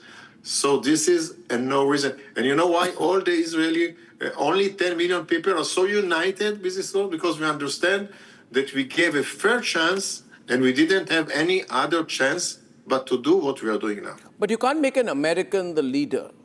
Now, Trump wants to make an American the leader of Iran. The American says, I am the crown prince. He's American, he's not Iranian. He's not an Iranian, he is an American. How can an American... We leave to the American people to choose for themselves. But how can the Americans decide to put an American as the new Shah of Iran? No, the Iranians will choose who is going to be their leader. Yeah, but we Donald leave Trump it to the Iranian people to decide. But they're not going to choose. The system in place will choose. Again, Ron, I've lived in Israel. I've lived on the rockets. I know exactly what we're talking about. And I know the philosophy behind the system. But you know, as well as I do, that if you want to bring down the regime, you do it a different way. If the regime is that strong, you sponsor the opposition, you shake it from the inside. But you don't go consolidating the middle people, you know, the people who didn't care about this before today. They now will support this regime. It's not going to get weaker because you went in and you eliminated the head of the country. You made yourself exactly what they paint you out to be. This is the point. And again, because it's not Gaza, it's not 2 million people, it's a huge country that has already functioned in a state of huge austerity because of the sanctions. They will consolidate. Doesn't that just make no sense? I totally understand what you're saying. Why doesn't America do this to North America? North Korea, for example, North Korea wags a finger, a nuclear finger, at America every day. Am I right? Everyone all right? Why don't you eliminate the North Korean chief? Why don't you take him out? Why don't you kidnap him? It'll be more amusing as well. See, this is appearing a bit opportunistic. Why were there talks? What were the talks about then? You can't engage in talks. Because this is about oil. If this is about oil, and then we should be prepared Arnab, for... Can I come in? General Bakshi is coming in. You know, this could create some of the biggest disruption in global oil markets in decades. Yes. General Bakshi, and we are all vested in this. This is no longer a bilateral Iran-Israel matter, and we have the right to ask questions. General Bakshi, please. Yes. You know, we in India have the greatest of love for the people of Israel. We empathize with them because we are in a similar situation as far as the depredations of terrorism are concerned.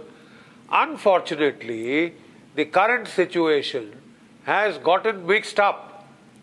There is Donald Trump going on a rampage the world over. He has attacked Venezuela, captured their, president and his wife, kidnapped them in a kind of a smash and grab operation. He is planning to smash and grab Greenland. He is planning to make Canada the 51st state, right? He is planning to ingest Cuba. So where will all this end? You have a whole lot of third world countries in the global south, asking who's next? Who's next? Where will it all end? Some justification or the other will be found. It's gotten mixed up, I'm very sorry, with a very sordid neo-colonial venture. Mr. Bitalich wanted to come in. Which I think is actually damaging Israel by the very fact of association.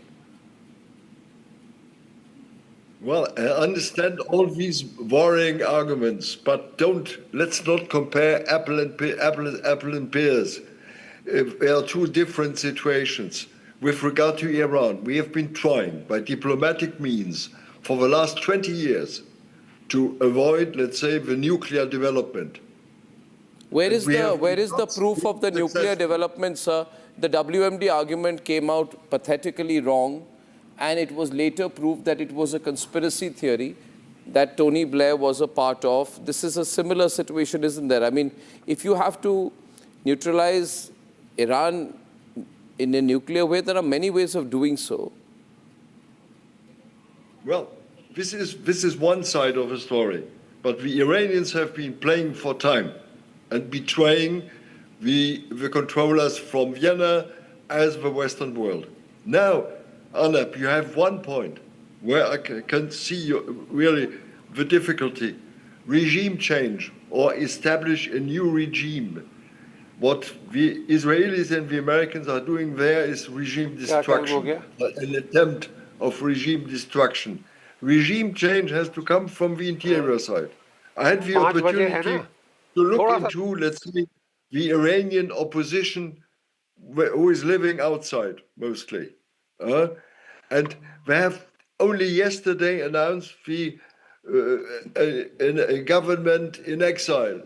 They have announced their way to treat with the Basij, with the key people of the regime. And this is coming extremely late there. And there I fear that the time is not yet ripe really for a regime change.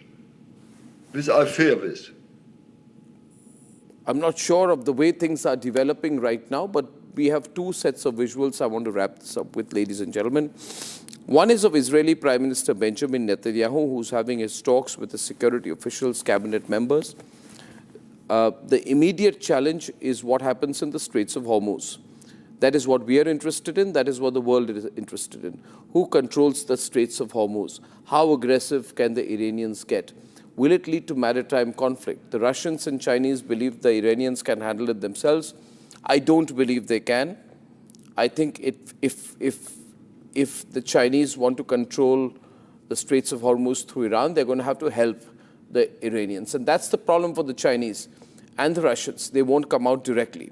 So far, it's an indirect global conflict. People asking me, is this World War III? It already is, but an indirect World War III. Will this become a World War III in a more protracted way? The events over the next 48 hours will decide. I thank you all very much. The situation is not cohesive at all. I don't think anyone, as of this minute, is in control. The breaking news continues.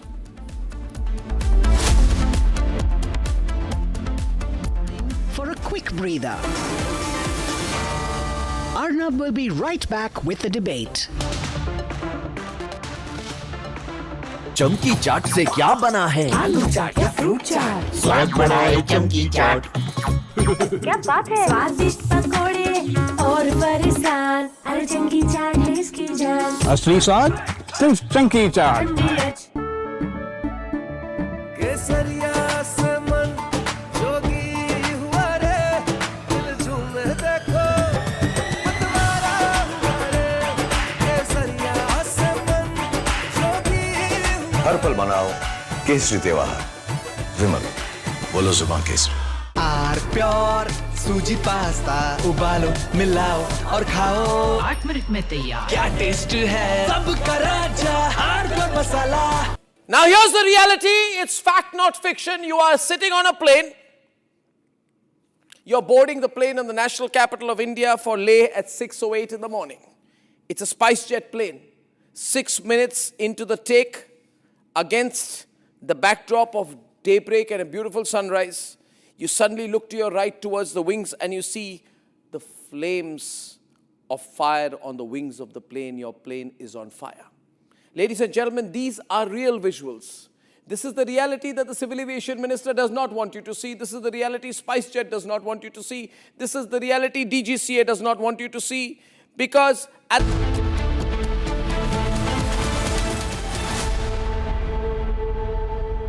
रानी, इस घर में कुछ है जो टूटता नहीं। ये pillar कभी नहीं टूटेगा। रुंगटा स्टील TMT से बना। रुंगटा नहीं तो घर स्ट्रॉन्ग नहीं। रुंगटा स्टील TMT बार एकदम सॉलिड। थोड़े में ज्यादा स्वाद, यही तो है इसकी खास बात। वाओ मामा, क्या स्वाद है? अरे मेरे राजा, सबका राजा R pure masala.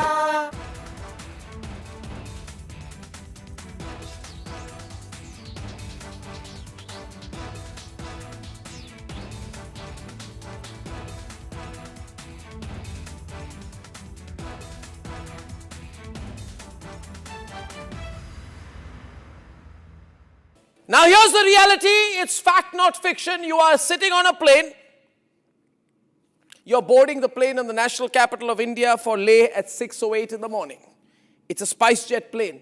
6 minutes into the take, against the backdrop of daybreak and a beautiful sunrise, you suddenly look to your right towards the wings and you see the flames of fire on the wings of the plane. Your plane is on fire. Ladies and gentlemen, these are real visuals. This is the reality that the Civil Aviation Minister does not want you to see. This is the reality SpiceJet does not want you to see. This is the reality DGCA does not want you to see.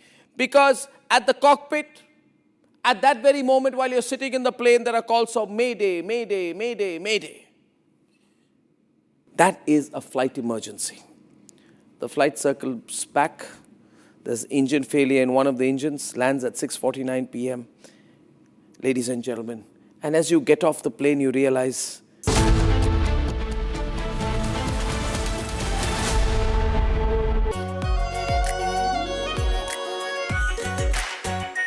our pure Shahi Paneer Masala. Delicious, healthy, every day.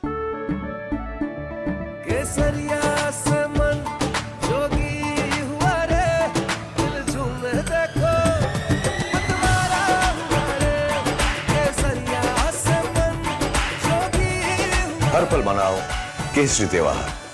विमल, बोलो जुबान केसरी। प्यास बुझाए ठंडक लाए। From Asia's largest news headquarters, setting the agenda for Bharat.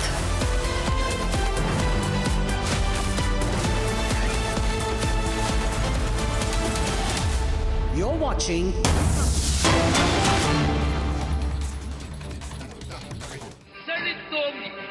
குடிகள் வாழ்த்த பாரத புகழ் மறையே எங்கள் பார்த்திபனே. இந்த பெருந்திரள் பொதுக்கூட்டத்திற்கு வரவேற்புரை வழங்குவதற்காக பாரதிய ஜனதா கட்சியினுடைய மாநில தலைவர் மரியாதைக்குரிய அண்ணன் திருமிகு நயினார் நாகேந்திரன் அவர்களை வரவேற்புரை வழங்கும்படி அன்புடன் அழைக்கின்றேன்.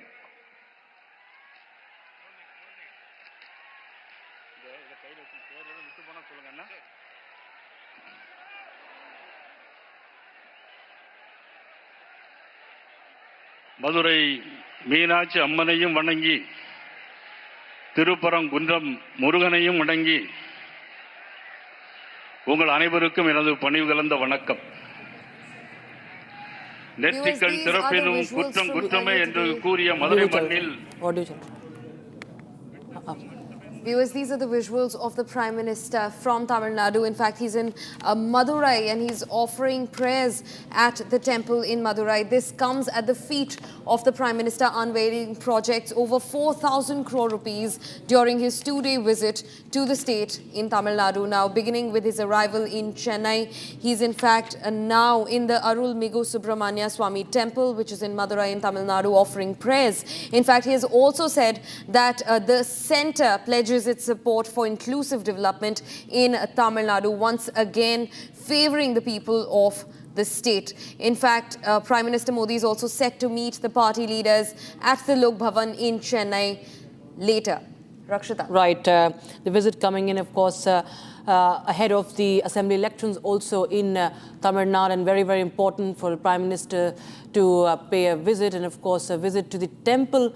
Also, not to forget the Deepam row that has been taking place, the politics that has unfolded over the Deepam row, the politics that had in fact unfolded surrounding the Deepam, and now we have the Prime Minister. This is a picture that speaks volumes. The Prime Minister doing the Shashtang Dadmat Pranam and visiting this temple.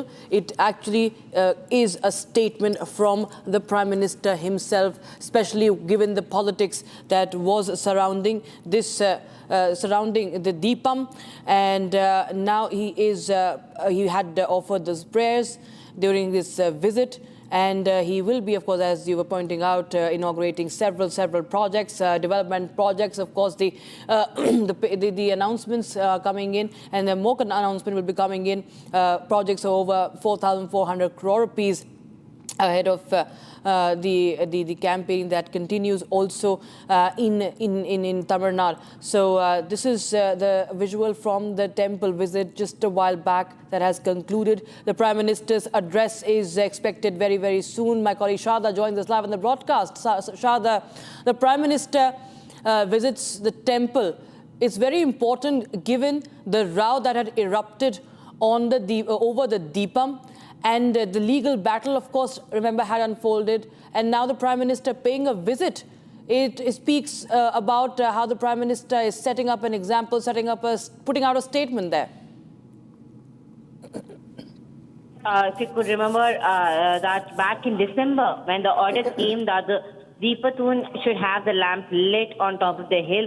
However, the DMK government did not follow the orders, and there was a huge row over this particular issue, especially with the Tirupurakuram temple on the news every single day, making headlines saying that lighting the lamp on the hill will cause a trouble among and especially cause a rift between the Muslims and the Hindu in Madurai is what the DMK claimed, because there's a dargah on top of the hill. However, we got to speak to the Dargah secretary and also multiple other residents of that area who said that the temple and the Dargah are in two different ways, and it is of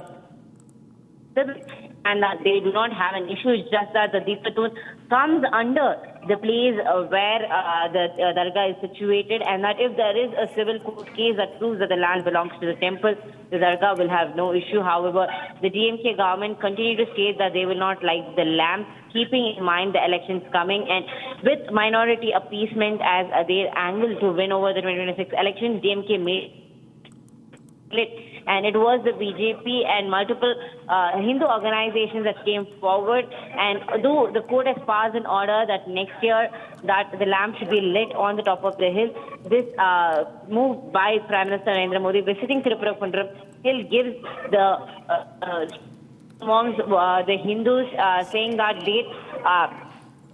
sentiments will be followed and that DMK cannot pose a threat to the Hindus. This is a very forward statement from the Prime Minister himself by visiting the temple. In few minutes, Prime Minister Narendra Modi leading the NDA would be speaking on the rally that's been organized in Madurai today. We also saw multiple government projects were opened and inaugurated by Prime Minister Narendra Modi. So this particular rally comes right before the AIADMK announces the final seat sharing between the NDA allies. We know the past 2 days, Party General Secretary Edappadi K. Palaniswamy is having talks with multiple leaders, including BJP leader Piyush Goyal, the Union Minister, who is the election in charge of the seat. And now Prime Minister Narendra Modi will be addressing the crowd very shortly, and we will know what stance Prime Minister Narendra Modi has on the Tirupurakuram Rakshita. Right. Many thanks, Shada, for giving us an understanding of this visit, and we will come back to you as the Prime Minister will also be expected to be addressing in a short while from now. But at the moment, viewers, we will be sipping to a very, very short break. We come back with our rolling coverage on the escalating situation in West Asia.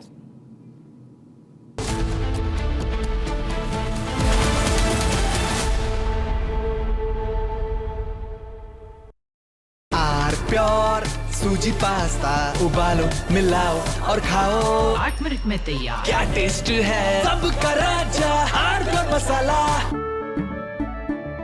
केसरिया से मन जोगी हुआ रे दिल झूमे देखो मतवारा हुआ रे केसरिया से मन जोगी हर पल मनाओ केसरी त्योहार विमल बोलो जुबान केसरी चमकी चाट से क्या बना है सैंडविच लस्सी और छाछ हर घूंट में चमकी चाट ड्राई फ्रूट और दही बड़े चमकी चाट से स्वाद बढ़े असली स्वाद सिर्फ चमकी चाट थोड़े में ज्यादा स्वाद यही तो है इसकी खास बात वाओ मामा क्या स्वाद है अरे मेरे राजा सबका राजा आरती मसाला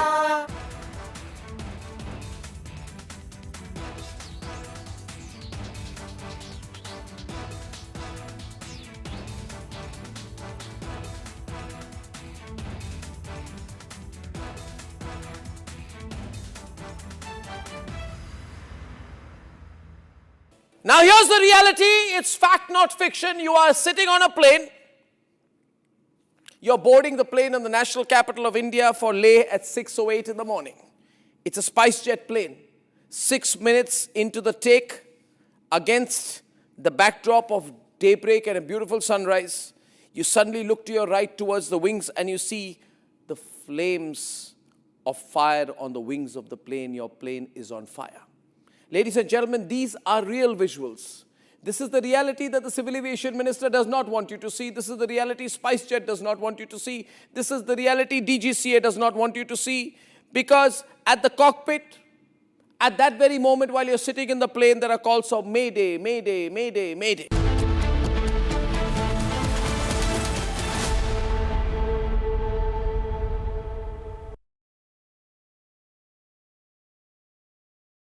More visuals that are being released by the Israeli Defense Forces of the strikes. This is one of the strikes in Iran, as the footage is released by Israel, and you can see how okay, this is the two Iranian this is F5 and F4 fighter jets that were prepared for takeoff have been struck by the Israeli Air Force, and this has been posted by the IDF. It says a short while ago, the Israel Air Force struck two Iranian terror regime F5 and F4 fighter jets at the airport of Tabriz in western Iran as the jets were prepared for takeoff. Gesu. In fact, the strike also, as the IDF has mentioned, was conducted to degrade the Iranian Air Force's activities and to further expand the degradation of the regime's aerial defense. In fact, precision strikes on your screens right now. The video has been released, a drone footage by the Israeli Defense Forces, where they've claimed that two of the fighter jets, F5 and F4, of the Iranian defense were ready for takeoff, eventually would have struck Israeli territories or the Gulf regions, and IDF deterred that. They destroyed the two fighter jets. You can see it in the visual very clearly. It's black and white, but that structure completely destroyed by one strike. That's of the IDF, the Israeli Defense Forces, and they've released these videos. In fact, they continue to strike infrastructure, as per them, which belongs to the Iranian terror regime, to degrade the regime and prevent threats against Israel. So it's a strike on a truck that was carrying ballistic missiles. So we understand that how this is a precision strike, that the Israel is looking to paralyze all the efforts of Iran, because Iran has a strength in its ballistic missiles, which we are witnessing right from the start of the retaliation. And the ballistic missiles, yesterday also one such video was in fact released by the IDF last evening, and today again we see this truck that was carrying ballistic missiles. It was just ready to launch, and that has been struck by the Israeli Defense Forces. So that's another video that we're getting in, and more visuals are now coming in. Israel continues to post these videos, of course, sending out a message. It's the war continues, and the information warfare also continues. This is another video that we're playing out right now. Another video that we have received that we are right now playing out on your screens from the IDF. This is the truck that I was speaking about, carrying ballistic missiles, that has been now completely demolished by Israel. Yeah, in fact, viewers, just moments ago, we also saw another video that was released by the IDF. Tehran has been struck by the IDF at least 6 times since today morning. This is just the second day of the war, and Iran's resolve seems very defeated right now in the war. In fact, this is a missile launcher in the visual that's being destroyed. The missile launcher, which belongs to the Iranian military, completely destroyed by the Israeli Defense Forces. Just before this, they also gave us visuals of destroying fighter jets of Iranian military. Right, and as we speak, there is more breaking news coming in. We'll just play that out as more strikes have been reported from Dubai. 2 more explosions in Dubai. Iran continues to target Dubai, target Abu Dhabi. UAE has already released a statement telling Iran to have some sense and not engage in a war with its neighbors. But what we understand is that Iran continues to hit several facilities in buildings in Dubai. And remember, there is no official of a US base as such in Dubai, but it continues to strike several other buildings that are linked to United States in retaliation. And this is one such building that we just showed you that's on fire. More Iranian strikes being reported in Dubai. In fact, there are bases also like the Al Dhafra Air Base south of Abu Dhabi shared with UAE force that have also been struck.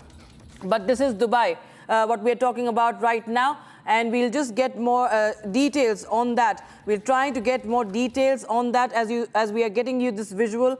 Trying to get you visuals from Iran, I beg your pardon, from Dubai. There are more Iranian strikes now that are being reported. One such visual, Gesu, is on the screens this is, in Dubai, there is a Jebel Ali port also that has been on the target, but it is not a designated military base, but it's a Navy's largest port of the call in the Middle East that belongs to the United States. And we see how that Iran is going no holds barred as far as targeting UAE. Bahrain was literally on fire yesterday. Today we see that it continues to pound several locations in UAE, particularly Dubai. Yeah. In fact, these strikes come right after UAE also gave out its first statement on the unsolicited strikes, Iranian strikes on Dubai, where they said that this war is not between Iran and its neighbors, it's rather between Iran and Israel and US that's backing Israel. In fact, and that's exactly the triangle that the war should remain in. In fact, it's a CIA headquarters. It's a CIA headquarters, and of course it's their own way of revenge or perhaps the retaliatory strike, because the CIA was the one behind tracking and eliminating Khamenei. Meanwhile, we have some more breaking news coming in. We're getting in some more breaking developments now, viewers. The constant development that we're getting in the West Asian tension. Now we have a footage of the Palau-flagged oil tanker called Skylight, which has been set on fire following Iranian strikes near the Strait of Hormuz. Not just the Strait of Hormuz being shut, but also vessels now under attack in the Strait of Hormuz. Now remember, the largest natural gas and oil choke point in the world. Trade stands still and vessels are attacked. Let's listen into the ambient sounds of what's happening exactly in these visuals. All right, so this is the Strait of Hormuz. This is a tanker that was off the coast of Oman, and it's the first shipping attack in this conflict that has taken place. Oil tanker hit near Oman in the Strait of Hormuz, and we see that the Palau-flagged oil tanker was just struck off Oman's Musandam Peninsula, and it was an attack that followed drone strikes also at the Duqm port. So this is a dramatic visual that we are witnessing right now. Strait of Hormuz, remember, is a strategic route for oil shipping, global oil shipping. It's a very, very important strait, as narrow as it is. But 1/5 of global oil and gas supplies transit. So there are two visuals that we see from the Strait of Hormuz earlier. The visual running on your left side, viewers, is another visual that came in today. The second one is a closer look. You can see much a clearer one, and the plumes of smoke continue to billow from that oil tanker, dark and heavy smoke that, of course, signaling it's an oil tanker that has been that is now set on fire due to the missiles. An unmistakable detail that nobody should forget about is that this vessel was Palau flagged. Now Palau stands for the idea of peace, love and tranquility, and the prime time for human activity like fishing, trading and harvesting, and that is the kind of vessel that has been struck by Iran. Iran's message, bullish and clear, that they've not just shut the Strait of Hormuz, but anybody who tries to trespass the Strait of Hormuz for trade or for any other reason, even if it doesn't belong to Israel or the Gulf, they are going to be attacked. And that's exactly what has happened. Two vessels, one on your left from earlier and this one on your right, just from right now. An entire vessel struck, an entire vessel reduced to smoke. In updates coming in via news agencies is that there are dozens of cargo ships that are now gathered in the waters off the coasts of Iran, Iraq, Kuwait and UAE, just to avoid the Strait of Hormuz, because we understand that Iran is trying to send out a message that anybody passing through will not be spared. At least 100 other oil tankers are halted near the coast of the UAE and the Sultanate of Oman outside the Strait of Hormuz, which is, of course, going to somewhere, if not for a long time, but temporarily, hit the oil supply. As I said, it's 1/5 of global oil and gas supply transit. India, of course, also has its crude oil imports and especially LNG imports that depends on the Strait of Hormuz. So we have to wait and watch how long does this stay closed. And meanwhile, we have some more breaking news coming in right now. North Korea has condemned US strikes in Iran. So more and more countries are coming out in condemnation of this operation and epic fury. North Korea condemning United States strike in Iran.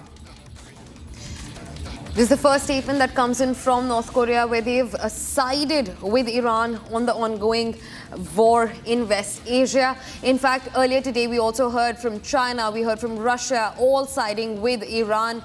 Where on the other hand, we had UK standing with Israel and the US. We had several other countries standing with them. In fact, the Houthi rebels also yesterday just announced their support with Iran. Right, North Korea calling it a violation of Iranian sovereignty and territorial rights. Meanwhile, some more breaking news coming in right now, and we are going to show you more and more visuals that are being now released right now. This is a video. This is a footage of the Iranian fighter jets being prepared for strikes on US targets. That's what we're learning in the latest. Now, this comes right after the IDF also released a drone video of striking 2 F-5 and F-4 fighter jets of the Iranian military in the Iranian territory. And this is possibly another one which has been released by Iran, where they're showing their preparedness, their readiness, possibly also indicating that they're getting ready to strike US territories or targets across the Gulf. Absolutely. So you can see that Iran also trying to display that they will continue to avenge this strike by Israel and United States. So while we continue to see what Israel Defense Forces are posting and are releasing footages, we have Iran now also upping the info warfare game. We understand that they have now released this video to display their air capacity, air power, air combat capacity, and this is one such. You can see a video that is coming in. This is from Iran, and they're preparing for the strikes on a military bases, and of course they're all in the Gulf countries, the GCC countries that have been under attack by the Iranians, and Iranian fighter jets now being prepared for strikes on US targets. Of course, this must be from a while back, perhaps last evening, but Iran continues to, in fact, retaliate and strike as many targets, especially the US bases in the Gulf. This also seems like an attempt to actually show the larger audiences that everything is good inside Iran. Much like the iftar party that they spoke about yesterday, and just moments after, Khamenei was declared to be dead. Viewers, one of the visuals has been released by Iran and the other one by Israel. And like my colleague also mentioned, complete information warfare at the fore of the West Asian tensions. Both Iran and Israel flexing their military muscles and showing their preparedness. In fact, Israel has released multiple videos of drone strikes by the Israeli Defense Forces, the Israeli Air Force specifically, on multiple and plethora of targets of the Iranian military. Right. We are showing you both the footages. Israeli Defense Forces, they continue to show the targets they have struck, the truck full of ballistic missiles, and the regime aircraft that is completely dismantled. One of the headquarters, today the headquarters that was dismantled. Everything is on display by Israel. But Tehran also continues to now show that it is not down and out, that it continues to retaliate, sending out a message. How long can it do that? That's, of course, a big question. That remains a question, but we continue to give you updates from both sides, and we will be, in fact, getting you more breaking news that is coming in right now. There is a video that, in fact, shows a narrow escape for civilians, Iranian missiles landing in South Israel, and we have Israeli Minister. Okay, we have some protest visuals also coming in. We have some protest visuals coming in. Please play that out. We can play that out so we can tell where it's from. It's from Tehran. All right, we see the massive gathering. The entire strait is flooded. as Iran also, of course, mourning the death of Ayatollah Khamenei. And you just see that how many people have turned up in protest, mourning the death of Khamenei, and they also vow revenge. We had Pezeshkian also earlier, the president of Iran, who has said that the only way we know is that we will take revenge. And we just see hundreds and thousands of people have turned out onto the streets, flooding with the flag of Iran, and mourning the death of Khamenei, and also, of course, protesting against Israel and US. And not just Tehran, but also Isfahan, and we also saw these protests, similar ones in various areas across West Asia. A sea full of people out on the roads protesting over what they call the murder of their supreme leader, Ayatollah Khamenei. These are the visuals on your screens.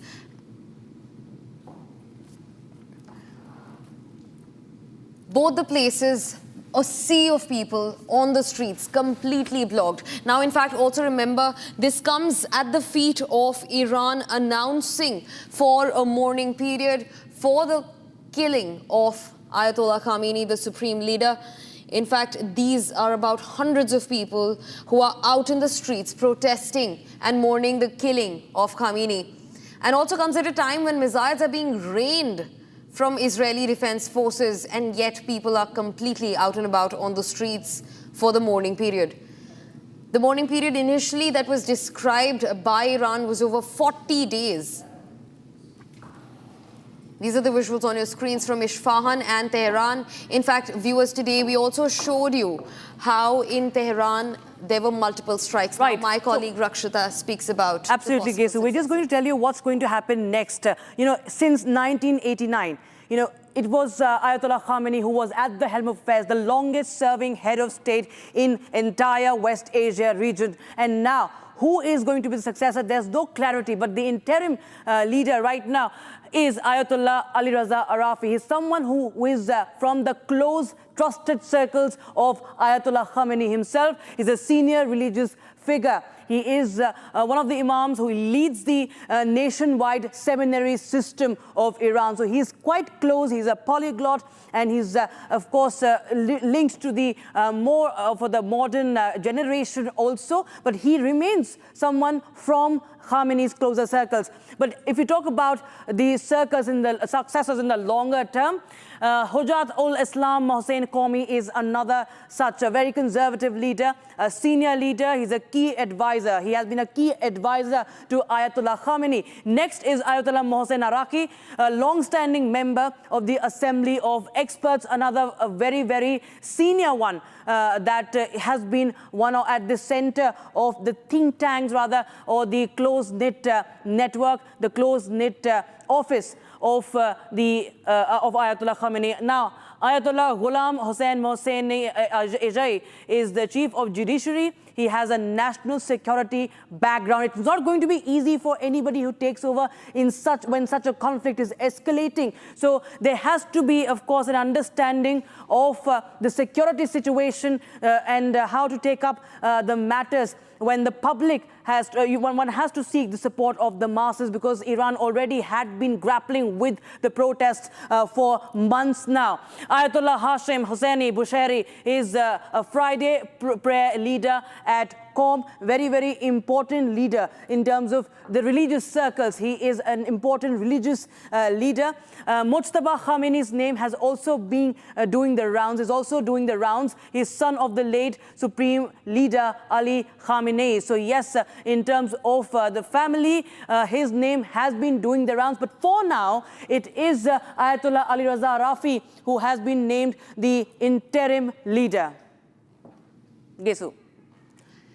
All right, we have some more breaking news. Breaking development now. At least 200 drones and 137 ballistic missiles targeted UAE. Now, Emirates Ministry has said that most of these projectiles were intercepted 14 drones fell into the Emirati territory and waters. That's the latest that we're picking in. UAE completely under the wrath of Iranian missile barrage. 200 drones and 137 ballistic missiles targeted UAE. Now, Emirati ministry has also said that most of these projectiles were intercepted. Remember, this comes right after UAE's first ever statement in the ongoing escalations, where they said that Iran is not in a direct confrontation with UAE.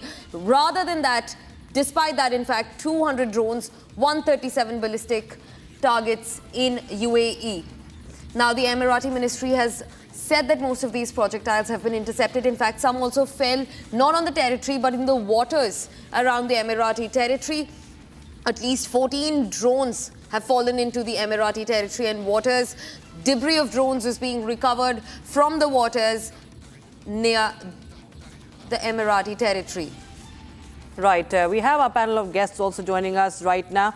We have our Strategic Affairs expert and former diplomat, Ambassador Deepak Vora, joining us on the broadcast. We have also Ariella joining us from Mashhad in Israel joining us. I'll just go across to Ariella for a reaction as to what's really happening. If you could just get a sense of what is the situation in Israel and how do you see the reactions that are coming in right now from across the globe, with Putin calling it a murder, Putin calling it something that it violates international law, and China also condemning. And there are more and more, of course, powers and nations that are condemning this act. And meanwhile, we see that Iran continues to pound several bases and even the CIA headquarters in Dubai.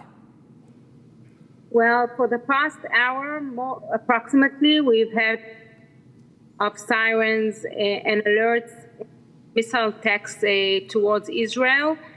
For over an hour, I've already sitting in a shelter, but it's been targeted to Israel. And there have been damages throughout Israel. Currently, I have not heard of injured, but of course of a property that has been hit and bombarded. Well, if I take, my own perspective and I look at the global era, what's going on with Iran, and it's actually targeting the Gulf states that were, he's actually targeting the Sunni governments throughout the Gulf. And if in the past we would never think that he would do such a thing, well, finally, it's credit and accountability as the head of the Islamic and the head of the Arab states looking for their interest is actually becoming not true, and it seems like it's imperialistic designation throughout the global area. And also we've heard that they have also launched missiles towards Cyprus. And like now I'm sorry that I have to run to the shelter. Once again, we have alerts that there's I must run to the protective because of the missile. We understand completely, yes. Thank you so much, Ariella, for joining us there. And of course, the situation you can see is very, very serious in Israel as the strikes continue, Gesu. And Ariella has to right now shift to the bunker for shelter. In fact, we're also being joined by Ambassador Deepak Vora, who continues to be with us on the broadcast. Ambassador Vora, I wanted to understand from you, Iran has been raining missiles over UAE and the Emirati territory, and this comes when their actual conflict is against Israel and the US. Now, I understand that this is happening because they are striking all the Gulf regions that are housing US bases, but don't you think that they're making more enemies? This is going to lead to more isolation for Iran, and it's actually not going to pay off how they think it will. Bullish behavior is going to come back and bite Iran's back. Ambassador Vora. Well, thank you very much, Vida. It's always a pleasure to be with you. You are brilliant the way you put across things. And to our colleague from Israel who was there a little while ago, may I just tell her, if she's still listening, what I'd like to say is, Yam Yisrael Hai. Israel lives and Israel will live for a long time. Now, when we do any action, a military action, we first ask ourselves, what is the political objective? Ma'am, I have been struggling to understand, what does Iran want? In Spain in 2000, the Prime Minister of Spain the Spanish economy was booming, a character called Jose Mari Aznar. I knew him very well. He went to Iran because he wanted to play an important role on the world stage. He wanted to be the leader of Europe. And he met Ayatollah Khamenei. And he went into his room in the morning and said, good morning, Supreme Leader. There was no response. Khamenei was stirring tea. Then he thought he hadn't heard him. And then he said, sir, what is your objective? When you get up in the morning, what is the first thing you think? And Aznar has written that Khamenei said, the first thing I think about is how to destroy Israel. Yeah. Now, if that is your objective, sorry, no one is going to side with you. Then, ma'am, the second thing of the stupidity the Iranians are doing, attacking the UAE, Saudi Arabia, and all these fellows in the Gulf, ma'am, the second thing that they are doing is the schism between Shia and Sunni is now becoming wider than ever before. Israel in 1967 fought three main enemies, Egypt, Jordan, Syria, and a few chamchas on the side. Now Iran is going to fight, the United States is going to fight, Israel is going to fight 8 other Gulf nations. Nobody, let me repeat this, I've been 20 years in that region, nobody wants Iran in its present form. Nobody wants the mullahs. What have they given? At the end of 46 years, what have you given the people of Iran? You've given them hardship, you've given them inflation, you've given them lack of jobs, you've given them a currency that has collapsed. What have you fed them with? You fed them snake oil. You also call that right. Yeah. Islam. So my own feeling is, ma'am, there is going to be a quick end to this war. Nobody is going to accept whoever the successors are. If they are non-mullahs, they'll be accepted. Mullahs, they will not be accepted. Yes, sir. And then we'll just come back to you, my colleague. We will just give our viewers a lowdown of where all Iran has actually carried out that strike and the key locations, in fact, of that is very important geopolitically also. Gaze, over to you. Let's first look at all the key locations that Iran has been striking. Now, remember, the war is between Iran and Israel, that's being backed by the US, but the entire Gulf is facing the wrath of the Iranian military. Now, first up, we have Iraq, which was also struck. Kuwait was also struck. In fact, we also had visuals yesterday of the international airport in Kuwait, people completely scrambling here and there, and the airport up in smokes and flames because of the strike. Israel territories, of course, Israel is a target. Yesterday, their Iron Dome was up, but even then, Iranian missiles found a way through in the night. Even today morning, some strikes were reported in Tel Aviv. Jordan was struck yesterday last. Bahrain, again, 2 strikes yesterday. One yesterday morning and the other one in the night. After that, we come down to Saudi Arabia. Saudi Arabia also struck by Iran. Oman, various ports also, in fact, struck across the Gulf region by Iranian missiles. UAE looks like the main target, in fact, a bigger target than Israel. Honestly, every time Iran has said that they're trying to strike all the countries that are housing US bases, they are still coming for civilian and commercial infrastructure. UAE becomes one of the foremost examples. A building right next to Burj Khalifa completely struck. A kamikaze drone went slicing through residential buildings and high-rise buildings. Hotels set on fire, airports set on fire, and even ports set on fire, vessels burnt down. And last was Qatar, that was also under the wrath of the Iranian missiles. And these are all the regions that have been put through a shockwave following the strangulation in West Asia between Iran and Israel.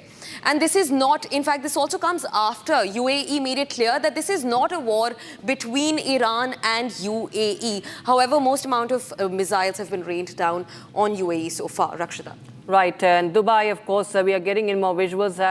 Is Ambassador Vora still with us? I'd like to go across to him on this. Ambassador Vora, if you're listening to me, we are getting some really horrific visuals from Dubai, a city that is known to be one of the safest. And this is something that completely changes the Gulf region, isn't it? This is something that was never, ever preempted in a city like Dubai, in a city like Abu Dhabi. They are one of the most important trade centers of the world. Even hundreds and thousands of Indians also staying there. But it's a great cause of worry how UAE is on one of the prime targets today by Iran. Ambassador Vora, how do you read into this? Well, he's making enemies. He's being stupid. He has no idea about diplomacy. Diplomacy is the term that I have invented and that I use. He's making enemies where he should be looking for friends. Not one fellow has come out to say, I'm going to support you. Yes, China will say, oh, terrible chaps, these Americans. And Putin will say, oh, terrible child, violating international law. Of course, what he did in Ukraine was upholding international law. You know, it's a question of show me the fellow and I'll tell you the law. Right. I think there's some problem with My own feeling is, ma'am, this war will end. It's a basic issue. Sir, please continue. I think there was a Can problem. you hear me? Yes, sir. Yes, sir. There was some problem with the audio. Now it's fine. Yes, sir. Please go ahead. No, I said the war will end quickly. The war will end quickly because how much of a beating can Iran take? Yeah. It's people, it's kids, it's Gen Z like you, it's Gen Alpha don't want a confrontation. Confrontation for what? What do you want to achieve? Israel is not going to disappear. United States will not suffer regime change. You will. Therefore, the important thing is... Yeah. Also, Ambassador Vohra, particularly Dubai has been a target. You know, the UAE has been facing strikes one after the other. Yesterday also, the most number of strikes hit Dubai. Today, again, there were about 3 strikes that have been reported, even after the statement was issued from UAE's side, making it clear that they're not participating in this war. What do you have to say about Dubai being the main target of the Iranian military? The Iranian military is trying to say that we can hit America's chamchas, wherever they are. We'll find you and we'll hit you. That's the wrong policy. In fact, most of these regime fellows, my friends who live the United Arab Emirates told me, most of these characters have their money sitting in Dubai. It's a very corrupt regime. And you know, all the time, listening oil of religion to your people, when you're stealing, you're siphoning off country's money. Where is it going? So this too, that is the younger people want to ask, where did Tiger? And you are headed nowhere with the present regime. You're hitting Dubai, you're hitting UAE. You are offending, ma'am, not just the United States, you are hurting Europe. It's a financial center. You're hitting Saudi Arabia. Right. What are you trying to achieve? Right, sir. That you've really ruined your international relationship. Yeah. Right, sir. All right, thanks, ma'am. I'll have to leave now. Right, sir. We understand. Thank you so much, sir. In fact, we're getting in this breaking video. This is what we are running from Dubai, how the air defense system, the Emirati air defense system, has intercepted a missile from Iran, and that's the visual from the skies of Dubai, UAE intercepting missiles and drones that have been launched by Iran. That's been Iran's strategy, to overwhelm the air defense system with drones and then, of course, get in with the missiles. But we see that this missile has been intercepted. These missiles have been intercepted, and this is seen from the Dubai skies as more than hundreds of ballistic missiles and almost 200 drones had been fired at UAE. Now, Emirati Air Defense Forces, they, of course, use the THAAD system. That's an American-made high-altitude area defense terminal high-altitude area defense system. And in fact, that is now operating to intercept, counter all the Iranian drones and the missiles, the ballistic missiles that are being fired at Dubai, and then, of course, Abu Dhabi, many cities, the 2 main cities there. And UAE already has issued a statement saying that there should be some sense, and it should be that it should not engage in a war with its neighbors. It has called, Dubai has condemned what Iran has been doing, and saying that it should return to reason. Yeah. Viewers, in fact, getting in some more breaking development. Now, the OPEC Plus bloc has said that will increase oil production by about 206,000 barrels. Now, this comes at the heels of the Strait of Hormuz not just being blocked, but also turning violent because of Iranian aggression. Now, the OPEC bloc has said that they will increase oil production by about 206,000 barrels. That's the first statement that we're hearing from the OPEC bloc. Now, the Organization of Petroleum Exporting Countries have come together now that the Strait of Hormuz is in question. Now, remember, that's the biggest natural gas and oil choke point in the world.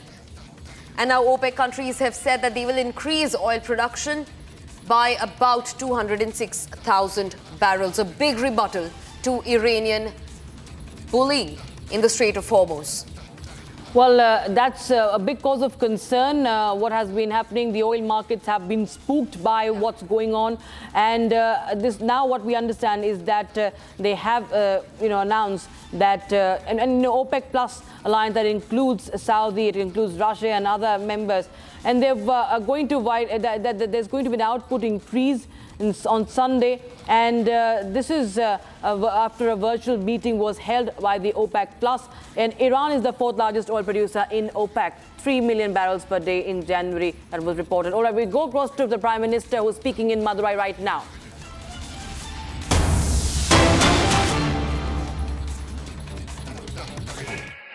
The ideals of Emmanuel Sekernar,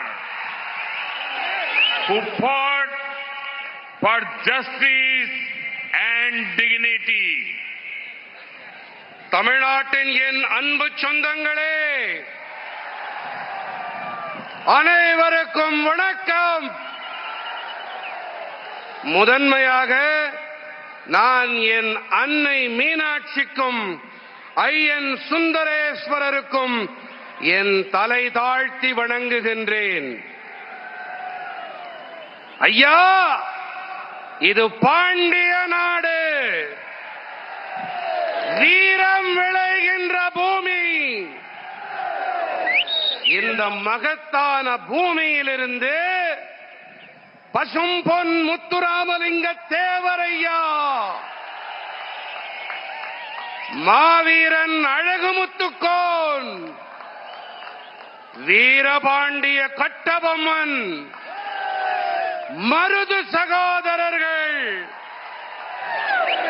ஆகியோரின் மலைப்பை ஏற்படுத்தும் பங்களிப்பை நான் உளமாற நினைவு கூறுகிறேன். நீதிக்கும் கண்ணியத்துக்கும் போரிட்ட Emmanuel சேகரனாரின் ஆதர்சங்களை நான் நினைவு கூறுகிறேன். Friends,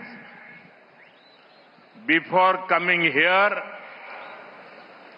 I went to Tirupparankunrum, getting the darshan of Bhagavan Murugan was a divine experience. I prayed for the prosperity of Tamil Nadu and the entire nation.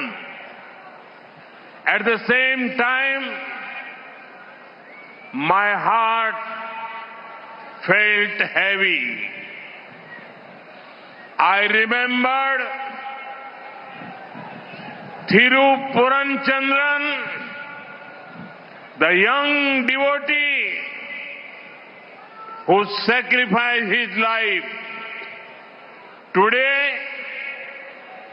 I met his wife, Tirumati Indumati Purnachandran, and their 2 little children. I felt their sadness and offered my deepest condolences to them. I pray that Thirupuranachandran's Atma finds peace at the feet of Bhagavan Murugan.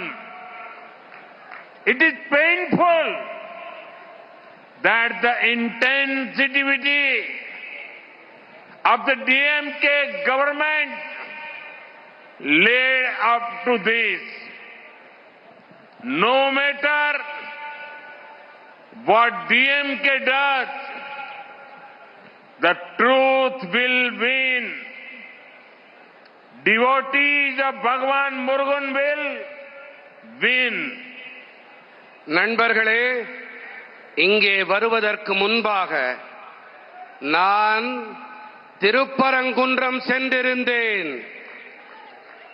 முதல் படை வீட்டுக்கு சொந்தக்காரன் முருகனை தரிசனம் செய்வது ஒரு தெய்வீகமான அனுபவமாக இருந்தது. நான் தமிழ்நாடு மற்றும் ஒட்டுமொத்த தேசத்தின் நல்வளத்துக்காக இறைவனிடம் இறைஞ்சினேன். அதே வேளையில் என் இதயம் கனத்தது. திரு பூர்ணச்சந்திரன் என்ற இளம் பக்தன் உயிர் தியாகம் செய்தார் என்பதை நான் நினைத்து பார்த்தேன். இன்று நான் அவருடைய மனைவி திருமதி இந்துமதி பூர்ணச்சந்திரனையும் அவர்களுடைய 2 சின்னஞ்சிறு குழந்தைகளையும் சந்தித்து வந்தேன். அவர்களுடைய தீவிரமான துக்கத்தை என்னால் உணர முடிந்தது. என்னுடைய ஆழமான இரங்கலை நான் அவர்களிடம் தெரிவித்துவிட்டு வந்தேன். பூர்ணச்சந்திரன் அவர்களின் ஆன்மா அமைதியடைய நான் என் உருக்கமான பிரார்த்தனைகளை எம்பிரான் முருகனின் திருவடிகளில் அர்ப்பணம் செய்கின்றேன். ஆனால் ஒரு விஷயம், திமுக அரசாங்கத்தின் நேயமற்ற தன்மை காரணமாகவே இது நடந்திருக்கிறது என்பது வலியை ஏற்படுத்துகின்றது. திமுக என்ன வேண்டுமானாலும் செய்துவிட்டு போகட்டும், ஆனால் இறுதியிலே வாய்மையே வெல்லும். என் அப்பனின் முருகனின் பக்தர்கள் வெல்வார்கள். Friends,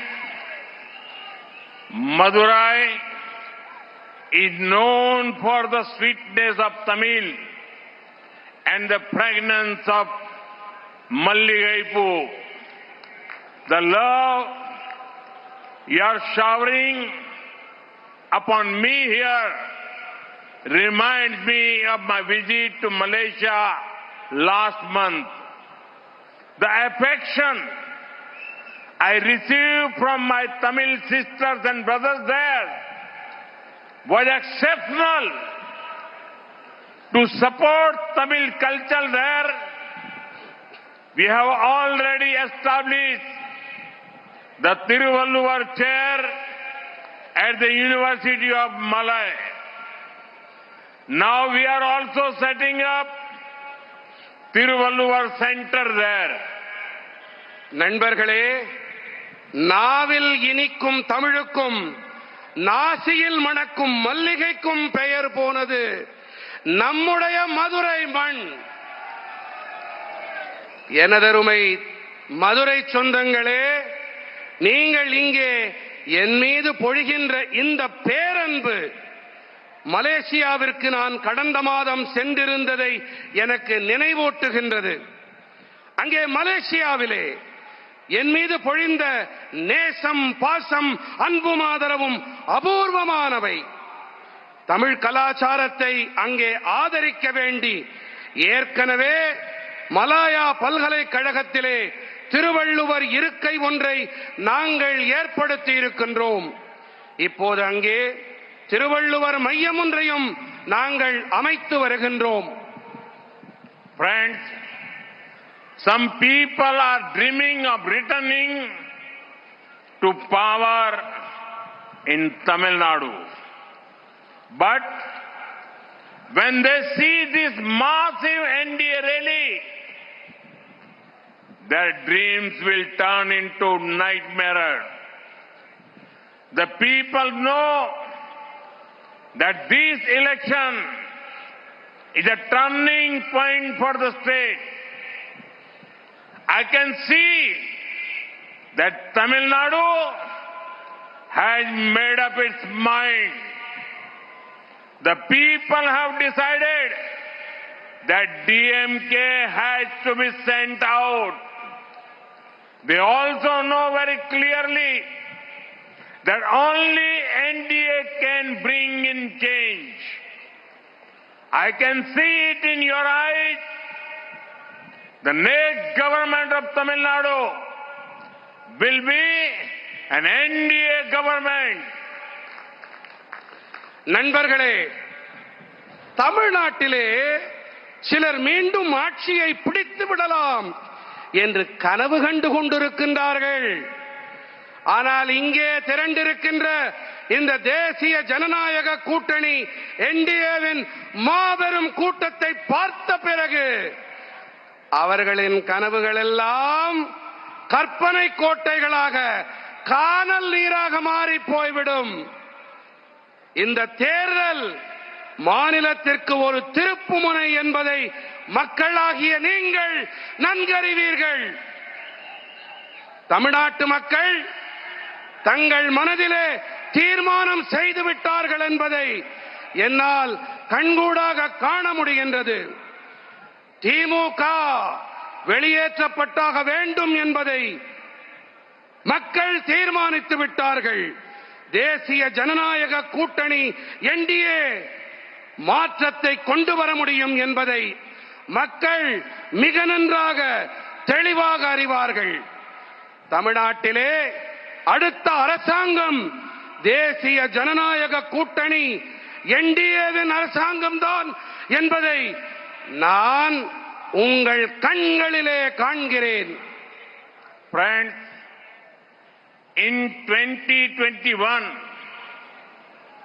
after 25 long years, DMK got a full majority on its own.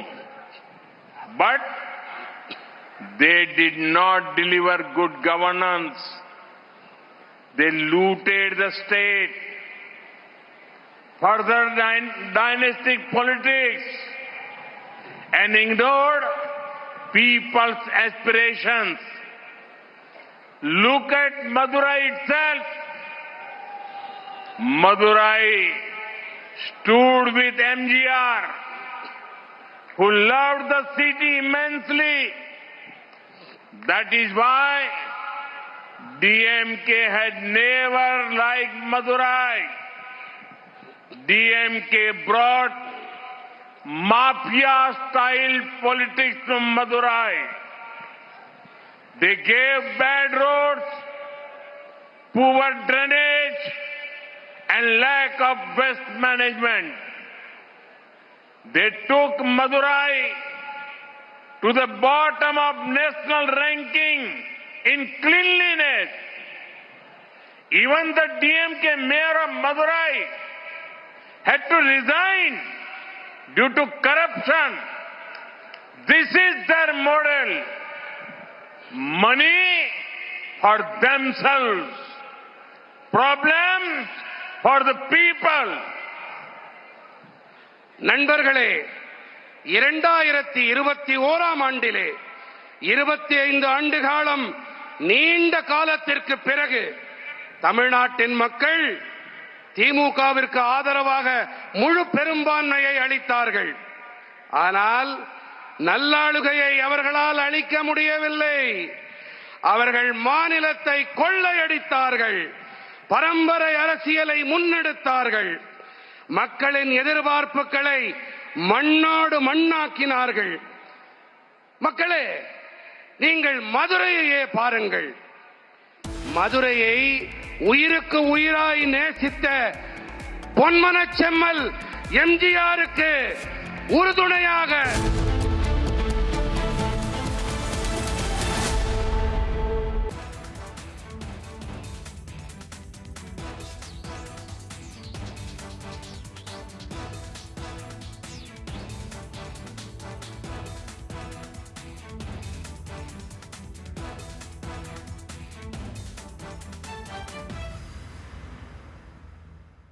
Now here's the reality, it's fact not fiction. You are sitting on a plane.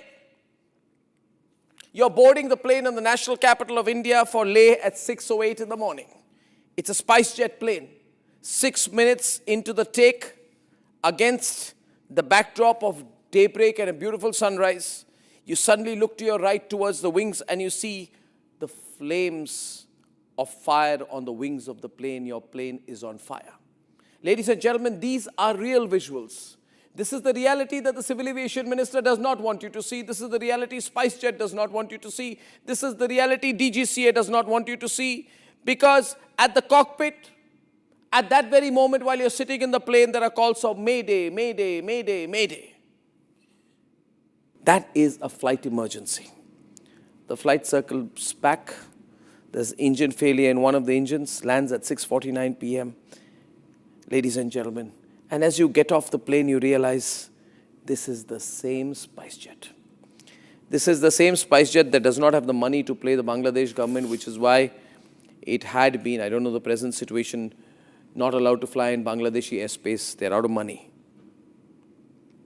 Who is the owner of SpiceJet? This is the same SpiceJet, ladies and gentlemen, when another SpiceJet took off from Patna. From Asia's largest news headquarters, setting the agenda for Bharat.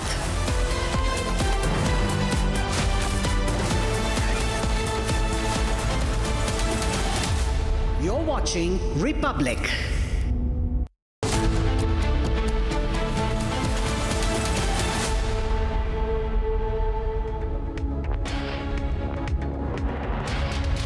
Good evening, viewers. You're watching Republic TV, and I am Rakshita Vishwa with you with my colleague Ishita Mitra, and we continue to get you all the minute-by-minute developments from West Asia as the situation is only escalating day by day. Right, of course, we'll get you all the developments, but first up, let's take a look at the headlines we're tracking for you at this hour.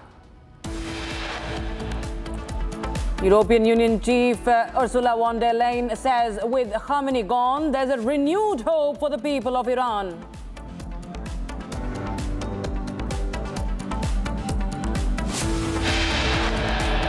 Putin calls Khamenei killing a cynical murder that violated all norms of human morality and international law. China calls killing of Iran's supreme leader a grave violation of Iran's sovereignty and security.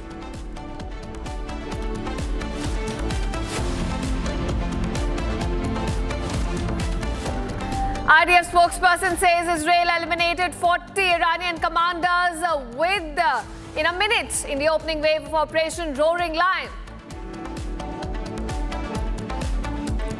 And Qatar condemns Iranian attacks on Dukhan port in Oman, an oil tanker off its coast on the Strait of Hormuz.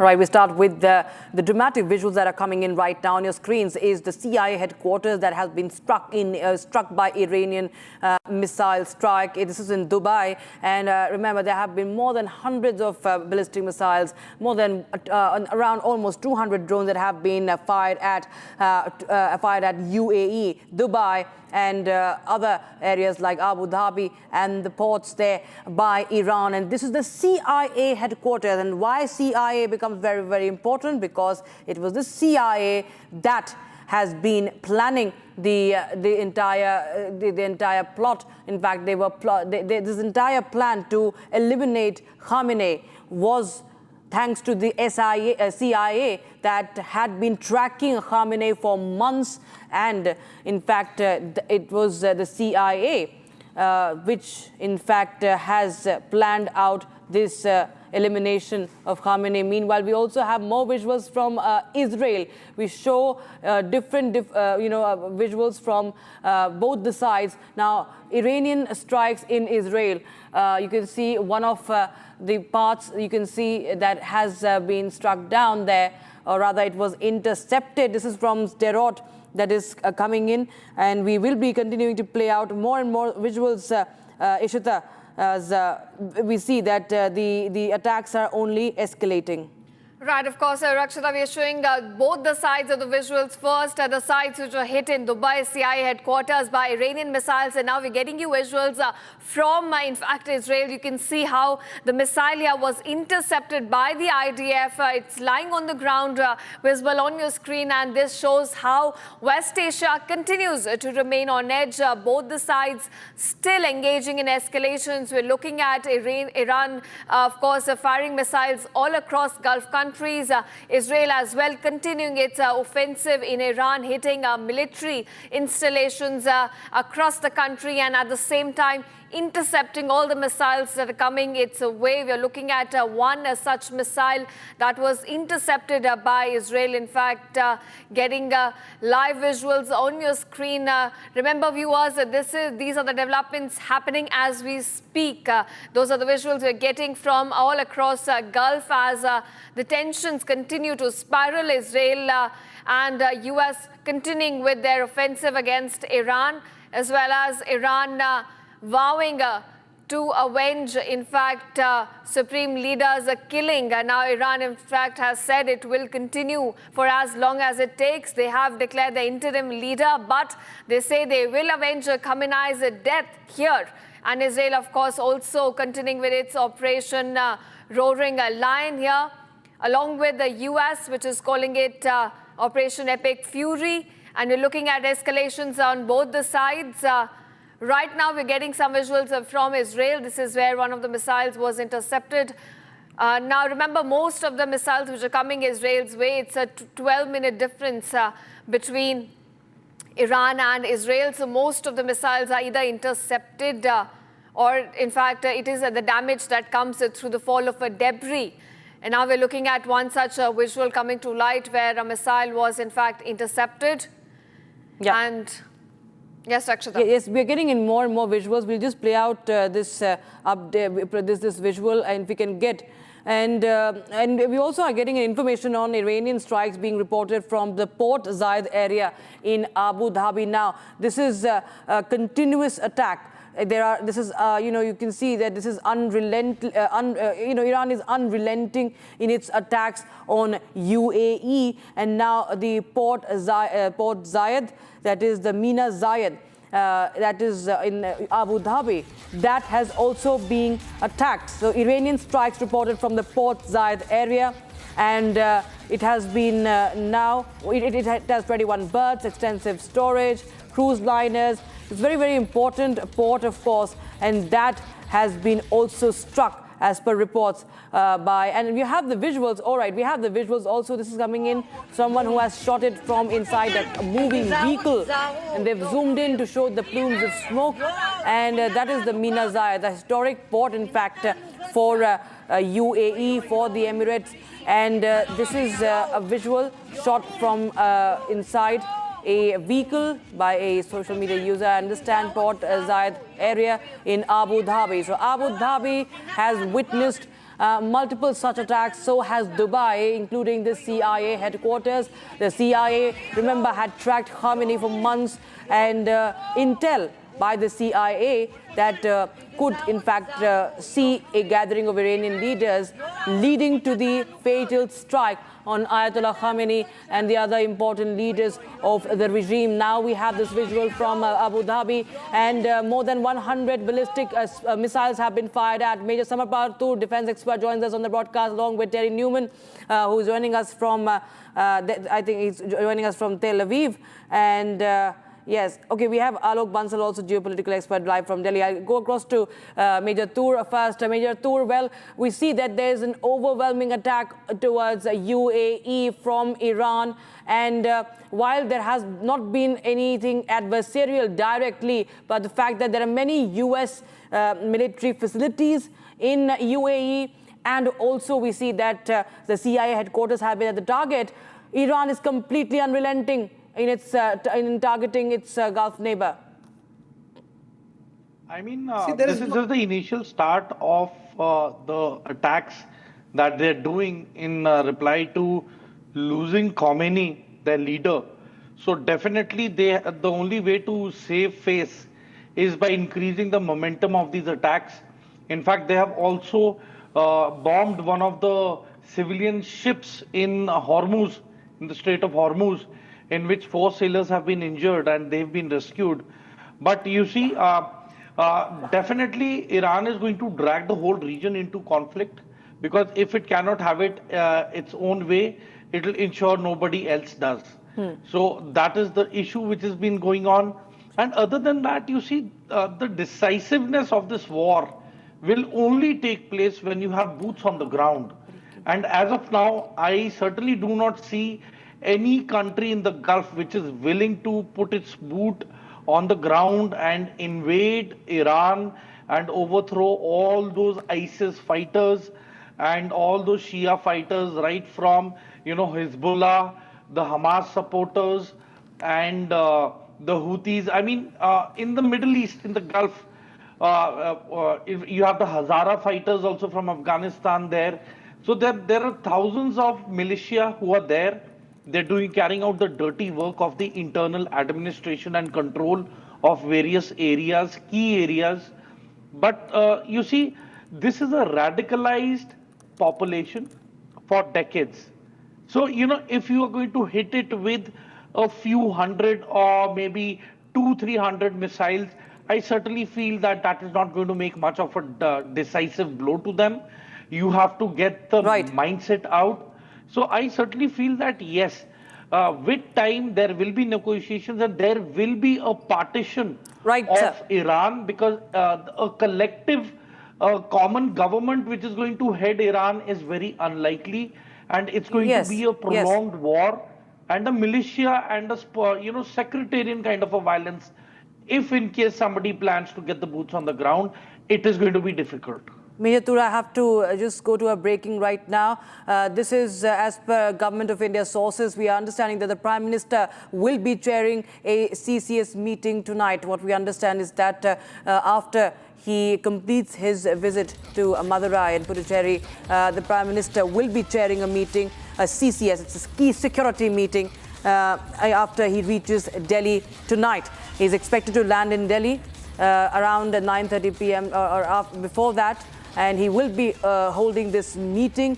And of course, it's very, very important given the fact that how this escalating situation in West Asia is impacting hundreds and thousands of Indians as well, right from trade, economy to not just that, but the Indians who are there in West Asia, from Dubai, from in Dubai, in Bahrain, in different several other countries that are under the Iranian strikes. They are also vulnerable. They are going to shelter, and there are so many of them appealing for evacuation. So there has to be a way out, and the Prime Minister will be chairing a key security meeting for that, Ishita. Right, of course, we're looking at a crucial meet to take place at about 9:30 p.m. today. This is where Prime Minister returns from his two-day tour of Tamil Nadu. Is going to chair CCS meet, that's Cabinet Committee on Security, to decide how is India looking at the tensions. Remember, as Rakshita said before, India has a lot of stake in the region, commercial interests and to diaspora concerns. So Prime Minister Modi will be chairing a meet. In fact, at this point, I have with me Alok Bansal, geopolitical expert, who continues to be with us. Mr. Bansal, I want to ask you, Prime Minister is going to chair a CCS meet tonight after he returns from his tour. He's going to take a stock of the situation in West Asia. When we talk about India's interest in the Middle East, we have commercial interests, we have a lot of investments in the region. We receive a huge amount of revenue in terms of remittances, as Indian diaspora also stays in a lot of these Gulf countries. So do take us of your view as to how is India looking at these developments which are now escalating in West Asia. See, this is a very, very significant developments. We need to understand that a large chunk of our crude imports come from Persian Gulf. Iraq is one of the largest source of Indian crude imports. We also import crude from Saudi Arabia, UAE, and we get a lot of natural gas from the Persian Gulf region. Now, this since yesterday, the Strait of Hormuz is closed. Ships have congregated at the entrance, but no ship is crossing it, because ships crossing, one ship attempting to cross has already been targeted, where Indian crew have been hurt. They have been injured. In fact, the ship was manned by Indian and Iranian crew that's been targeted.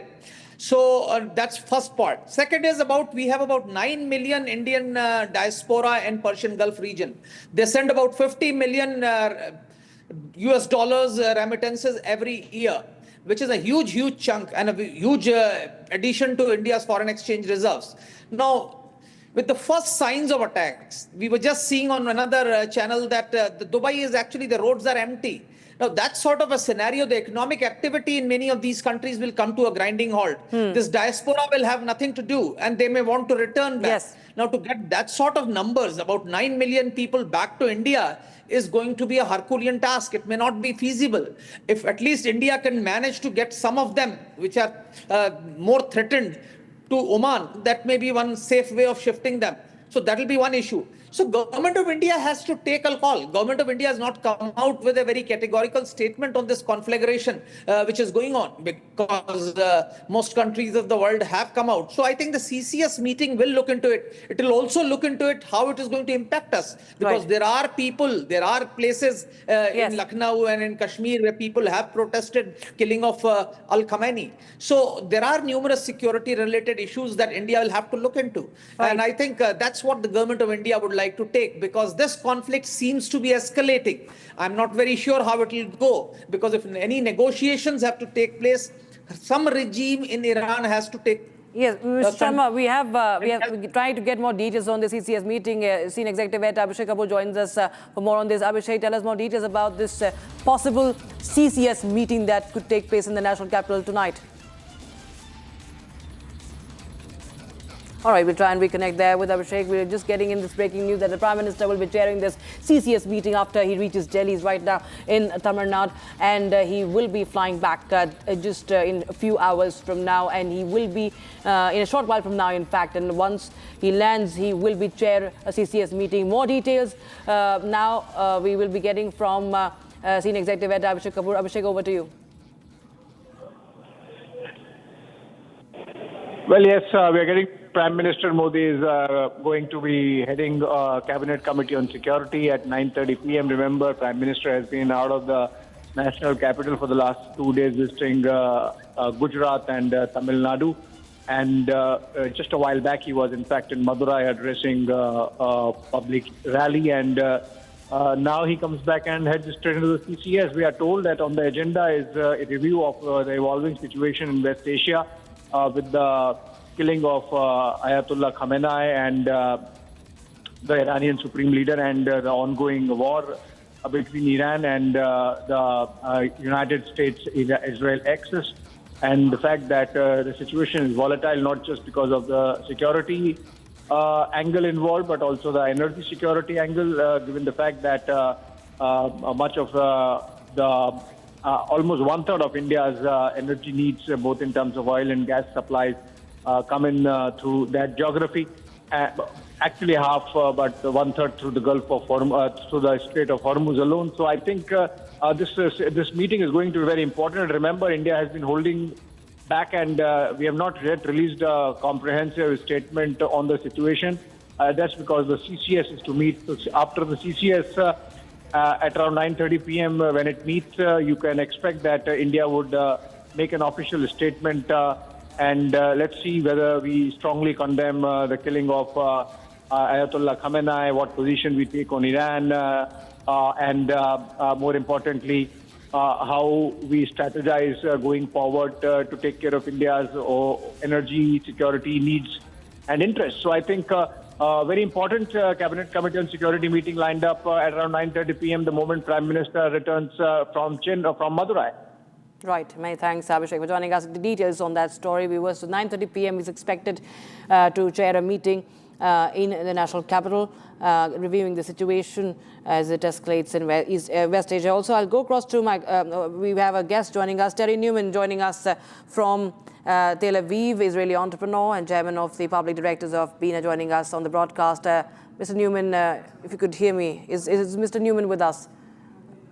Yes. All right, right. Mr. Newman, well, we've seen that, there have been an impact on, there will be an impact on trade. The way Strait of Hormuz has been right now blocked, what we see, an oil tanker that was struck by Iranian missiles, that's a great cause of concerns. As we speak, there are reports of hundreds of, at least several dozens of, tankers and ships that are right now halted, which can affect the supply. How do you see, from the trade and oil point of view, what's going to happen? This is really the only major choke point that the Iranian regime has over the world. So you can see that by the fact that they're now using it and having fired on all of their Arab neighbors, they are near to the end of what is left of their regime. I assume this will clear up within a few days. There have been periods in the past where the Straits of Hormuz have been shut. There's been periods where Bab al-Mandeb up to the Suez Canal has also been shut. There will be some turbulence, but we will come through it, and oil supplies will return. But let's also realize that this is also one of the reasons why the IMEC has become so important, in order to get things going through land, so that we'll be able to get rid of these checkpoints and move forward. Right, of course. And you said that, this issue could be resolved in a few days. We could look at Iran, not blocking the Strait of Hormuz in a few days. I want to understand, how do you then see this conflict escalating? President Trump has made clear from the moment he came into office, drill, baby, drill, right? He's interested in getting oil out and getting it around the world. And, at the moment, America is a net oil exporter. So this is going to affect them less. But obviously, India, China, it's going to affect them a lot more. And, Prime Minister will be speaking with President Trump and making that felt. It will have to be sorted, and it will be sorted. And I assume it will take a few days, but there will be turbulence. Getting rid of a disastrous, dangerous terrorist regime that's been in power for nearly half a century cannot be done completely cleanly. But so far, it has been done very effectively. We're 36 hours into this, and you're already seeing that the top echelons have been removed, that the street is coming out. We're seeing this despite the fact that most of the internet is being cut off, and that more and more of the Arab countries around are saying, we reject the Iranian regime, we're criticizing the Iranian regime rather than criticizing America. And so, yes, this is the turbulence, but we will get through it, and then business will return to normal. Right. Major Tur, if I could come to you on the geopolitical security part of it, especially in connection with India. What do you see? What are the implications for India? Because this comes 48 hours of Prime Minister's visit to Israel, and we saw solidarity. We saw it was a wonderful visit, if you see from the optics point of view, at least, that how strong Israel and India stand. But here comes the situation where there could be a lot of impact. And today we also have a security meeting, as we're understanding from our sources. The Prime Minister is going to chair that. How do you see what impact it could have on India? India has been called, and at such a critical juncture and time when this conflict began, was basically, you see, the war between Afghanistan and Pakistan. So that has made probably Pakistan a very vulnerable choice, which they cannot trust because of the past and the present problems that it is facing with the Taliban. We all are sure that it's going to be a prolonged war between Pakistan and Afghanistan. It's not going to end tomorrow or day after. So I think the safest bet that Israel and US can have in the Indian subcontinent is that, the logistical support and, the aircraft refueling and maintenances at few various locations where India has its military bases. One is in the Gulf of Aden near Djibouti, and we ourselves have signed few contracts with the Americans for giving them the naval support and the air support. So that is going to be there. Then you have the Diego Garcia Island, where they have their B-2 Spirit bombers, there flying in. And moreover, the intelligence gathering and being basically a pivot in the Indian subcontinent, because you see, the Chinese are very much present there. They are rendering their support to the Iranians as we speak, right from surveillance to recce and all the immediate updates as to the targets and the movement of the American Navy. So that is what the Chinese are doing. The Russians have already they are having their men in Iran at the moment. They have their weapon systems which are with Iran. So I certainly feel that yes, it is going to be a long haul, and India somehow can be a pivotal, role player in terms of negotiations and talks between Iran and probably Israel and Americans to put this war at a halt. Other than that, the Strait of Hormuz is a very strategic location.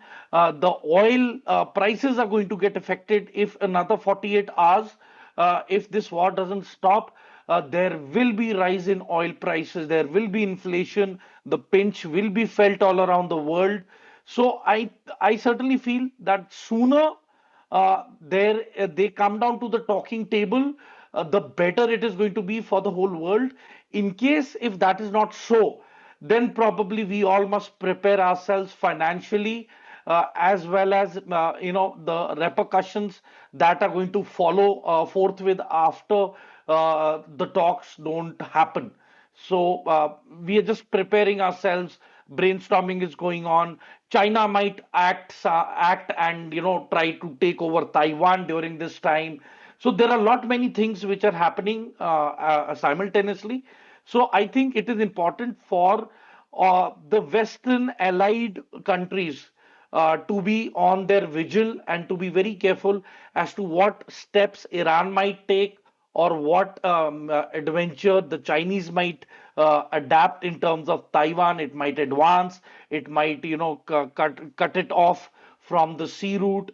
Lot many things are being presumed, and then we are surrounded by hostile neighbors. Pakistan to our left and China to the right, and Pakistan itself is in a conflict. Whereas Pakistan had promised troops, had promised the stabilization of the ISF board, and then so whatever Pakistan had promised, it has failed to deliver. So probably Pakistan has become a sort of an unreliable partner, and that is why perhaps I think that India is going to be given more critical and a very important role in terms of this conflict which is going to which is happening, to call it off or to get them on the negotiation table. If that fails, then probably let's see what else can be done further to stop this war at the earliest. In fact, we will continue to get Rakshita. our viewers more updates. Right now, we are also learning of civilian casualties, more civilian casualties in Israel. This is coming in from Jerusalem's Beit Shemesh. 4 civilians killed in Iranian strikes in Beit Shemesh, what we understand as per Israeli reports. Now, what we even Israel is saying that there was no military base or strategic asset there. The fact that there is no tactical objective, it was a deliberate act of terror. What Iran is doing, says Israel. In fact, my colleague Shivangi also joins us here in the studios and is going to tell us about what really happens next. Shivangi, about the possible successors. Of course, the interim leader has been named, but there are other names also that are doing the rounds. Shivangi. That is right. Rakshita and Ishita, we are tracking the story so closely, and there was a lot of questions about succession. Succession was one very big question mark that a lot of analysts and world leaders were wondering about, that who will succeed Khamenei, who will take over the leadership. So we have some names here. These are possible successors to Khamenei. Now, Ayatollah Ali Reza Arafi is already the interim leader. He has been appointed as the interim leader already. So he has a lot of challenges ahead of him. He has to steer Iran at this very, very tense time. But there's some other successes as well. Now, this is an interim successor, but there are other strong names, which we could see come up later on when a permanent leadership is decided. So we have Hojat al-Islam Mohsen Qaumi, key advisor within the Khamenei office. Ayatollah Mohsen Araki, long-standing member of the Assembly of Experts. Ayatollah Gholam Hossein Mohseni Ejai, Chief of Judiciary, has national security background. Ayatollah Hashem Hossein Bushiri, Friday Prayer leader. And Mujtaba Khomeini, son of the late Supreme Leader Ali Khomeini. So not a big possibility there. Mujtaba Khomeini could perhaps not be a strong successor. However, these are possible successors to Khomeini. We already have an interim leader which has been appointed, but how long will he stay, we do not know. But there are many other successors. So this is what we see right now. Rakshita, Nishita, so remember there was a lot of question marks about who will be taking over. There was also many other names doing the rounds. Reza Pahlavi, that's also one of the names which are doing the round. Who will permanently take over? We do not know that yet. However, interim leader, like we said, Arafi, has already been appointed for now. Back to you guys. Right, we're getting in more and more updates as we speak. This is a video we are playing out that has been released by the Israeli Defense Forces as they dismantled a headquarter of the Iranian regime. At the same time, they've also blown up with missiles one of the missile launchers of Iran as well. A truck which was loaded with missiles has also been completely demolished, struck by the Israelis. And right now we're getting in this visual from Port Zayed area of Abu Dhabi. In fact, UAE is witnessing back-to-back strikes from Israel. In the latest, we are going to show you how debris from the drone fell against the facade of the Etihad Towers as well. Port Zayed is one of the historic ports in Abu Dhabi, in UAE, and that has also come under attack by Israel. Meanwhile, we're getting in breaking news that debris from intercepted drone damaged Abu Dhabi's complex that was housing the Israeli embassy. So it's a targeted strike, what we understand, at least from now. From this information we are getting in, debris from the drone fell against the facade of the Etihad Tower. There has been an injury also reported from Abu Dhabi earlier. So this is the visual, this is the information we are getting in. In fact, we are also learning of what happened in Beit Shemesh as well in Jerusalem. But right now, focusing on this piece of information coming in connection with the attack at the Israeli embassy. Israeli embassy that was in a complex at the Etihad Towers. Now the debris, in fact, has damaged. The debris from the drone had, in fact, fallen on the facade of the Etihad Towers and damaging the complex. And the Israeli embassy was right there. And the debris from the drone fell against the facade of the Etihad Tower. This is the visual from Port Zayed area. But I'm telling you about the information we're getting in as far as Abu Dhabi is concerned. Dubai has also witnessed multiple strikes from drones, a swarm of drones and ballistic missiles as well. The CIA headquarters and other buildings. Dubai airport also. We just showed you the visuals of the aftermath. So it's absolute state of mayhem in UAE, and there's high security alert as well. Shivangi and Ishita. Right, of course, though that's the latest attack we're looking at in Abu Dhabi. Now, remember, UAE here has become a flashpoint in this conflict between US, Israel on one side and Iran on the other side. We're looking continuous and relentless attacks in UAE, you know, whether it's Dubai, whether it's Abu Dhabi, and it's not just the US assets which are being attacked, but also we're looking at attacks at civilian establishments now, whether it's hotels. And of course, the CIA headquarters have also come in attack. Major Samir Paltur continues to remain with us. Major, I want to ask you, as I was saying, that UAE here has become a major flashpoint in this conflict that's now escalating between the US, Israel on one side and Iran on the other. You know, we're looking at continuous attacks on Dubai, on Abu Dhabi. How do you see this? Why specifically UAE? Because they're going beyond the US assets. They're also looking at attacks on civilian establishments now. I mean, let's give it to the Americans that you see it was having a full makeshift CIA headquarters in Abu Dhabi, which was calling in the live shots to go in for the kill. So it is but obvious that, but what is surprising is that the Iranians did have the intelligence of the presence of Americans, especially the CIA in this building. And what is surprising is that how come their intelligence failed if they knew that, if these were the places where the intelligence was, which was 24/7, actually like a hawkeye, tailing Khomeini, checking his routine and schedule. And that is one of the major reasons, that intelligence gathering, the on-ground human intelligence was the criticality. And that is one of the major reasons which, the Americans had to be 101% sure there was no room for error. And so that is why the time on target was exactly the same from all directions. Wherever the missiles came in from, wherever the communications were done, the targets, the 40 critical targets, high-valued individuals were in their place.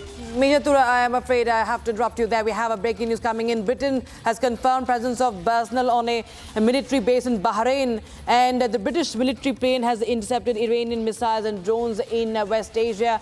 UK military plane intercepting Iranian missiles now. That's another important development that we are getting in as the situation is only getting, the conflict is widening. And now Britain has confirmed presence of personnel on a military base in Bahrain. In fact, the Defense Secretary of UK had earlier also said about, had mentioned about hundreds of British personnel being quite close to the Iranian missile and drone strike on the US naval base in Bahrain as well. And British forces have shot down an Iranian drone as well. So we've seen that the UK somewhere also compelled to join in this entire conflict. Major Samapar Toor, I want your reading of the situation. It's a big update that British military plane now intercepting Iranian missile and drones, confirming the presence of personnel on the Bahrain base.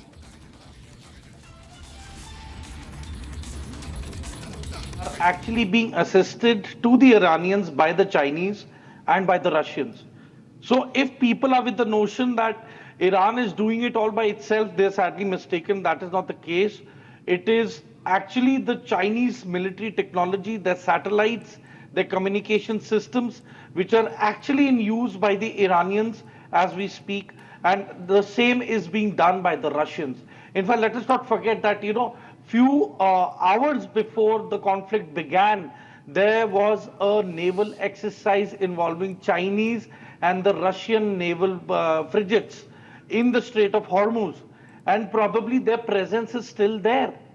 So you see, nobody is going to admit it, but it is the Russians and the Chinese which are helping Iranians, acquire these targets and are, allowing them this precision with which they are able to strike.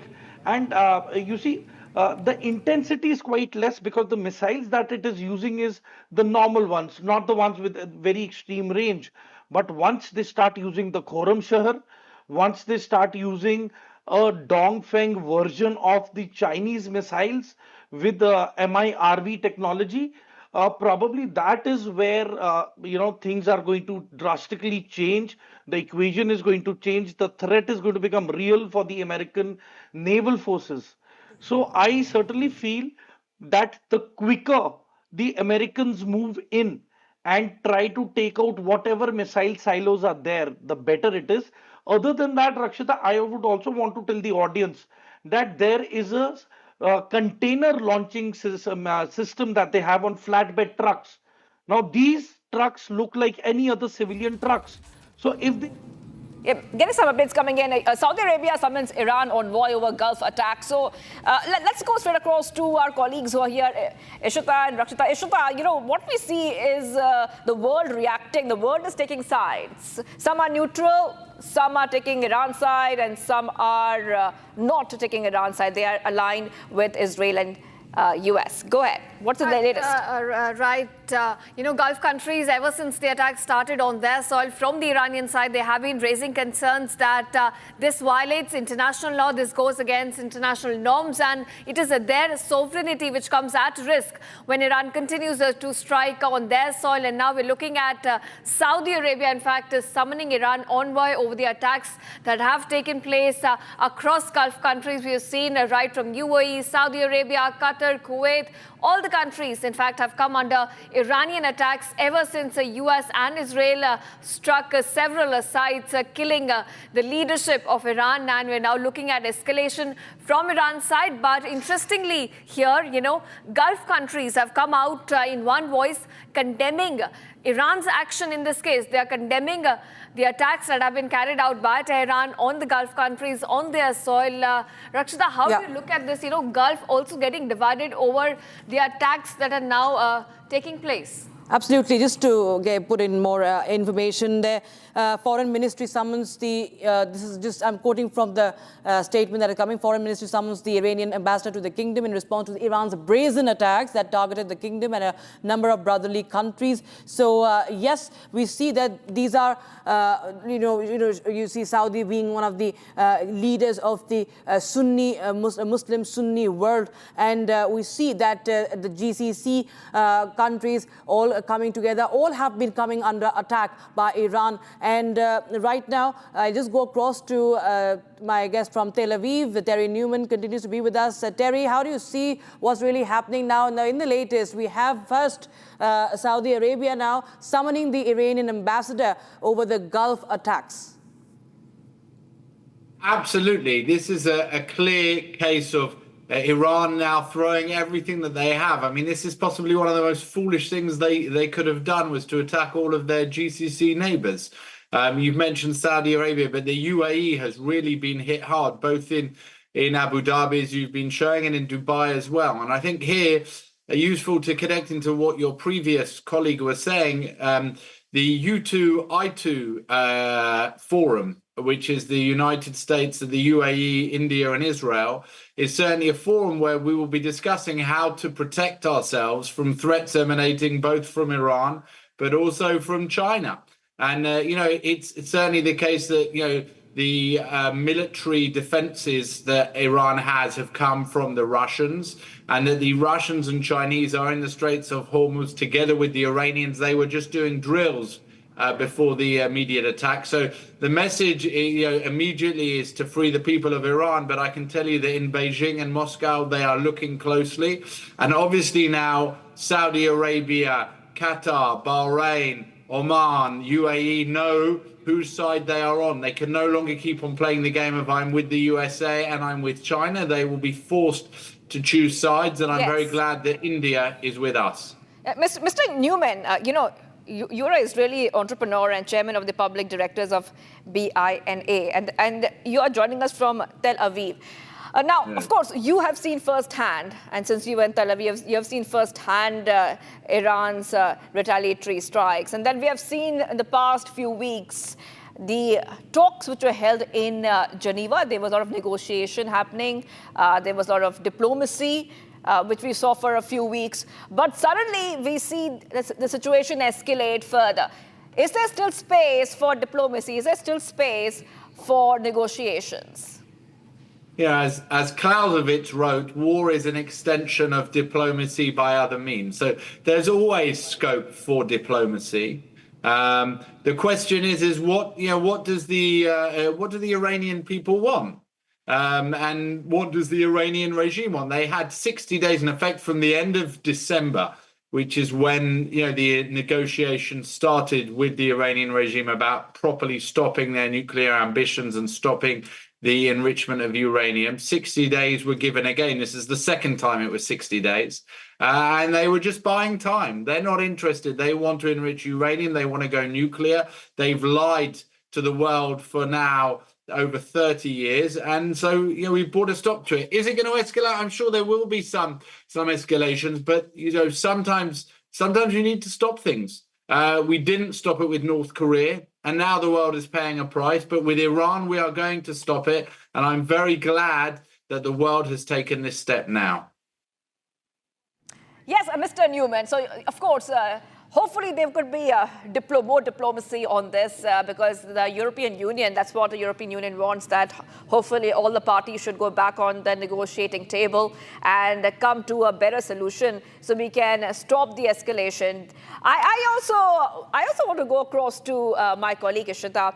And Rakshita, what we see is that there was an entire plan, Rakshita and Ishita, when the strikes were first planned. Of course, it's very obvious, Ishita, that the planning for these strikes took weeks and weeks. Help us understand a little bit more about the strikes, the timeline, and how it all happened. Right, of course, it was a massive operation on the part of the US and Israeli intelligence. They took months to track the whereabouts of the Iran Supreme Leader, and then the operation, in fact, was carried out in the early hours of Saturday. Let me get you all the details, viewers, about how this plan unfolded exactly. Now, first up, CIA tracked Israel targeted Khamenei. So, there was clear division of power between the two countries who went in to take out Iran Supreme Leader. It was CIA which was involved in the intelligence, and it was Israel, in fact, which carried out the operation. Now, remember, this operation took a month of tracking the whereabouts of the Iran Supreme Leader.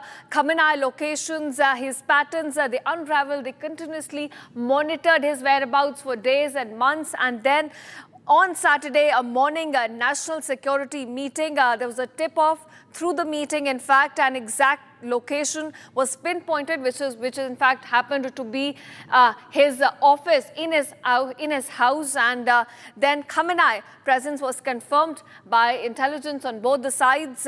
And then, of course, there was high fidelity intelligence shared with Israel. And then which is in fact followed by, there was a plan change, in fact, from midnight strikes to daytime. So there was initially, in fact, they were planning to strike at night. Then they changed their plan to daytime according to the intelligence, real-time intelligence that they were getting from the site. And 6 a.m. Tel Aviv time, Israeli jets up in the air. They started the operation, and 2 hours and 5 minutes after the takeoff, in fact, at about 9:40 a.m. Tehran time, the strikes happened. This is when they took out the National Supreme Leader, the National Security Council compound. This is where the meeting, the security meeting, was taking place. It was a tip-off about that meeting that, in fact, had come to the Israeli and the US side. And then the Israeli strikes, which were part of the Operation Roar of the Lion, were carried out to take out the Supreme Leader. Americans provided backup with Operation Epic Fury, and it was a joint effort on the part of both Israel and the US, which took out Khamenei, and Americans provided the backup for their operation, as I said before. And this is how, with both the sides coordinated in killing Iran's supreme leader, Khamenei. So viewers, this is how exactly the operation panned out, which was carried out between Israel and the US. It was a very deep, precise operation. Intelligence here played a crucial role because they had to know the exact timing about the meeting, about the location of the Khamenei. And this is where, and this is how exactly the operation panned out in Iran. That's right. Yeah, and Rakshita, as we are discussing this, the next 48 hours would be very important. So, extreme strategic importance, because Iran is still continuing its retaliatory strikes. So all the pictures we're showing and the updates we're getting from viewers, they're still retaliating. So the question is, Rakshita, when will this retaliation stop? And in fact, take it to Major Samapratur. We just understood this entire operation that happened. But, when we compare it to what, Trump's design has been, where does it really go, first of all, for Iran, if you could just shed some light on that? Because in Venezuela, it talked about, taking out or maybe just airlifting Venezuelan president from there. But what we saw was that the vice president was, in fact, made to run the country, not the opposition leader, not the exiled leader. Now here, what has happened? Is it going to be just left in the lurch? What is really going to happen? What is going to be achieved, to be very precise there?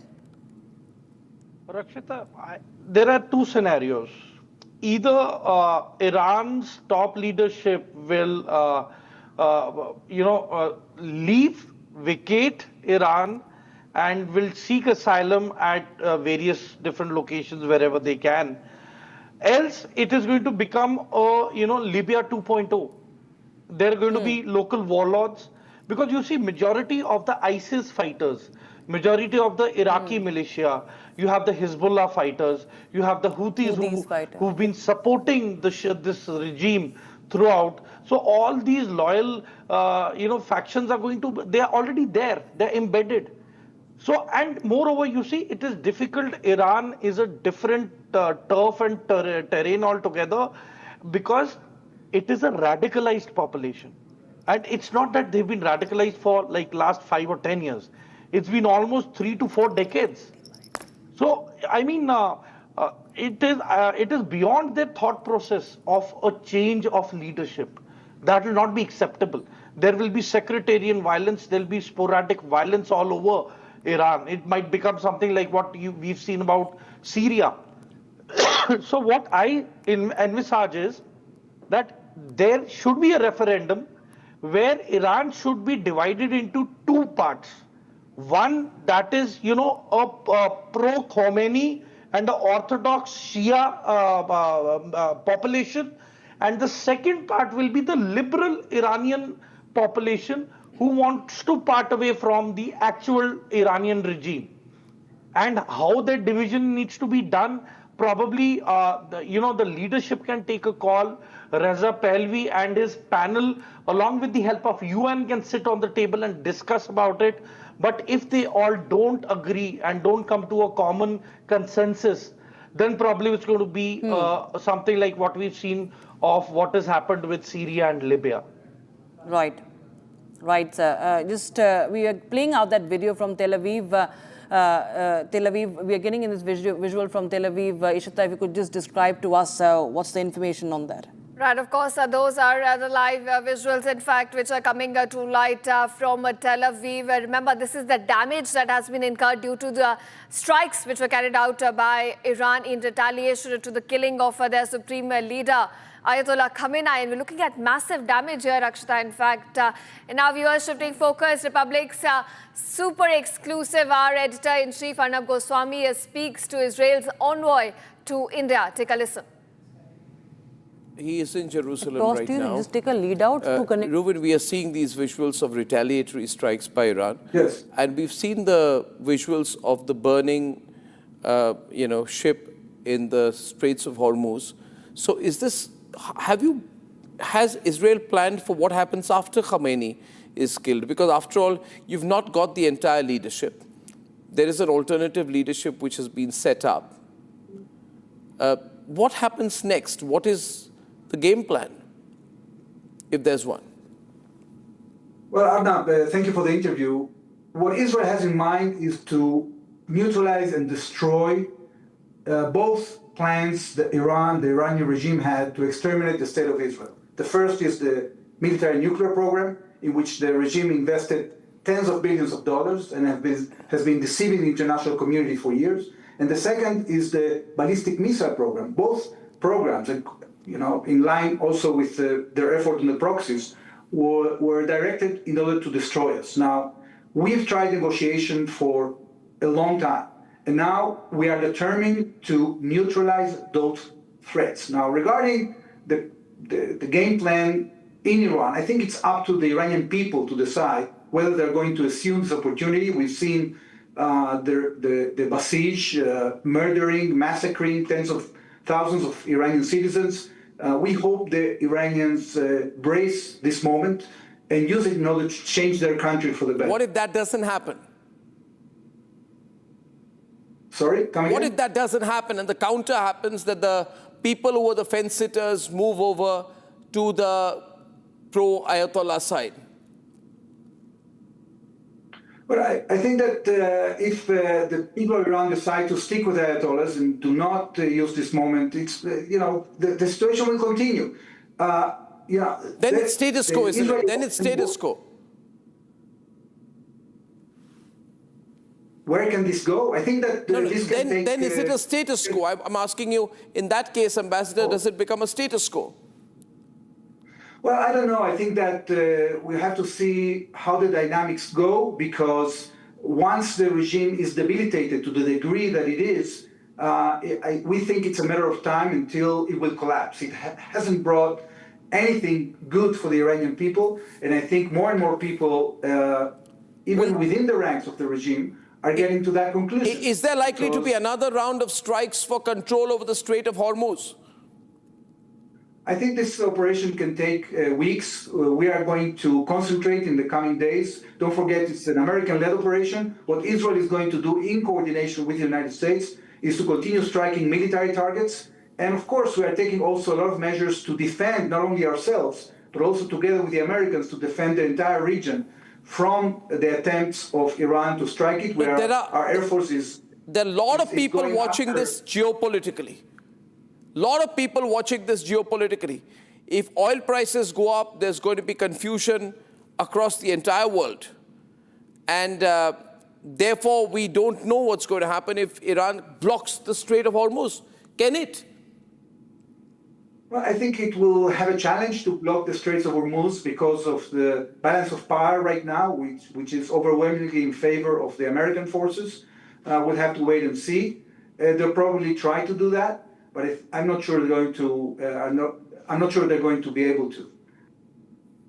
Well, uncertainty still prevails, doesn't it? Ambassador, thank you very much. All right. All right, so we're taking a short break right now, but we will continue our live coverage. And the contrast between celebration and mourning is quite stark as the world takes sides. Iran continues its retaliation, and we can expect a lot more in the next 24 to 48 hours. Taking a short break, do not go anywhere. We'll continue our live coverage.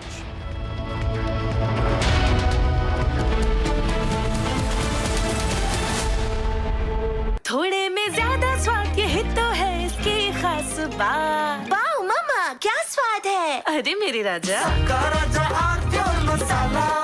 QS&THE, the world's foremost university rankings organizations, have ranked Amity amongst the top 3% universities globally, making it among the very few Indian universities to be included in both rankings.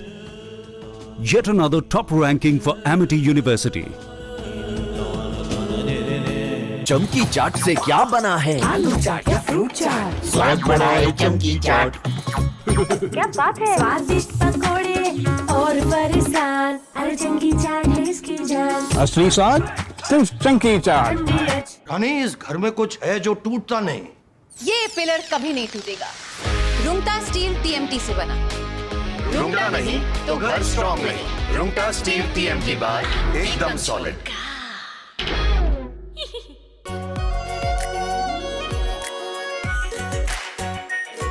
Pure shahi paneer masala, delicious, healthy everyday. केसरिया से मन जोगी हुआ रे, दिल झूमे देखो मतवारा हुआ रे। केसरिया से मन जोगी हुआ। हर पल मनाओ केसरी त्योहार। विमल, बोलो जुबान केसरी। प्यास बुझाए ठंडक लाए सबको भाई जीरा से MDH का जलजीरा जीरा से। जीरा से असली रिफ्रेशिंग, असली स्वाद, असली मजा। MDH।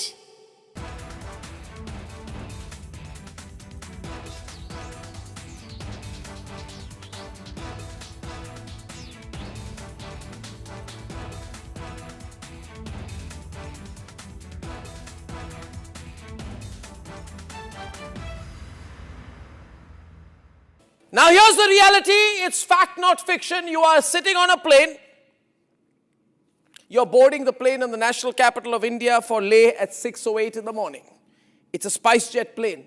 6 minutes into the take, against the backdrop of daybreak and a beautiful sunrise, you suddenly look to your right towards the wings and you see the flames of fire on the wings of the plane. Your plane is on fire. Ladies and gentlemen, these are real visuals. This is the reality that the Civil Aviation Minister does not want you to see. This is the reality SpiceJet does not want you to see. This is the reality DGCA does not want you to see. Because at the cockpit, at that very moment while you're sitting in the plane, there are calls of Mayday, Mayday, Mayday, Mayday. That is a flight emergency.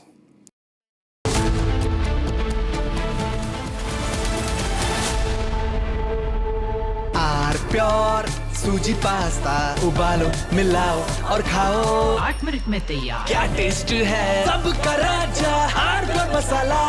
QS&THE, the world's foremost university rankings organizations, have ranked Amity amongst the top 3% universities globally, making it among the very few Indian universities to be included in both rankings. Yet another top ranking for Amity University. चमकी चाट से क्या बना है? Sandwich लस्सी और छाछ और हर घूंट में चमकी चाट ड्राई फ्रूट और दही बड़े चमकी चाट से स्वाद बढ़े असली स्वाद सिर्फ चंकी चाट।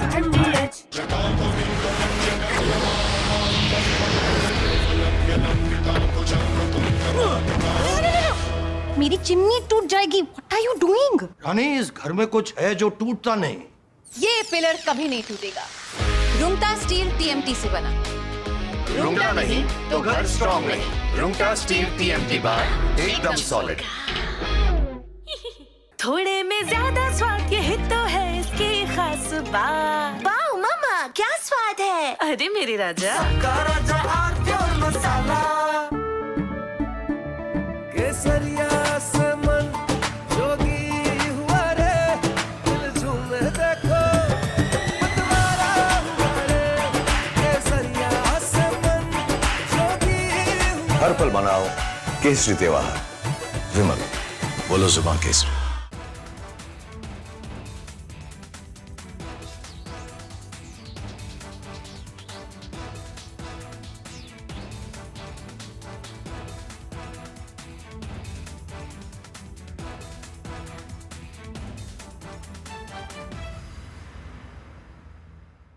Now here's the reality, it's fact not fiction. You are sitting on a plane. You're boarding the plane in the national capital of India for Leh at 6:08 in the morning. It's a SpiceJet plane.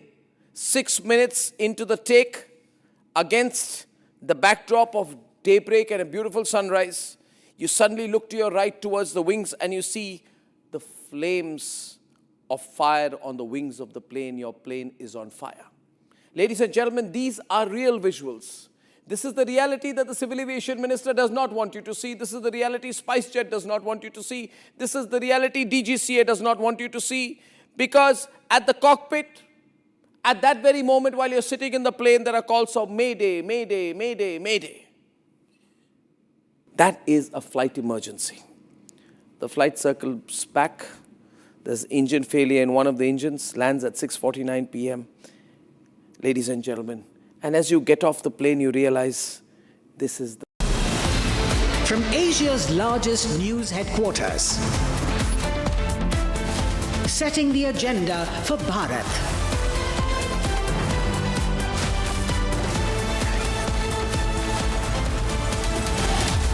You're watching Republic.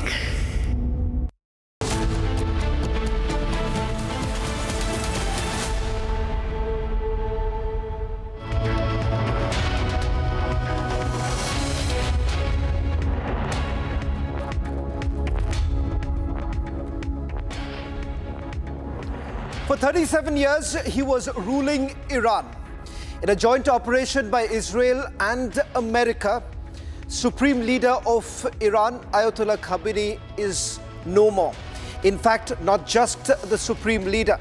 Top military commanders have been eliminated in an operation that was carried out by United States of America and Israel.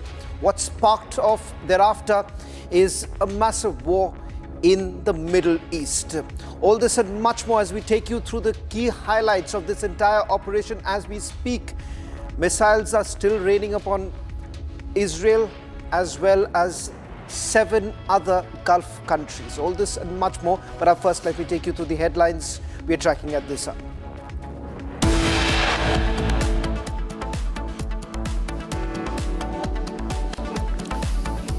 EU chief responds. First statement now put out saying that the Khamenei is gone. There is a renewed hope for the people of Iran.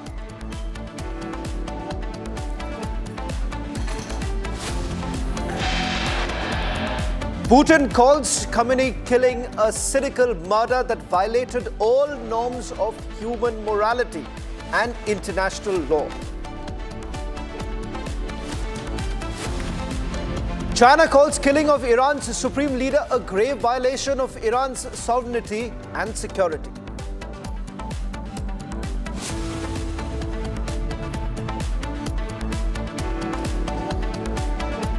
IDF spokesperson says Israel eliminated 40 Iranian commanders within a minute in an opening wave of Operation Roaring Lion. Qatar condemns Iranian attacks on the port in Oman and oil tanker off its court.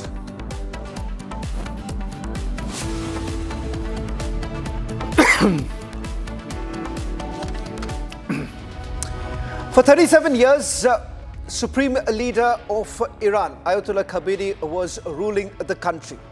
In fact, many would say that draconian rules were essentially brought in under the regime of Ayatollah Khamenei, and that perhaps became one of the reasons why, or the reasons for Israel and America to carry out the attacks. Many would say that it was also Benjamin Netanyahu's career dream that has essentially been fulfilled, with Israel saying that within a minute of the operation that was started, Ayatollah Khamenei was eliminated, Abhishek. But the question is whether at all the military objective of the regime being overthrown, has that really succeeded, Abhishek?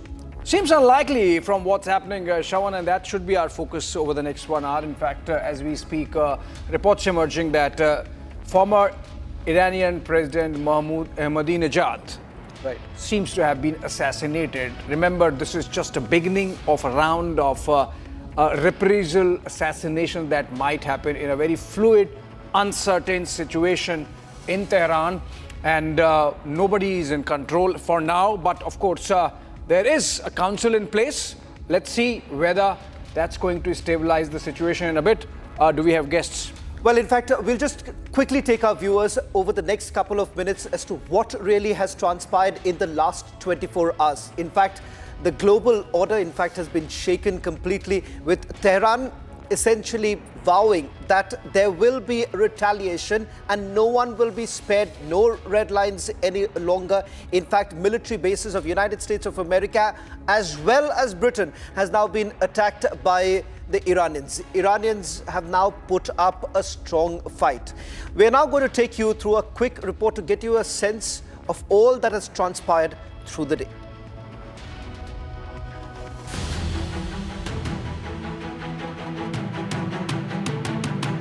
Iran's supreme leader, Ayatollah Ali Khamenei, has been killed. Khamenei was neutralized during US and Israeli strikes, as confirmed by Iran. Meanwhile, US President Donald Trump said hours earlier that Khamenei had been killed in the joint operation. He was one of Iran's longest-serving leader. Khamenei dramatically remolded the Islamic Republic since he took the reins after the death of Ayatollah Ruhollah Khamenei in 1989. Born on April 19, 1939 in Mashhad, he studied theology and was influenced by revolutionary leader Ruhollah Khamenei. He opposed Mohammad Reza Pahlavi and was arrested several times before the 1979 revolution. After the revolution, he rose quickly through Iran's new leadership. In 1981, during the Iran-Iraq war under Saddam Hussein, he became the president. That year, he survived an assassination attempt that left his right arm partly paralyzed. He served until 1989. After Khamenei's death in 1989, Iran's Assembly of Experts appointed him the supreme leader. He became Iran's ultimate authority under the doctrine of Vilayat-e-Faqih. As supreme leader, he controlled the military, judiciary, state media, and key foreign policy decisions. He maintained a hardline stance against Israel and oversaw Iran's controversial nuclear program as well. In 2015, Iran signed a nuclear deal with world powers, but in 2018, US President Donald Trump withdrew and reimposed the sanctions. Facing the sanctions, he pushed a resistance economy to reduce Western dependence. His later years saw inflation, economic strain, and major protests in 2009, 2019, and 2022. Khamenei ruled cautiously but firmly, relying on the Revolutionary Guard and clerical institutions to maintain control. Meanwhile, as per reports, Khamenei was killed in his office on Saturday, 28th February morning during US-Israel airstrikes. 40 days of mourning has been announced after the death of Khamenei, as confirmed by Iranian media.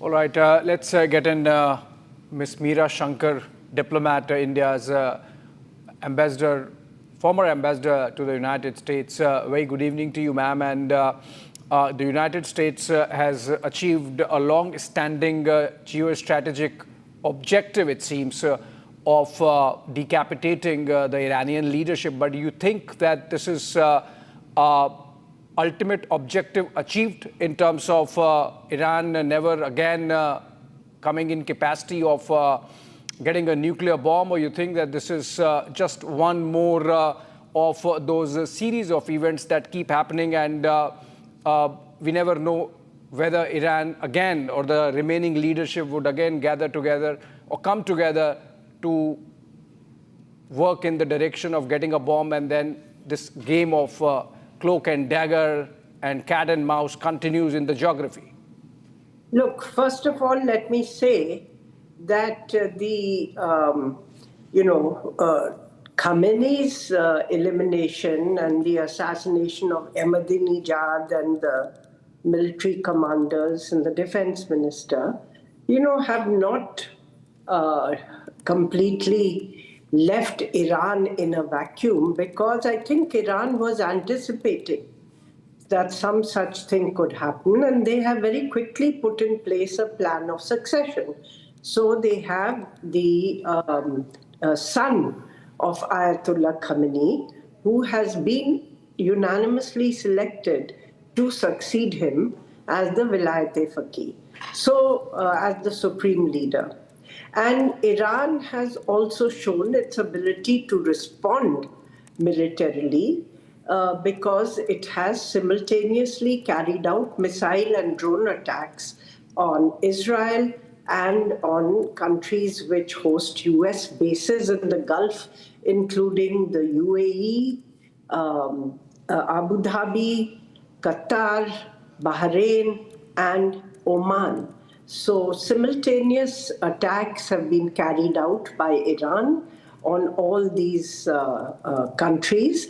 And this is actually what Iran had warned, that if the US attacks Iran, then Iran will also attack US bases in the region, even if they are in neighboring countries. So now how the US is going to respond, we really don't know. But Khamenei seems to be becoming a martyr. That's the Shia tradition of martyrdom. And his having been assassinated, there have been spontaneous crowds who have come out onto the streets mourning the passing of the supreme leader. And we really don't know how this is going to play out. Right. Will this lead to Iran becoming more, willing to compromise in the negotiations, or will it harden Iranian positions? Will the US be content with a limited strike, having taken out Khamenei, or will it now respond with broader force? So there's a lot of uncertainty, but clearly the objective of bringing about regime change is not happening. Where the US president actively asked, said the Iranian people should come up and this is their opportunity to take back their country. But actually the people coming out in the streets are really in favor of the regime at the moment and expressing mourning for the assassination of Khamenei. The other interesting fact, and that is something which the Omani foreign minister, who was conducting the negotiations, he was the intermediary for the negotiations between Iran and the US, he had said after the latest round of talks, that the negotiations were moving very positively and that Iran had agreed to dismantle its, or to give up its surrender, its nuclear stockpile, and also to forswear nuclear weapons for now and into the future. The one issue on which there seemed to be differences were the question of whether Iran would retain the right to enrich uranium up to thresholds permitted by the Non-Proliferation Treaty for non-nuclear weapon states, obviously under IAEA safeguards and inspections. So Iran was insisting on keeping that right, and the US basically took the position that there can be no uranium enrichment in Iran. Now, that was an issue on which discussions could have gone on, because the two basic principles, the two basic things that Iran will give up its nuclear weapon stockpiles, which it has accumulated in the time that President Trump walked out of the agreement and the present day. Right. It was enriching to 60% beyond the threshold agreed upon, because the US had also walked out of the deal. So, and that it will not pursue nuclear weapons. So IAEA safeguards, inspections, challenge inspections, all those could have been put in place. So really, I think it wasn't so much the gulf on the nuclear issue which had reduced, but probably the Ambassador Shankar, because I just want to also... that there was an opportunity for regime change. Ambassador Shankar, I just want to, perhaps also put this out for all our viewers who are tuning in right now. The developments that are taking place in the surrounding areas, that is basically in Kuwait, as far as Dubai is concerned, now I'm given to understand that Iran has basically launched 97 ballistic missiles at Kuwait, 283 drones, and that's a confirmation now coming in from the country's defense ministry. And they have also confirmed that one person has died, 30 have been injured in the Iranian attacks in Kuwait. In fact, this comes after confirmation also coming in from Dubai. Emirati Defense Ministry also confirming that 200 drones and 137 ballistic missiles have targeted UAE, and most projectiles have been intercepted. 14 drones basically fell into the Emirati territory and waters. One question, Ambassador Shankar, before I let you go, is what UAE essentially had to say today, saying that while it is not a war with its neighbors, Iran should not be continuing with what they're essentially doing, because they would effectively end up isolating themselves. Well, they were already isolated to some extent in the region, because most of the Gulf sheikdoms and kingdoms, including Saudi Arabia, were perceived less of a threat from Israel than from Iran. So to some extent, there was this Shia-Sunni divide and this divide between the Arab-Persian divide as well operating. But the Gulf sheikdoms were a little more pragmatic in terms of keeping a line to Iran. I think Iran has not just stuck to attacking US bases in this region. Some of their missiles and drones have gone beyond that and hit other targets.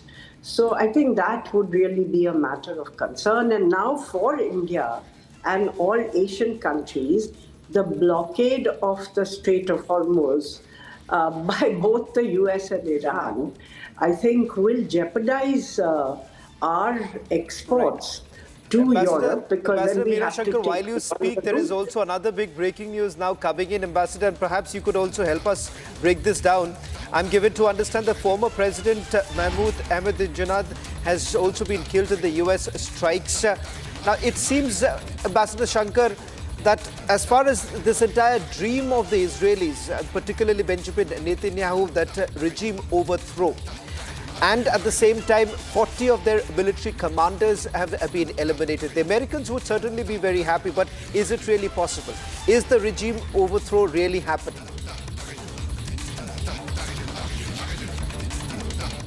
And Ahmadinejad was seen as also somebody who propagated the nuclear program and was a hardliner on the nuclear program. And one of the strikes which the US and Israel had conducted, very wide strikes, but one of them was at a place where Ahmadinejad was believed to be residing. So obviously it has been a successful strike.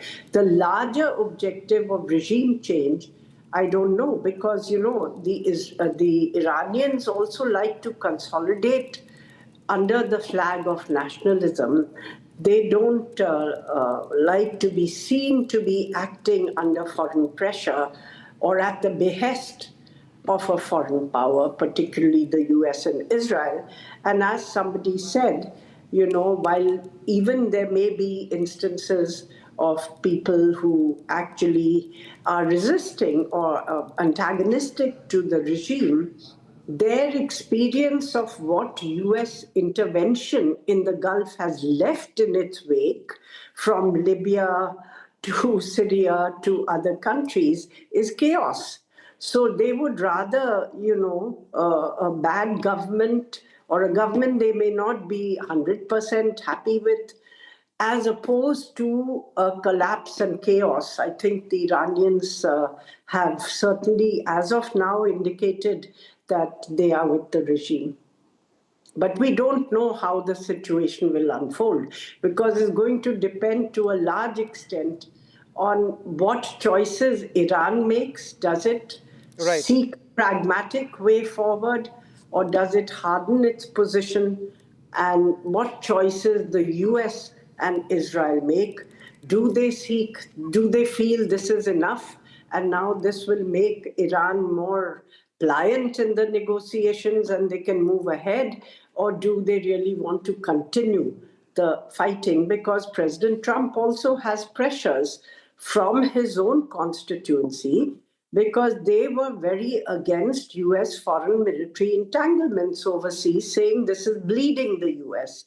And Trump had come to power on a mandate that he is not going to get involved in foreign military entanglements, in fact, will end them.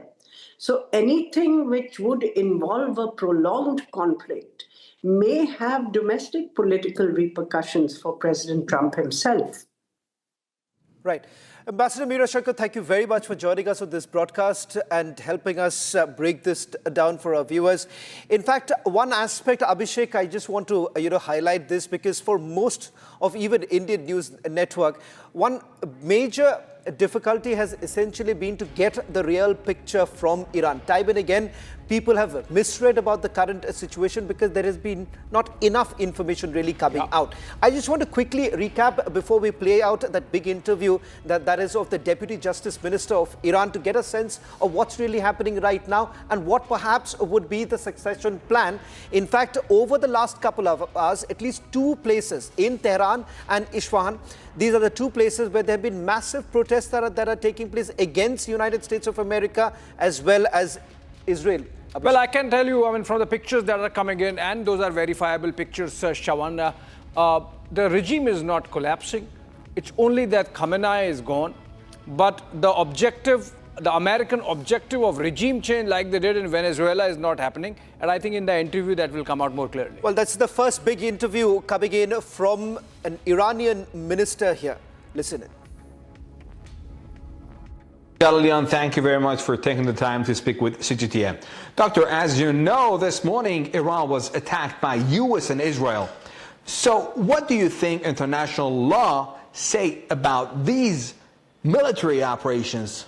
اونچه که ما در 9 بهمن ماه 1404 در تهران و در شهرهای دیگه جمهوری اسلامی ایران شاهدش بودیم، در واقع نقض صریح منشور ملل متحد است و نقض صریح منع توسل به زور. اون چه که الان ما شاهدش هستیم و اتفاق افتاده یک اتفاق بسیار خطرناک در حوزه حقوق بین الملل هست و این اقدام رژیم صهیونیستی با پشتوانه رئیس جمهور آمریکا یک بار دیگه به دنیا داره توسل به زور رو در واقع آلارم میده و پیام میده و داره توسل به زور رو عادی سازی میکنه و این بسیار خطرناک هستش.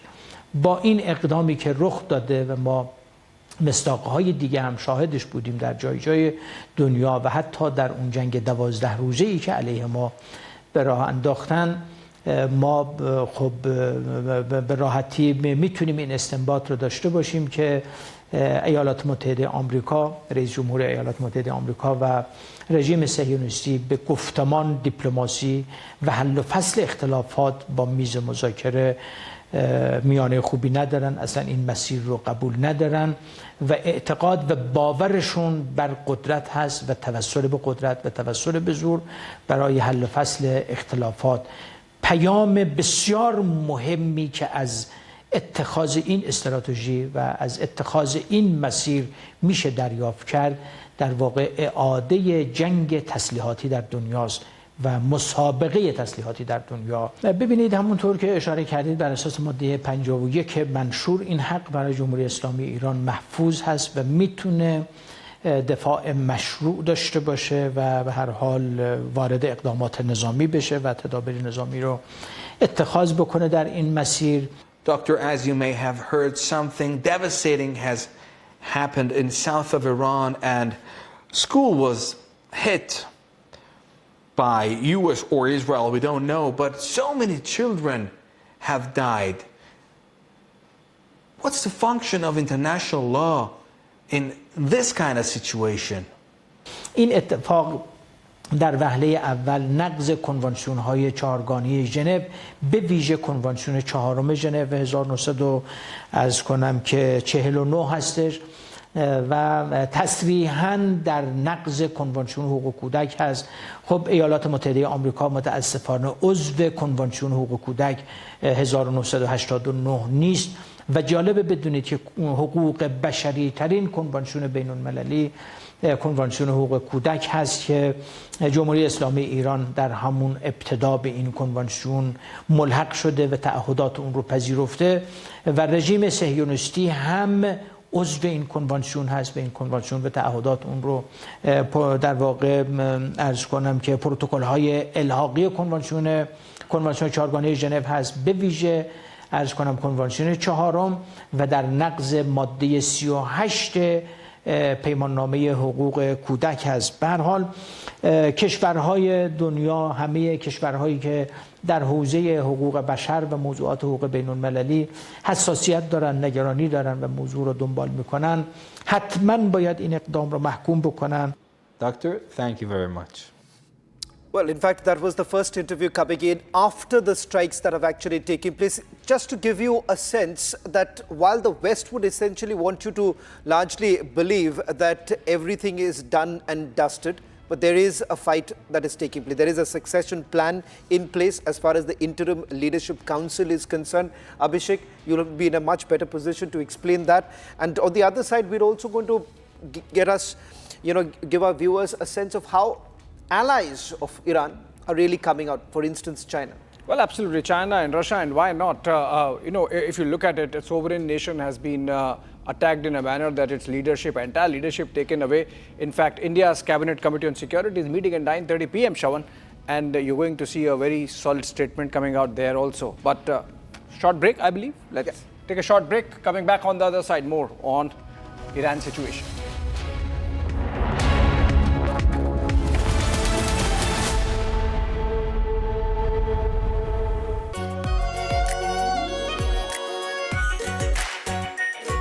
Pure Shahi Paneer Masala. Delicious, healthy, every day. QS&THE, the world's foremost university rankings organizations, have ranked Amity amongst the top 3% universities globally, making it among the very few Indian universities to be included in both rankings. Yet another top ranking for Amity University. चमकी चाट से क्या बना है? Sandwich लस्सी और छाछ और हर घूंट में चमकी चाट। अब बताओ स्वाद आया? आया। असली स्वाद सिर्फ चंकी चाट। मुस्कुराए लड़खड़ाए जिंदगी चाहे जो भी हो। सर, पेशेंट के लिए कौन सा रूम प्रेफर करेंगे आप? जिंदगी भर के प्यार का कोई रेट कार्ड नहीं होता। Tata AIG health insurance, with you like family, with you always. R pure suji pasta उबालो मिलाओ और खाओ 8 मिनट में तैयार। क्या टेस्ट है सबका राजा आर प्योर मसाला। केसरिया से मन जोगी हुआ रे, दिल झूमे देखो मतवारा हुआ रे। केसरिया से मन जोगी हुआ। हर पल मनाओ केसरी त्योहार। विमल, बोलो जुबान केसरी। रानी, इस घर में कुछ है जो टूटता नहीं। ये पिलर कभी नहीं टूटेगा। रुंगटा स्टील TMT से बना। रुंगटा नहीं तो घर स्ट्रॉन्ग नहीं। रुंगटा स्टील TMT बार एकदम सॉलिड। प्यास बुझाए ठंडक लाए सबको भाई जीरा से। MTH का जलजीरा जीरा से। जीरा से असली रिफ्रेशिंग, असली स्वाद, असली मजा। मुस्कुराए लड़खड़ाए जिंदगी चाहे जो भी हो। सर, पेशेंट के लिए कौन सा रूम प्रेफर करेंगे आप? जिंदगी भर के प्यार का कोई रेट कार्ड नहीं होता।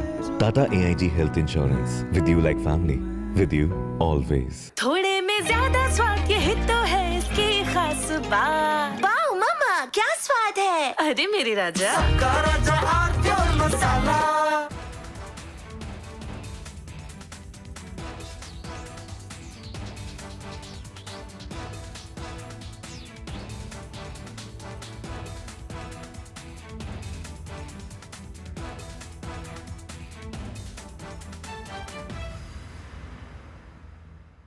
Now here's the reality, it's fact not fiction. You are sitting on a plane.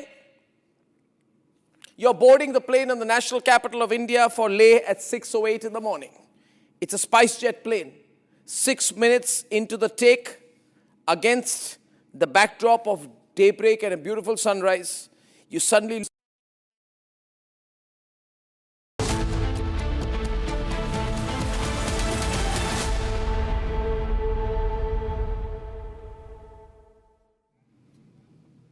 All right, welcome back, friends. Shawan, it seems a big breaking news development coming in. Nobody is pulling back, no side is pulling back, but it seems the IRGC has made a big claim.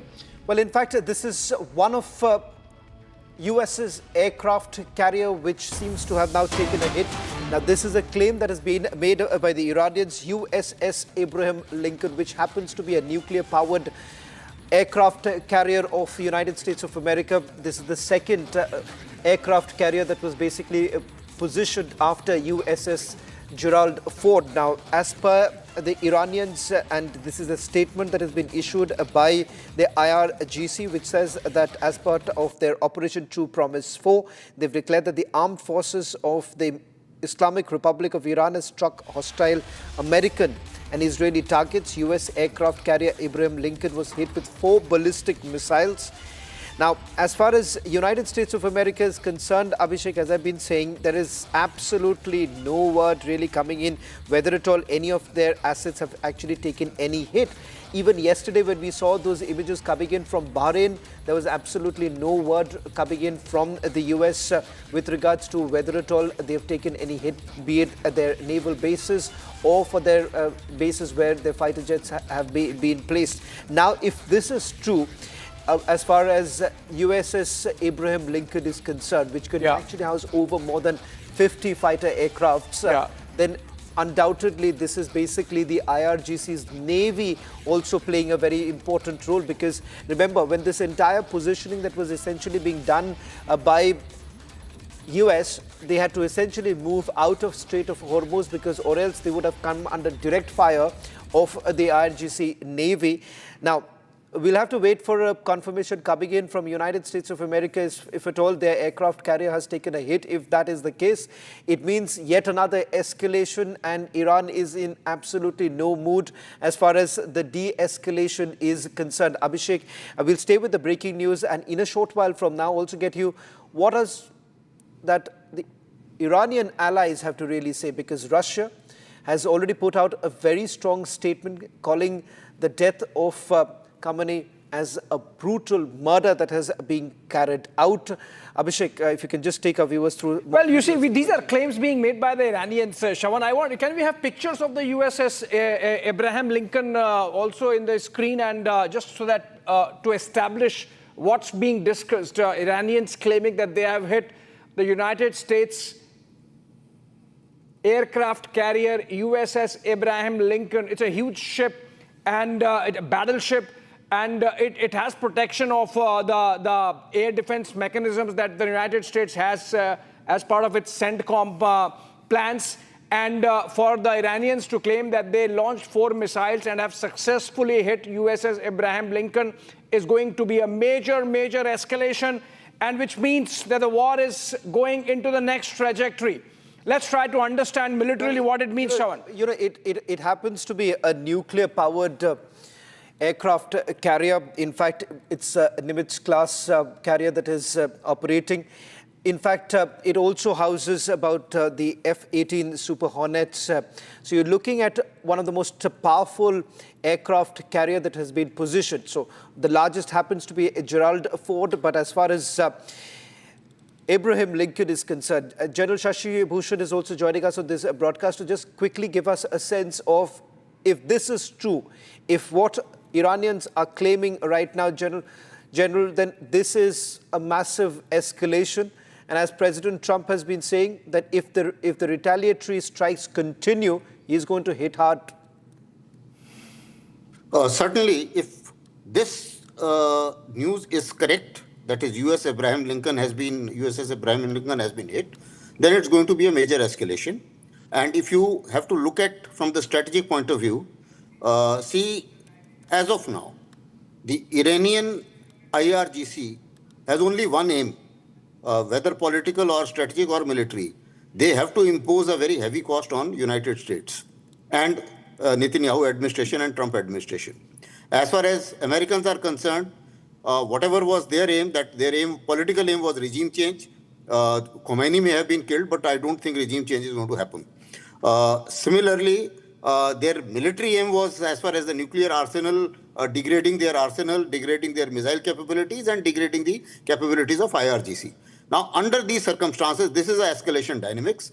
If, in fact, I was waiting for this news because in my military sense serves it right, they should have actually struck some of the ships, because one of the ships goes down, it will certainly impose cost on President Trump, and there will be questions in USA.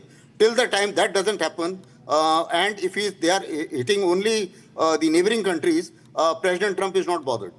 So I think this is, in case this has happened, it would be great. Secondly, as far as America is concerned, they will have no choice but to escalate a little more. Apparently, America was in no mood to escalate beyond a point.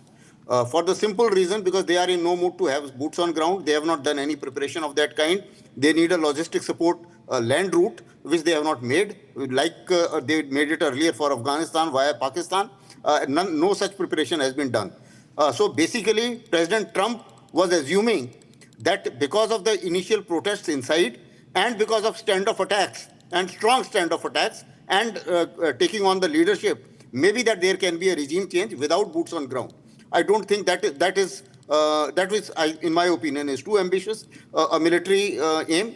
And same is the case with the Israelis. Right. Now, General Asthar, I'll just request you to stay on with us because I want to just get a quick update from Sen Zuan. She happens to be the CGTN correspondent joining us from Beijing to get us a sense of what's really happening in China. In fact, Abhishek, if we can have Sen Zuan on air right now.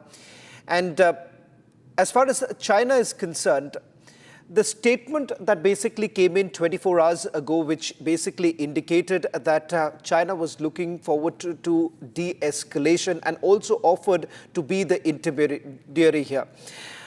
Senjuan, there was a talk that took place between your foreign minister and his Iranian counterpart. Give us a sense of what's really happening right now. How exactly is China viewing this? So Chinese Foreign Minister Wang Yi said that the emergency meeting held by the UN Security Council was promoted by China and Russia on Saturday. And during that meeting, China has shared its position, and Minister Wang also emphasized that during the phone call with his Russian counterpart, Sergei Lavrov. And during the conversation, he said that what U.S. and Israel is doing against Iran is unacceptable, especially openly killing of a head of states, a head of a sovereign state, and also encourage government transfer. And China has been upholding the principle of UN charters and also respect the basic norms of international relations. And what U.S. and Israel are doing is definitely against that. And Wang Yi also shared China's position on such issue. First is to call the stop of military operation in the region to avoid the escalation of tensions in the region. And second of all is to bring it all sides back to the table, especially, and the third part is definitely stop and come together and stop any unilateral action.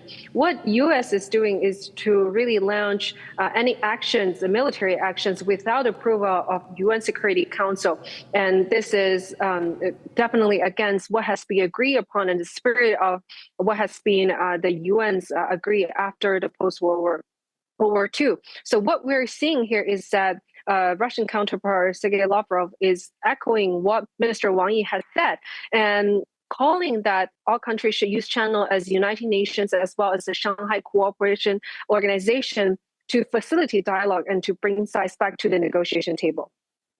Sen, Zuan, if I can just take a quick question before I let you go. In terms of the communication lines, have that been opened up further? Because I believe at this point in time, what the Iranians would be looking at is further support really coming in from their allies, China as well as Russia. Is there any kind of military support that China is willing to extend at some point in time? I believe the Minister Wang has said in a statement is to really use the channel of the United Nations as well as I just mentioned Shanghai Cooperation Organizations to call to stop of military operation in the region. I think that's the first step. And the second is to bring all sides to the table because China has released a statement highly concerned over the situation in the region and keep calling the de-escalation of such attention in the region.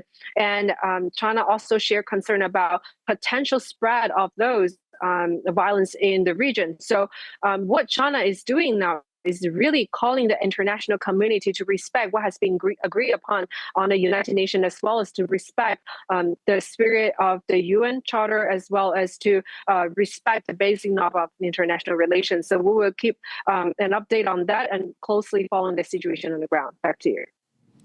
Well, thank you very much, Senjuan, for joining us on this broadcast and giving us the Chinese perspective on this entire issue. So, two key allies of Iran, Russia, where you have President Putin, Kremlin putting out a very strong statement. And as far as China is concerned, China is offering to be the intermediary, hoping that there would be some sort of a de-escalation on this entire issue.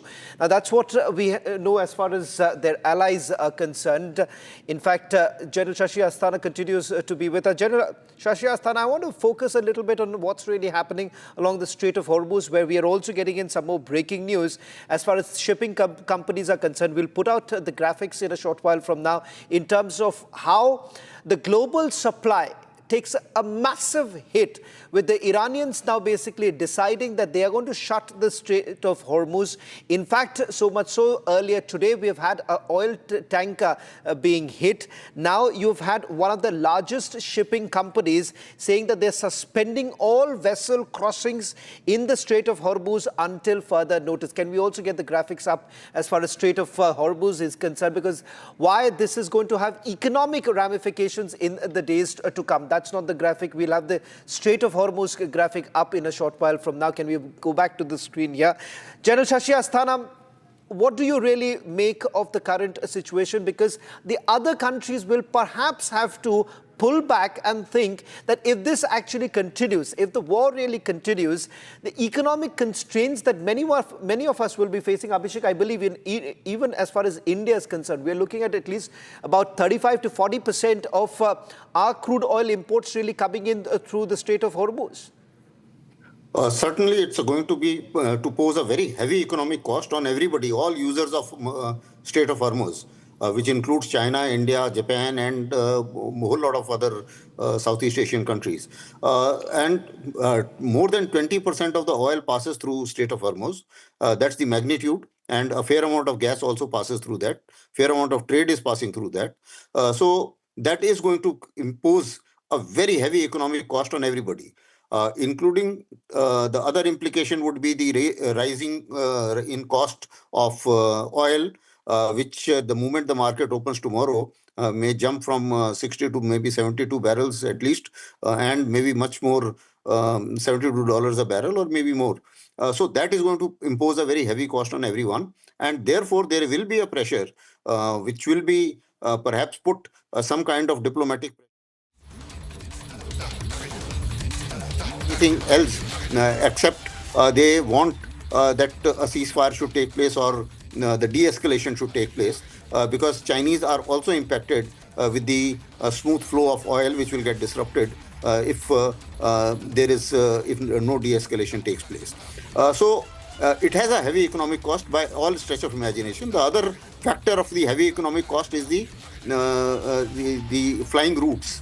Now, if the airspace of the entire Middle East is closed, then obviously all the flights will have to take much longer route to reach Europe, and that is also going to impose a direct and indirect cost on the commodity. It's already both direct and indirect. The costs are beginning to be seen, General Asthana. In fact, we just broke the story of how one of the bigger container ship companies, Maersk, has decided to stop using the Strait of Hormuz for its container vessel movement and freight movement, which basically means that they account for about 15% of the total container market, and that also means that much amount of supply chains get really directly affected, immediately affected, if Maersk decision is to be seen in that light. And look at these Strait of Hormuz. Shravan, you have to explain these graphics, I believe.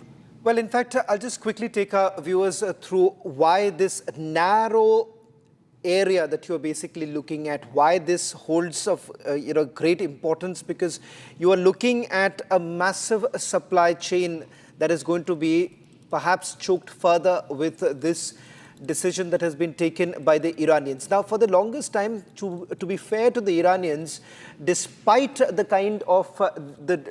kind of provocation that we have essentially seen in the region, they have been extremely judicious about taking a decision of closing the Strait of Hormuz. In fact, what we are looking at right now in the last few days, in the last 24 hours, this decision has now been taken that it's going to have a direct choke point. So you're looking at a direct impact of 20% of the global oil supply. And for those who are basically thinking that will it have some sort of an impact as far as India is concerned, we're looking at least a good 40% of our supplies basically moving through here, as far as moving towards the Gulf of Oman. Now, clearly, the India impact is what concerns many of us. 50%, I was wrong, it is not 40%, 50% of the crude imports are now at risk. Now, however, the oil producing countries, OPEC plus as it is essentially known, they have now made an announcement that starting from April, they're going to increase the supply in terms of the number of barrels that they're going to supply per day. Now, that is a mitigating plan that has been made right now, but how far will that be achieved and how far will it be able to mitigate the global concerns? That is something that we'll have to wait and watch, because there is a direct impact that we're looking at with the further closing in the choke point, one of the main choke points here. Now, there aren't many alternative routes here also. Abhishek, perhaps you'll be in a better position to explain that, but international energy trade takes a direct hit, because if you really look at the supply chains, there are not many alternative routes. Even the other alternative routes are essentially a longer route to be taken, which would basically bump up the prices further. And that is the reason why the question here would be, what role does the OPEC Plus really play here? Oil prices could jump up to about $120 to $150 per barrel. So you're looking at a massive jump here. Oil price surge could trigger global inflation, and that is the reason why Strait of Hormuz plays a critical role. And perhaps this is exactly the reason why Iran has been, perhaps being extremely cautious about the decision that has been taken so far, Abhishek. So clearly, what we have not seen in the past, now the Iranians have gone full throttle, and as they've been promising, there will be absolutely no red lines. And the first decision coming in with the Strait of Hormuz itself, Abhishek. Well, while you were, explaining this, Shawan, another breaking, but I'm just wondering whether the USS Abraham Lincoln has actually been hit. If that be the case, then we can't go home tonight. Let's see, Iran FM, Foreign Minister, not intending to close the Strait of Hormuz. So that's a conciliatory statement, which means USS Abraham Lincoln has not been hit. I don't know from, how you connect the dots, but this seems like a climb down. Yes, see, our desk is quick and smart. They understand that this is a climb down. Not intending to close the Strait of Hormuz is a clear strategic climb down from what... Okay, General Asthana, sir, we are still trying to understand, comprehend whether the Iranian claim of having targeting USS Abraham Lincoln is one thing, but hitting it, striking it is another. They can, of course, attempt to hit USS Abraham Lincoln but not succeed. Do you think that the truth is somewhere in between, that the IRGC claim might be halfway house while they did shoot missiles in the direction of USS Abraham Lincoln, but they did not touch it? Certainly, it is a possibility, for the simple reason because the air defense of the aircraft carrier is quite strong. And it may well happen that they have shot a missile and it may not have hit. But they have to make the claim because they have to tell the domestic audience that they are still in command and they have not given up. So from that perspective, from the psychological warfare perspective, that may be a good news. As far as the news which you just broke, that they are not intending to close the Strait of Hormuz, I think it's a welcome news for the simple reason because I think Iranian would have also realized that the rest of the world will also go against them and will not be very happy with their decision because everybody will get impacted. That's number one. And number two, they may unnecessarily, whatever help or in terms of diplomatic support or all other kinds of support which they would have been expecting from others, they may find it difficult subsequently.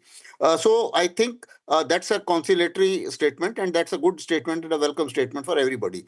But going back to your question which you have asked, I think IRGC will try their best to impose cost, and even if they strike some other ship, that will also impose some kind of cost. So in my opinion, IRGC is going to try.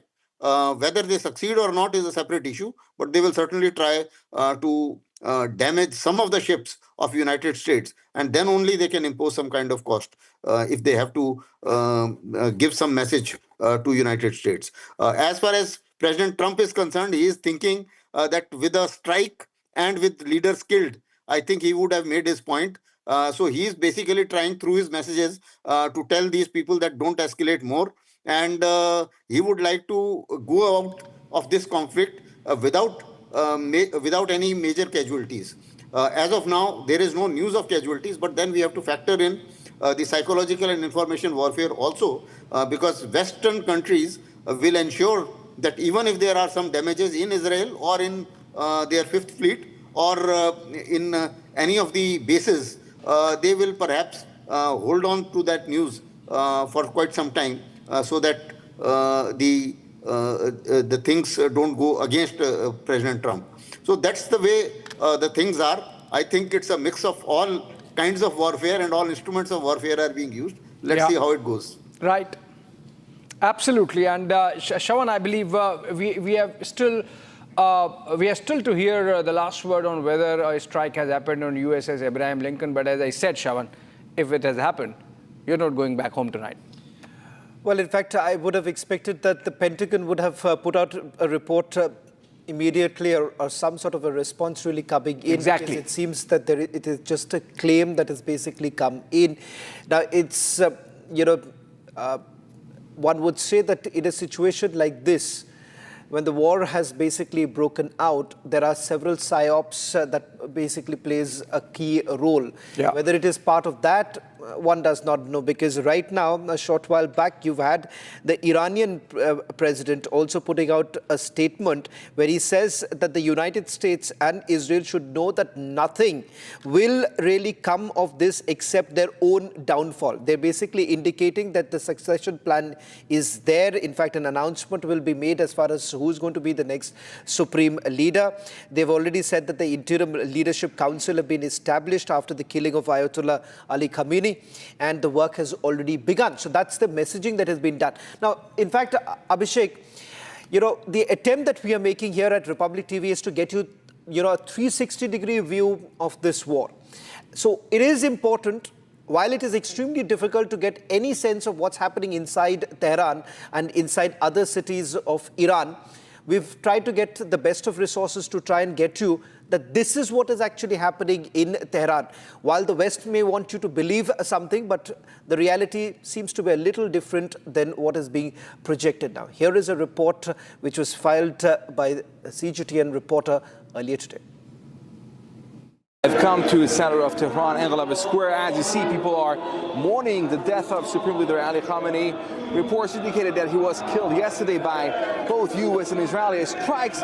He was in his office in the center of Tehran. His death was confirmed by state TV this morning. And as you see in Engelab Square, people have gathered to mourn the death of the Supreme Leader. I also have to add that some IRGC commanders, including Secretary of Defense Council Ali Shamkhani, has also been assassinated. And also Commander-in-Chief of IRGC, Mr. Pakpur. But the most important person in Iran in the last 4 decades is no one but Supreme Leader Khamenei. And as you see, people are mourning his death. I also talked to some of the mourners here. چرا اومدید اینجا؟ میشه توضیح بدید؟ ما اومدیم که بگیم اتحادمون مستحکم‌تر از همیشه هستش. بابت انقلابمون تا آخر جونمون هستیم.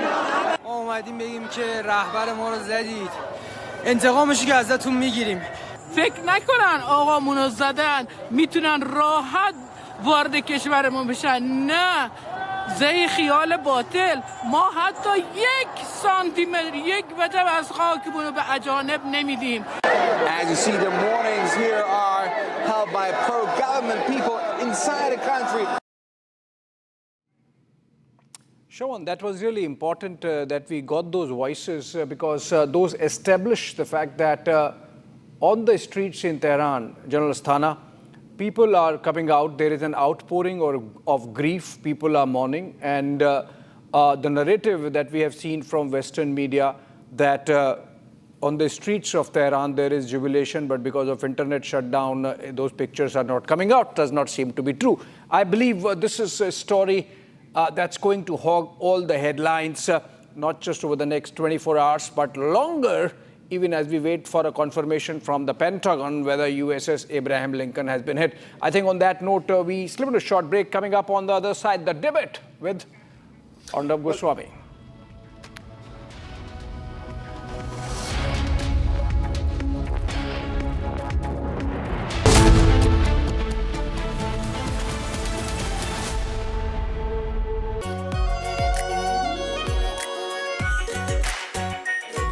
Pure Shahi Paneer Masala. Delicious, healthy, every day. QS&THE, the world's foremost university rankings organizations, have ranked Amity amongst the top 3% universities globally, making it among the very few Indian universities to be included in both rankings. Yet another top ranking for Amity University.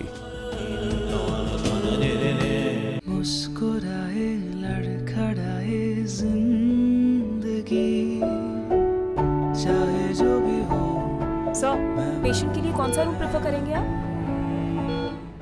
जिंदगी भर के प्यार का कोई rate card नहीं होता। Tata AIG health insurance, with you like family, with you always. चमकी चाट से क्या बना है? आलू चाट या फ्रूट चाट, स्वाद बढ़ाए चमकी चाट। क्या बात है, स्वादिष्ट पकोड़े और बरसात, अरे चमकी चाट है इसकी जान। असली स्वाद सिर्फ चंकी चाट।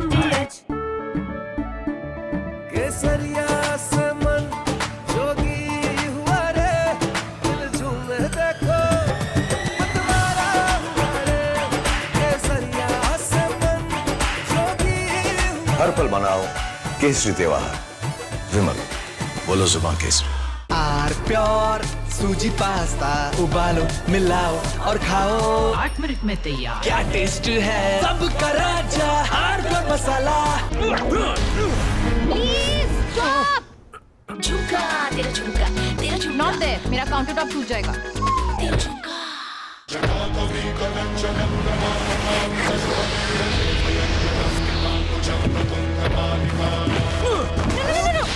मेरी चिमनी टूट जाएगी। What are you doing? रानी, इस घर में कुछ है जो टूटता नहीं। ये पिलर कभी नहीं टूटेगा। रुंगटा स्टील TMT से बना।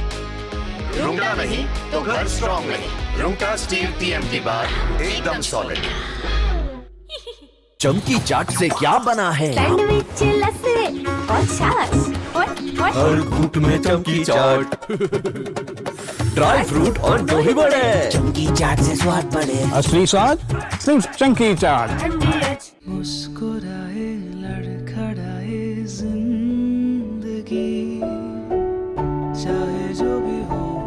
सर, पेशेंट के लिए कौन सा रूम प्रेफर करेंगे आप? जिंदगी भर के प्यार का कोई रेट कार्ड नहीं होता। Tata AIG health insurance, with you like family, with you always. थोड़े में ज्यादा स्वाद, ये तो है इसकी खास बात। वाओ मामा, क्या स्वाद है, अरे मेरे राजा। सबका राजा R pure masala.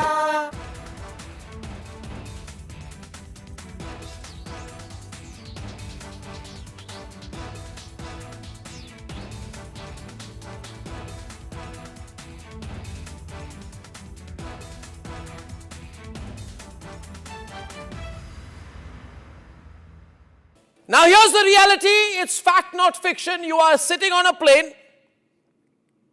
You're boarding the plane in the national capital of India for Leh at 6:08 in the morning. It's a SpiceJet plane. 6 minutes into the take, again.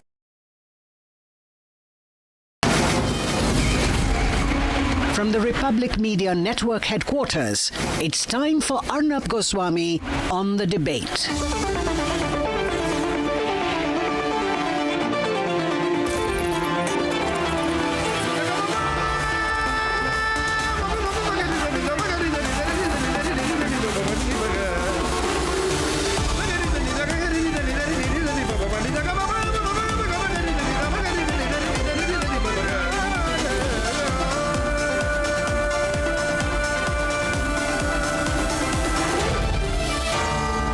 Arnab Goswami on the debate. Ladies and gentlemen, today is a very big news day, and we've been bringing the news of Trump killing Khamenei directly and the consequences of that through the entire day. Now, it's also important, ladies and gentlemen, to look at the bigger picture, and so I'll start with talking about what impact this has on us and what line we are to take. Technically speaking, we are told we are not taking any line on this. We are being balanced. We are being non-aligned. But is it possible to be balanced? Is it possible to be non-aligned? Ladies and gentlemen, there was a statement from the MEA yesterday which said, we want sovereignty and territorial integrity to be respected. Well, that is a typical diplomatic statement. The fact of the matter is we have to take a side.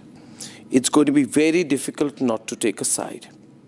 But we are already vested in the region. Point number one, we have millions of people who work in the Middle East who are Indian nationals. We need to be concerned about them. Secondly, we have a very strong relationship with Israel, very, very, very strong relationship with Israel, because The Prime Minister's recent visit to Israel after 7 years cemented that relationship to a new level of a strategic relationship. So we're not going to walk away from Israel. We're not going to obviously do anything that Israel will be counter to Israel. Thirdly, we have a close relationship with the Muslim world there as well. We had the visit of Sheikh Mohammed Al Nahyan of the United Arab Emirates recently. So we have to stand by them. We have a strong relationship building with Oman, Qatar, the rest of the Middle East.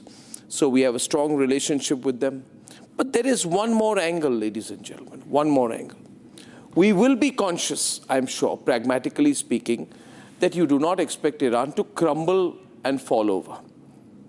People are watching India to see what it does as a leader of the global South. If we are a leader of the global South, that we can't look away when there is this new form of neo-colonialism, neo-imperialism that is building up, with America sending troops on the ground to take over every part of the world with brute force. Again, there is the whole angle of India, America, Israel. Pakistan is in huge trouble right now because the local sentiment in Pakistan is very anti-America. We already had a situation where, and we got visuals, we had a live feed of how people were being killed in Karachi on Asif Munir's orders when people, especially from the Shia community, were protesting. And we had visuals of those are the pictures from Karachi. And then we had visuals of the American consulate being burned down in Karachi.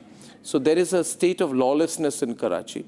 And here is our opportunity, realizing that Asif Munir is sandwiched between an angry Pakistani people who want him to be anti-America and his own inclination to be Donald Trump's lapdog. We can provide some cover and take the kind of role which is, if required, supportive of Israel and America, hence sending a clear message that we have greater strategic significance in the region, greater play and greater strength. And Pakistan is just a noisy linchpin which does not provide any strategic depth to any country. Now, these are all, ladies and gentlemen, all different angles to look at things. But do not believe that India is not vested in the situation as far as Israel versus Iran is concerned. We are deeply vested. Our markets are vested.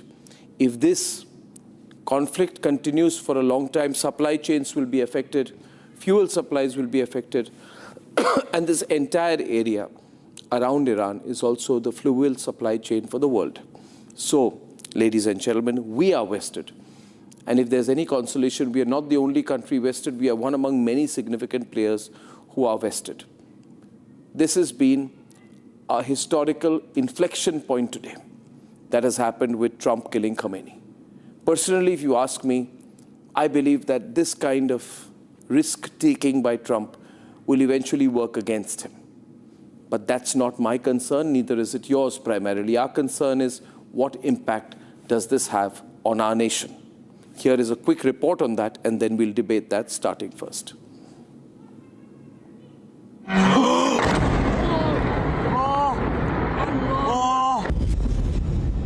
West Asia is burning.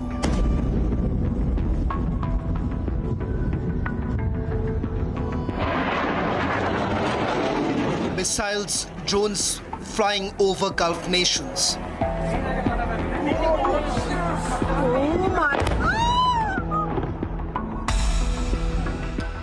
India is reaching out to countries affected, reiterating its call for diplomacy. Amidst the chaos, India calls for restraint.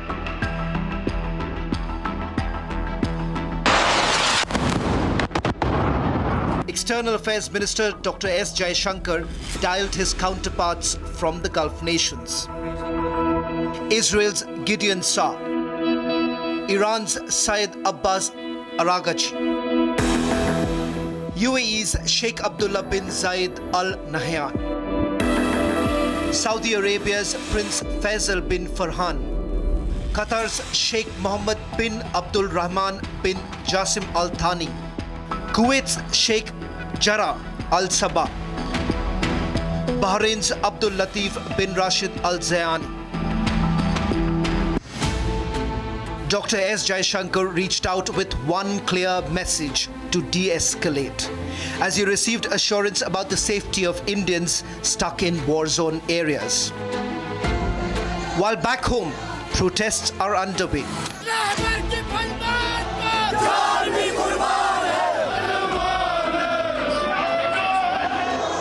From Srinagar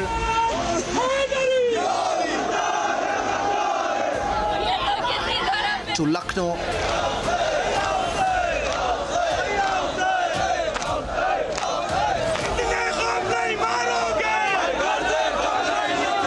Shiites took to streets to protest against American-Israeli aggression. Political voices within India, including Asauddin Owaisi, have condemned Khamenei's killing. With the attack coming just after Indian Prime Minister's successful visit to Israel, an official response from Government of India is still awaited. From commercial investments to diaspora concerns, the stakes are high. So, to start with, I'd like to talk to General Bakshi, General Bishambar Dayal and Saurabh Shukla. Brief comments from you on whether we can be non-aligned in this. Can we be a Switzerland in this? Is it possible to be? General Bakshi.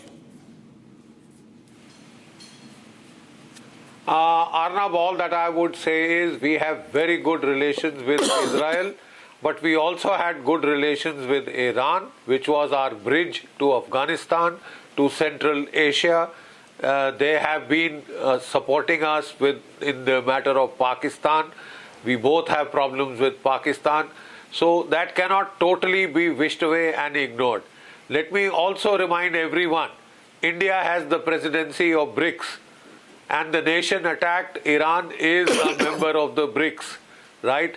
How long can we let the United States, with Israel we have no problems, but how long can we let the United States run riot, attack Venezuela first, then go on to Iran, then go on to Cuba, then go on to any number of third world countries and start changing regimes? You know, you can't go back, regress back to an area of a new colonialism, this time led from Washington. That the world will have to stand up against, and India will have to be counted. India will have to be counted. We are in a cleft stick because, unfortunately, we have to see that even Israel cannot be allowed to go under. We have very strong relationships with them, but there is a point at which I think we can play a constructive role. We had good relationships with both Israel and Iran. We can here make a bid for peace. We can make a bid for a stand down and a ceasefire.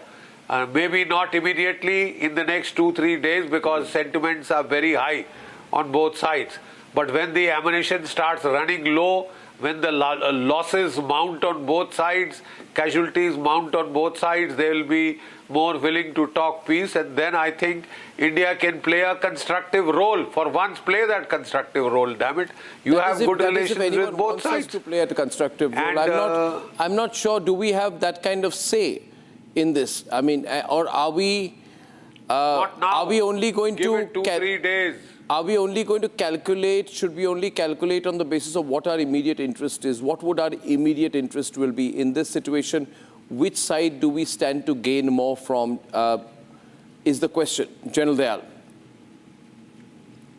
Arnab, thank you, and so very kind of you to invite me for this.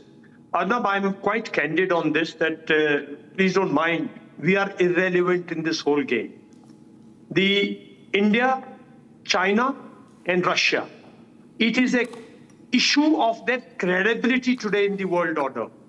In the new millennium, there are 5 powers there are 5 centers of power: military power, economic power, national power.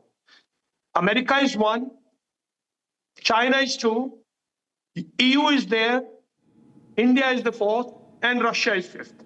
Russia and EU, or Russia and European Union, are already involved in a war in Ukraine.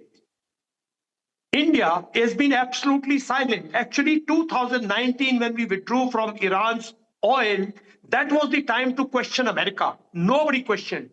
So now you cannot question your friendship with Iran. You gave away Iran long time back. You have a friendship with Israel. And I'm telling you, in this particular conflict, there's no relevance of Israel to us.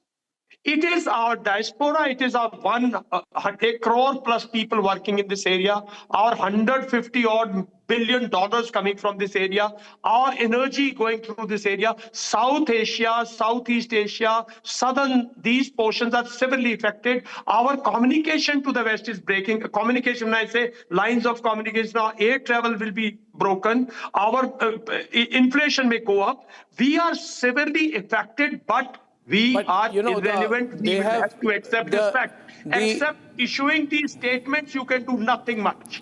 The Iranians... You allow Trump to dictate. You are allowing... Trump started with intimidating the world with his tariffs. And this is his second part, that he's intimidating with physical action. He did in Venezuela, world stayed quiet. He's done in Iran, world is quiet. Where he will do next, we do not know. Iranians have also faltered by impinging on the sovereignty of other countries because they now want to involve the entire Gulf. They want to involve the entire region. So they both, I mean, initially there is no doubt the aggressor is... And Ayatollah Arafi has been appointed also. Shawan. There have been explosions also reported in Riyadh. So there are explosions also that have been reported in Riyadh. And within, I mean, the Iranians realizing that you cannot have too much of a power vacuum for too long a time, have appointed a fairly significant Shia cleric called Ayatollah Arafi as the interim supreme leader. Now, Ayatollah Arafi is about 67 years old, right? He is very, very conservative.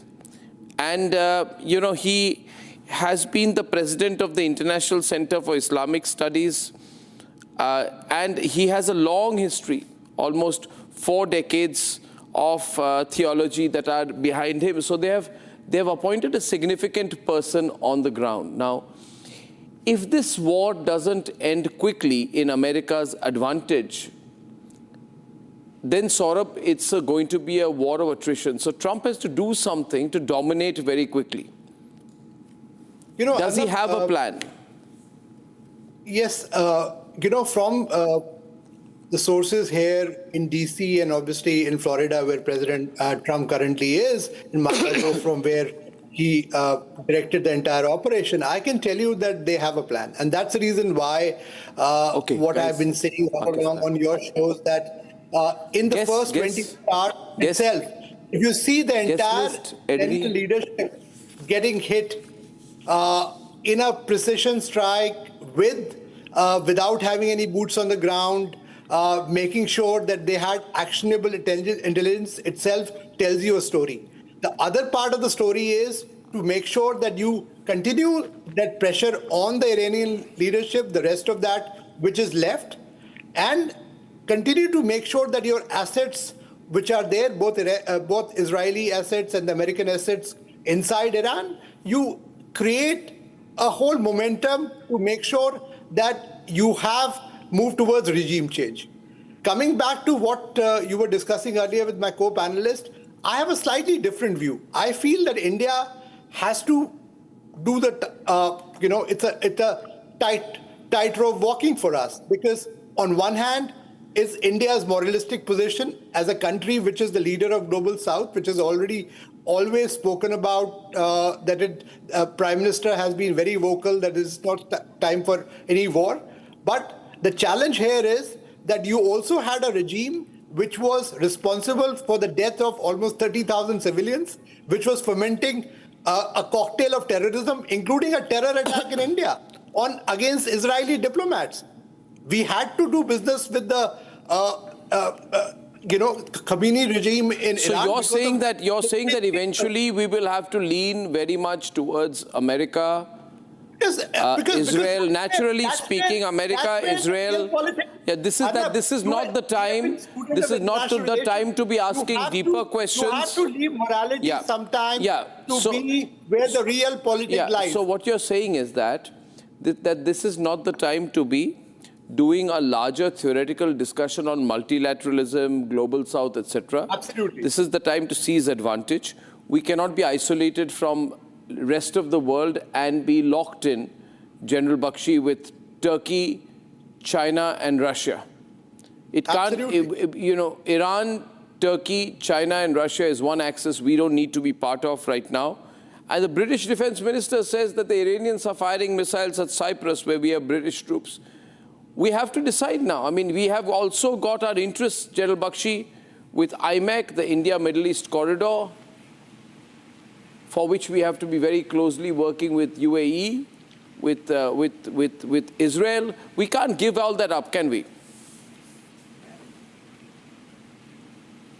Look, Arnab, if we are talking of the interest matrix, what is there to lose? Every day that this war lasts, tomorrow you will see the negative impact. Today is a Sunday. Tomorrow you will see the highly negative impact on our stock markets, on the price of oil. And if the price of oil goes up, the Indian economy takes a hit. Let's be very clear on that. Therefore, it's in our interest to see that this war comes to an end. The sooner the better, right? And we also are the president of the BRICS. So what are we going to do? Resign the president of the BRICS because now you are shit scared of the Americans? Is that so? Is the message that you want to send across to the global south? That we are the first BRICS country to buckle? No. The price of oil will go up. We will have to hold firm. We will have to hold firm to our principles. Yeah, but the price of... I understand, sir, but the price of oil will go up if the conflict continues. Yeah. So isn't it our interest to see a swift end to the conflict rather than have the conflict go on and the supply chains choked? General Bakshi. That is precisely what I was saying. No, that is precisely what I was saying. You have leverage with both sides, with Iran as well as with Israel. Give it 2 more days and they'll all be tired. They'll be wanting an end to it. Not today, not tomorrow. The day after tomorrow is the right psychological time to intervene and tell everybody to call it off, pipe down. Yeah, but all three, I will have to do an EDV before. General Dayal, you wanted to come in on that. Arnab, see, Iran, what Iran thinks, how India can influence Iran really does not matter. Iranian foreign minister has very categorically said that we are willing to abide by you. He had told the vice president of America. He had openly, this was in news, this was everywhere. He had said, we are willing to go by what you want to do on the nuclear aspect, right? You wanted to eliminate the Khamenei, you eliminated it. So as far as Iran is concerned, India can very little further tell them to surrender and things like that. So irrelevant. Let's be real politics. As far as Israel and America is concerned, and in fact, to talk of this matter is putting a doubt question mark on. Our Prime Minister was there 3 days back. If our Prime Minister had said, please don't, no war required, no,